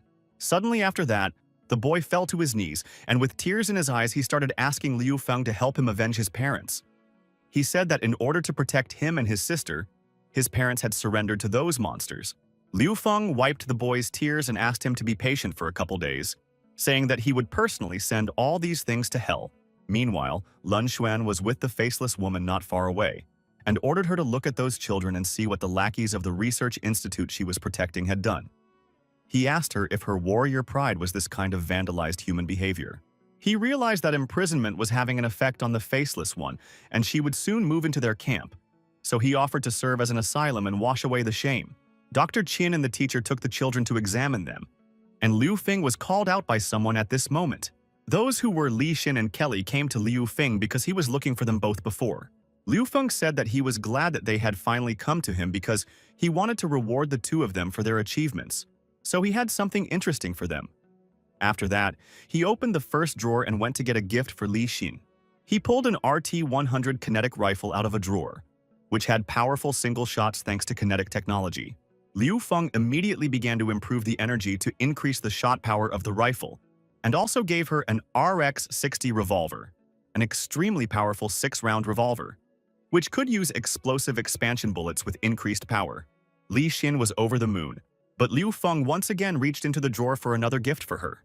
He gave her a rocket backpack, saying that it had only been built with Kelly's help.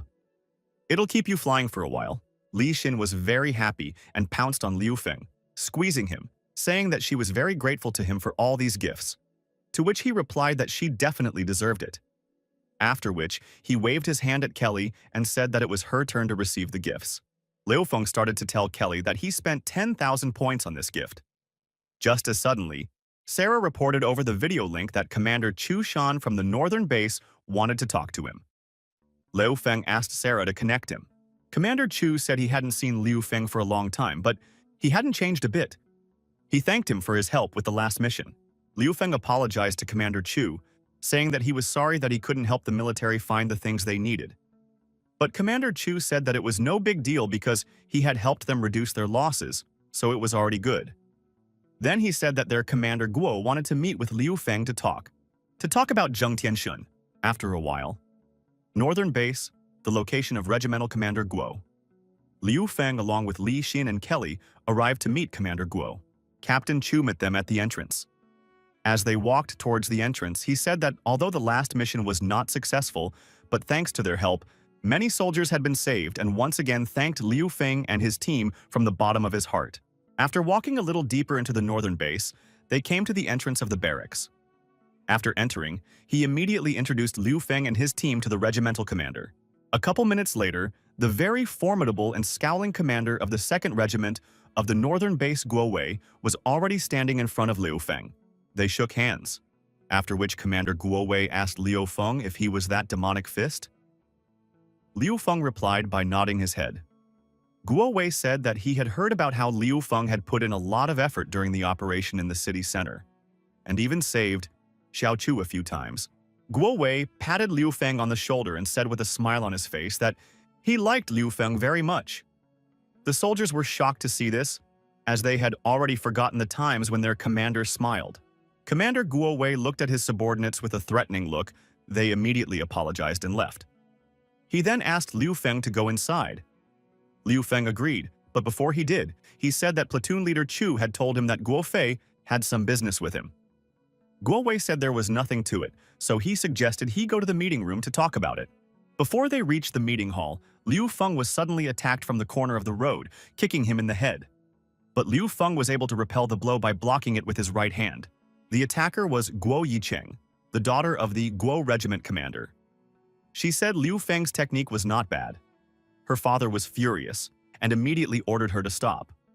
But Guo Yicheng said she just wanted to see if Director Liu was as good as they say he is and have a training fight with him. Liu Feng didn't hesitate to agree. Liu Feng said that since Miss Guo wanted to see his skills, he wouldn't mind pleasing her, and asked her to teach him everything he can't. Guo Yicheng decided to land one of her strongest kicks on Liu Feng, but by that time, Liu Feng had already managed to not only dodge her kick, but also grab her hands, thus immobilizing him. Liu Feng said that her attack had too many weaknesses and that was why she lost. Guo Yicheng didn't like to lose, so she said that she hadn't lost yet and pushed Liu Feng with all her strength, causing them to fall down. And Liu Feng touched her breast with his hand, which was the size of a watermelon. They even thought for a second that a spark ran between them. But just a second later, Guo Yicheng shouted at Liu Feng to get his filthy hands off her, calling him a slut. When Commander Guo heard this, he told his daughter that if she did anything else like that, he would send her to the brig, after which he apologized to Liu Feng, saying that it was all his fault because he spoiled his daughter too much, she was so capricious, and suggested that they continue their conversation in the meeting room. Upon entering the meeting room, Commander Guo decided to introduce his aides, saying that his daughter was also a staff officer. After that, he introduced 2 more people. The first to sit at the table was Zhao Li, the infantry commander, and the second, Zhao Chen, the tank battalion commander. Then, Commander Guo turned to Liu Feng and said that this time he wanted to ask for his help. Liu Feng said that he wanted to know what the matter was first, and then he would answer whether he was willing to help them or not. Before telling, Commander Guo decided to show Liu Feng their forces at the northern base and turned on the TV. Everyone was shocked, especially Commander-in-Chief Go himself, who turned on the TV material of inappropriate male-female copulation. The Commander-in-Chief did not hesitate to dump everything on Xiao Li, saying that he and only he was responsible for the information.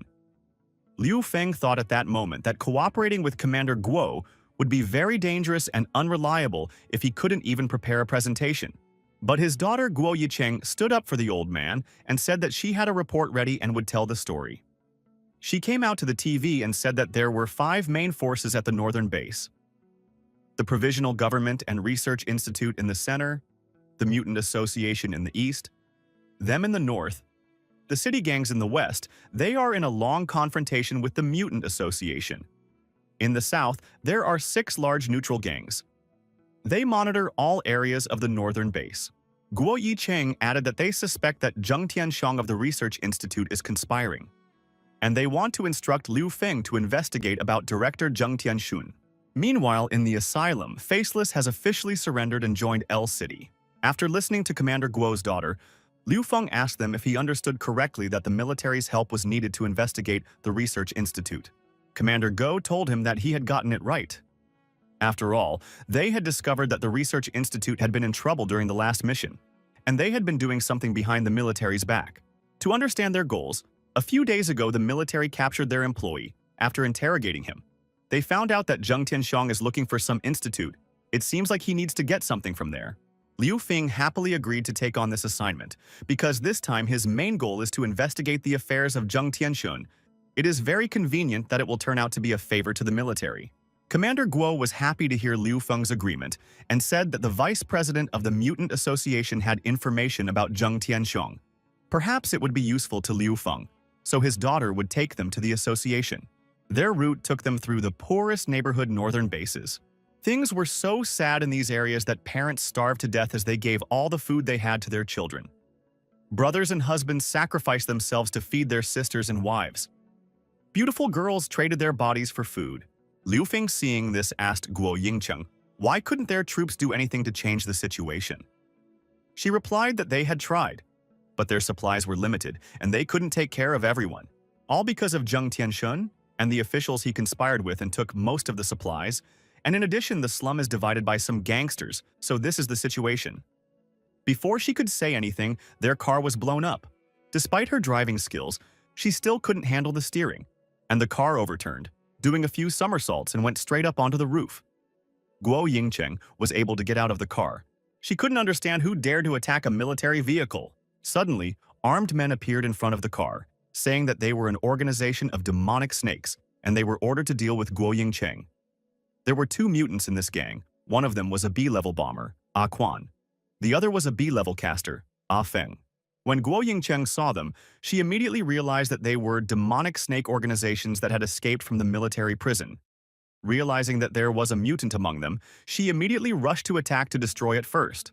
But to her disappointment, she was unable to resist the mutant's attack. She was thrown back by the telepathic wave. Meanwhile, as she lay unconscious, the mercenaries discussed that they had heard that Regimental Commander Guo's daughter was very beautiful, and they had wanted to try her for a long time. And Feng decided not to waste time, especially since he liked bold women. He started to reach out his hands to Guo Yingcheng, but to his disappointment, he didn't even have time to touch her with one finger before he suddenly lost his arm at the elbow. He was in a lot of pain, but he couldn't see who it was. After a few seconds, the smoke cleared and Li Xin and Kelly appeared from behind it. Li Xin was excited to meet the bandits because she really wanted to test the new weapon on them, telling Kelly not to interfere because she was able to deal with the bandits herself. And Feng was furious because he had lost his right arm, so he immediately ordered to kill those girls. But Li Xin and Kelly were very experienced fighters, so they were not intimidated by the number of opponents or their strength. Seeing that his subordinates were failing, Ah Feng rushed at Li Xin with one hand, delivering a very powerful punch. But he missed because Li Xin dodged it skillfully with her flying machine. Meanwhile, Ah Quan grabbed Kelly sneaking up behind her and pointed his gun at her. But just seconds later, he was brutally killed, as he didn't attack the real Kelly but her clone created by her ability. Seeing this, Liu Feng realized that Kelly possessed a very powerful ability. He remembered how she had easily made tentacles out of nanometal. She had said then that it was just an elemental use of abilities, and she could do anything that was within her knowledge. So lately she had been frantically studying just about everything. At that moment, he thanked her for the tentacles and said that in the future, by combining his transformation ability with her creation ability, they could even make an Iron Man suit. One of the mercenaries realized that he was the only one left, so he immediately decided to run away, because if he didn't run away, he would also die like the others, so he rushed out. But Liu Feng couldn't let him escape, so he shouted at him to stop and held the plasma beam at the ready. But the mercenary is already unlucky because he was left without a head and an arm, all thanks to the vice president, who appeared quite in time. Kawase Suena, the current head of Japan's Kawase family, leader of an organization known for secret assassinations, the Unruly Blade, was famous before the apocalypse. She had once single-handedly killed 124 members of Shimaji's nemesis, her family. When enemies pursued her, she was rescued by the president of the association and joined. After the end of the world, she accidentally acquired a mutant ability, a misty shadow, which made her the queen of the night. Kawase Suena told Liu Feng that the situation was urgent. She had received information that the mercenaries had gone to his base. Liu Feng couldn't believe his ears. Liu Feng asked her if it was true, to which she replied that she suggested going to the Mutant Association to talk in a more relaxed and safe environment. After arriving at the mutant headquarters and going up to the meeting room, Kawase Suena revealed that she had inside connections at the research institute, according to the information sent by the source. The third squad, Zhang Xiaofeng, led his squad to the Salvation Army base. Liu Feng realized that this was the base that Lun Xuan had told him about. The leader of the third squad of the Scientific Research Institute was Zhang Xiaofeng, who was ranked 51st among the mutants in the country, a bloody executioner. His entire squad, including himself, are an enigma and his abilities are unknown. After seeing his picture, Li Xin said she knew the psycho and was surprised that he had also become a mutant. She said that she had worked with his team in previous missions. He's a madman who isn't squeamish about anything. He used to go on mass killing sprees to vent his anger, sparing neither children nor women. Liu Feng couldn't figure out if it was a coincidence or a setup, as he had just arrived and received such a message right away. After thinking for a moment, he asked the vice president if there was any news about the children around the clinic, because he was ready to take them to his sanctuary. She immediately contacted her man. Her man said that the children had recently been taken away by a man from the research institute. Liu Feng was furious because he couldn't believe it. Liu Feng realized that if the children got into the institute, it would be certain death for them, and he had to save them no matter what. Kawase Suena asked him not to worry. After all, Dr. Chin's clinic was also under their patronage, and they were also responsible. She said she'd activate the internal comms tonight to save the kids, and then they'd go in there together. After a while, the Northern Science Research Institute. Uncle Fu tried to escape from the research institute with the children. To his great disappointment, the main gate of the research base was closed, and there was no way for them to escape through it. He remembered that the vice president had told him to wait on the third-floor balcony. The children did not understand where Uncle Fu was going, and kept asking him about it. He told them that one more turn and they would be there.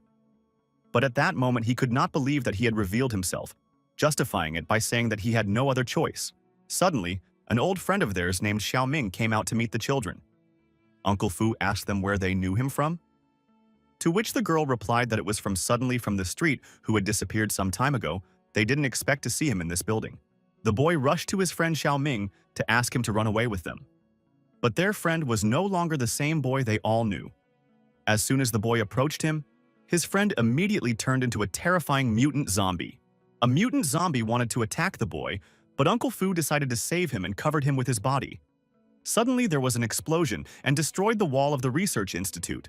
It was Liu Feng who, with his appearance and thanks to his tentacles, saved Uncle Fu and the kid from certain death. Uncle Fu was very surprised to see Liu Feng. The vice president followed him into the rift with Kelly and Li Xin. The vice president said that they found the children so they should leave immediately. Uncle Fu decided to warn Liu Feng, asked him to be careful, because the zombie he fought was the latest living experiment. It was different from the zombie outside, since he had been injected with the latest D10 solid virus. But while Uncle Fu was talking about the mutant zombie, Liu Feng used a nano-impact glove and smashed this zombie on the wall. Just as they were about to leave, the 5th squad leader, Level S, Divine Light, and her deputy mutant Level S, Giant Rock, suddenly appeared in front of the exit. They were the positive and negative commanders of the 5th squad of some of the most ruthless killers. Uncle Fu immediately told Liu Feng that things were bad and it was better to run as fast as possible. After all, he knew that they are both Zheng Tianxun's level S commanders. Since he has personally served this ZAM commander and knows that one move from him and everyone in this hall will be dead, and he's never seen the captain at all, so he's afraid she's even scarier. The deputy commander of the 5th Squad told Grandpa Fu that he was too valuable an asset to the research institute, so they would not let him go anywhere. Meanwhile, the institute's guards had already arrived and surrounded them all with their weapons. Suddenly, Wang Lei, a member of the 5th Squad, a level A sealer, came out of the crowd of military personnel, saying that this was his first meeting with Vice President Kawase. After which he asked her if she liked his gift. Uncle Fu was shocked to see him, because Wang Lei was supposed to be on a mission. He realized that he had been leaked the information on purpose. Liu Feng immediately realized that it was a trap targeted by Kawase. They fell into it because they underestimated the enemy. Kawase also realized that she was the target and decided to cover everyone so that they could evacuate and then engage them. Meanwhile, Steele sharply said that the Research Institute knew how strong she was, so they sent her to confront her. Kawase told everyone to retreat, saying he could hold them off for a while. Divine Light ordered his subordinates to take Kawase alive and finish off the rest of the scum. Wang Lei touching the wall separated Liu Feng's team from him and Kawase, leaving just the two of them. Liu Feng told Li Xin and Kelly not to worry because he would think of something to release them. The girls realized that they were just sealed up. Before Liu Feng could think of how he could save the girls, suddenly a steel wall ran at him, and taking him by the scruff of his neck rammed him into 3 concrete walls. Divine Light told Kawase that they had been instructed that she was too intimidatingly strong, so they should leave her alone with them so she wouldn't have a chance to even escape. Steel Wall told Liu Feng that the captain would quickly deal with the rest of the scum and then join him so that they could kill him long and painfully. He also told Liu Feng that Zhang Xiaofeng should start taking over Liu Feng's hideout any minute now. Meanwhile, not far away from the Salvation Army camp was a group led by Commander Lun Xuan. They had been watching the camp for a long time, and the commander asked his men to cheer up because he knew that if the Salvation Army really knew the location of their base, they would definitely make a move. A moment later, a sentry reported to Commander Moon that there was some movement at the base. Citing the sniper rifle commander, Lun noticed that they had a lot of gear and ammunition. Lun immediately ordered Da Qiang to follow the plan and told him to stay here, to lead while he went west to ambush them there. Da Qiang waited until the car convoy got close enough, and then ordered all of his soldiers to open full fire on the convoy. Since no ambush was detected on the right, asking for fire support, they began to move west. And there was an ambush waiting for them in the west, because by then Captain Moon was already there, mercilessly shooting down these mercenaries. Suddenly, he felt some kind of danger behind him. He managed to react in time and turned around and put his sniper rifle in front of him, thus repelling the attack and preventing himself from being impaled by the sword. The assassin skillfully jumped away from him and fired several of his shurikens at him. But they could not hurt Lun Xuan, because Zhang Yu came to his aid, who thanks to his ability was able to stop the shurikens and break them into small pieces. Lun asked him why he was here, and he replied that Da Qiang was worried that he was here alone, so he sent Zhang Yu to help him. Zhang Yu stopping and breaking all those shurikens in half sent them back towards the assassin. Suddenly, the 3rd squad captain of the S-level mutant squad, Zhang Xiaofeng, appeared in front of the assassin, and thanks to his shield, he repelled Zhai Yuya's attack. Meanwhile, on the front from Da Qiang's side, a full-scale military operation was underway. The mercenaries couldn't understand why they couldn't kill any of the enemy, even though they had already fired several rounds at them. They couldn't understand what kind of armor these people were wearing that couldn't be penetrated by any bullets. Suddenly, Da Qiang loses his first fighter in super armor because of an explosion that came out of nowhere. And it's all because of this huge guy named Giant Mutant Level Gun, A. He came to the aid of the thugs because he saw that this bunch of thugs are just useless people. He's gonna have to do it for them. Xiaofeng repelled the attacks and said that their plan was successful because the Research Institute was holding back the main forces. Meanwhile, he and his squad are destroying L's hideout. With a smile on his face, he said that after today, L Underground City would no longer exist. At the same time, the Steel Rock told Liu Feng the same thing that Liu Feng does not know, but it is a two-pronged plan for Liu Feng along with his team to die in the Research Institute. Meanwhile, Zhang Xiaofeng is now breaking into L's hideout, after which he will kill all the humans and take over the nanotechnology. Also said that it was all Liu Feng's fault since he had insulted their great director Zhang. and pointing his hand at the mutant specimens, said that he would soon become a regular ugly specimen like these children. He also revealed that he and his team had traded all those test children for bread in the slums. Scala also remembered that Liu Feng's younger sister was also involved in a similar injection experiment. After which, he asked if she was still alive. Hearing about his sister, Liu Feng immediately became furious and said that he would destroy them at all costs. Scala grabbed him by the head and slammed him hard against the floor several times, after which he used his most crowning kick called armor-killing kick and stomped Liu Feng straight into the wall. Because of this, Liu Feng became even more furious. The dragon went into overdrive, an outburst of anger. Seeing Liu Feng's gaze, Scala clenched his fists and decided to attack him once more, but in a more serious manner, telling him that since he had withstood one of his most powerful blows, he wasn't such a bad opponent. After that, Scala immediately rushed to beat him up with his huge fists, driving him into the floor harder and further each time. He used a technique called fist explosion, through which he was able to land over 100 punches on Liu Feng in just 1 minute. Liu Feng was tired of putting up with this bullying, so he grabbed the rock by his fist, then took a nano-punching glove. Using it for its intended purpose, he delivered a staggeringly powerful blow to the rock. It was a powerful strike. Liu Feng himself did not expect himself to be able to have such a strong and serious response to the rock. After recovering from the shock of Liu Feng's punch, the rock said that he was very happy that the little guy had shown himself, because now he could start the battle for real. At this moment behind the wall, Wang Lei was very proud of the fact that his obsidian wall was extremely strong, whether they could only die locked in his cage. Wang Lei said that if they didn't surrender in 5 seconds, he would start shooting and started counting down. Kelly said that if the obsidian he made was really as powerful as he said, then she had a plan to save herself and Li Xin. At the same time, on the other side of the battlefield, the leader of the third gang suggested that Lun Xuan and Zhang Yu surrender to the Research Institute, and then they would have a chance to survive. Lun Xuan asked Zhang Yuya to cover him to increase his distance, and told him to be careful. The enemy's ability type was unknown. Zhang Yu began to use his abilities to cover Lun Xuan's retreat, giving him a chance to increase the distance. The commander of the third squad ordered the assassin called Night Shadow to delay Zhang Yu. Suddenly, he noticed the mountain beneath his feet begin to split, and he immediately realized that Zhang Yu didn't just have telekinesis, he had S-level potential abilities. He knew that he had to destroy him before he could evolve. But he was calm because he knew that the Night Shadow ability would be able to hold him back.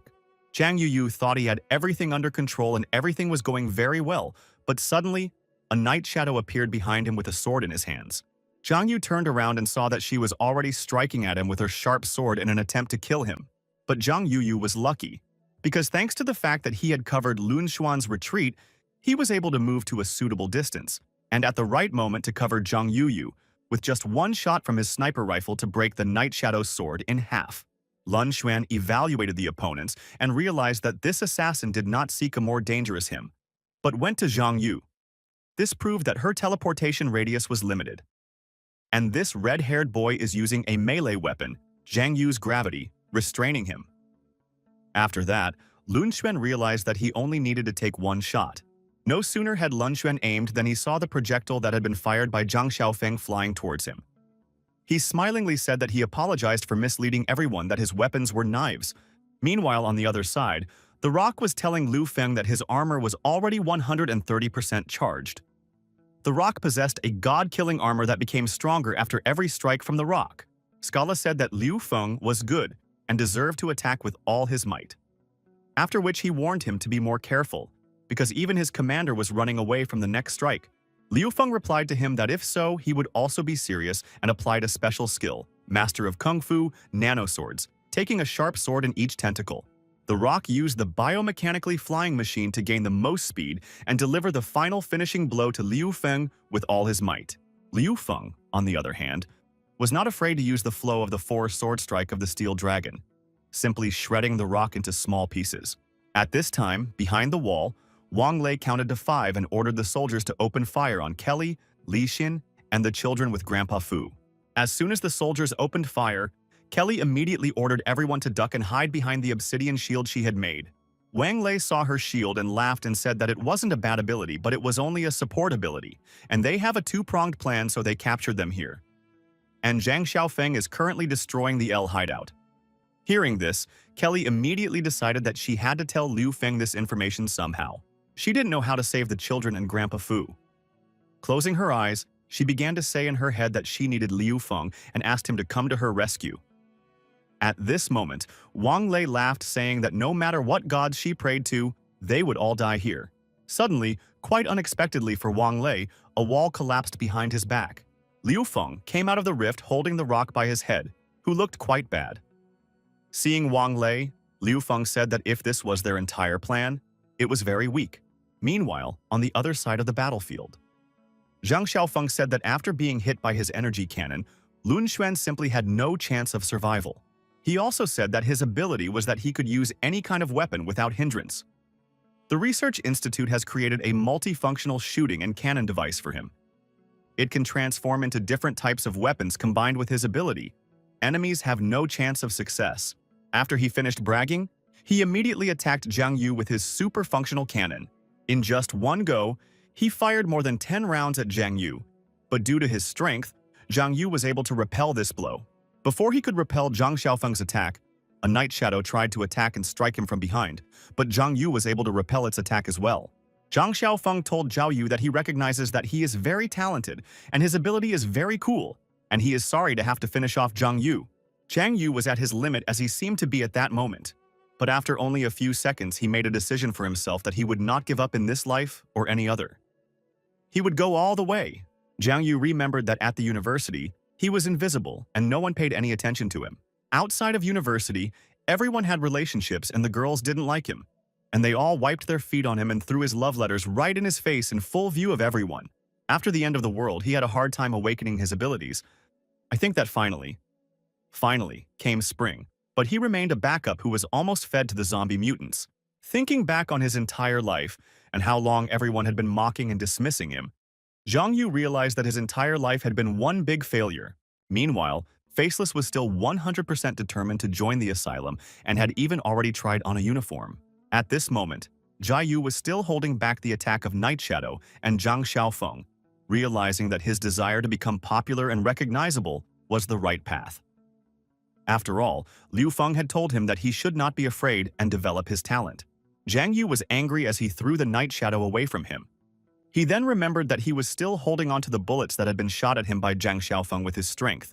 He turned around and with all his strength threw about 20 rounds at the Night Shadow. Nightshade was shocked because he thought that the boy was cornered and would not be capable of such a thing. But Zhang Yu was unstoppable as his rage knew no bounds, and he naturally gained a second wind when he saw that he was doing well. Because of this unexpected attack, the Night Shadow was injured and could not dodge any of the bullets Jiang Yu launched at it. Jiang Yu realized that he had to finish her off, to eliminate her once and for all, and to be left alone with Zhang Xiaofeng. Therefore, using his ability to control air and gravity, Zhang Yu broke her arm in several places with just one glance at the Night Shadow so that she could not do anything to harm him. Zhang Xiaofeng, seeing that the Night Shadow is not coping with the boy, decided to help her by firing his super dangerous and cool gun. But no sooner had he aimed at the boy and fired, than a bullet flew into his gun and damaged its trigger mechanism. He was shocked because he realized that this shot was made by Lun Xuan, whom he thought was dead, because he thought he had killed him with 100% probability. Lun Xuan really did almost get finished off, but thanks to that girl, he was able to avoid being hit in time. Right now, this girl was pointing at Zhang Xiaofeng with her hand. Lun Xuan did not realize did this mean that he needed to shoot him? Meanwhile, at the research base, Divine Light was telling Kawase that she was resisting for nothing, explaining that she couldn't kill Divine Light, and that her team would soon deal with the trash, and they would all destroy Kawase together. She also said that at the same time, Commander Zhang Xiaofeng would take advantage of the absence of the main forces to attack El Sanctuary. It's a 100% plan to destroy the forces of El Shelter. All because this win-win tactic was put together by their commander Zero. Kawase realized that she had to figure out how to save everyone, so she decided to attack the obsidian with her super-powered sword. Divine Light said that all her attempts were futile, for her partner's ability to create solid obsidian, such a degree of hardness even she herself could not break through.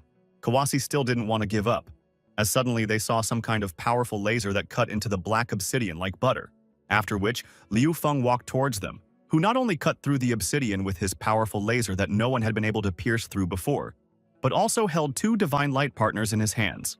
Liu Feng told her that their plan was as fragile as obsidian. He said that he still had time to finish off the divine light and return to the base in time. At this moment, he thought that he was very lucky to have Xiaopuff's laser. Divine Light realized that attacking Kawase and Liu Feng was a mistake. She didn't expect that this Liu Feng would be so strong that he would be able to strike the two deputy captains. But since she had nowhere else to run, she mockingly said that it had been a long time since anyone had forced her to the second level and used the Death Eye technique. Seeing that, Kawase immediately rushed to attack. But Divine Light was 100% sure of herself. So she said that if they didn't surrender, they would die right here. As soon as Divine Light applied the Death Eye technique, Kawase and Liu Feng felt as if their bodies had stopped happening to them. They couldn't move. Her needle-sharp hair was already getting close to Kawase. Divine Light was pleased with herself, saying that once the second stage was launched, it couldn't be reversed. After which, she said that they could be proud to die from this particular reception. Before she could speak, a Valkyrie appeared through the wall. She grabbed the Divine Light by the face so that she couldn't use her Eye of Death technique, and laying her on the ground, began mercilessly delivering blow after blow right to her head. The Valkyrie was ruthless, and despite everything, she tried to break the Divine Light's head for her to black out so she couldn't use the Eye of Death. Liu Feng realized that they had to destroy the Divine Light at all costs, so he decided to help the Valkyrie. But no sooner had Liu Feng approached her than suddenly Divine Light tipped her gaze towards him, thus casting a powerful illusion on him. Suddenly, he was transported to the university auditorium, where Kawase and Valkyrie were standing next to his desk. They were tugging at his ear like a puppy, saying how dare he fall asleep when the senior girls were giving him special counseling. Liu Feng didn't understand at first, as he had just been on the battlefield and was now in the classroom. After a couple of minutes, he still realized that it was an illusion created by Divine Light. But as soon as the high school girls started squeezing his head between their breasts, he immediately thought that this illusion was very realistic. He was very happy that he had such classy and smart high school girls, because thanks to them, he would pass the exam with all 100 points. In reality, Liu Feng had fallen into the dream world that the Divine Light had made for him. Meanwhile, Zhang Xiaofeng was firing his cannon at Lun Xuan, who was running away and dodging his bullets. Unable to believe that that shot couldn't destroy his weapon, Lun Xuan realized that he needed to find an opportunity to destroy Zhao Xiaofeng as soon as possible. Zhao Xiaofeng decided to add some more fun to his hunting game and threw a smoke bomb at Lun Xuan. The sniper realized that his opponent wanted the smoke to obstruct his view. But the pony also realized that it was also a hindrance to Zhao Xiaofeng. After climbing out of the cloud of smoke, Lun Xuan saw that the ion cannon was firing at him. It was dangerous, because the shells from this cannon could easily penetrate a small piece of rocky stone, or completely through concrete walls, not to mention the human body. Dodging the bullets, Lun Sun realized that the current situation was as disadvantageous to him as possible. Suddenly, he saw the girl again, who was pointing towards the direction of the fog. Without thinking for a long time, Lun Xuan decided to look where she was pointing. He looked through the scope, but he couldn't see anything because of the heavy smoke. So he decided that the place the girl was pointing at could be Zhang Xiaofeng's location. So he put all his doubts aside and decided to shoot and take a chance. Lun Xuan took a lucky risk, for with this shot, he was able to shoot Zhang Xiaofeng's left palm off. Zhang Xiaofeng lost his arm and couldn't understand how a sniper through such thick smoke could hit him. At this moment, Lun Xuan decided to take a few more shots just in case. The next shot would have hit Zhang Xiaofeng directly in the head, but he dodged it in time. Zhang Xiaofeng hid behind a huge stone, realizing that even if it wasn't a coincidence and he determined his location, he definitely wouldn't be able to pierce through a stone this thick. The girl that Lun Xuan was guided by changed her readings, and Lun didn't think twice and took good aim and fired a shot in the new direction. It pierced through a huge rock and wounded Zhang Xiaofeng in the shoulder. Zhang Xiaofeng realized at this moment that this was definitely not a coincidence, and the sniper could pinpoint his location. Zhang Xiaofeng realized that he was lucky because if the sniper had hit his head, he would have been dead. Meanwhile, Lun's eye began to bleed. Jiang Yu saw that Lun Xuan was in trouble and immediately ran to his aid. He took him under his arm and lifted him off his knee, asking him if he could still continue fighting. Lun replied that he was fine. At this moment, Zhao Xiaofeng came out from behind a rock and said that he thought they were more gifted than he had thought before. He also flattered them by saying that they forced him to take his second form. But if that's all they can do, they'll die imminently. Zhao Xiaofeng raised his finger to the sky and said that if they really thought that they had defeated him, if they destroyed his weapons, then they really didn't understand what a weapon ambassador meant. At that moment, he contacted a military satellite and activated its laser system. Directing the full power of this military satellite at Lun Xuan and Zhao Yu, Zhang Xiaofeng said that the ability of an ambidextrous weapon is the ability to control all weapons. Meanwhile, at the Research Institute, Liu Feng and Valkyrie were captured by a divine light, which cast powerful illusions on them. Kawase, seeing the divine light taking control, Liu Feng and Valkyrie immediately realized that after looking into her eye, one would lose control of their body. Kawase realized that she had to memorize her location and quickly destroy her without looking her in the eye. Divine Light didn't expect Valkyrie to betray them, and then she decided that she would deal with both of them, thus destroying both Valkyrie and Liu Feng in one blow. Divine Light rushed towards Liu Feng and Valkyrie to kill them, but suddenly, Kawase appeared behind her back and swept her head off her shoulders with her sword, using a secret technique, the Killing Arc of Light. After that, Liu Feng and the Valkyrie immediately woke up. The severed head fell right into the Valkyrie's hands. Valkyrie immediately pulled out of her skull a delicious mutant brain filled with a virus that makes them stronger and happily ate it. Seeing this abomination, Kawase remembered Valkyrie and immediately drew her sword. Kawase didn't hesitate long to strike with her sword and said that she's that monster of the Research Institute. She's dangerous. Stepping away from the illusion, Liu Feng saw Kawase in front of him who was trying to kill Valkyrie instead of those cute high school girls who were trying to help him prepare for the exam. Before Liu Feng could come to his senses and realize that it was an illusion after all, Kelly suddenly came out of the rift and said that the lesson had already brought out the children, and they should also hurry to evacuate. Liu Feng was once again covered by an illusion in which he saw 3 beautiful girls who thanked him for everything he had done for them, and he also said that they had done a great job because they were all his favorite assistants. This time, his another beautiful illusion was shattered. Secretary Sarah called him over the video link. She said that they had received a distress signal from Commander Lun Xuan. He said that their unit was under attack near the Salvation Army base. Hearing this, Liu Feng asked Saru, telling Lun Xuan that he would be coming to his rescue soon, so he should hold out a little longer.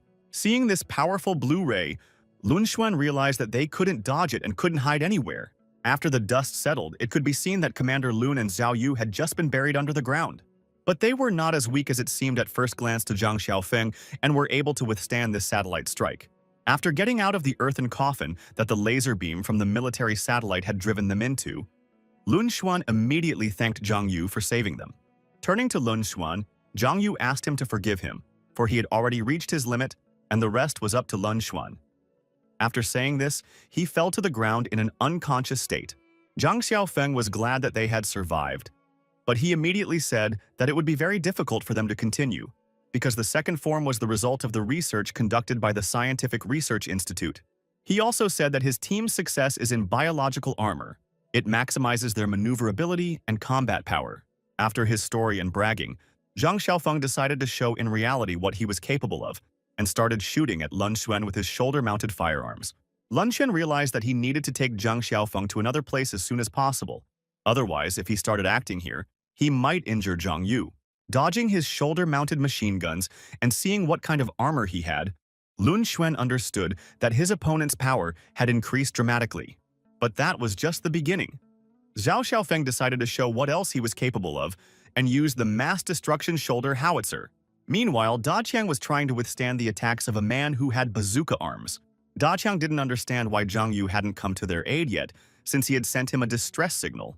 Suddenly, he was summoned by Liu Feng via video link and asked to open his portal to him, so that Liu Feng and the others could come to his aid. Da Qiang ordered one of his fighters to open a portal for Director Feng, while Da Qiang diverted all of the enemy's firepower. Da Qiang hid behind a rock in order to guess the right time to attack the man with a gun in the place of his hand. After waiting for the right moment, Da Qiang attacked the man with a gun instead of an arm, but he expected to be attacked from behind a rock and was able to parry Da Qiang's blow. He then put his gun to Da Qian's head and said that he expected to be attacked by the ambush, so he was prepared for it. But no sooner had he fired a shot at Da Qian's head than he received a sudden tentacle strike, causing him to fly backwards a few meters. It was Liu Feng, who had teleported with his entire team and brought Valkyrie with him. Liu Feng immediately asked Da Qiang, "Where are Lun Xuan and Zhang Yu?" Da Qiang told him that they had gone to the east, but he couldn't contact them now. Hearing this, Liu Feng became furious. He immediately said, "Li Xin and Kelly stay here to help Da Qiang confront the rescue army, while he himself would go to rescue Lun Xuan and Zhang Yu." Liu Feng wondered for a second how he could quickly get to Lun Xuan. when suddenly Valkyrie hugged him from behind. With her incredible strength, Valkyrie pushed herself off the ground and made an incredibly powerful jump. Liu Feng held on to her with both hands in terror. This time, Lun Xuan was unable to dodge the blast wave created by the weapon on Zhang Xiaofeng's shoulders. At this moment, he received the happy news that Liu Feng and his team had come to their rescue. Zhang Xiaofeng heard this and realized that it seemed like the fifth squad did not hold back Feng. But he was not upset, realizing that it was too late. After all, it was a long way for them to get here, and there was a heavy cannon to stop them. He told Lun Xuan not to even hope for help from his friends, because by the time they came to rescue him, he would have time to kill him 10 times for sure. Before he could say anything, Liu Feng and Valkyrie suddenly landed behind him. Seeing Liu Feng, Zhang Xiaofeng said that if he had appeared a few minutes later, Lun Xuan would already be dead. But even if he showed up, it wouldn't change the fact that Zhang Xiaofeng would kill him. But Liu Feng wasn't interested in listening to him. He ran through him to Lun Xuan and asked him how he was feeling. Lun Xuan apologized to Liu Feng, saying that they were unable to hold their positions. He then asked if the children they had to rescue with the Mutant Association were all right. Liu Feng told him not to worry because they had done their best. Liu Feng told him not to worry about the children, for they had already been saved, and the vice president of the Mutant Association was in charge of bringing them back. He ordered Lun Xuan to rest, because he would take care of this weapon baron himself now. Zhang Xiaofeng told Liu Feng that if he was lucky enough to defeat the fifth squad, that did not mean that they would be able to defeat the third squad.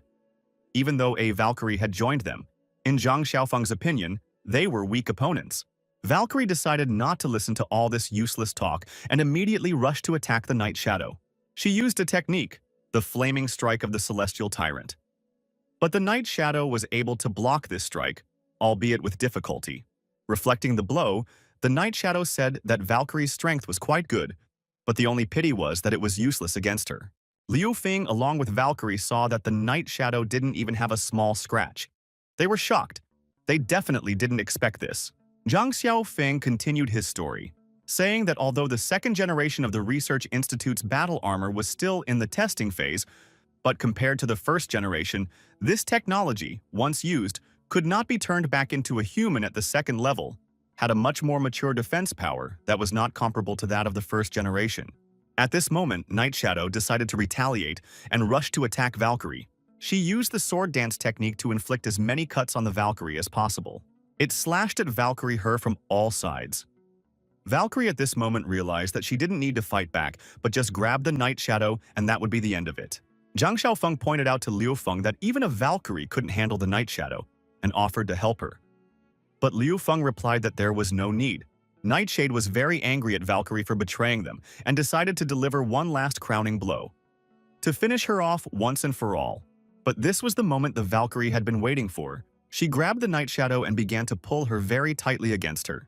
Nightshade realized she was trapped. She was very sick. She knew that if she didn't get out soon, she would run out of oxygen because the Valkyrie had squeezed her lungs. Seeing that his partner was losing and about to die, Zhang Xiaofeng decided to attack Liu Feng to even the score. He used his shoulder-mounted machine guns to riddle Liu Feng. But he was not so easy, and thanks to his tentacles, he was able to dodge this attack by jumping up. After which, in order to repel all the shots, Liu Feng used the Kung Fu Master's technique of flowing 4 nanoswords. And so, Liu Feng was already close to strike at Zhang Xiaofeng as he suddenly opened his chest and pulled out 2 kinetic chest cannons from it. Being in the face of mortal danger, Liu Feng realized that there was no turning back, and one must break this kinetic chest cannon by any means necessary. Zhang Xiaofeng couldn't even imagine that the little guy was really such a good fighter. He had clearly underestimated Liu Feng. At the critical moment, Liu Feng was able to break his kinetic chest cannon with his glove to avoid the fatal blow. But because of this, he broke his glove, and Zhang Xiaofeng knew about it. At this moment, Liu Feng realized that he had to make the right choice. Either take all of his own and escape to the base to heal his wounds and respond with renewed strength, or destroy Zhang Xiaofeng without a glove at all costs. Zhang Xiaofeng said, he can't help but notice that he is starting to fear their potential. After all, first Lun Xuan, then Zhang Yu. The former has a deadly eye, the latter has gravity control. In time, they would be able to reach the SS level.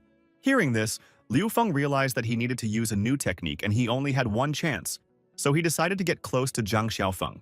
Seeing Liu Feng approaching, Zhang Xiaofeng said that he had been waiting for the moment to get closer to him. He immediately set about changing the shape of his armored body. He converted his old mechanical armor into a secret suit, codenamed High Precision Cannon.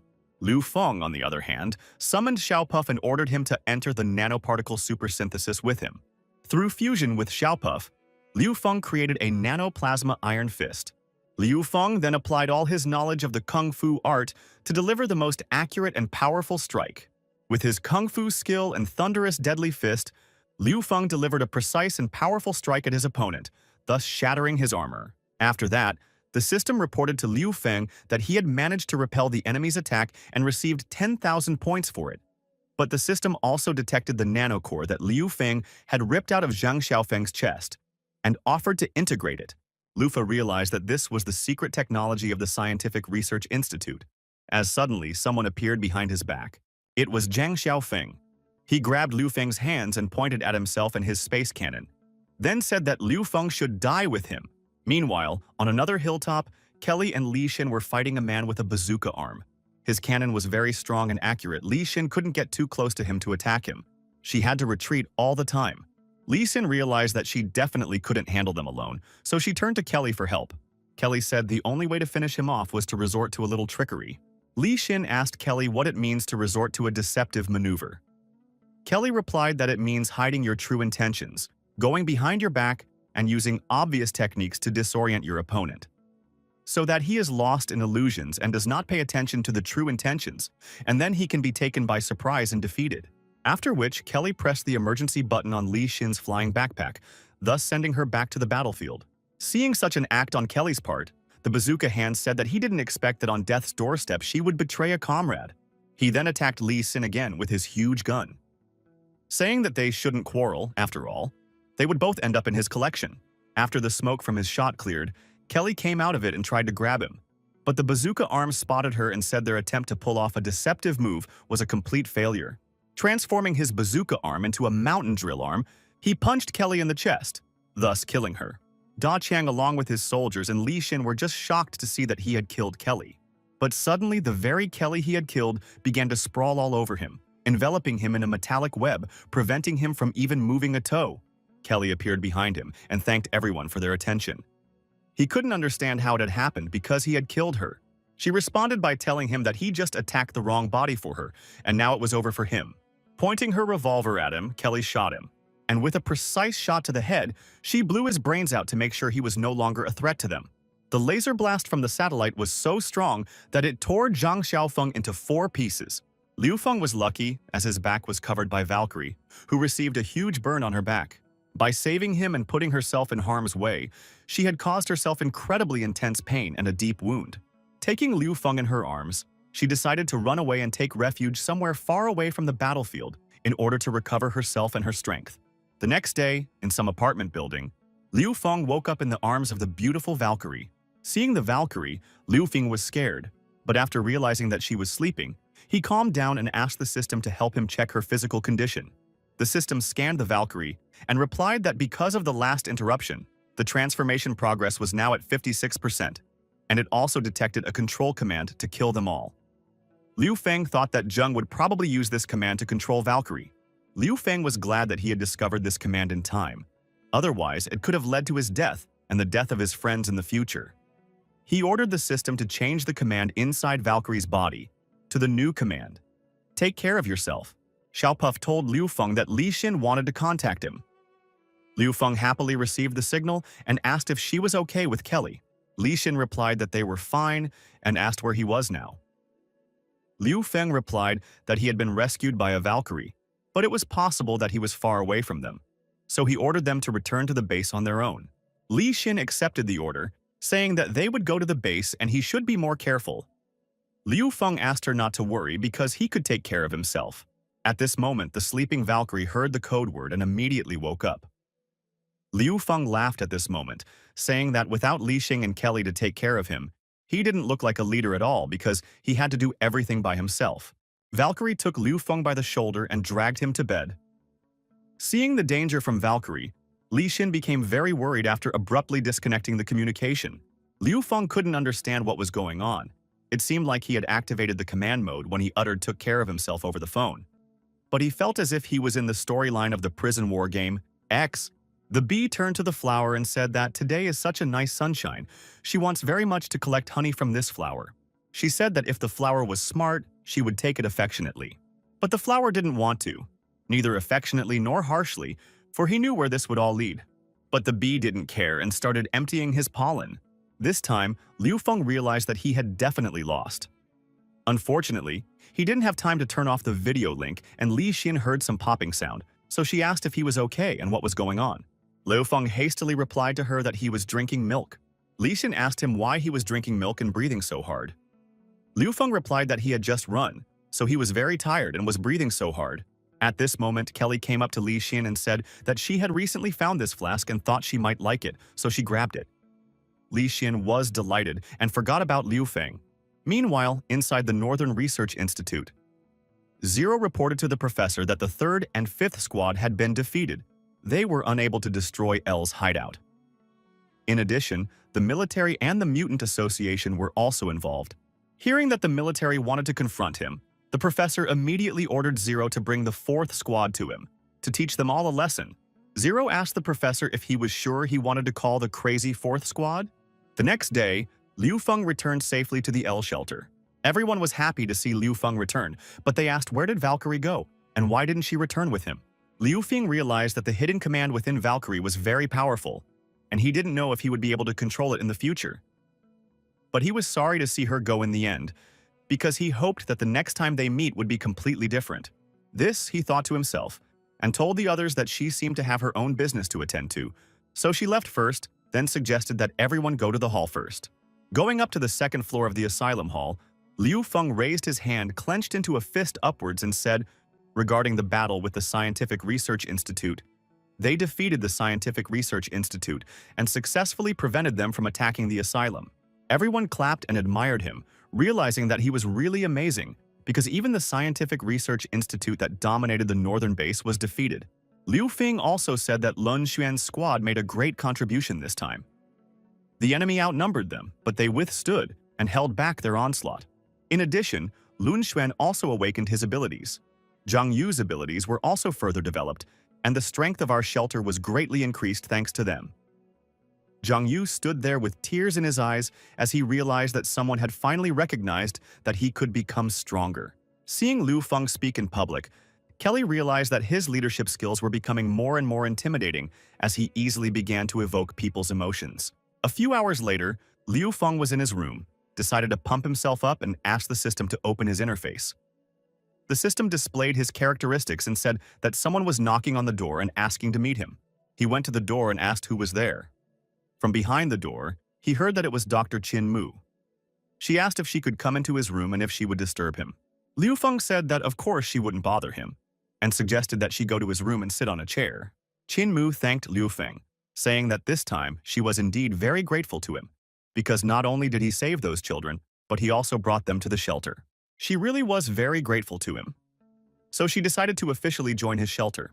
Liu Feng was happy to hear this, but in return, he asked Dr. Qin to apologize to him for coming too late, and one child could not be saved. Dr. Qin walked up to Liu Feng and put her finger on his mouth, telling him that he shouldn't blame himself for anything. After all, he had already done too much for her, so she wanted to show him something. Liu Feng felt a familiar feeling, and his consciousness was transported to the Golden Mountain Temple where he was a Buddhist monk and recited prayers. He recalled that he had once had to fight a treacherous snake and had almost lost. But fortunately, this monk's skills were above reproach. Suddenly, the white snake Xiaobai appeared in front of him and said that her little sister should have taken care of him last time, but since she failed in her task, she would do kung fu with him this time and punish him. She immediately applied the technique of penetrating water.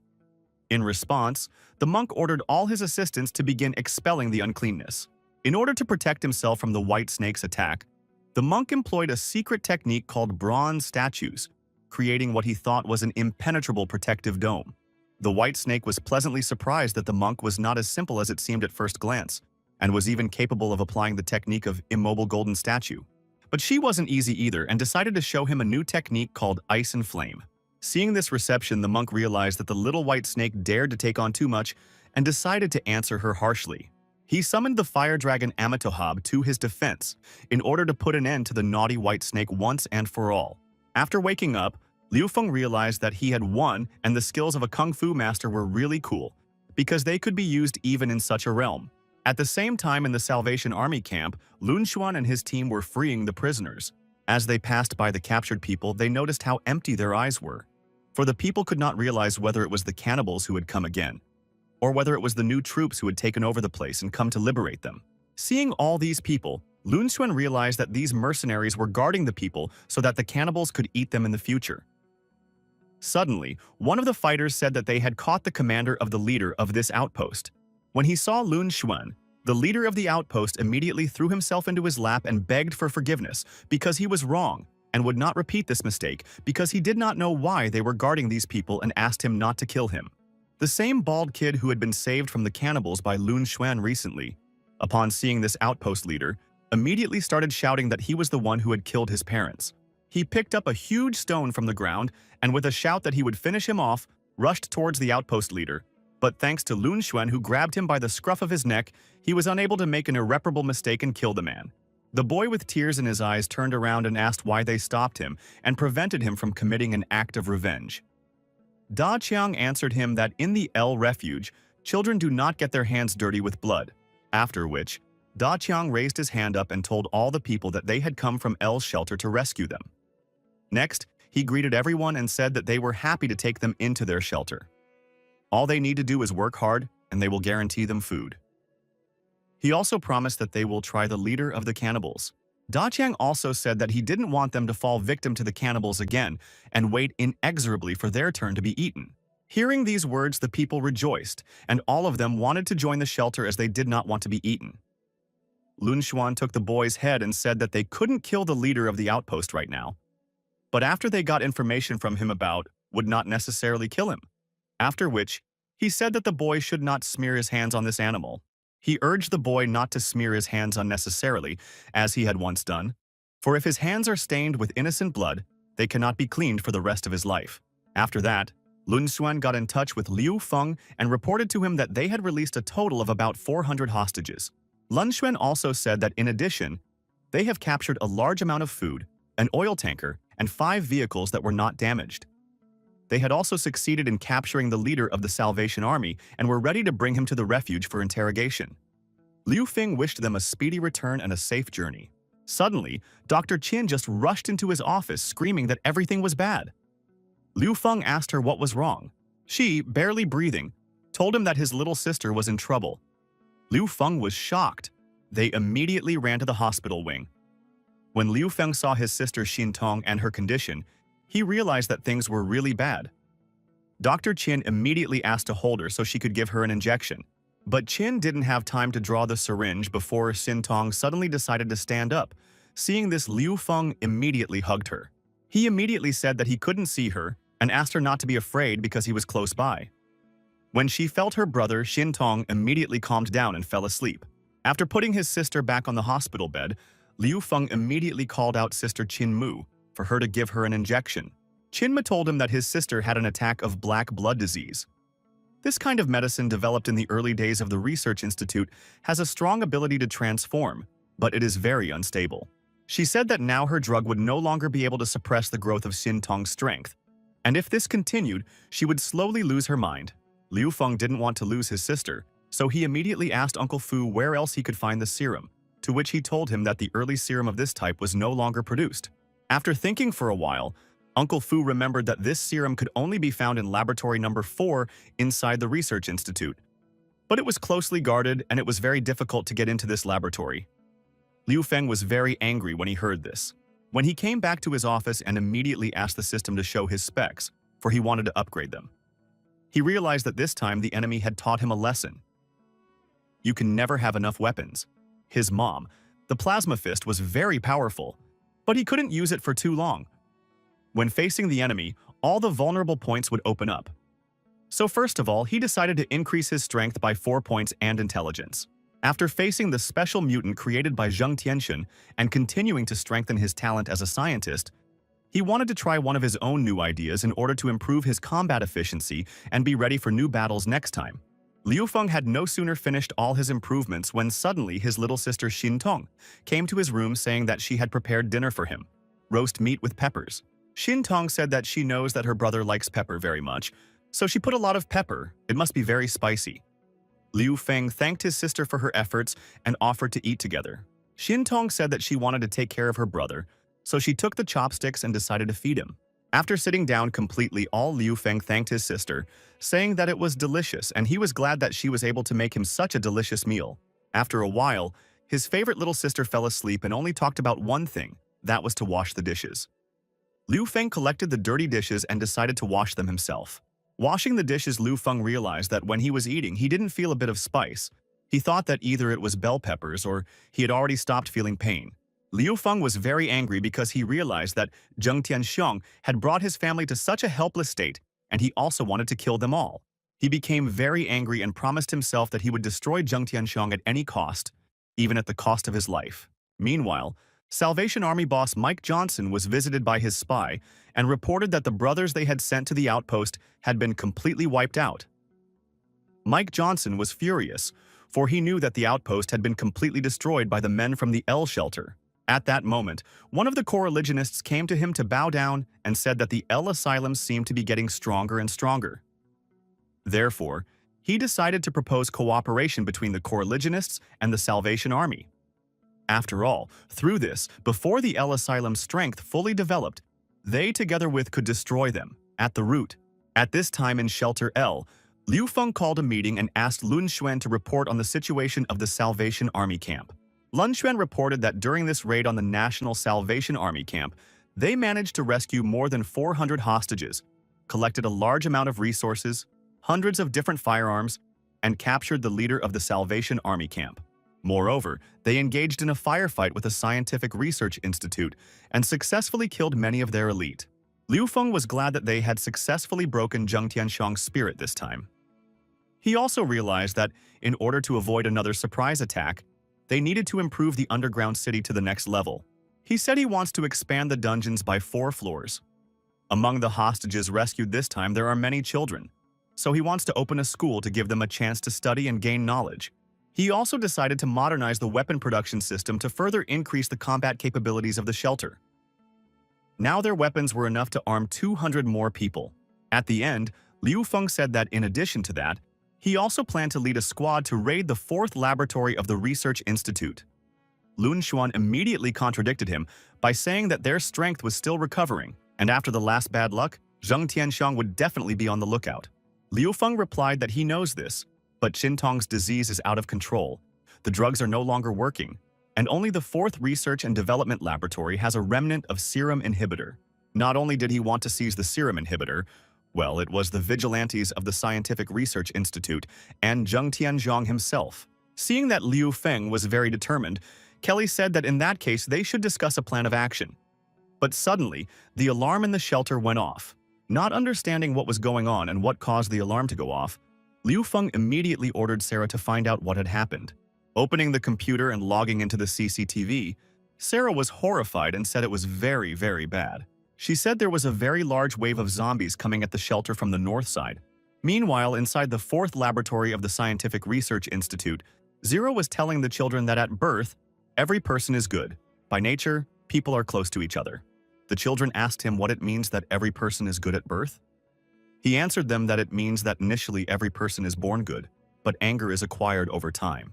Suddenly, Principal Zheng Tianxun appeared on the lawn. When the children saw him, they immediately ran to him and hugged him. They asked him when their illness would pass, because they were so eager to go out and play. He asked them not to worry because, thanks to him, their sickness would pass very soon. He asked them all to go to the medical room and wait for him while he talked to Xiaoli on the lawn. He took the boy in his arms and brought him to Zero and put him on the ground. He took him by the head and said that he wanted Zero to realize that in fact that evil as well as goodness is present in people from birth. Then he looked into the boy's eyes and said that actually in classic literature, and not always, only the truth, and with one sweep of his hand he cut off the boy's head. Zero was shocked, for he certainly hadn't expected such a display of cruelty from the professor. But the professor, with no sense of pity, ordered Zero to send these children to lab number 3 for experiments, since there was no need to store consumables. saying that humans are inherently evil. Then the professor said that because Zero's plan failed, the death of those children was his punishment. And next time he'll destroy Zero himself? Turning around, the professor said that he had to leave in order to find a safe haven nearby, and would soon assign Zero to protect the research institute. He also said that he had found a worthy opponent in the form of monotheists, who if they were lucky would destroy L's hideout. In the mountains not far from L Unanimous's hideout, he was directing the mutant zombies towards L Unanimous's hideout and rejoiced at this beautiful picture. He was very happy about it because he had never done such a grand performance, which was about to start in his life. Meanwhile, inside the shelter, the alarm was already in full play and warned that there was a wave of zombies heading towards the shelter from the north and they would be coming soon, so asked everyone to prepare for defense, the shelter. Liu Feng announced that the shelter was now under the control of the military and ordered each unit to go to the battlefield for defense. He ordered all civilians to remain calm and go to the restrooms. The military would set up defenses at each entrance, and as soon as the zombies entered the kill zone, destroy them all. There is a road to heaven, but no one goes there, and there is no door to hell, but everyone tries to break in. Gritting his teeth, Liu Feng said that he would show them the full power of the L Asylum. Meanwhile, Unanimity had already realized that L's hideout was under the hospital and very well hidden. The leader of the Salvation Army, Mike, turned to the Son of God and said that a frontal attack was behind him, and he and his men will prepare the encirclement, using his psychic powers and monotheism to direct this army of zombie monsters straight to L's hideout. And the carnage began. The defenders of the asylum, led by Da Chang, were killing one zombie after another. Da Chang not only shot, but also used grenades for massacres. Unigod saw that the shelter L, a very huge combat power because his zombies lay just a pack of zombies, does not have time to even get close to the shelter. Realizing this, he decided to scan the shelters and find any flaw in it to guide his mutant zombies down the easiest and most vulnerable path. But before he could even start scanning the shelter, suddenly with his accurate and powerful sniper rifle shot, Lun Xuan blew off his arm. The unicorn immediately hid behind a huge rocky stone. He had not expected such an accurate and powerful shot from the sniper. He survived, thinking that it was thanks to the prayer he recited to this day that he was able to dodge that fatal shot. He regretted not having the priestess with him, for she could have controlled the zombies and mutants to attack the fortified places. But fortunately, he still had the support of the leader of the National Salvation Army. At this time, Liu Feng was asking the priestess of the Coreligionists about this apostle who had sent a crowd of zombies to their hideout.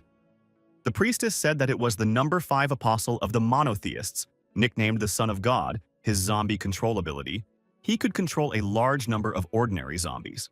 She also said that he complemented her ability and the two of them often worked together. Hearing this, Liu Feng didn't understand why he had now decided to attack their hideout alone. Suddenly, Liu Feng and his team heard that there was an explosion in the shelter. Immediately, Da Qiang contacted them and said that their business was bad because someone had blown up the wall in the restroom. Liu Feng was shocked at what he heard. Da Qiang repeated to him, telling him that there was a big hole in the wall a few people wide. A few more explosions rang out, and strangers burst into the shelter and began killing civilians. The Army of Freedom, having broken through to L's hideout, destroyed everyone in its path, sparing no one. Salvation Army leader Mike Johnson was pleased that the map the Underground Clan had given him was indeed a good one, whereupon he ordered his boys to grab valuables, food, and women, killing all the men in their path. Seeing the stars of the world trembling on the floor, which were the girls even before the end of the world, the head of the Salvation Army pulled his filthy paws toward them, saying that the two of them were true beauties and he would take them with him. The chief electrician who was nearby at the time could not believe that he was afraid and only watched his comrades being grabbed and the women being taken away. He got up from his knees and started laughing loudly, attracting attention. When the boss of the Salvation Army saw him, he ordered his servants to finish the worm off. At that moment, the electrician held what looked like a grenade in his hand and said loudly that his mission was over. Long live the shelter. He turned around and threw something that looked like a grenade at the enemies. Seeing the flying object that looked very much like a grenade, the leader of the Salvation Army along with his bandits immediately jumped back in different directions. Just a minute later, turning around, they realized it was a sausage. But the electrician, along with the world's movie stars, had already successfully escaped from them. Mike Johnson, realizing that he had been played, immediately ordered his men to kill them and open fire on them. The electrician, hearing the Hall of Fire, told the girls that they should immediately hide around the corner, because the bullets wouldn't get them there. After all, bullets can't turn a corner. Running away, the electrician thought he would have been better off waiting for the doctor to come and save him. At least his life would have been in danger. He couldn't understand why he used to watch his friends die, and he couldn't do anything about it. Then he realized that there was a killer out there who would find and kill them anyway, so it was useless to hide. After all, he was just an ordinary man. So he decided to go out and die. He came out from around the corner, closed his eyes, but after a second he realized that no bullets had touched him. Opening his eyes and turning around, he saw that Liu Feng had appeared, who was able to repel all the attacks thanks to his tentacle. Liu Feng repelled all the mercenary attacks, after which he told the electrician that he was good for not being afraid and saved not only his life, but also the lives of the girls. When he saw Liu Feng, the electrician immediately threw himself at his feet and tearfully said that he was very happy to see him, because he thought he was going to die and no one would save him. He turned to the leader of the Salvation Army and asked him who they were and why they had invaded L's sanctuary. Mike Johnson responded by telling him that it didn't matter who they were, because they would take all the beauties from his hideout to be their playthings. And his acolytes said that when the boss got fed up, he would give these maidens to them, especially the one in red, for she was in the top 10 richest Forbes directors, Kelly.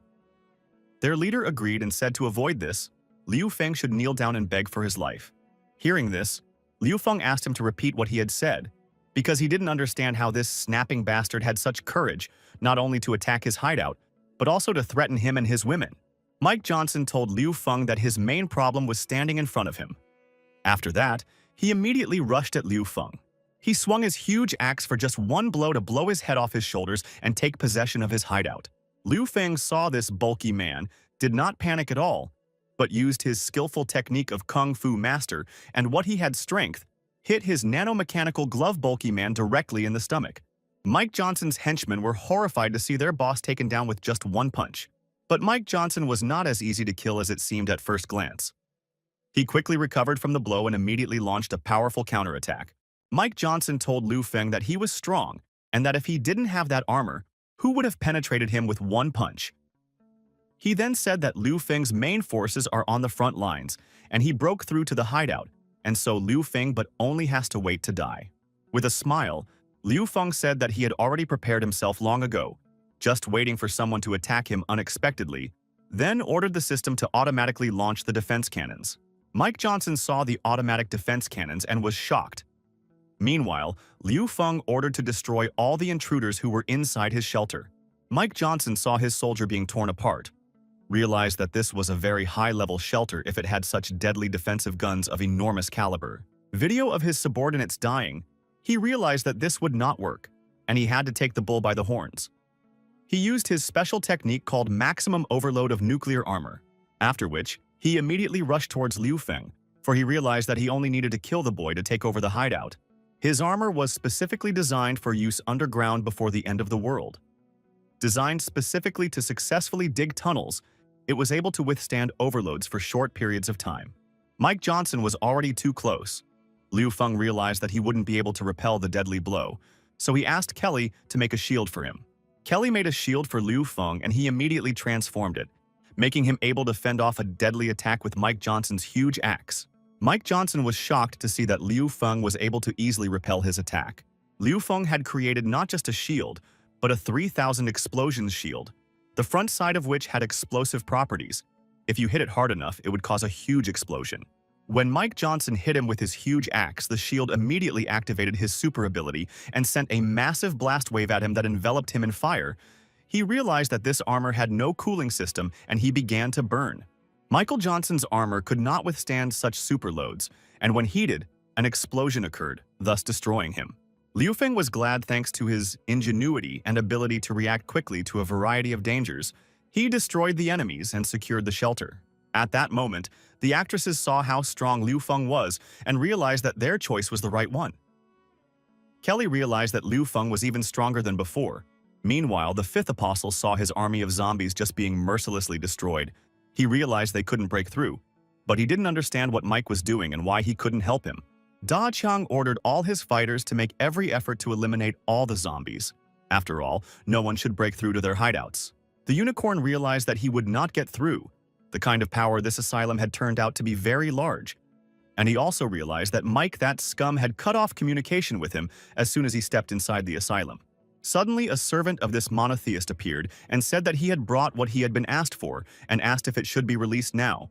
To which the monotheist replied that they should wait a little while because they did not have high priests to hold this thing now, as it was a disposable nuclear bomb for them. Hearing gunfire, he turned around and saw a Salvation Army convoy approaching. But it wasn't helping to break through to the shelter, instead killing the zombies standing in the way. He was shocked to see that it wasn't his companions, but Liu Feng on a Salvation Army vehicle, who was shouting at him to let that son of a god of the Coreligionists come out and accept his death. The unicorn realized that Mike, this trash, had lost his battle, but he was glad to see what the convoy had dared to drive into the crowd of zombies. The unicorn immediately called all his zombies away from the shelter and ordered them to attack the convoy. Da Chang saw that the column was surrounded and decided that he and his soldiers should cover their passage, but Lun Juan told him to wait and see what would happen next. Li Xin immediately flew up into the sky thanks to her atomic satchel and began attacking the zombies from the air. Jiang Yu, thanks to his power to control the air masses, attacked the zombies, throwing them away from the convoy. Liu Feng, on the other hand, asked Kelly to make him something hard and metallic to protect the car. Kelly immediately began to create weapons, and Liu Feng transformed them and improved them to equip the car with protective properties and more. They reinforced their car all around with metal sharp spikes, and in the middle was a real killer drill that punched through everything in its path. Liu Feng and his team were simply scattering zombies left and right and advancing. Seeing this, the Coreligionist had no choice but to order his comrade in arms to open the cage and let out what he brought. Opening the cage, they let loose a giant two-headed dog, a zombie, who was ordered by the monotheist to kill them all. It was an enormous two-headed ferocious zombie, a mutant, a dog that was still unrivaled, eating everything in its path. Liu Feng saw this mutant zombie dog and was shocked because he realized that it would be a deadly battle. But suddenly a priestess appeared beside him and said that she would deal with the dog. She self-consciously hooded herself and began to use her telepathic power to take control of this mutant zombie. The unanimous God King saw the high priestess at Liu Feng's side and stiffened from not understanding what was happening. The dog, a mutant zombie sensing the power of the high priestess, immediately stopped and turned towards the Coreligionist, after which he attacked the high priest, tore him into 2 pieces, and ate him. Liu Feng froze in horror at what he saw. Liu Feng was very frightened because this huge two-headed dog immediately ran at Liu Feng after eating the monotheist. But all was well because it turned out that he just ran to his queen. She petted him and thanked him for his help. Liu Feng calmed down and realized that now that everything was settled here, they should take advantage of the victory and finish off the others. Especially since Zheng Tianxiong definitely did not expect them to win before they started reacting. Liu Feng decided to attack Lab Number 4, after a while in a certain alleyway of the northern base. Everything seemed strange to Liu Feng. After all, Commander Guo had said that he would send people to meet them at the gate, but there was no one here. Suddenly, he was suddenly attacked from behind. Liu Feng sensed the sudden attack and applied a firm grip on the tentacles. Afterwards, he saw that this attacker turned out to be the staff officer of Commander Guo's daughter. Still in suspense, she said that Liu Feng had become even stronger. At least he would have the strength to break into the 4th laboratory. She also said that Zheng Tianxun had recently had a big scandal with the military, so the 4th squad had already returned to the base for defense.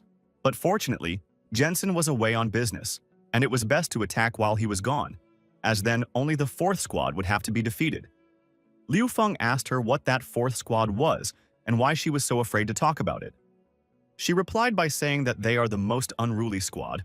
Also, they are Zheng Tianxiong's deadliest squad. But no one knows what exactly they are capable of. Everyone who has seen them is long dead.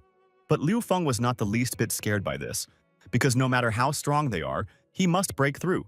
His sister's illness can't wait. He then immediately decided to introduce him to his sister, saying that she was his sister and pointed to her, but after a second he saw that she was gone. He was very frightened when he realized that his sister had disappeared without a trace once again and started shouting all around, calling out for Xin Tong. Meanwhile, in Lab Number 4, the girl and the boy were trembling against the wall, afraid of some type of person outside.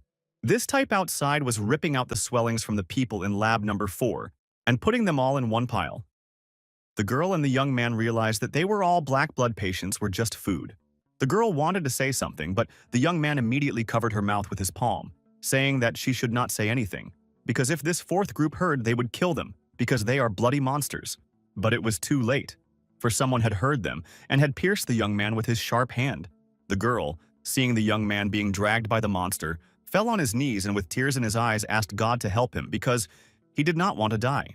After a few minutes, after opening her eyes, she saw Liu Feng's younger sister, Xin Tong, sitting in front of him with her hands folded in her lap. She said that Xin Tong smelled just like them, that she was a patient with black blood disease, but couldn't understand why she hadn't seen her before in lab number 4. Hearing a suspicious sound, the girl took Xin Tong's hand and ran, saying that the demons from the 4th squad had spotted them.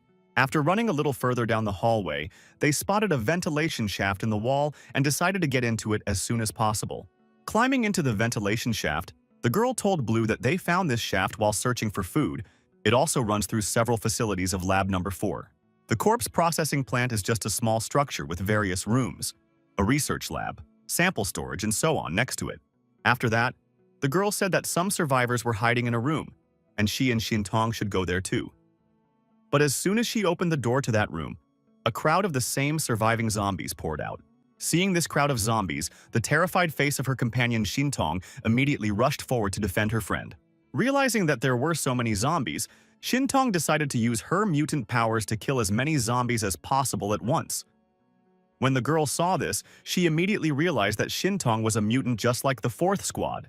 After destroying all the zombies, Xin Tong looked at the girl with a demonic look, then calmed down and took her hands on her stomach, which was gurgling very loudly and letting her know that she was hungry. The girl immediately realized that Xin Tong was hungry and gave her some moldy bread, telling her that she should eat it sooner rather than later, as it had been obtained with a lot of hard work. Looking at this bread that Brother Zhen bought with the price of his life, she realized that maybe she would be next. Taking the moldy bread from the girl, Xin Tong immediately recalled her brother's words that one should not take other people's things lightly, but if they were accepted, they should express their gratitude. Xin Tun immediately opened her backpack and took out 2 bottles of milk, sprats, and non-moldy bread, saying that her brother had told her to thank good people and handed the food to the girl. The girl was shocked because she had not seen so much food for a long time, and it was fresh. The girl thanked Xin Tong for the food and said that they would be friends from now on, since no one had ever saved her before, much less given her so much food. On the other side of the corridor, the monster, smelling the food, realized it had hit their trail. Moving further along the air wire, they reached another gathering place located in lab number 4, where the survivors were gathering. The girl said that she had found another survivor named Xin Tong, who gave her enough food for them all to eat for a few days. When they saw the food, they were shocked because they had been eating nothing but garbage for months. The guys were enjoying the fresh food when suddenly the wall crumbled into small shards, and a member of the 4th Glutton Squad came out, looking at Xin Tong and said that he was very happy to have found her. Meanwhile, in the Academy of Sciences near the laboratory number 4, 2 soldiers were walking around saying that given the high status of their research institute, no one would dare to attack them at all, and that the legendary 4th Squad personally guards the laboratory number 4. Suddenly, the wall of the university collapses, and Liu Feng riding a 2-headed mutant dog bursts into the building, saying that those who stand in his way will be dead.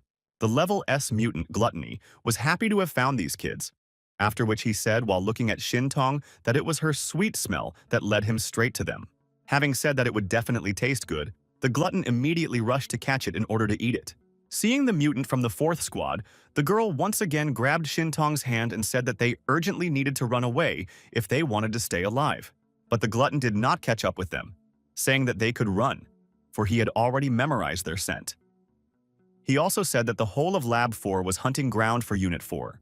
Meanwhile, the dispatcher reported to the captain of Level S Squad 4, nicknamed Lust, that Mr. Gluttony had located a group of surviving test subjects near the corpse processing plant. Right now, at this very moment, he's chasing them. Just a second later, the dispatcher reported to Madame Lust that according to the detector, the front door had been broken into. It was done by the leader of Asylum L, Liu Feng. Lust laughed, saying that it seems like there was a problem in Leader Zheng's plan, the Coreligionists. That bunch of crazy people didn't stand up to it. After seeing Liu Feng, Lust decided that he was a very handsome man, so she ordered her military to send reinforcements there to capture everyone. As Liu Feng walked down the corridor of the laboratory number 4, he saw only corpses everywhere and realized that this was just hell on earth. After that, he suggested that the priestess split up to find Xin Tong as he was afraid that she was in danger. They split up, and in the next corridor, a whole army of military personnel led by a cyber colonel came out to meet Liu Feng. Miss Lust also came out to him via video link, saying that she didn't think that the person who had dealt with the head of the Salvation Army and the leader of the Coreligionists was so cute, dared to barge in alone. Liu Feng angrily asked her to give up his sister, or else he would kill everyone here. But Miss Lust was not afraid of him, saying that the glutton was now chasing after his cute little sister, and offered him a pass with her subordinates who would take him to Sis Shintong, after which she said that if he did not surrender, she would only have to be cruel and destroy him and his sister. Realizing that Liu Feng was not going to surrender, the military immediately opened fire on him from all guns. But Liu Feng was not confused, and thanks to his tentacle, began to repel and stop all the bullets. Then, with his tentacle and nano dagger, he cut almost all the soldiers in half. Their leader was shocked to see this. The colonel realized that this guy was too dangerous and decided that it was his duty to deal with him himself and rushed to the attack. But not here. Liu Feng grabbed his fist, transformed his armor, and took away the colonel's control over his own armor and metal fists. After that, he used the double punch of his nano glove and punched the colonel through, thus finishing him off in just a couple blows. He then looked into the CCTV camera and told the lady to Lust wait for him, for he would surely find her and kill her. Meanwhile, in the corridor of lab number 4, Shin Tong, along with her new friend, were running away from the glutton. The girl said that they should go to the testing area because even those monsters wouldn't be able to enter the place. This was the only way they could get rid of the glutton. She knew there were vents and they would be able to go through it. The girl then asked if she had any relatives and what part of the labs were they in. Shin Tong replied that she had a brother. The girl immediately said that she was very familiar with the labs, and after they got rid of that monster, she would definitely take her to her brother. The girl said that the teacher had rescued her, fed her, and cared for her as if she were his own daughter. He told her that she looked a lot like his daughter. He was the one who showed her the ventilation shafts they were surviving in. He also told her that his daughter was eaten by his mutated wife. No sooner had she finished her story of how they had run away together and then had fun, than the silhouette of her Uncle Lee suddenly appeared in the draw. Seeing Uncle Lee, the girl immediately stopped and decided to get closer to him, thinking that he had survived and hadn't become a zombie after all. But this time she made a very big mistake in approaching him, because her uncle turned into a horrible zombie mutant who immediately grabbed her arm. This time the symptom couldn't save the girl and just stood aside, shocked, watching what had happened. The zombie mutant grabbed the girl's arm with its razor-sharp teeth and bit her arm. Glutton, who saw what was happening, said that he most enjoys watching this kind of human farce. 1 second it's still a family member, and the next it's zombies lunging at one of their own. A father lunges at his son, and a brother lunges at his sister. The brother turns his little sister's skull around. To what an ironic scene. Fratricide in the flesh. After recovering from the shock of what was happening, Sin Tong immediately rushed at the mutant zombie and blew its head off with just one blow. After that, she immediately mutated and said that no one has the right to offend her friends and family, and anyone who offends them will be killed. Meanwhile, Liu Feng burst into the hall where Miss Lust was and brought her dead thug to her. But she was not frightened at all, but rather very happy that this handsome man had finally come to her. She said that she had been waiting for him so much that at one point she thought he wouldn't come to her. Suddenly, Liu Feng felt danger approaching from below.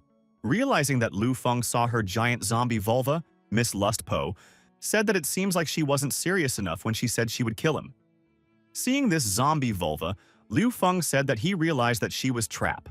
After realizing that Ob Feng knew who she was, she immediately tore off her clothes and turned into an incredibly powerful mutant zombie.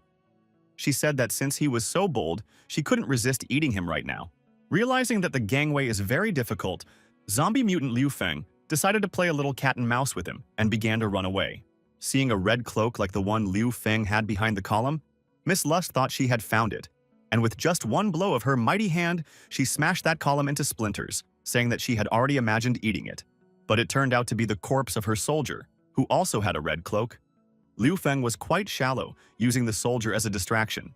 Liu Feng, realizing that there might not be another chance, immediately rushed at her and began to chop her up, inflicting dozens of cuts with his nanomarks that he had on his tentacles. Miss Lust didn't even try to stop him, saying that whatever he was doing was useless because she would be resurrected anyway. Taking his chance, Liu Feng jumped back and saw that all the cuts he had inflicted on her literally healed in a matter of seconds. Miss Lust told him that her ability was to heal wounds quickly, No matter how many times Liu Feng cut her, he wouldn't be able to hurt her. Liu Feng was in danger, for he didn't understand how he could handle such super strength. Meanwhile, Gluttony walked up to Xin Tong and sniffed her and said that she had such a fragrant smell that reminded him of his own, and concluded that he and she were very similar. Putting his hand on his heart, he said that they were sick with black blood, and until the end of the world, they were defenseless. But now, they are the true chosen ones, and the apocalypse is their stage. Gluttony said that lab number 4 was all black blood disease patients, but most of them were misfits worthy of being only their food. He told Xin Tong that, moreover, given her scent, her characteristics, they should be even higher than his. Gluttony said that she should definitely join their troop, because she would no longer have to suppress her nature, and she would be able to eat as much as she wished, just as they did. Hearing this, Xin Tong only got more angry and immediately started attacking the glutton. He put up a block and started laughing, saying that he was really hoping that she would refuse. He was glad, because thanks to Xin Tong's refusal, he could happily eat her. After which, he immediately rushed to attack, trying to give her a powerful blow with his fist. He struck blow after blow, trying to hit Xin Tong and eat her afterward, saying that once he did so, he would be able to surpass Captain Lust's strength. But it wasn't that easy because Xin Tong was very agile and nimble. No matter how many times the glutton tried to hit her, he couldn't. Gluttony said that after he ate Xin Tong, he would eat her brother and eat her sister so they could reunite in his belly. Xin Tong got tired of running from the glutton and twisted him with her powerful zombie veins and started sucking his blood. The glutton immediately felt him start to lose his strength. Gluttony couldn't believe his eyes. He didn't understand the feeling of oppression that enveloped his mind. Seeing this bloody cocoon, the girl couldn't believe her eyes that it was the real Xin Tong. She froze in horror. Xin Tong came out of the cocoon in a completely new form after being fed with the power of a glutton. She immediately said that anyone who dared to speak ill of her brother and her friends would die. Meanwhile, Liu Feng was trying his best to avoid falling into the clutches of Miss Lust, who wanted to eat him. Miss Lust realized that she couldn't catch up to Liu Feng, so she started destroying everything in her path. And thanks to the beam collapsing, she was able to stop him. At this moment, Liu Feng realized that he needed to attack again, because if he didn't, she would grab him, so he once again took out his nano-daggers and began to dissect Miss Lust's flesh. Liu Feng was shocked because Miss Lust had infinite regeneration. He decided to run away from her again and thought of a risky option that could work. But this time he couldn't get away from her and she grabbed him. Miss Lust was very happy because she had finally caught him. She squeezed it tightly and said that it would become a part of her and decided to put it in her mouth. Liu Feng didn't want to be eaten, so he grabbed her teeth with his hands, preventing her from pushing him deeper into her mouth. Miss Lust laughed, saying that his hands were busy and her hands could tear him apart at any moment. Liu Feng hurriedly upset her by saying that he had more than 2 hands and thrust his tentacles into her face and gripped her hands with his tentacles. He used the whirlwind slicing technique, which caused him to slash her arms and mangled her face. Miss Lust couldn't withstand this attack and threw Liu Feng against the wall with all her might. Miss Lust was able to recover and was not critically injured, for she managed to put up her one arm and cover her face and the other 2 tentacles from that powerful slashing blow. Liu Feng's head hit the wall very hard and realized at this moment that the only way to fight a similar and regenerating monster was to cut it into pieces. He realized that it would take a few more good slashes at Miss Lust to get any results. Then his eyes fell on a new technology he could absorb. It was a level A nanotech mask. Once absorbed, it would be able to add 2 tentacles as well as breathe underwater for a while. Seeing that Liu Feng had noticed the green flasks, Miss Lust began to regret that he had come here in the first place. After all, this vault contained Leader Zheng's research results, and it wouldn't be good if they were destroyed. At this moment, Liu Feng had already run at Miss Lust to attack her again, thanking her for throwing him into that room. For he was now stronger, and instead of 4 tentacles, he now had 6. With 2 more tentacles, Liu Feng still managed to cut Miss Lust into several pieces. But she was still alive and said that he was not too happy, because the member of her team called Gluttony would finish them all off because he was so strong that he could crush Liu Feng's tentacles with just 1 finger and then him. Meanwhile, the glutton that Miss Lust had praised so much was beaten mercilessly, showing that he wasn't that strong. After that, his body broke through the wall just into the room where Liu Feng was. He was beaten so mercilessly by Liu Feng's sister, Xin Tong, who appeared before Liu Feng in a new one. Liu Feng was shocked to see his sister like this. Seeing Xin Tong, Miss Lust didn't understand how she could maintain such a form, for this appearance was like a descending god, and she could only watch her like an ant. Liu Xintong, the queen of the Hell Spiders, an abyss-level mutant. Powers unknown. Upon seeing Ms. Lust, Xintong immediately stuck her sharp spider paws into her head and started sucking the life force out of her. Miss Lust begged her to let her go and not kill her, saying that Director Zheng had long wanted to investigate Xintong. Seeing this with his own eyes, Liu Feng couldn't believe that his sister had suddenly become so strong. And when did she even have time to do all this? The system informed him that gluttony and lust had been killed, for which he received 10,000 points, and told him he had a new task: save or kill his mutated sister. The system said he would get 5,000 points for saving his mutated sister, whose future danger level was unknown, or 40,000 points for destroying his mutated sister. Liu Feng said to the system that he would never kill his favorite little sister Xintong. Then, out of the blue, his little sister took him and wrapped her veins around him. He was shocked, for just now he had seen how through her abilities she had killed the one he couldn't, not even a satchel during the long fight. He was truly frightened. She walked over to Liu Feng and took his chin and said that she was very hungry. Liu Feng begged her to wake up, repeating her name Xintong over and over again. She reached out to bite Liu Feng, but suddenly remembered him and began to try to block her strength and instincts. Focusing as hard as she could, she overstimulated her brain activity to shut down. Immediately afterwards, she returned to her former normal state. Liu Feng realized that his sister had suppressed it of her own free will, and it was urgent to find a serum for her, because next time, she might not be able to handle it on her own. Xintong's new girlfriend saw her in Liu Feng's arms and asked him who he was. He replied that he was her brother. Then the girl introduced herself, saying that her name was Ah Ling, and she was Xintong's friend from Lab Number 4. She was also a black blood patient, and Xintong had saved her life. Liu Feng immediately asked her if she knew where the black blood suppression serum was stored in Lab 4. The disease is progressing. The serum is needed. Urgently, he said. Ah Lin? She replied that Director Zheng took them there when they were taken for experiments.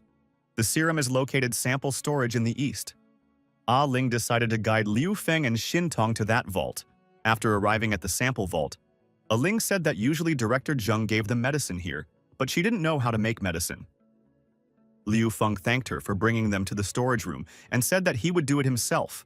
Seeing the computer, Liu Feng thought that there must be information about the serum in it and decided to look for it. But in order to do so, he needed to know the password he asked to hack his system.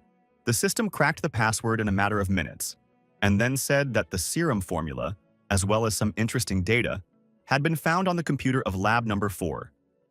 Liu Feng immediately ordered her to start producing the serum and copy all the available data on that computer. The serum was made in just a couple of minutes and successfully injected into Sister Xintong. Liu Feng was overjoyed, for he realized that it looked like he would be able to save his sister. After that, turning to Ah Ling, saying that if they were really friends with Xintong, then she could go with them to the shelter. But suddenly the system alerted Liu Feng, saying that Zheng Tianxiang had learned that the lab had been attacked and was returning. His convoy had already arrived at the lab grounds, and in about 5 minutes he would arrive at the entrance. After literally a minute, the system said that if they left the main entrance, they would definitely run into Zheng Tianxiang. Things were getting worse by the second as the principal was already near the entrance and scanning his fingerprints to open the door. Upon entering the lab, Zheng noticed that the lab was destroyed, the patients had escaped, and the data had been stolen. The only thing he didn't understand was how Liu Feng had managed to do it. After leaving the portal, Liu Feng told all the survivors that if they ran forward, they could reach the northern base and they would be safe there. At that moment, Liu Feng was glad that he had made it in time to use the portal. In the future, the portal in the basement of the laboratory could be used to enter again. While Zheng was in shock at what was happening, Zero dug into the system of Lab Number 4 and found something that would interest Zheng, and it was the mutated Xintong. Seeing her, Zheng immediately realized that she was the second perfect mutant besides the Blood Empress. And after all, she was still a child and not that strong. Zheng realized that if he couldn't capture the Blood Empress, then he must definitely get hold of Xintong. Zero asked Zheng if the second group of Pride and Anger, or maybe the other 3 commanders of the 7 deadly sins who had gone on a scouting mission, should be recalled. Zheng replied negatively. After all, the second group is looking for nanotechnology. The other 3 are looking for who and eating people in the forest. At the moment, the technology train is much more important. Suddenly, a Valkyrie appeared in Lab Number 4 and ran at Zheng, screaming that she would kill him. Running at Zheng, the Valkyrie killed everyone in her path who tried to stop her from getting to him. The soldiers guarding Jung immediately opened fire on the Valkyrie. But just a couple of seconds later, they realized that her bullets weren't taking her at all. She was so angry, and her goal was to kill Jung. So she even used her mutated right hand to finish off those soldiers once and for all. When Jung saw the Valkyrie, he immediately ordered Zero to tell the leader of the core Legionists to help them catch Shin Tong. Zero told him that because of the failure of the last operation, the core Legionists had a grudge against them. But Jung didn't care because he said he would accept their past conditions. Jung was 100% sure that they would agree to work under the old agreements. Jung was able to make a huge explosion in the lab with just one look, trying to destroy the Valkyrie, but after the smoke cleared, he discovered that she had managed to escape after all. Zero said to the Lord, which gave them away. So he suggested sending someone to bring her back or destroy her. But Jung said it was just a failed experiment and asked Zero to just catch Shin Tong. After all, when they catch her, Jung will be able to create the perfect monster he's been dreaming of since the end of the world. Valkyrie ran away from Jung, and after running a few blocks away, she stopped. Her body was trembling, and all she could think about was that he was too scary. Meanwhile, at Commander Guo's brigade commander's camp at the northern base. Personally, Commander Guo himself thanked Liu Feng for his heroism, saying that he had done a very good job and was the first person to infiltrate the No. 4 labs and survived. He told Liu Feng that the military had investigated the disappearance of a large number of people in the No. 4 laboratory before, but neither the spies nor the military mutants were able to break through the internal guards. The very next day, their corpses were hung on the wall of the city. Commander Guo's daughter told Liu Feng that put a sum in lab No. 4, and Jung would not put up with it. Therefore, she asked Liu Feng to be careful, especially with their captains of the 7 deadly sins. She also revealed that the captains of the 7 deadly sins were the strongest mutants in the city. She fought one of them and was defeated with just one blow. Liu Feng also told Commander Guo that behind him were the children who were the survivors of the experiments of Laboratory No. 4. Because he and his sister fought the gluttony and lust and defeated them. Commander Guo, along with his daughter, were shocked, for they realized that it would take great strength to kill gluttony and lust. Commander Guo patted Liu Feng's shoulder and said that he was doing well, after which the commander said that with these survivors as witnesses, the report to the general would definitely make Zheng Tianxun suffer heavy losses. Commander Guo said he was damn sick of seeing them experimenting on humans. If it wasn't Chilo, the northern base wouldn't tolerate them. After which, he once again thanked Liu Feng for his help. Liu Feng at this moment realized that Commander Guo was a fair person and could be trusted. After that, without thinking for a long time, Liu Feng proposed to Commander Guo to enter into a formal alliance with El Asylum, saying that they would fight Zheng Tianxun Institute together.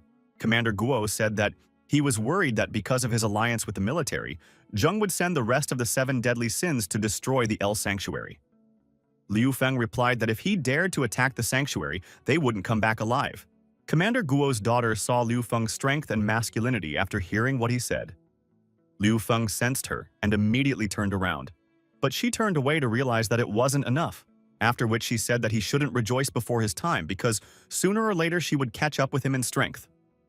Commander Guo proudly said that this was his daughter. She was very determined and offered Liu Feng a glass of beer. The next day in the L shelter, Liu Feng woke up to find his sister sleeping next to him. When he saw that she was awake, he immediately stood up and asked her if her body was okay, because he had injected her with the serum quite recently. Suddenly, his sister jumped at him, but after just a second, she suppressed her mutant urges to eat him again. Liu Feng was shocked because he realized that the serum he had injected into her must not have worked. After hugging his sister, Liu Feng told her that if she couldn't help herself, she could bite her. After all, he was vaccinated and he would be fine. After which he said that even if they lost everything, they would still have each other. He asked his sister to remember that when people were hurting after their parents died, debt collectors came to the door. They were still able to endure it all together in the end. Shin Tong, remembering these moments from their lives, immediately woke up and tearfully asked Liu Feng for forgiveness. But after suppressing her mutant abilities, Shin Tong immediately fell asleep. Liu Feng realized that she seemed to have gotten better and needed to quickly go to Qinmu to figure out what was going on. Liu Feng brought his sister to Dr. Qinmu and asked her why Shin Tong was still drawn to biting people. After all, he had injected her with this serum that was supposed to help her. Qin said that was true, but his sister had already evolved to a higher level. Moreover, His sister's evolution level is not just a mutant. She is the perfect mutant that Zheng Tianxiong has been chasing for research for so long. The girl opened the door and asked to come in. The hero, a little surprised, allowed her. He asked why she had come, but instead of answering, the girl confidently stated that business could wait and suggested that he lie down on the bed. The girl began to give the hero a massage using her powers. He noticed that the sensation was pleasant, but asked if she was applying too much pressure. She explained that she was using liquid metal to better affect the muscles, assuring him that such a massage promotes their recovery.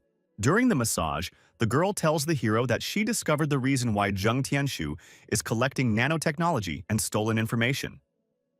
The hero clarifies the reason in question. She explains that she couldn't find out the details, but suggests that he is afraid of the threat from the Union of Europe. As a result, Zheng Tianshu is actively collecting nanocore for his own purposes. The girl assumes that the nanocore technology can save Zheng Tianshu's life, causing him to stop pursuing them. The hero is surprised, and she promises to investigate further. The girl declares that since the cases are over, it's time to relax. The hero feels strong emotions from her actions, and the scene shifts to Dracula's castle. In front of the castle, Kelly appears in the image of the Queen of Vampires. She teases the witch, alluding to his sweetness, and threatens to eat him. The hero is shocked to realize that the vampire queen is in front of him. Kelly attacks the witch with a powerful punch, yelling, "Take that!" He is momentarily immobilized by her attack and realizes he can't move, trapped. Kelly approaches the witch, taking him captive and mockingly declaring, "Got you, witch!" The hero screams in pain and shock, realizing his helpless position. Kelly slams into the witch, sucking the energy out of him. The hero screams in pain and panic, realizing that if this continues, she will completely drain him. The Witcher violently confronts Kelly, declaring that humans are not as weak as she thinks. He activates a powerful light-emitting device and shouts with confidence that the light will dispel the darkness, preparing to deliver a decisive blow to the vampiress. The witch's light device strikes Kelly hard, causing her severe pain.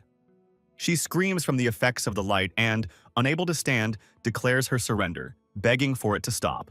It is over, and Kelly rests after the incident, lying peacefully on her bed. The hero reflects on her abilities, recognizing their power and the effects she is able to produce. The hero is in the Drug Research and Development Office. The screen informs him that the construction of the production line has been completed. The Level 1 line is now capable of producing 2 gene drugs and prophylactic vaccines per day, marking an important step forward. A hero holds a syringe of the drug and clarifies whether it is a gene drug. The woman confirms readiness and asks if the trials can begin. She confidently replies that she is ready. The hero injects the drug into Li Xin, then anxiously asks how she feels. Suddenly, her body starts to glow. She looks surprised, realizing that something unusual is happening. Her arm and powers start to change, causing the people around her to be shocked. Li Xin begins to feel a powerful surge of energy, as if power is bursting out of her hand. Her strength stats increase from B+ to A, but the process causes her a great deal of pain. Those around her watch the transformation in amazement, shocked at what is happening. A doctor examines Li Xin to understand the changes in her body. Upon inspection, she confirms that the basic parameters of her body have improved and her strength has increased significantly, confirming the effectiveness of the drug. The doctor reports that Li Xin's strength increase was about 10%. This news comes as a shock to the gathering, especially to one of the attendees, who exclaims loudly in surprise. The attack on the shelter, which resulted in civilian casualties, is discussed. One participant expresses fears that their actions may have attracted dangerous forces. Another claims that the attackers, known as the National Salvation Army, are acting like beasts, increasing tensions among those gathered. A member of the gathering shouts in rage that the National Salvation Army ate his parents. This statement shocks everyone present, increasing the fear and horror of the group's actions. The group discusses the atrocities of the National Salvation Army, including the abuse of women and the brutal treatment of people. The hero calls for calm and assures everyone that he will personally lead a squad to destroy the enemy's laboratory and avenge his fallen comrades, attempting to boost the morale of those gathered. The hero informs them that the vaccine they received will protect them from contracting the zombie virus, and now they are not at risk of contracting it. He urges the people not to fear the virus and confidently declares that with the vaccine and weapons, They will be able to stand up for their lives and fend off any threats, including attacks from those who want to take their blood and return them to their zombie state. The hero inspires the people of the asylum, raising their morale and calling for the destruction of the Institute of Science and the Salvation Army. The crowd cheers him on, chanting, "Hail Asylum L." In the background, the asylum director achieves a new reputation, which unlocks access to Level 1 science and technology blueprints, allowing access to Level 4 of the asylum's development. One character speculates that if there is a Type 1, there is probably also a Type 2, which could become a key resource for the asylum, providing additional benefits. Meanwhile, Liu Feng demonstrates his growing effectiveness and success as a leader, earning recognition from those around him. Liu Feng examines data from a system that helps him build a science and technology research institute. The system evaluates his abilities and suggests improvements so that he can upgrade the shelter to the next level as early as tomorrow. Liu Feng gets points to build the Science and Technology Research Institute, which should be completed the next day. He mentions that he is going to inject himself with a genetic drug when suddenly someone knocks on the door and he invites them in. Two sisters come to see Liu Feng, expressing their gratitude for his speech and for not abandoning them. They state that they have come to repay him for his help, which causes Liu Feng to be visibly confused. The sisters help Liu Feng relax, using their skills to reduce his fatigue. Liu Feng expresses pleasure at their efforts, and one of the sisters asks if he needs to work even harder. He replies that a little more effort wouldn't hurt. Liu Feng asks the system in surprise why she didn't mention before that you can use the consumption points to recover the genetic drug. His question is accompanied by bewilderment. The sister mentions that they had encountered a lot of damaged objects before. Liu Feng is surprised when the system explains that genetic and anti-epidemic drugs contain nanotechnology that it can repair. This leaves him shocked and with new questions. The system recommends that Liu Feng collect more products related to nanotechnology. His sister supports him by putting her hand on his shoulder, showing her willingness to help. The system tells Liu Feng to launch a hidden mission called Life and Death. He needs to collect more nanotechnology items to improve the hideout. Successful completion of the mission will provide a reward in 6 months, while failure will result in death. The sisters discuss the effectiveness of the system and its contribution to their survival. Liu Feng is shocked by the system's requirements for its first release. His surprise is emphasized by his reaction, showing the seriousness of the situation. Liu Feng learns the details of the Jump of Life mission, where he needs to collect more nanotechnology to improve the shelter. If the mission fails, death awaits him in 6 months. He ponders the requirements, ignoring the sisters who decide to get his attention with their invincible massage technique. The Hua sisters, clad in armor and ready for battle, appear in the demon world to attack the great demon king. The demon is surprised by their courage, mocking them and admiring them for daring to enter his territory as noble warriors. The sisters are determined to enter the battle. The Hua sisters engage in a fierce battle with the great demon king. Their attacks collide with powerful fire and ice magic. The demon confidently declares that he will defeat them using his powers, while the sisters try to break through the flames and ice blows, withstanding incredible pressure. The battle heats up. The Hua sisters are defeated in their battle with the great demon king. They are exhausted from the powerful attacks of fire and ice, their strength depleted. One of the sisters expresses hatred for her opponent, realizing that they have failed to gain the upper hand. The battle is over, but the bitterness of defeat remains. The great demon king, laughing, offers the Hua sisters surrender, promising to place them in his harem and train them. Realizing their powerlessness and inability to win, the sisters decide to surrender, showing the despair and frustration of defeat. Liu Feng watches anxiously as the demon king is suddenly defeated. His forces are brought to an end by his intervention, and the sisters who chose the surrender tactic are without Sasnia. The residents of the asylum discuss the situation, wondering if it was right to provoke the Research Institute and other enemies. Many are fearful and doubt the director's ability to deal with the threats. However, one of the women reminded everyone that the director has already saved them many times and created miracles, inspiring everyone to believe in his leadership. The residents express fears that the shelter will not be able to withstand the dangers. However, the director announces that the improvements have been successfully completed.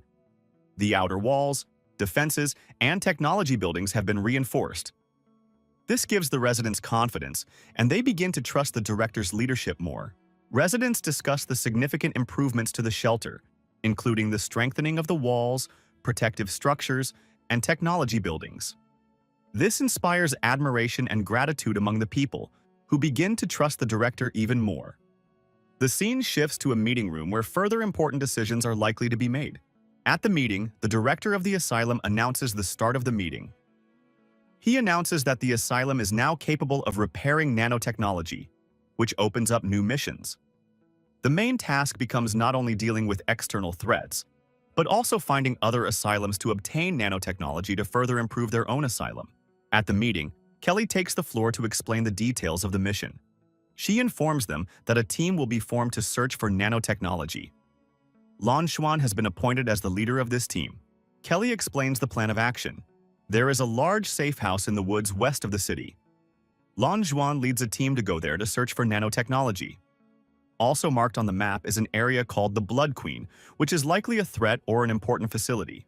When asked how it was learned that the shelter in the woods west of the city uses nanotechnology, Kelly replies that before the end of the world, she was involved in investing in the place. She also mentions that Zheng Tianshun was involved in that investment, indicating his connection to the facility. The protagonist continues to focus on improving the shelter to save Xing. Available research and buildings are shown, including a kinetic research institute, an aqua farm, an AI research center, and a tank research institute.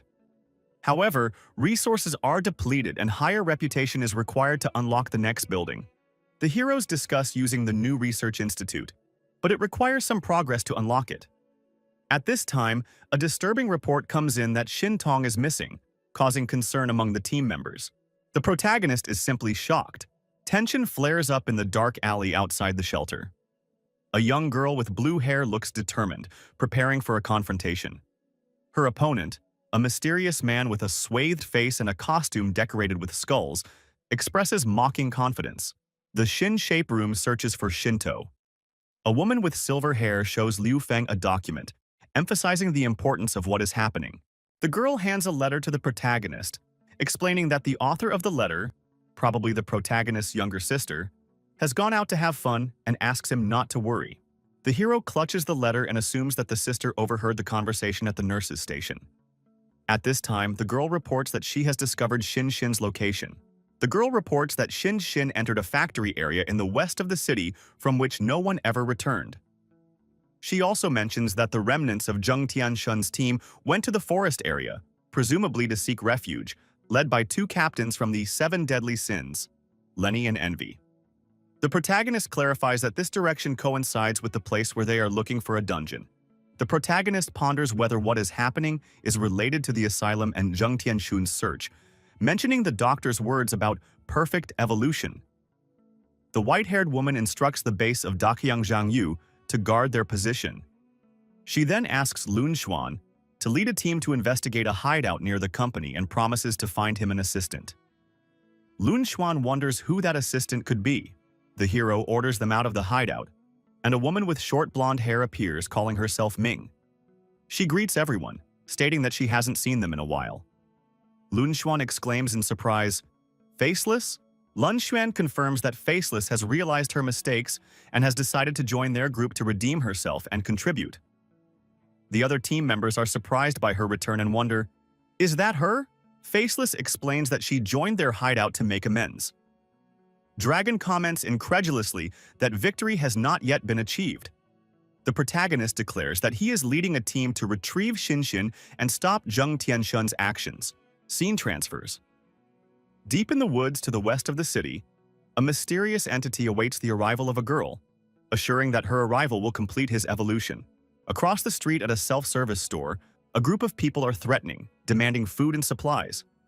At this time, the manager of the canteen, a woman in a pink dress, is holding a knife, preparing to defend her supplies.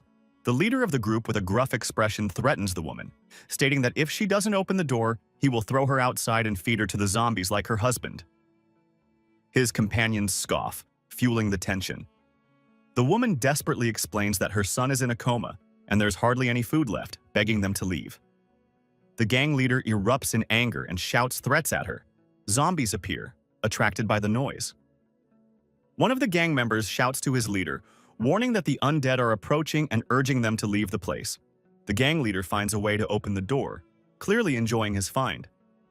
He gloatingly declares that the zombies will break through and get to those hiding behind the door. The ringleader activates a device that emits a sound to attract the zombies to the building.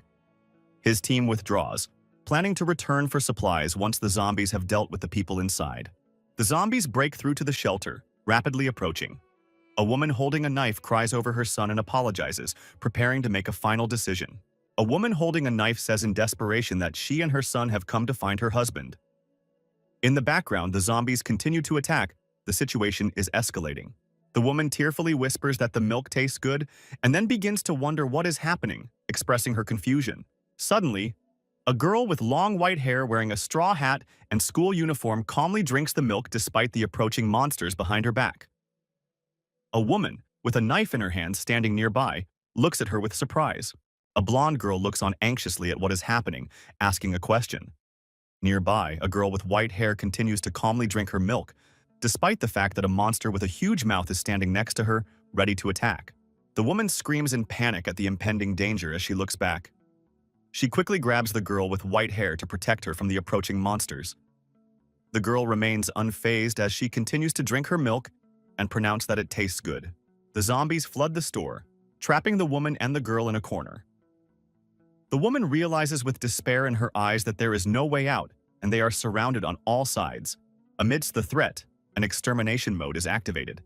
The girl clings to the woman, taking cover behind her back, while an entity with an intimidating weapon attacks the zombies, smashing through the crowd. The woman watches in confusion while the robot flies up to the girl with emergency speed, checking her condition. In the background, zombies can be seen coming closer and closer. The woman asks the robot in surprise about its identity. The robot explains that he is an artificial intelligence named Little Puffy, who has hidden in the girl's backpack to accompany her. Zombies surround the group, creating a dangerous situation. The robot approaches the girl, offering to use his abilities to unite and start a battle. The girl looks focused and ready for action. The girl activates the robot's abilities, preparing for battle. The zombies begin to attack, but their reactions show that they are stunned by what is happening. One of them lets out a loud roar, foreshadowing a fierce battle. The robot activated by the girl continues to uncontrollably attack the zombies with incredible speed and power. The woman watching this chaos is surprised to realize how effective it is, despite the girl's panicked screams. After a moment, the situation becomes clearer. The woman thanks the girl for saving her and her son, expressing her admiration for her strength. She introduces herself as Chu Lingxiang and inquires about the name of her savior. The girl calmly replies that her name is Xingshape. The little girl, embarrassed, answers the woman asking her questions. The woman with a serious look wants to know how the girl ended up here alone and where she is going. The girl says she is going to a dangerous place, a vegetation zone on the west side of town. The woman is concerned and warns her that no one goes back there alive, mentioning the military who also disappeared in that place. The woman watches the departing girl and ponders what she should do. Her thoughts are occupied with her son, who is still awake, but she realizes that she cannot let the girl go alone. The woman makes the decision to follow the girl so as not to leave her alone in danger. She convinces herself that this way they can take care of each other. The girl calmly agrees, giving the woman the choice, and the robot accompanies them, adding reassurance of safety. The girl is concerned, noticing that there is no one around. The woman, undaunted, offers to move on despite the alarming silence. They are accompanied by a robot, ready to help in case of danger. The woman notices the strange atmosphere around them, but turns her attention to the cafe ahead. She suggests they go in and look around. The girl expresses mild surprise, and the boy remains calm, relying on their protection. They enter the cafe, which appears empty. The woman offers to look around, and the girl complains of hunger. The artificial intelligence offers to cook a meal, and the girl orders a pizza. The woman agrees to help with the cooking. The woman sarcastically remarks that the robot, though strong, is clearly no match for her in cooking. The artificial intelligence takes offense and declares that his cooking skills are top-notch. He suggests that she just wait and find out what the real law of flavor is. The woman, smiling, continues to hold her son in her arms. The robot activates its cooking mode and enthusiastically begins to cook. Ingredients fly into the air, he deftly manipulates them, demonstrating virtuoso speed and precision. In the background, you can see the pizza, almost ready to be served. The robot announces that the pizza is almost ready. All that remains is to add spices. The woman admiringly notes the aroma of the dish, anticipating its taste. The robot finishes cooking the pizza and announces it. The woman excitedly offers to start eating, noticing that the dish looks unusual and requires special attention. The woman tastes the pizza, and its flavor elicits a veritable explosion of emotion. She describes how the flavors are perfectly matched, instantly unfolding in her mouth. The scene is saturated with a romanticized visual representation of her experience. The woman thanks her rescuers and tastes the pizza, marveling at its flavor. The son wakes up, asks where they are, and starts eating the pizza. The angry mother scolds him for being rude and demands that he give the food back, and the son notices her unusual behavior. The boy and his mother taste the pizza and marvel at its unusual flavor. The son asks his mother to eat more slowly so he can have enough too, noting how different the food is from what he is used to. The woman marvels at the abilities of the robot, which is not only strong but also cooks at the highest level. She admits that her cooking skills are inferior. Enjoying the last slice of pizza, she marvels at the flavor. The son notices that his mother has gotten carried away and is saddened that the last slice went to her. The boy rejoices at the offer to eat pizza without being embarrassed. The group decides to stay the night at the cafe to continue on their way the next day. The woman, seized with rage, leaves the group holding a knife in her hand. Her face is full of determination, and she whispers her offense, gearing up for something drastic. A woman with a cold smile and a knife in her hand heads towards her target. Her movements are hidden in the shadows, and she is clearly preparing for something decisive, full of determination and anger. The woman with a confident smile prepares for decisive action, clutching the knife in her hand. Suddenly, however, she is confronted by the heroine, who reacts to the unexpected appearance. Ku Lingxiang enthusiastically offers Xin Tong a taste of her specialty, serving it with pride. However, after tasting the food, Xin Tong nonchalantly declares that the dish is unpalatable, leaving Ku Lingxiang in a state of shock. Ku Lingxiang is in despair after criticizing her cooking skills to Xin Tong, who rates her dish only 5 points. Lingxiang questions why her skills were rated so low and decides that she wants to find Xin Tong's brother to learn cooking from him. Her imagination drifts to the idea of battling the spirits of the kitchen, proving her culinary prowess. Xin Tong ponders that if her aunt Ku Lingxiang tries to compete with her brother in cooking, she will definitely lose. Lingxiang tastes a dish prepared by Xin Tong's brother and is amazed by its flavor, exclaiming with delight. Her brother offers to be her teacher, teasing that she doesn't want her son to go hungry after all. Xin Tong is convinced that she must be self-reliant and will not give up despite the difficulties. Meanwhile, a mysterious character with bandages and a staff with a skull tracks her down, laughing evilly and exclaiming that he has finally found her. The mysterious man with bandages decides to test Xin Tong's powers and orders local fighters to test her abilities. A group of mercenaries, clearly ready for battle, are signaled to attack, showing gloating and confidence in victory. A man with bandages watches on, expressing hope that he is not paying attention to the situation. Meanwhile, thick and dangerous-looking vines wrap around the buildings, hinting at a formidable force that no one will be able to stop if it is activated. A woman enjoys a relaxing bath, humming to herself. At this time, a shadow appears behind the door, hinting at the presence of someone who may be watching or preparing to do something. Suddenly, a man with a sinister smile peeks at the woman through the crack of the door, uttering the threatening question, "Who?" The woman notices his presence, her face expressing shock and confusion, creating a tense moment. Flora notices a strange noise, but we are transported to a group of riders on huge, multi-headed monsters. One of them, the main one, points forward, rushing his beast to catch up with someone. There is determination in his voice, and the command, "Stop," adds to the tension of the scene. The hero notices that the entire city is covered in dense forests. A group of riders with a monster spot a figure in the distance. One of them turns to him, assuming it is his brother, and asks why he is here alone. The atmosphere becomes tense, foreshadowing an important confrontation. One of the characters decides to approach the figure to get to the bottom of the situation, telling the others to stay put. As he approaches, he is horrified to see that the man in front of him has been transformed into a creepy creature with red eyes and a distorted body. The shocked hero realizes that he has encountered something far more sinister than he expected. The monster, consumed by the tree, suddenly bursts from its shackles, emitting an eerie roar. Its body distorted beyond recognition, exuding menace. The heroes panic as they realize that the situation is out of control and they have to fight this horrible creature. The monster lunges at the hero, opening wide its jaws filled with sharp teeth. The hero remains tense, preparing to attack, realizing that delay could cost lives. The hero confidently deflects the monster's attack, mocking it and delivering a powerful blow.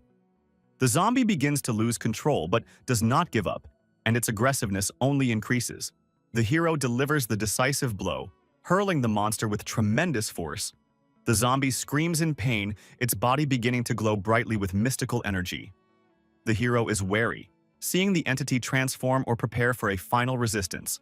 The zombie begins to lose control. His body erupts, and energy explodes in all directions. The hero watches in amazement as the vines of trees stretch out and consume the creature's remains. He tries to understand what kind of strange process is going on before his eyes as nature literally takes over what's left of the enemy. Luo Feng finds himself surrounded by dense vines that begin to shrink rapidly, blocking his movement. At the same time, his companions try to make their way towards him, calling his name. Despite the threat, Luo Feng clenches his fist with determination, preparing to break free and confront the enemy. Luo Feng realizes that he cannot move, as the entire forest acts as a single living entity, surrounding him and blocking him. His allies notice that the forest is changing and decide to retreat, agreeing to meet at a shelter. At the same time, a cry for help is heard, where a girl appears in need of rescue. A mysterious woman with green hair appears, surrounded by zombies. She taunts Luo Feng, taunting him and offering to chase her down to get something. Luo Feng is stunned by her words and tries to figure out what's going on. The woman with green hair suddenly jumps towards Luo Feng, creating a dangerous situation. Luo Feng manages to catch her and looks into her eyes and asks her who she is. The woman with green hair warns Luo Feng of the danger as enemies surround them. She offers to flee, but Luo Feng confidently declares that he can handle any enemy. He asks her to hide behind his back, and he himself begins to attack the attackers, showing his strength. The woman with green hair and Luo Feng run away from the many enemies. Spotting a cave up ahead, they decide to hide there. Once inside, they realize that the space is too tight and the situation becomes awkward. Outside, they continue to be surrounded by zombies, forcing them to look for a way out of the situation. Luo Feng notices that the zombies around them are too tough and look like mutants created from the forest. He guesses that the green-haired woman is somehow attracted to them. After realizing the complexity of the situation, he decides to deal with the enemies and quickly finds Shintong, who is probably very scared and needs his help. At this moment, Shintong is asleep in her room cuddling a soft toy when the situation becomes tense in another part of the house. While bathing, the blonde girl notices an uninvited guest. The man with red hair says that he's been wanting to find her for a long time and try to taste her, which hints at his evil intentions. The blonde, wasting no time, delivers a powerful blow to the intruder, sending him flying. The girl in white watches the scene, cradling her toy. The attacker, recovering from the blow, declares that the house is surrounded by his minions and offers to surrender, hinting that escape is impossible. His men do indeed gather outside, endangering everyone inside. The intruder notices a sleeping girl with white hair coming out of the room with a toy in her hands. She looks relaxed and innocent, which causes him to smirk. The man, underestimating the situation, thinks he is at an advantage and smugly watches her, not realizing that this could be a mistake. The intruder approaches the Shintong girl with a sneer, intending to grab her. However, she reacts lightning fast, delivering a powerful blow to him with the toy in her hand. Flora, who is nearby, warns Sinton of the danger and urges her to flee.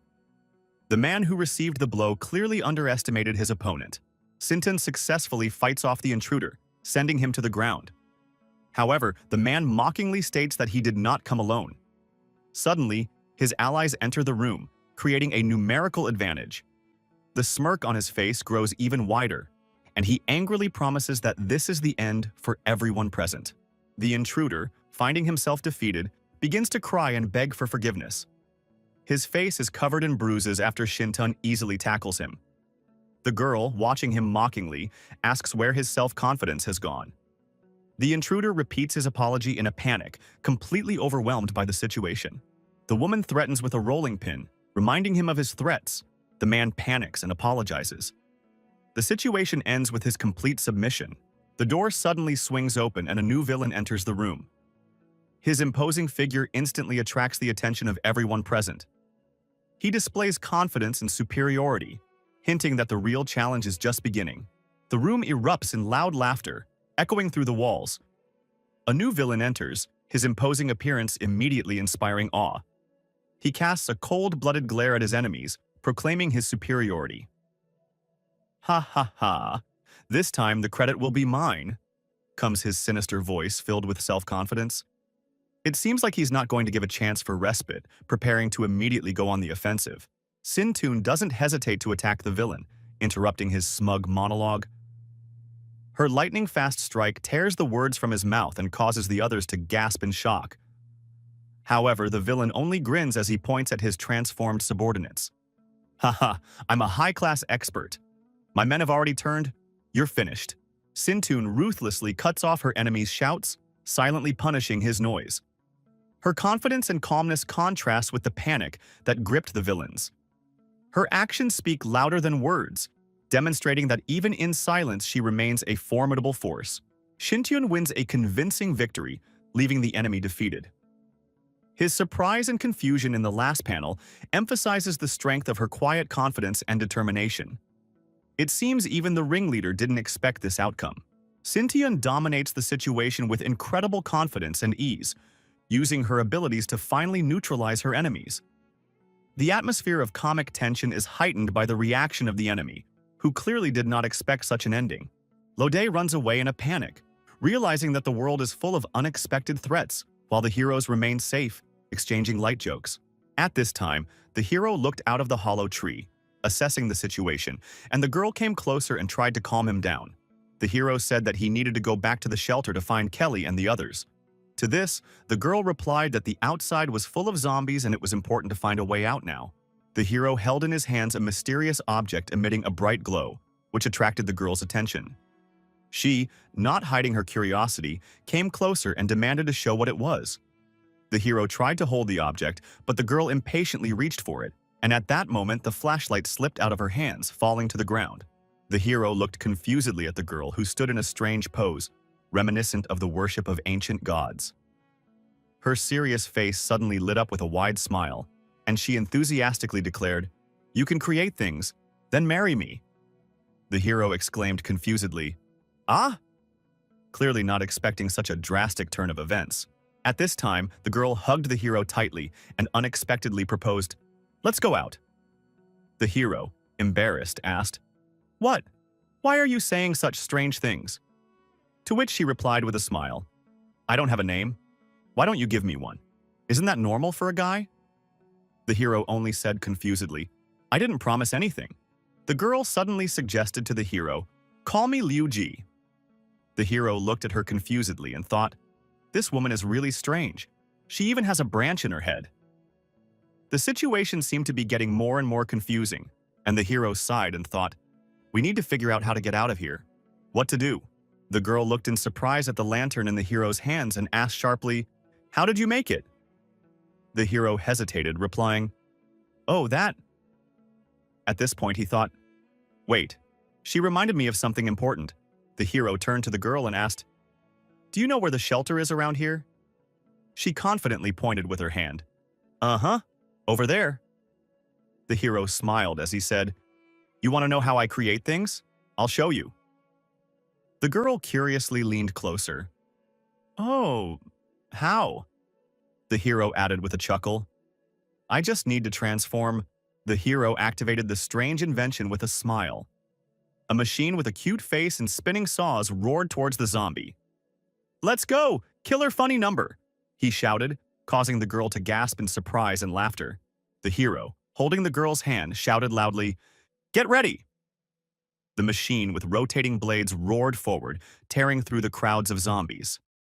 "Yeah, how scary!" she shouted nervously, hugging him tighter. The machine, equipped with sharp blades, tore through the ranks of zombies with a thunderous roar.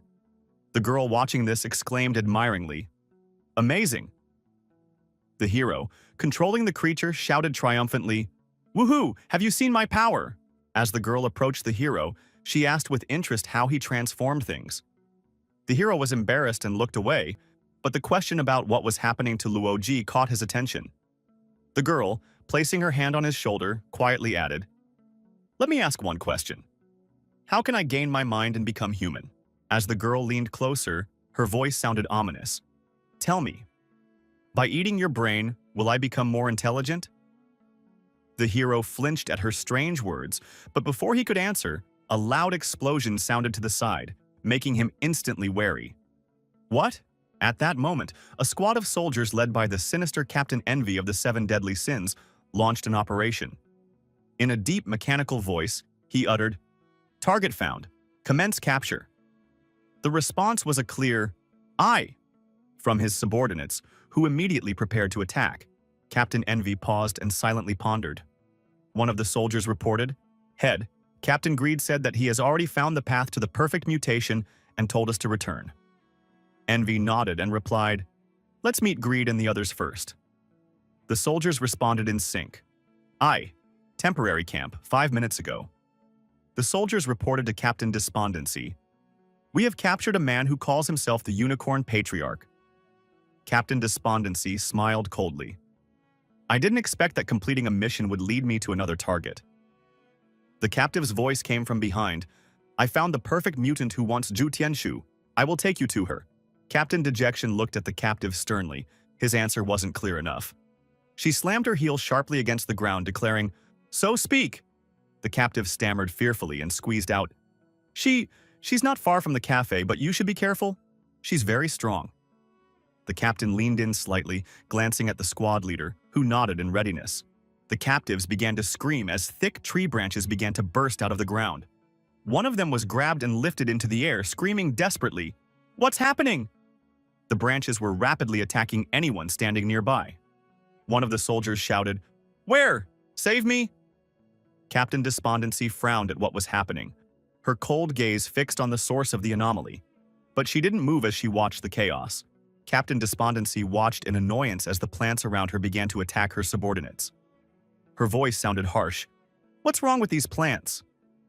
Suddenly, a branch wrapped itself around her arm. She tried to break free, shouting furiously, "Yeah!" A flash of light illuminated everything around her, and the force of her attack shattered some of the plants. The forest came to life, attacking everyone around it. With a cry of, "The forest is attacking us!" the soldiers tried to fight back, but they were surrounded by countless vines. Captain Dejection felt the powerful branches wrapped around her body, depriving her freedom of movement. Her rage showed in her voice as she searched for a way to free herself. "Greed!" she shrieked, hoping for an ally's help. The lianas grew more aggressive, wrapping around each one. Despondency tried in vain to get rid of them, but her arms were held tightly by the plants. Greed, trying to fight back, suddenly found himself in the midst of the attack as a powerful liana knocked him to the ground. Their attempts to break free seemed unsuccessful, the chaos intensifying. Dejection watched in horror as the vines dragged the heads of their victims away. Greed, surveying what was happening, uttered, "This forest seems to be intelligent." The atmosphere around them was getting tenser and tenser. The unknown was more frightening than the plants themselves. Elsewhere, during the chaos, Luoji saves Liuji by holding her in his arms.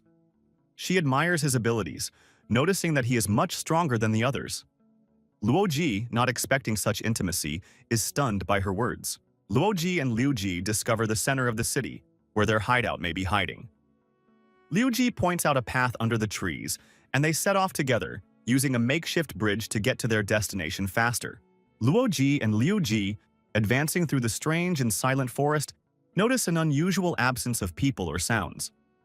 Luoji warily ponders what could have happened to this place as they observe the deserted path that opens up before them, leading into the unknown. Luoji and Liuji walk closer to the tree, noticing a strange outline ahead. Luoji exclaims in exasperation upon discovering that the tree is covered in suspended bodies, causing him to be horrified and alarmed. Luoji notices the tree start to become aggressive, attacking with its branches. He reacts instantly, dodging and protecting Luoji. Realizing the threat, he decides to deal with the danger himself, ordering Liu Ji to stay safe. The atmosphere heats up as Luo Ji concentrates to confront the mysterious tree. Luo Ji fights the living tree, dodging branch attacks and throwing punches. The tree reinforces the attack by surrounding him, making the battle tense and dangerous. Luo Ji actively fights the living tree, dodging its attacks and trying to counterattack. Branches swiftly fall on him, forcing him to act as quickly and accurately as possible. Luo Ji continues to attack the tree while Liu Ji, admiring his actions, can't hide her surprise and delight. The tree resists, but Luo Ji confidently builds up the pressure. Luo Ji completes the attack, tearing the tree apart.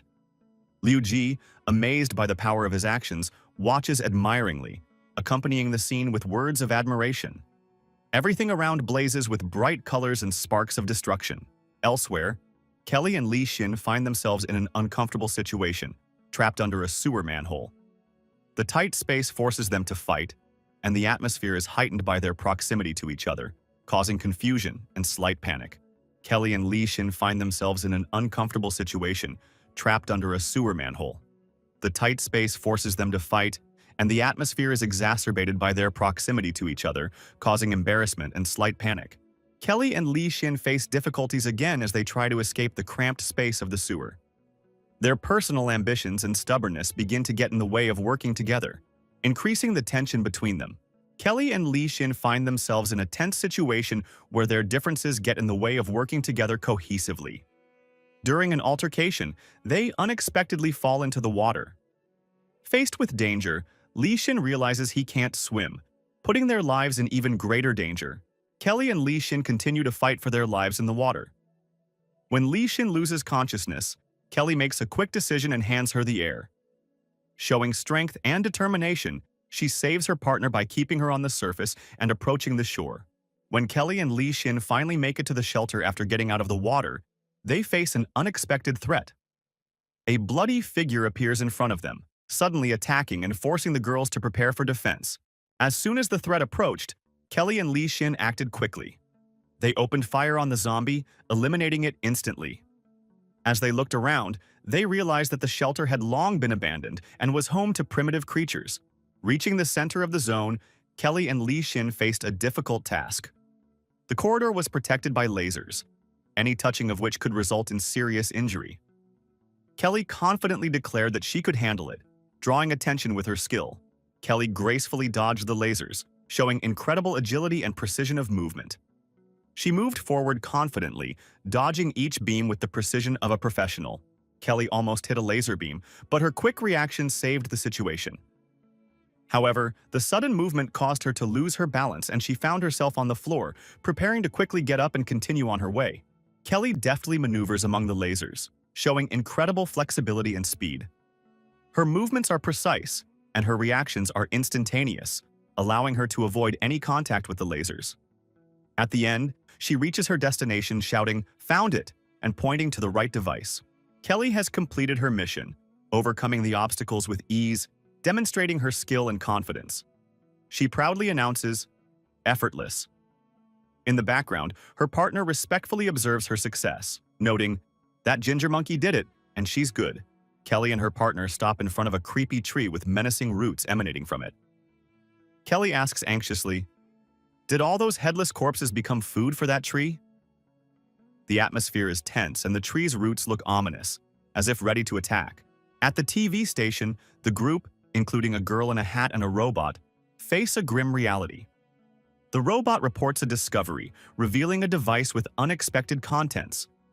The girl remains calm but looks pensive, emphasizing the seriousness of the situation. The atmosphere is tense, and the lighting adds to the sense of uncertainty. The panicked woman points to the view from the window, where a huge tree is seen in full bloom. Her scream draws the attention of the girl in the hat. Dejection appeared suddenly, interrupting the calmness of the heroines who had previously been discussing the situation. With a slight smile and a confident look, she greeted them with the words, "Hey, hello everyone." Her appearance took the girls by surprise, and her posture, sitting casually, seemed to emphasize her superiority. Dejection immediately made it clear that her target was one of those present, saying, "Finally found you.